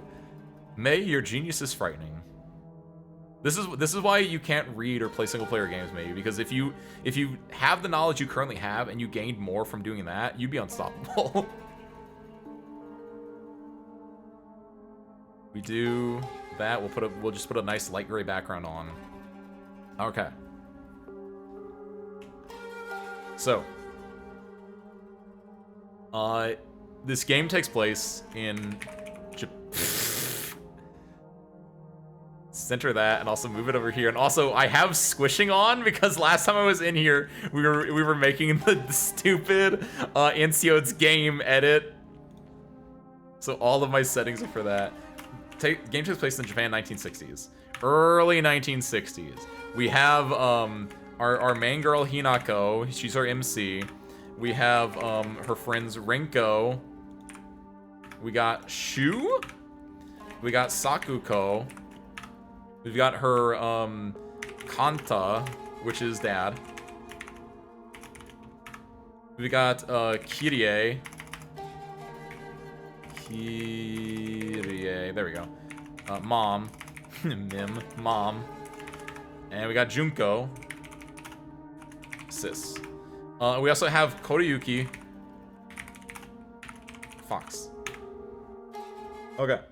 Cool. Here are our characters in this Japan 1960s. Obviously, Kanta and Kirie are above Hinako as the father and the mother. And then Junko is with her as her sister. We're going to put her over here just because connections are important for me. Hinako goes over here.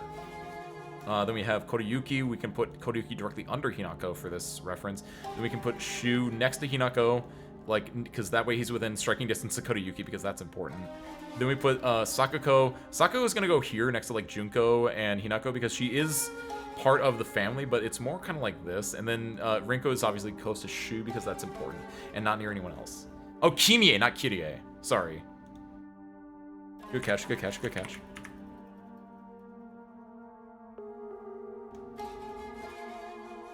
Okay,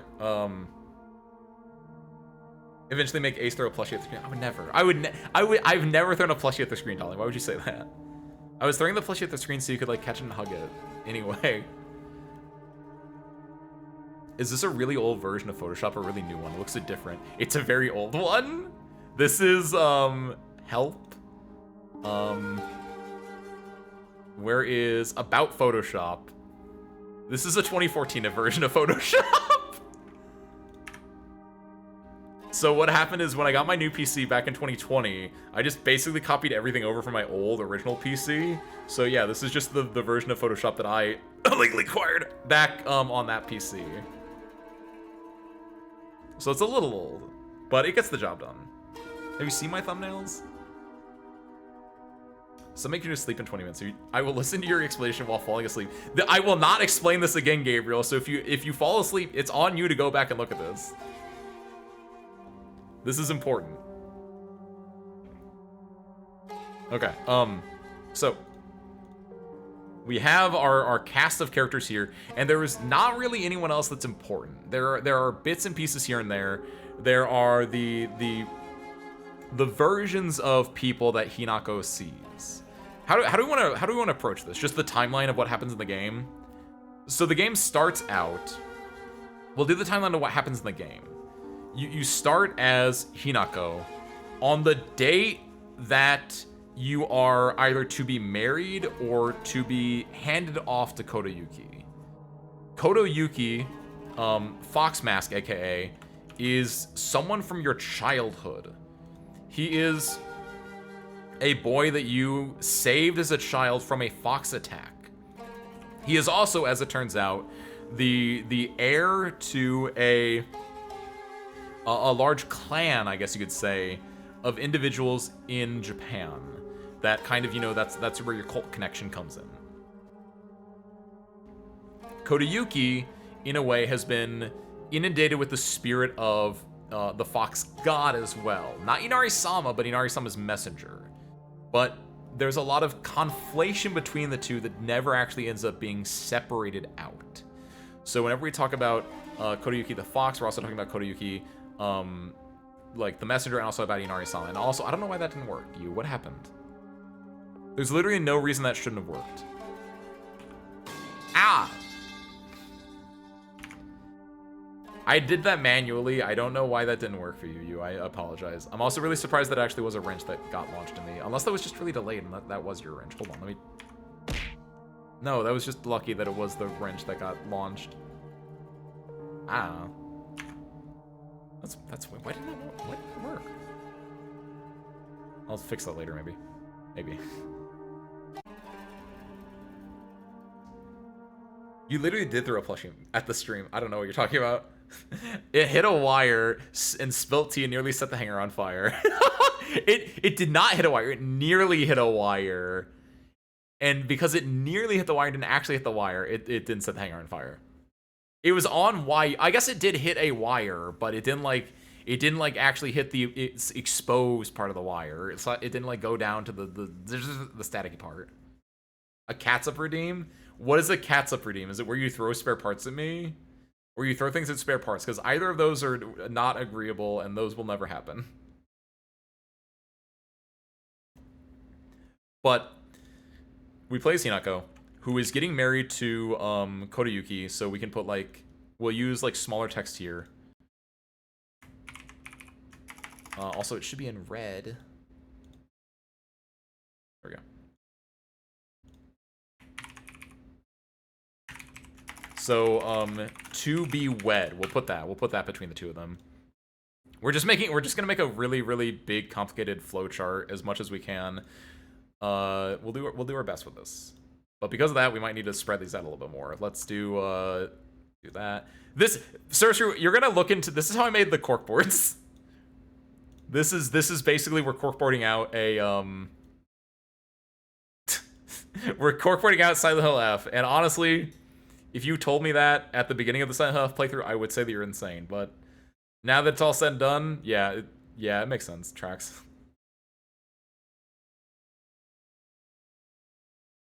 So, Hinako and Kodayuki are to be wed.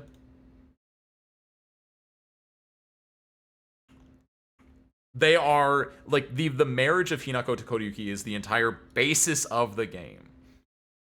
Enjoy your lurking. Alia Uchiha. Alaya Uchiha. Hinako and Kodayuki are set to be wed. They are the entire reason that the game takes place in a way. Hinako, obviously the daughter of Kanta and Kimie, and sister to Junko. Junko previously has been married off, right? In the Hinako, in the Shimizu household, it was these four for a long period of time, but at some point, Junko gets not necessarily sold off into marriage, but she meets with a matchmaker, as we find out in this playthrough. She gets a matchmaker, and she is married off. So she's removed from the household, and in doing so, it removes her connection to Hinako in a lot of ways, at least through the majority of the game, because when someone is wed, they are effectively dead. They are removed from the previous household, and they just become their spouse's wife. So because of that, Junko is kind of removed from the rest of the family. Hinako has to deal with the idea of her being married to Kodayuki, kind of on her own then, because Kanta and Kimie are not super supportive of her outright. Kanta and Kimie, for the first few playthroughs, they're kind of not full characters.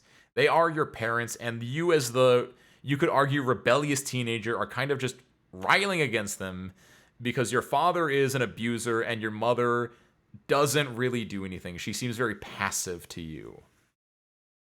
So because you have no support structure, you don't have a sister, you don't have a father, you don't have a mother to look to, when it comes to your dealing with this very stressful situation of marrying this boy who you think you actually do like, you think you actually love him, you saved him as a young child, you end up doing a letter correspondence with him, and over time you kind of like start looking forward to getting his letters. You sit in your bed and you kick your legs up whenever you're reading it or something. And you think you might like him, but it's still weird because you've never had these feelings before. Like, you can interact with girls like Sakuko and Rinko, and you can interact with boys like with Shu, and you don't really get like what the big deal is with why things are different. But with Kodayuki, something is different. You don't know why, and it doesn't help by the fact that he's not actually around you. He's just on the other side of the mail, so it's very removed from you, these feelings that you can't really work out. So on the day that he finally comes and says, "Hey, Hinako, I want to marry you. I want to take your hand in marriage. I can give your family a very nice dowry," which I think is the correct term. Correct me if I'm wrong. "I give your family a really nice dowry, and then we can be together, like we both want to be." Question mark? Because the question mark there is not, do you accept? It's more like, do we both want this? Kodayuki, as we kind of figure out from our main ending, does Kodayuki actually like Hinako, or is he being pressured into it from the Fox spirit / his clan?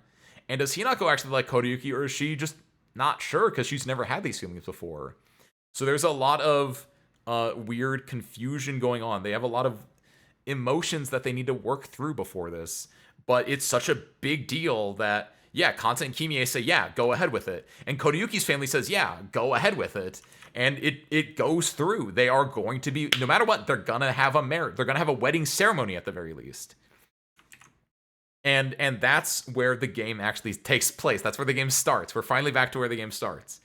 In that scene, you have Kanta and Kimie talking to Hinako, being like, why aren't you happy? You're gonna go get married. You're gonna leave this house because Kanta, your dad, knows that he's kind of a dick, knows that he's not been a great father to you. He's been a little bit abusive to you. And he's like, yeah, you should leave. You should get out. Like, we get money. We can live our life without being the terrible parents that we think we are, parentheses, that we kind of are. and you can be with Kodayuki, someone that we're pretty sure you legitimately enjoy, that you actually like the company of. Like, this should, for Kanta and Kimie, this is like, kid, this is a win-win for everyone. Why are you not, like, so about this? But Hinako is a kid. She doesn't know. She has to process her emotions, and so having this big revelation on her sends her away. She leaves, and that's the opening cutscene. Her running away from her family and seeking the only people that she has left, which are, we'll change colors here, darker green, are her friends Sakuko, Shu, and Rinko. More specifically, Shu, because Shu is her, say it with me now, Aibo. For the non-weeaboos here, / the non Ace Combat Zero, the Welkin War service crew here, this is partner. So we have Hinako and Shu being Aibo being partner. Also, I realized that I did not actually loop the soundtrack. There we go. Loop. So because of this extremely stressful situation and her family that is not treating her like, she cannot go to them for support, and Juko doesn't exist because she's not in town, she goes to the only person she can talk to, Shu, her Aibo. Along the way, she sees Sakuko, so Sakuko also goes to the Chizuriya with her, and Rinko was going to meet Shu anyway, so they all kind of like get together. All of the friends, right? Your friend group here gets together. And to me, the entire real life sections of the game are them kind of working out, like, Hinako, you're leaving us, right? When we get to the Shu is like talking about how awkward this is. He gives us the pills and says, like, this is weird, I don't know, like, how do you feel? Because Shu, as we find out, Shu's been drugging us. Arguably for a good reason, or for a good cause, but also, that's not consensual. And also, yeah, that's not great. Like, heart's in the right place, everything else about it is not. So Shu is trying to get us to, like, look inside ourselves and think about, do we actually want this? Shu also, I think, has some feelings for us, but they are, even though I think he does have feelings, they are still a little bit ambiguous, where he could just be doing this out of the not the kindness of his heart necessarily, but it could still just be like, it doesn't matter if we actually get together in the end. There is still, I think, some amount of him that is just, yeah, that's my best friend, Hinako. No one told his friend's life was gonna be this way. And then, yeah, life was gonna be this way, parentheses, Silent Hill.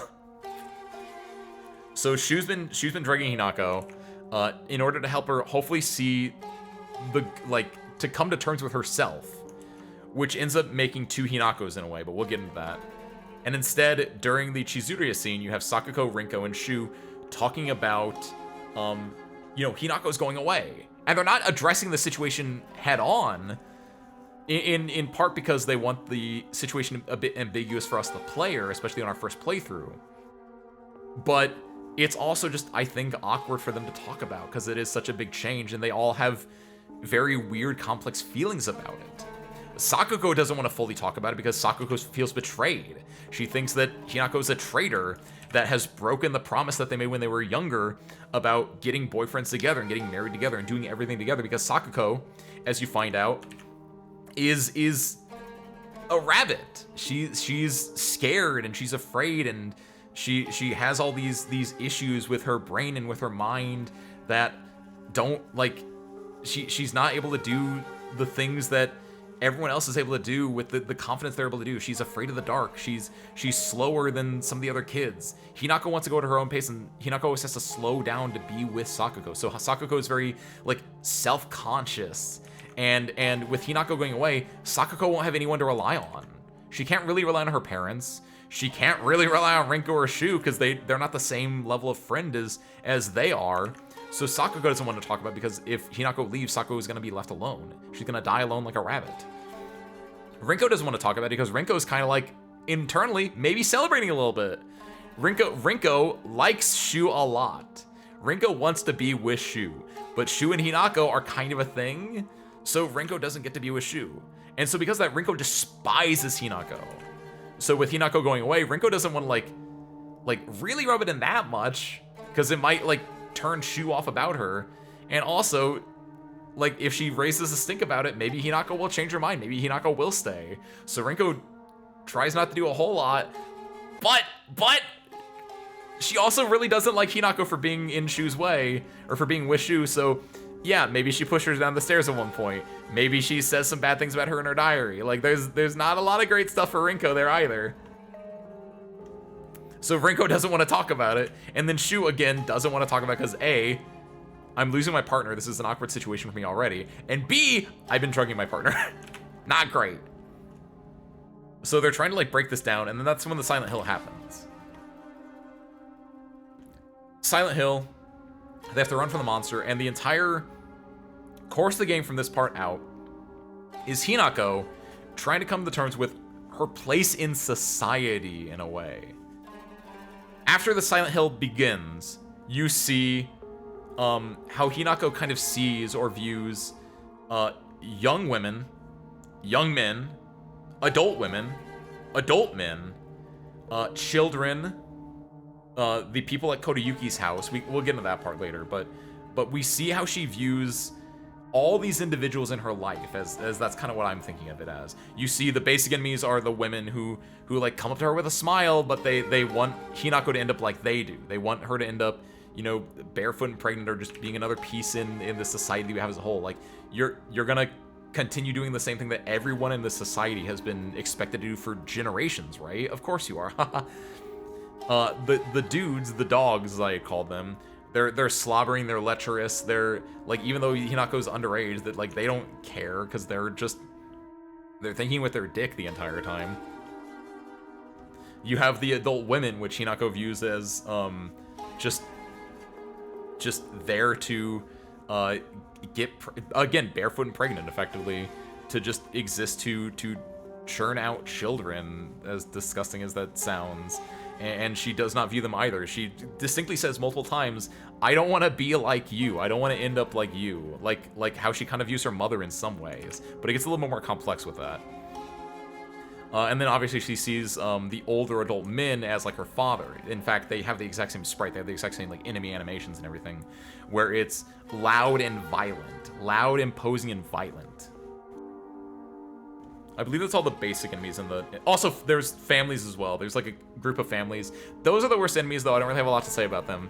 They're all like just corrupt and spewing, and they just kind of suck. I don't know. So yeah, the game from that point on is Hinako trying to like come to terms with this. She goes, like, she runs off from them. Goes on her little journey, eventually meets up with Shu, meets up with Rinko. I'm trying to think what else happens with respect to that. But while that's going on, you also have the stuff in the other world. Adios, Penelope. You have the stuff in the other world, which is, if the real world is set in the moment that Kodayuki comes to Hinako and says, hey, let's get together, I think the other world is after Hinako goes with Kodayuki. Because you start off with you waking up from a nightmare and going to a shrine. You go to visit a shrine, which I'd like to imagine. I'm white dude from the middle of America. I have no actual knowledge of like what happens in Japan, especially not in 1960s Japan. But I've watched a few animes in my time, so I don't know. I might have something there. But I think what's happening in the other world is Hinako and Kodayuki meet up, and like in the other world, it's the version of Hinako that's going with Kodayuki. They go to a shrine, probably to get like blessed or get like some guidance for their upcoming wedding. That's the first segment in the other world. The second segment in the other world is very similar, where you're probably going to, that might even be Kodayuki's family shrine for all I know. Because you see remnants of other women who have been, like, born into this legacy. And you see other images of people who've been spirited away, which I assume there's a very one-to-one connotation with being spirited away and being wed into the family, right? The lines kind of blur in some ways there. You go from there, and then the third segment of it is you go and break the bonds with your family and friends. There is, in the third segment, chapter 6 in total, Hinako, who in the other versions has already become the Fox version of Hinako, but we're gonna go with the main game version of this right now. In the third Otherworld segment, Hinako has to go to Sakuko, Rinko, and then finally Shu, and effectively kill them. Because as we kind of discussed, as we found out, getting married, again, is kind of like dying. Like, our family was this. Junko got married, our family is now this. When you get married, you are no longer part of this family, you're no longer part of your own world, you are now part of your husband's world. So, like, we're gonna go from, like, family here, to family here, to family here. Which means, again, we're cutting out these, we're cutting out this, who's already been kind of cut out, kind of mutual. And then we gotta go and cut out these things. And also these, but we'll get to that later on. So first and foremost, like, Hinako's back in town, I imagine. And to me, it was kind of the idea that Hinako's going around basically giving out wedding invites. Whether or not that's exactly what's going on or not, up to interpretation, I think. But you're at the part where Hinako has to cut her ties with her hometown in order to accept her new life as Kodayuki's bride. So she goes and she cuts out Rinko from her life by burning her in lava. And in doing so, we learn a lot about Rinko. This is one of my favorite segments, is learning about Rinko and Sakuko. And you see that Rinko's, again, they're all children. They're all insecure. They're all not emotionally stable. They're not emotionally sound. They don't know what's going on in life yet. Their brains are not fully developed. And because of all of this, they're scared. They're confused. They're just acting on instinct. And your instinct isn't always right, especially at this part in your life. So we see Rinko's diary and saying like, oh, I hate that Hinako. I wish she would just die so I can finally get with Shu, my beloved. I'm so much better than everyone else because I have money and because I can look down on them. I feel so powerful when I buy those suckers, when I buy them their snacks at the Chizuria, because it tells me that I'm better than them, that I have something to lord over them. Yeah, that's right, me, Rinko, the best one. And as she gets older, she realizes, man, that's kind of fucked up. I thought like that, huh? Cinema. So yeah, Hinako and Rinko don't like each other that much for fair reasons as younger adults. So Hinako kind of revels in killing Rinko. As you play later on, you realize some more things and it gets a little bit more complex. But in that first playthrough, ooh, even in the second, third, and fourth, depending on how you are, you revel in the killing of Rinko. Then you jump to Sakuko. When you kill Sakuko the first time, it feels very confusing. Like, she called you a traitor, but I don't get it. I don't really know why. And you don't really, like, it's not as visceral as dropping Rinko into lava. Instead, it's like a slow. We only did it 4 times actually. There were 5 endings, but again, you don't go that far in the UFO ending, may you? But yeah, you burn Rinko alive. Sakuko is different. You don't burn Sakuko alive because you as the player might be a little bit more confused. It's actually a slow, more insidious death. You lock her in the dark where she has a heart attack later on. As you explore Sakuko's area, in the first playthrough, even in that first one, you're not really sure what's going on. It's only in like the second and third you start getting a little bit more where Sakuko is talking about you being like the betrayer, and you're not really sure why, but like, does Sakuko harbor these nasty feelings for you? Is she also like a jerk like Rinko? And so that's why it's like, oh, you're okay with cutting her out as well, like, ooh. But as it turns out, like, no, you are actually a betrayer. You actually are kind of the one in the wrong in this part, but you still need to cut Sakuko out. And Sakuko realized that, yeah, maybe she was a little bit of a dick to you, calling you a traitor, but like, she can't be that little rabbit forever. Like, she can go and grow up. It's hard, it's scary, but in one of the last messages you get from Sakuko, she's gonna put on a smile and she's gonna say thanks for everything at the end of it all. And Sakuko can kind of come to terms with this. It's great. And then Shu, your partner Shu. For Shu, there's not as much as there is for Rinko and Sakuko, which is really sad. So for Shu, you collect the little bits that, you know, kind of tie you guys together. You have the most history with Shu, ironically enough. which is why I think in that segment you see, like, there are 6 objects on pedestals, and whenever you go up to them, Shu says, like, hey, remember that time? Very, very Family Guy-esque, you can almost say. But, like, hey, Hinako, remember that time we passed that math class together? Or, hey, remember that time we played Space Wars together? If you got the letter, you can find it at Shu's house. Ooh, no! What letter? I might have, but now I'm afraid I don't know which one you're talking about. But yeah, like you have Shu, and it's a complex little thing going on there. It's like a diary entry from Shu as a kid. Oh, I think I did get that. I do not remember the context of it at all, but I do distinctly remember like reading a letter in Shu's kid voice. That's unfortunate. Shoot. Shoot. Oh, that's just shut, actually, wait. But yeah, so Shu is like, you and Shu have been together for the longest time. So when you go up to Shu and say, hey, I'm getting married, here's when we're like getting together. Yeah, like it's a quick one. Like, you don't spend as much time with Rinko and like with Rinko and Sako, you kind of like spend some time with it, but for Shu, you go in, you have like, he's talking behind the screen the entire time, and then you just drop the noose on him, and he... It's about how he saw that Hinako wanted to be treated as a boy. Yes! Yes! Okay, yes, I distinctly remember that one. Yes, thank you, LP. Also, see you again. Yes, where Shu was like, Hinako wants to be treated as a boy, I'm gonna do as best as we can. Because I was like, trans Hinako theory back on the table? Oh, yeah, okay. So Shu, again, like, I think a lot of it is maybe that he is platonic in it. So again, it's a little bit blurry, but maybe it is just purely platonic there.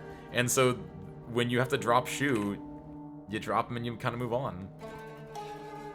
And then as soon as you're done with that, you get comforted by Kodayuki saying like, I know this is hard to do, but it kind of had to be done. Thank you. I'm proud of you. Also, forgot to mention this. In the, like, right before you drop Sakuko down, you have a fight with Sakuko as a boss. In Chapter 4, in the second Otherworld segment, you have a fight with Sakuko as a boss. To fit that into the timeline, it's Hinako's going around saying like, hey, I'm getting married, hey, I'm getting married, hey, I'm getting married. And so I think what technically happens is Sakuko kind of knows that Hinako's back in town. Sakuko, like, goes out at Hinako, right? Lashes out, that's the word I'm looking for. Sakuko lashes out at Hinako, saying like, you traitor, I thought we were gonna be friends, I thought we were gonna do this forever. Like, you have the insidious, you have the, like, the seeds being planted with the Uragirimono, traitor, that she's saying when you're in the real world. But now that you're back in the other world, we're assuming that's been like maybe a few years, and you're coming back and saying like, hey, we're getting married. This is when Sakuko, all the resentment that's been building up in Sakuko can finally be let out, and she can, you know, that's the boss fight, is that Sakuko is like lashing out at you, finally letting up all that built up resentment that she's had about you betraying her come into the forefront. And so that's what the boss fight is, Sakuko versus Hinako.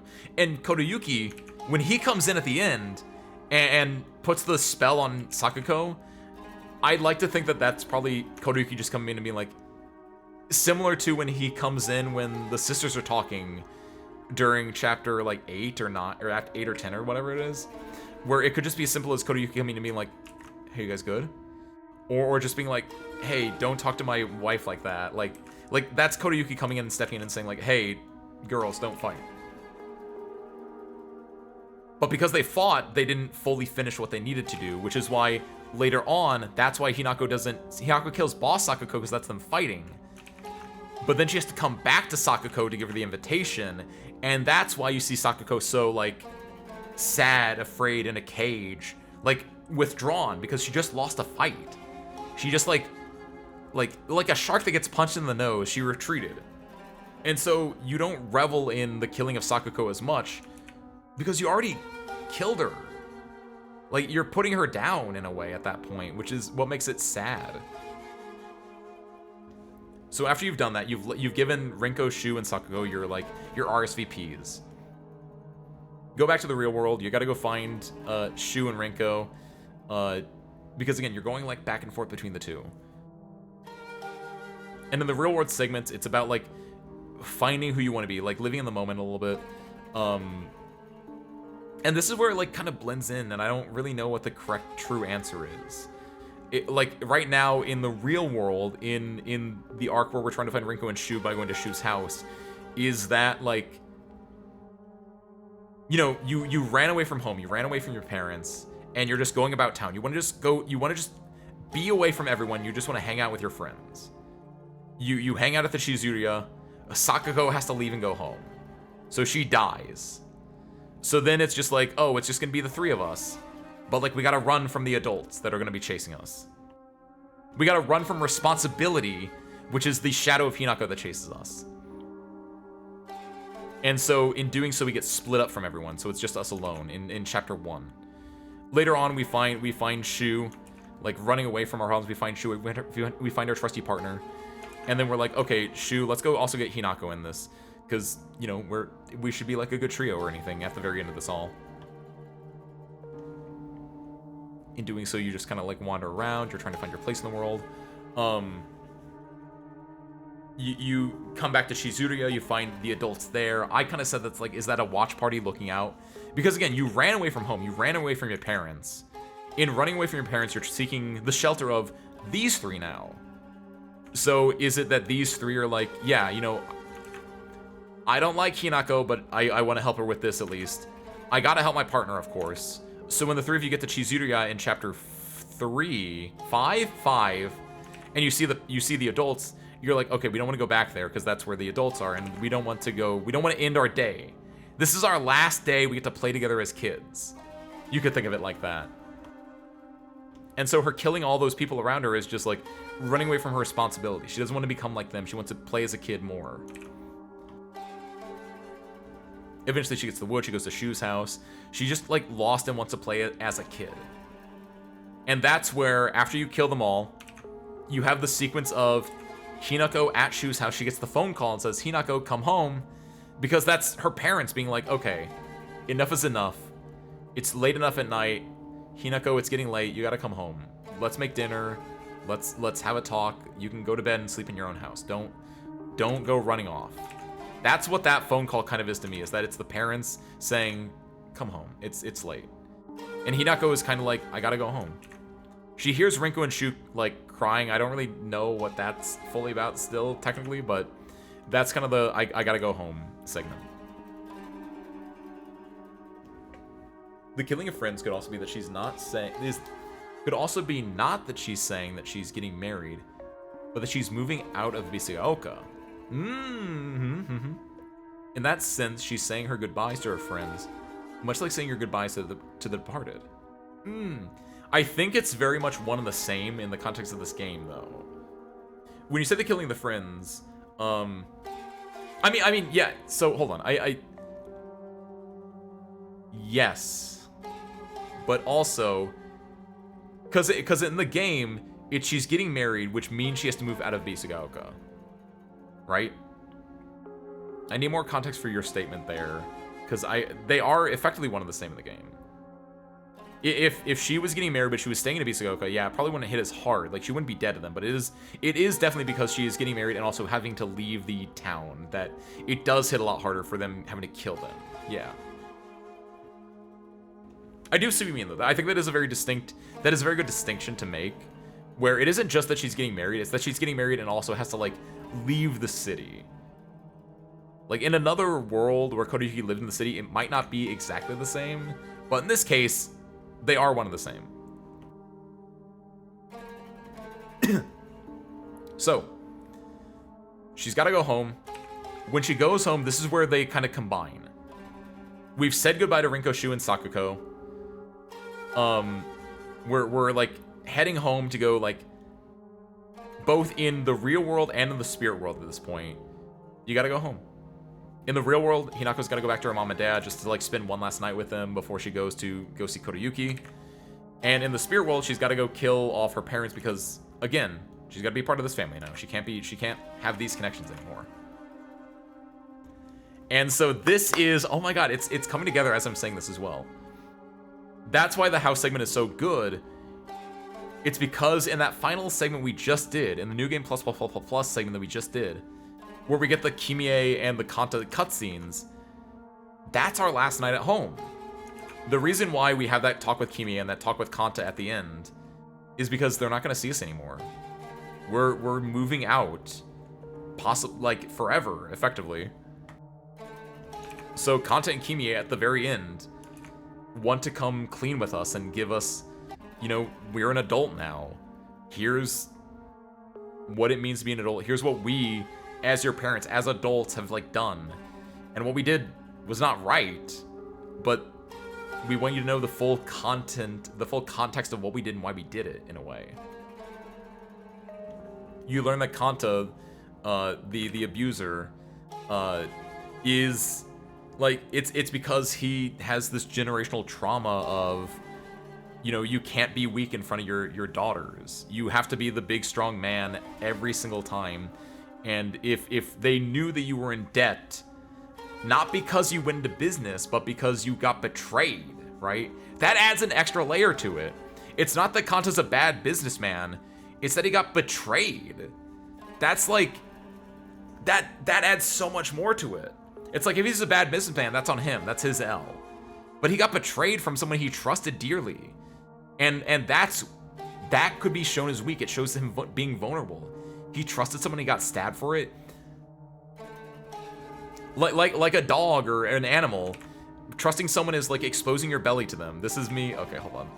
Trusting someone is exposing your belly to them, right? This is the belly. And then someone betrayed him. Like, he's showing them their soft side, and he got stabbed in it. And because of that, he doesn't want to be shown as weak. He's got to put the foot down and be like, I'll take on the debt. I don't want the girls to know about this. But you can't hide it. They know. They all know that it exists, and they don't know why. They don't know the full reason why. So he got betrayed from his friend, and also, Kimie, their mom, had a surgery. A surgery that, like, we don't know if it's life-saving, but it's definitely one that theoretically would have increased her quality of life by a lot. And we don't know if it would have been, like, worth it, but Kanta wanted to do it because he doesn't want to see his wife suffer. He might not have been a good father, but he was a pretty alright husband. So he goes into debt from his business. He goes into debt because he got betrayed. He goes into debt for his wife. But all this time, Junko and most importantly, Hinako, for our purposes, don't know the full extent. So in their last night together, Kimie talks to Hinako and says, hey, you know, your father might not have been a great father, but I want to explain why he was the way he was. And Kanta, his cutscene is him apologizing because Hinako now knows. She heard from her mom. And Kanta, at the end of the day, he was kind of just doing what he thought was best. Because he didn't know. He doesn't know. He's got this, again, generational trauma. It's just the way things are in that society. It's the way that things have been. It's the only life he knows is that he's got to be the Centaurian father figure. And so in this last moment of my other daughter will now leave the nest and I will be alone with my wife for the rest of our days. I will have no other family before me except for my wife, and the two of us will live happily. Like, he is still a dad, and he was doing the things that he thought were best as a dad, and he doesn't want Hinako to leave him with resentment in her heart, so he wants to try to seek forgiveness in it. And whether or not Hinako forgives him, that's to you, the player, to decide whether or not that's right of her to forgive him or to not forgive him. But Kanta would be damned if he didn't try, because at the end of the day, they are still family.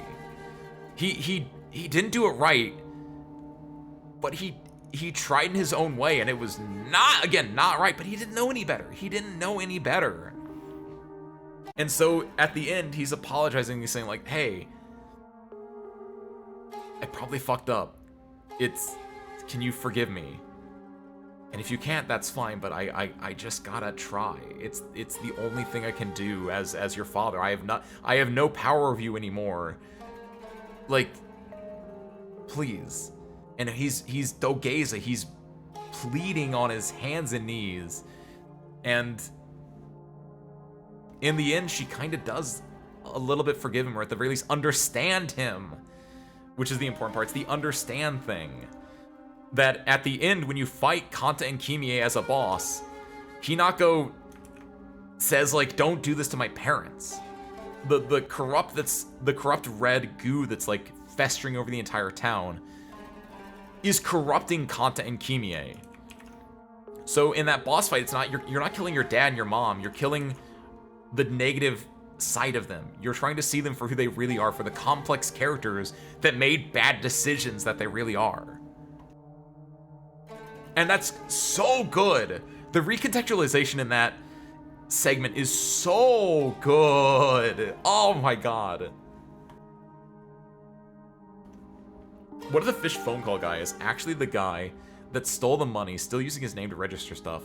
Ooh, that tracks to me. Because I had thought about, like, oh, that's who he's in debt to. But yeah, because he met him on a boat. He met him on a boat, So I wouldn't be surprised if that's, like, that's the partner that, like, betrayed him. Yeah. I assume the surgery was life-saving, because the letter from the uncle said, spend what time you have left together. You're probably right, actually. Either way, yeah. Kanta had to save Kimie's... Kanta gave Kimie... Like, Kanta's in debt for his wife. Good call, good call. But, yeah, to end this part. So Hinako kills Kanta and Kimie, or kills the corruption in them. That's our real-world Hinako, the one that's about Shu and Rinko and Sakugo. At the same time, though, at the exact same time, Bride Hinako also comes to Kanta and Kimie, and also kills them. And that's for real this time. Because the Hinako that kills the goo versions of Kanta and Kimie, she kills them and then they walk off with the red goo dripping off them as humans. And they walk outside and they find Bride Hinako. And Bride Hinako kills them. Severing their ties because now she's part of this family. She's no longer part of this family. And that makes this Hinako very upset because I just came to realize that these are real complex people and I'm now cutting them out of my life entirely. Oh. And so then this Hinako then ends up feuding with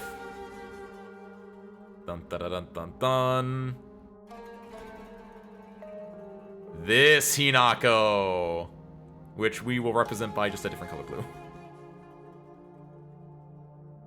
Because there are two Hinakos. Kakura Makakura. Hold on. How do I... Does that look cool? That probably looks really annoying, actually. I hope no one has astigmatism or whatever. There are two Hinakos, effectively. Because Shu's been drugging you the entire time. This is the Kakura Makakura. Because of the Kakura Makakura, there is this Hinako and there's this Hinako. Dark blue Hinako is this Hinako, by the way. This Hinako kills your parents. So that makes this Hinako, this is where it comes to a head. There are the two Hinakos and they're gonna butt heads. And this is where you get your endings. You're chasing after them. The two of them are conflicting. And it turns out that the reason this is happening is because of the different gods of Abisugaoka. The darker Hinako, the Kodayuki Hinako, is basically a pawn in the greater game of the Fox. The Fox Lord that resides over Abisugaoka needs a new bride. He'll keep the water dragon at bay. He's the new sheriff in town. He'll do everything right. Whereas this Hinako is the one of the Ashura. The one of the I forgot what the term was. The old way where you worship the tools, right? And in doing so, it's she's kind of with Shu. She's kind of with it. She's a representative of the doll. So you have the doll, the Ashura, the Tsukumogami. Thank you, Mayu. They're butting heads with the fox. So a lot of the endings revolve around which of the Hinakos do you play as and which one do you work with. It did leave Kimie and Kanta with thousands of dollars in debt from medicine, I think, though. Yeah, 100%. Like, there's a lot of debt that's going on with Kanta, which is, like, yeah.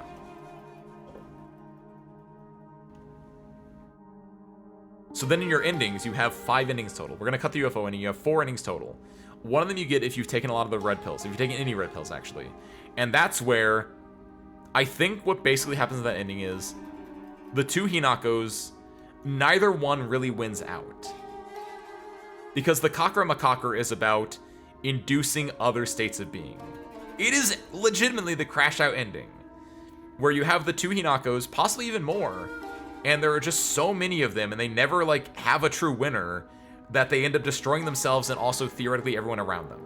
Like they just it's the fractured, it's the shaky Hinako ending. That's why I'm like shaking this around, because the Hinako is not, she cannot come to terms with herself. The second ending is where Hinako resolves that I am, you know what, I am the fox. I do want to get with Kodayuki. I do believe this is the right thing to do. I am going to cleanse my body of the ashura of my friends and family. I'm going to wed myself to Kodayuki because that's the right thing to do? Question mark. So in that ending, you get happily met. You as Fox Hinako fight the ashura, the old way of being, and as Fox Hinako, using your fox powers, defeat the ashura, who is all about the tools around town. In doing so, then you get married to Kodayuki, and in your cutscene, Shu and Kodayuki come to terms with each other, being like, they both want what's best for Hinako. But during this all, Hinako never got to choose. Hinako never ever got to be her own person. She's subservient to Kodayuki, which is evidenced definitely in the post-credit scene of Hinako not having a face of her own, saying that she doesn't want to become her mother. Because she didn't get to make a choice in the end. She just fell into it because that's what the fox kind of wanted her to do. Ooh, you're right, you. The crash out ending that we're talking about, you, by the way. Yes, that's a good point. That adds into it. The crash out ending where it's like, you're going like this. How does that end? It ends with Hinako fighting Hinako. Right? It's because the Hinakos are fighting, that's your crash out ending. That's why it's the big bright Hinako is the first boss.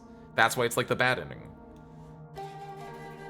Then yeah, you become the fox god. You do what the fox tells you to do. You don't really get a choice. You become a wife. Next ending, instead, the Ashura side weighs out. You find the katana. You don't purify it. You stick with that corrupted tool that was never fully put to rest in the end. And the reason that is important is because it's all about the worship of the oldest thing in town.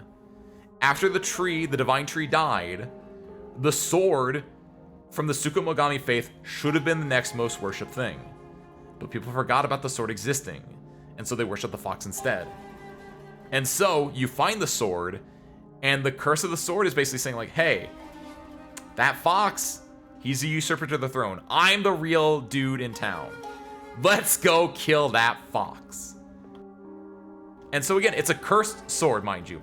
You're not under your own control. You're doing what the cursed sword, you're doing what the doll tells you to do. You're doing what the Ashura tells you to do. So you go and you fight Kodayuki. You're on the wedding altar.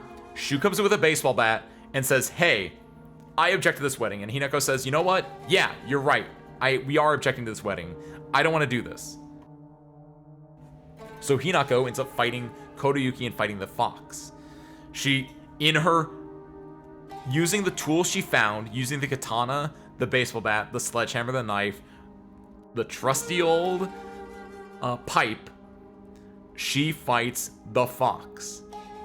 As a servant of the Ashura, she fights the fox faith. And in doing so, she frees herself. She is dedicated to the town. She doesn't leave. And the town ends up being devoured by the flood. Not a great ending either. Finally, the true ending. You come to realize that what you want most is to have your own life, to make your own choices. You don't want to like be controlled by the Ashura. You don't want to be controlled by the fox. You want to be able to make your own decisions. You're young. You don't want to do what society is telling you. You don't want to do what your parents are telling you. You don't want to do what Kodayuki is telling you, because that's the thing. One of the major cruxes of the game is, like, Hinako is told, like, hey, don't play with boys. That's not what girls your age do. They go play with dolls. And Hinako's like, no, I want to do what I want to do. And then later on, she's told, hey, you know, like, you gotta get married. It's what's best. Like, her sister Junko's saying, like, hey, go get married and just do what your husband tells you to do. You'll have a nice, happy, like, peaceful life. She's like, no, I kind of want to make my own choices. But again, the entire time she's like, I kind of like this Kodayuki guy, I think. I think I might like him, but I don't know. And then, while she's not sure, he comes and props the question. And her parents say, yes, of course she'll marry you. They, you know, are presumably acting in her stead, not giving her a choice. And so in this final ending, you get the tool, but you purify it, signifying the removal of the spirit of the Ashura.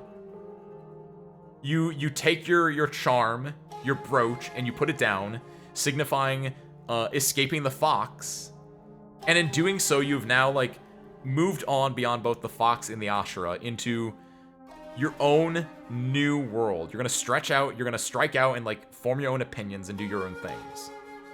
So, if the Kodayuki ending, where you fight the Ashura, is Hinako going through the wedding and Shu begrudgingly going along, and if the Shu ending is Shu interrupting the wedding and saying, hey, you know what? Hinako doesn't want this. And Hinako's like, yeah, you know what, right? You know what, Shu? You're right. I don't want this. Because again, that's what it's about.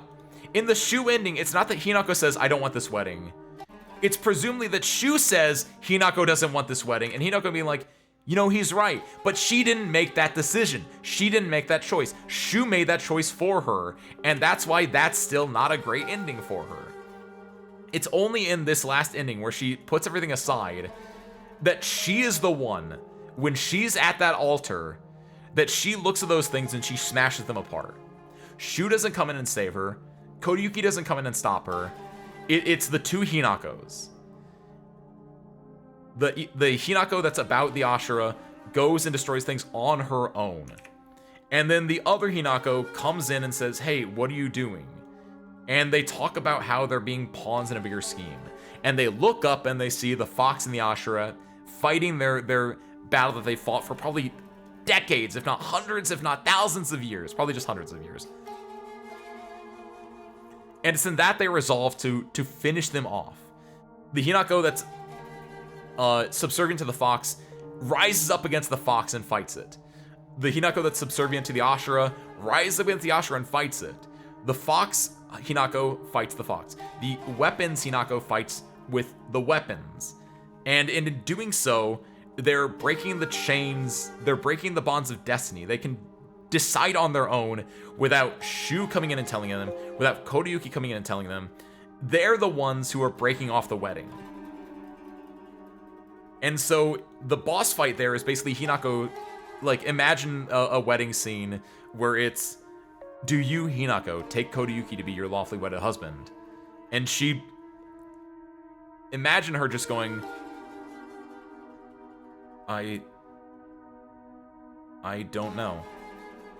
It's that kind of moment where she doesn't say no, but she doesn't say yes.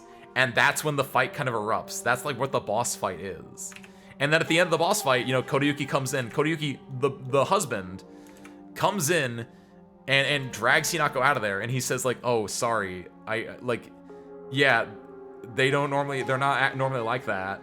Referring to, you know, his grandfather or to the other patrons at the wedding. But it makes sense because it's, if you're at a wedding and then suddenly the bride says, I don't know if I want to get married, yeah, a big hubbub is going to go around.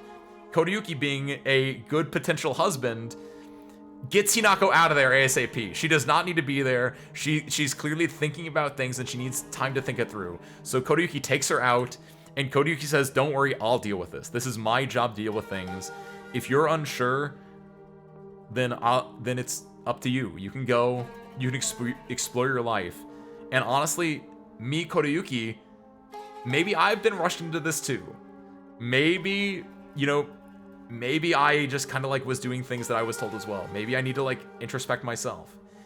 And so Kodayuki, being a really good character, now no longer subservient to the fox, kind of realizing like, hey, Hinako, it took a lot of bravery to say no, or to say I don't know at our wedding ceremony. I think you're right. I don't know either if I should marry you. And so in your best ending, it's both Hinakos who don't know what they want to do, and Kodayuki, now kind of free, realizing he's a free man. He can do whatever he wants. He's not subservient to his mother. He's now the leader of the clan. He is just that guy now. He can explore, he can experiment now.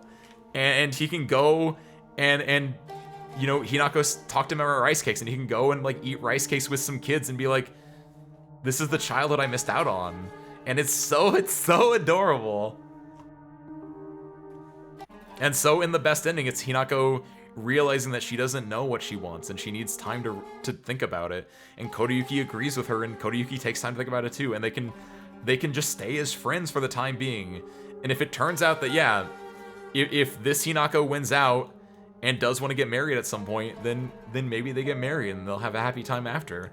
But maybe this Hinako will win out at some point, and then maybe they'll just stay as friends. Maybe they'll just stay as really good friends, and the Hinako will, like, I don't know, make a really cool, like, movie or something. I don't know what the Hinako wants to do with her life. I should probably know what the Hinako wants to do with her life, but I feel like that actually didn't come up that much. She'll go direct Space Wars. Yeah, actually, I was right. She will make a movie. It's called Space Wars 4. It's great. Sirs, your thoughts, opinions, feelings, questions? Except neither Hinako needs to win because there are now two Hinakos. Also true! Also true! Because that now they realize that they can be different people. And in a way, it's like it's like work-life balance in a way. You have this game, again, it's set in Japan in the 1960s. Don't forget about this bit up here that I've kind of forgotten about. Thinking about it more, the two Hinakos thing is not just the fact that, yeah, there's two Hinakos that, like, one might win out in the end. Both Hinakos can be coexisting.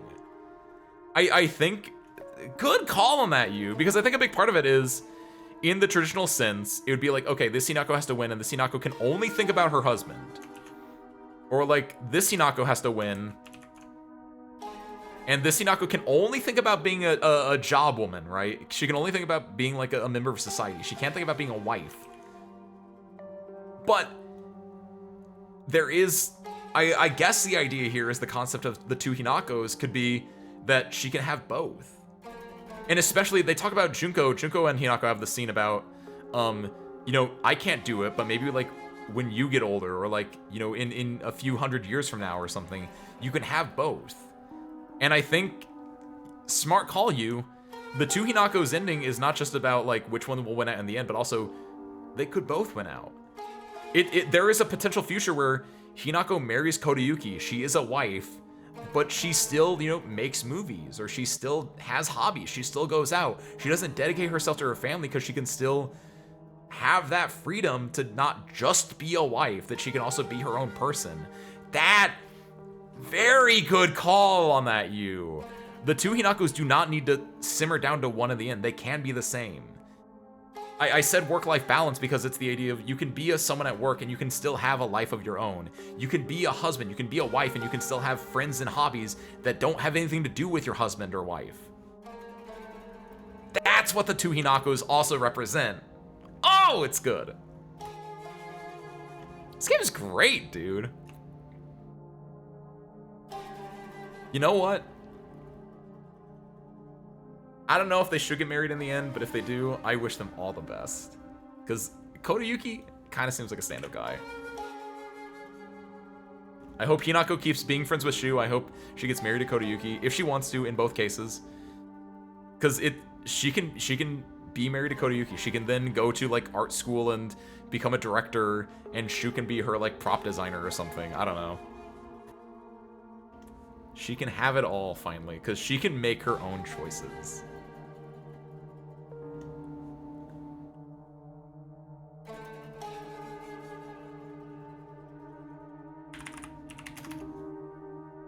The end.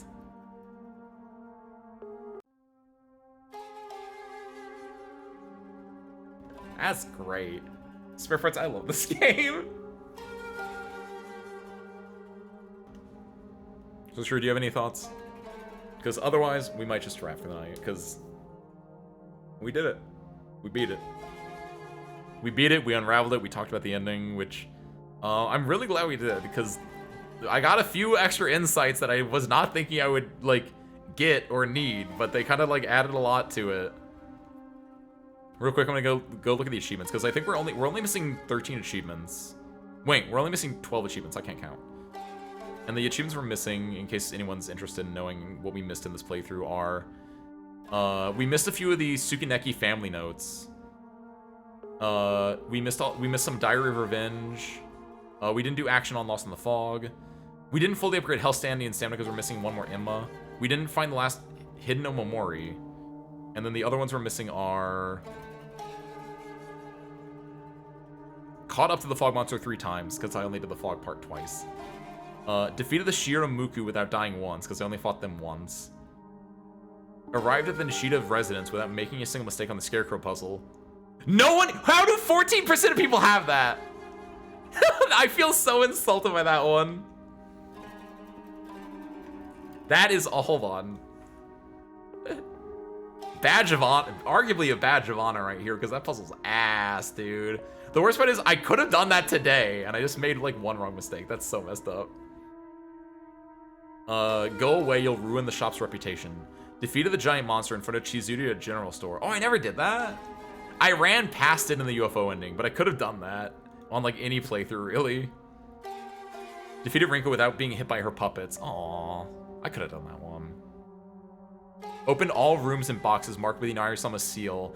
I wonder if the only box I missed with that is the one in the house, then. And then finally, Puppet Master. Defeat the Tsugami without getting hit by a single arrow. That is the... I want to point out, that's the second hardest achievement of the game. Which feels fair, because that is kind of actually difficult to do. When he goes Radon mode, he kind of doesn't mess around. Having the stream on while nodding off is funny. Dude, you're gonna have some messed up dreams if you do that. I've been awake for at least 48 hours. Good night, Ace. Good night, you. I hope you get some good sleep. You've definitely earned it from both staying up for 48 hours, because that's not healthy to do, and also for, like, getting to the end of the stream while making fairly good, like, observations along the way. Your brain deserves a rest. I was streaming you explain the game's ending. Was I in my Pepe Sylvia outfit? I don't know what that means, but I'd like to imagine if you were dreaming me explaining the game ending, you had me in front of a corkboard. Sursko, I'm glad that I can lull you into a nice slumber with my corkboarding. Priestess Lovejoy from The Simpsons is there. It's Kiwi. I don't think the term isn't Priestess Lovejoy. It's because you said Priestess Lovejoy, and I know who you're talking about. You're talking about Reverend Lovejoy's wife, I assume. But it's Priestess is not the term. So when you said Priestess Lovejoy, I was thinking Priestess from Arknights and also Reverend Lovejoy for a second, and I was like, hold on, what? Why are they there? And Grace Howard's there. Good lord. Surstrew, again, thank you. This game's great. I hope you guys enjoyed this journey into the game, because it was kind of absolutely peak. I would be really surprised if anything beats this for Game of the Year, but I don't know. I really Ace Attorney might surprise me.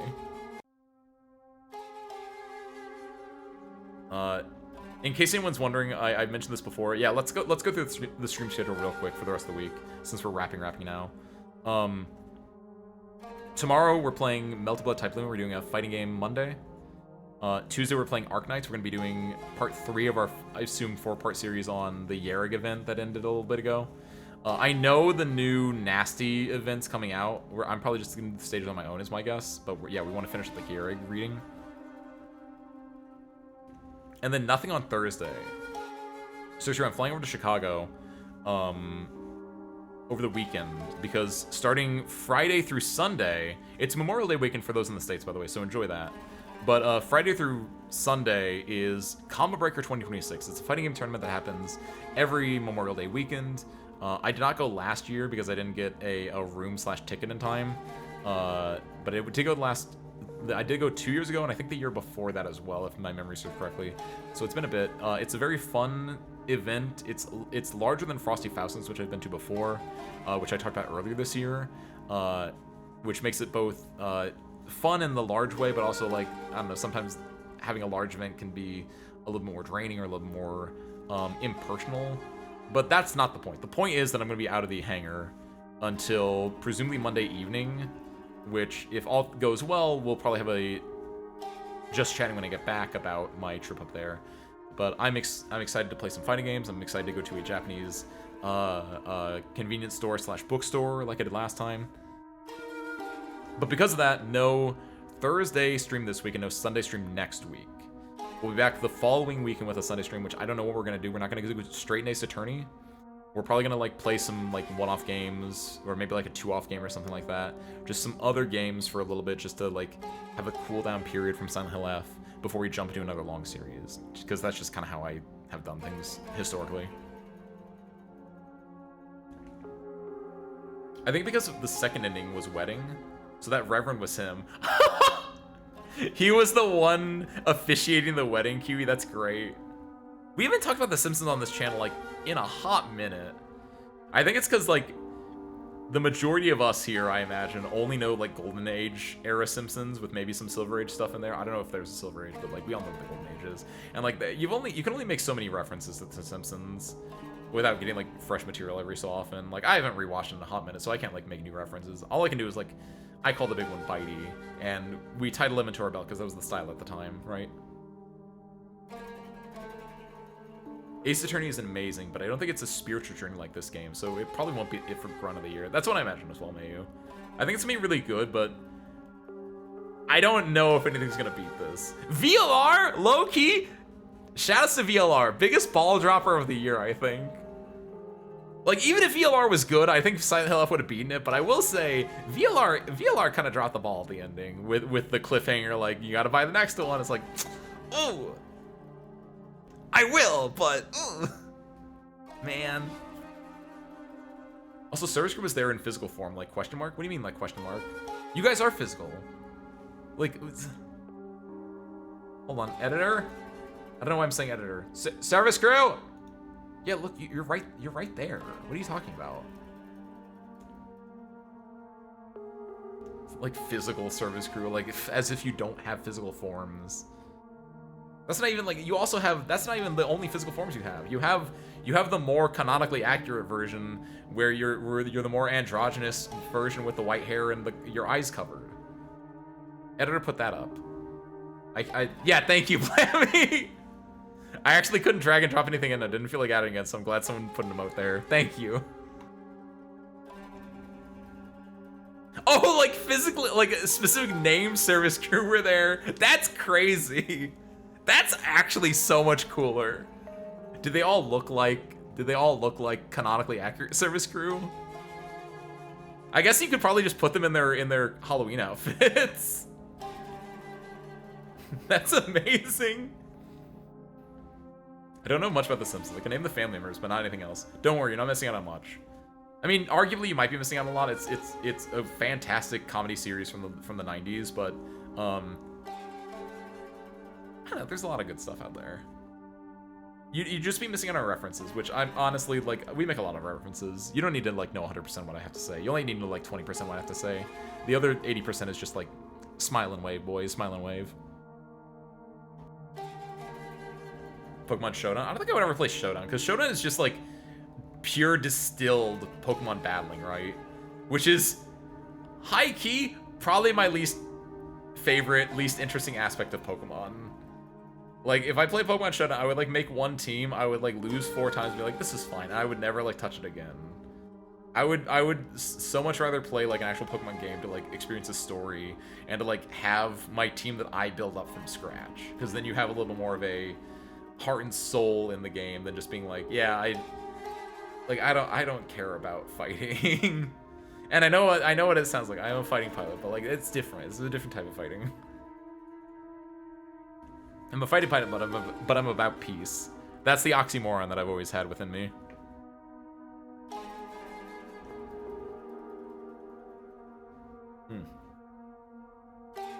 What was I talking about? Oh, yeah, so Melty Blood tomorrow, Arcanite's Tuesday. Then I'm out for the weekend, Thursday through Sunday, plus we should be back the following Monday with Azatsu, where we'll talk some stuff, break some stuff down. As far as like what the future holds, we're gonna be doing Phoenix Wright, there it is, I found it. Phoenix Wright Ace Attorney Trilogy. But that's probably gonna be like in at least like June, probably mid-June is my guess. But before that, we're probably gonna do like some one-off stuff. I don't know what one-off stuff we'll, you know, play by ear. I'll see what sounds good. If you have recommendations, of course, you can always link it in the Discord, which you should all know where that is. And if you don't, it's down in the links below. Yeah. Nuzlocke or Spirit Link? I don't know. I just play it normally. I don't think I need to do anything special. Maybe a Nuzlocke, because that just, to my understanding, the Nuzlocke is just like you just pick up the guy that you first find. But like honestly, I would probably just want to like get the dudes I like. Pokemon Omega Ruby? Why Omega Ruby? I thought it was if I was to do one, I should play Black and White, or I would play Heart Gold Soul Silver, since Heart Gold Soul Silver is like my nostalgia pick, and then Black and White is like the this is a really good game, Ace. You should play it pick.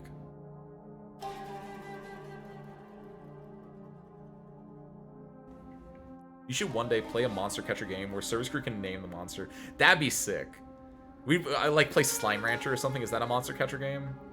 No, you don't name your slimes in Slime Rancher. Slime Rancher is not a monster catcher game. I mean, I think if I was to play a Monster Hunter game or a monster catcher game, it would be either you guys could name it, or I would name it after you guys, where I'd be like, okay, which one of you guys is the Typhlosion? Which one of you guys is the Poochyena, etc. Monster Rancher is though. Which one's Monster Rancher?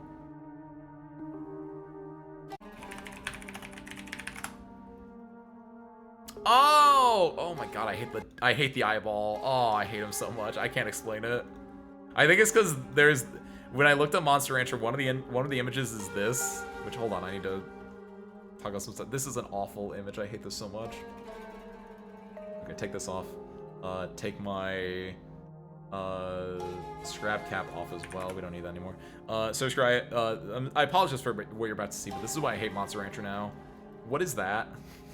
Why is he making that face? Why is that like the tmsanime.com/project/monster rancher? That's how they're trying to sell me on this, is this dude. It's probably fine, but like that is not doing some good. He's iconic. Good words, Kiwi. Good words.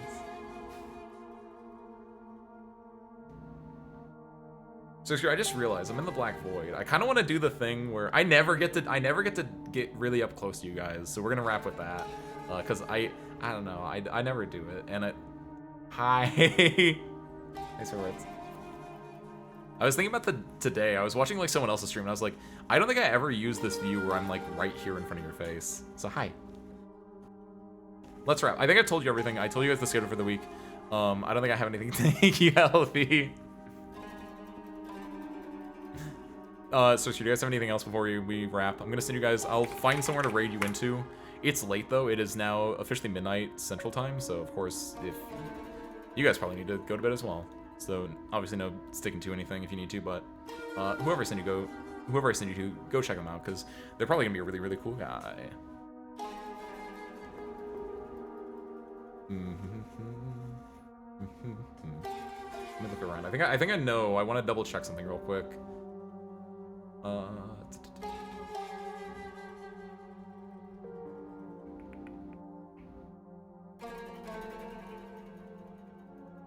Let's do that. What's up, Yukiko? Yamashi, welcome in. Hi, hi. Yukuko Yamashi. Yamashi, there we go. I was like, Yamashi sounds wrong. Yamashi, different glide. Yukiko, I am so absolutely sorry. This is you're pulling a, no offense, Blammy, I know you're here, but you're pulling a Blammy boy. And it's we actually just finished the game. We've fully finished the game. Like all the new game pluses, you just missed us doing an entire breakdown. Editor, pull it back up. We just did an entire breakdown of this. We just spent like the last hour of stream just going through the entire timeline and how everything worked together. Like, I apologize. It was a great game.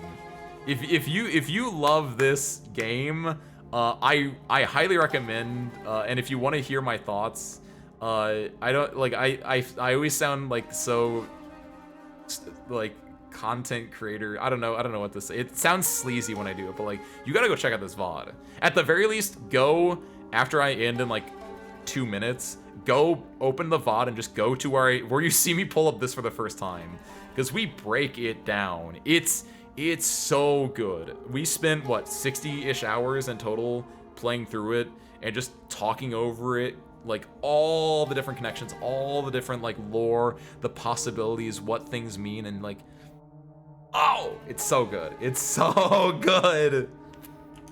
It's the year's not even halfway over yet, but probably the GOATY. GOATY, of course, being the grun of the year.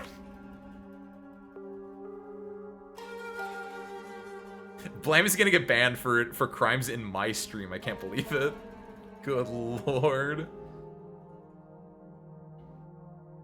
Yes, you can blame. That's true, actually. Technically, it's pronounced Blamey, not Blammy. But everyone call. I've been to other streams that Blammy has directed me to. They all also call you Blammy. I'm so sorry, Blammy. The irony of you can blame me being actually the correct pronunciation is really funny.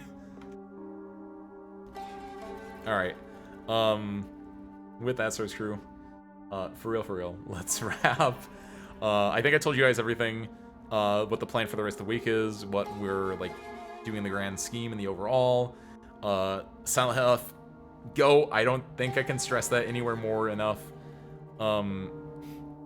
With that, let me double check what they're doing here, actually. I got distracted and I didn't fully like check things out, but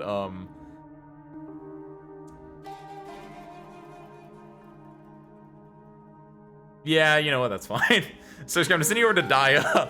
He's not wearing a shirt right now, and he's got more shirtless pics on, but you know what, you're strong. You made it through Silent Hill F. You can handle masculinity for a little bit.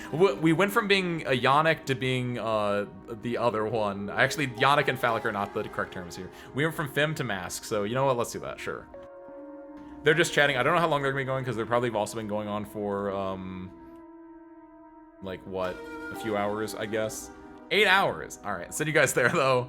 I don't know how long they're gonna be streaming for, but go check them out. Very cool. With that, Service Crew, thank you. This game is great. This game's awesome. I love this so very much. Oh, hold on. Yeah, we'll do that. So you guys are there. Go enjoy. But with that, Source Crew, sincerely, great game. I don't know if anyone specifically recommended this to me or not, or if it was just like a, yeah, Ace, you need to go play that game that you bought. But if you recommended this, good job. Or if you like this game, good job. Or if you found out that you like this game from this streams plural, good job. Thank you. It's a really good game. It's amazing. But with that, Source Crew, thank you guys for watching. I hope you enjoyed it, and I hope to catch you next time. Peace out, everyone.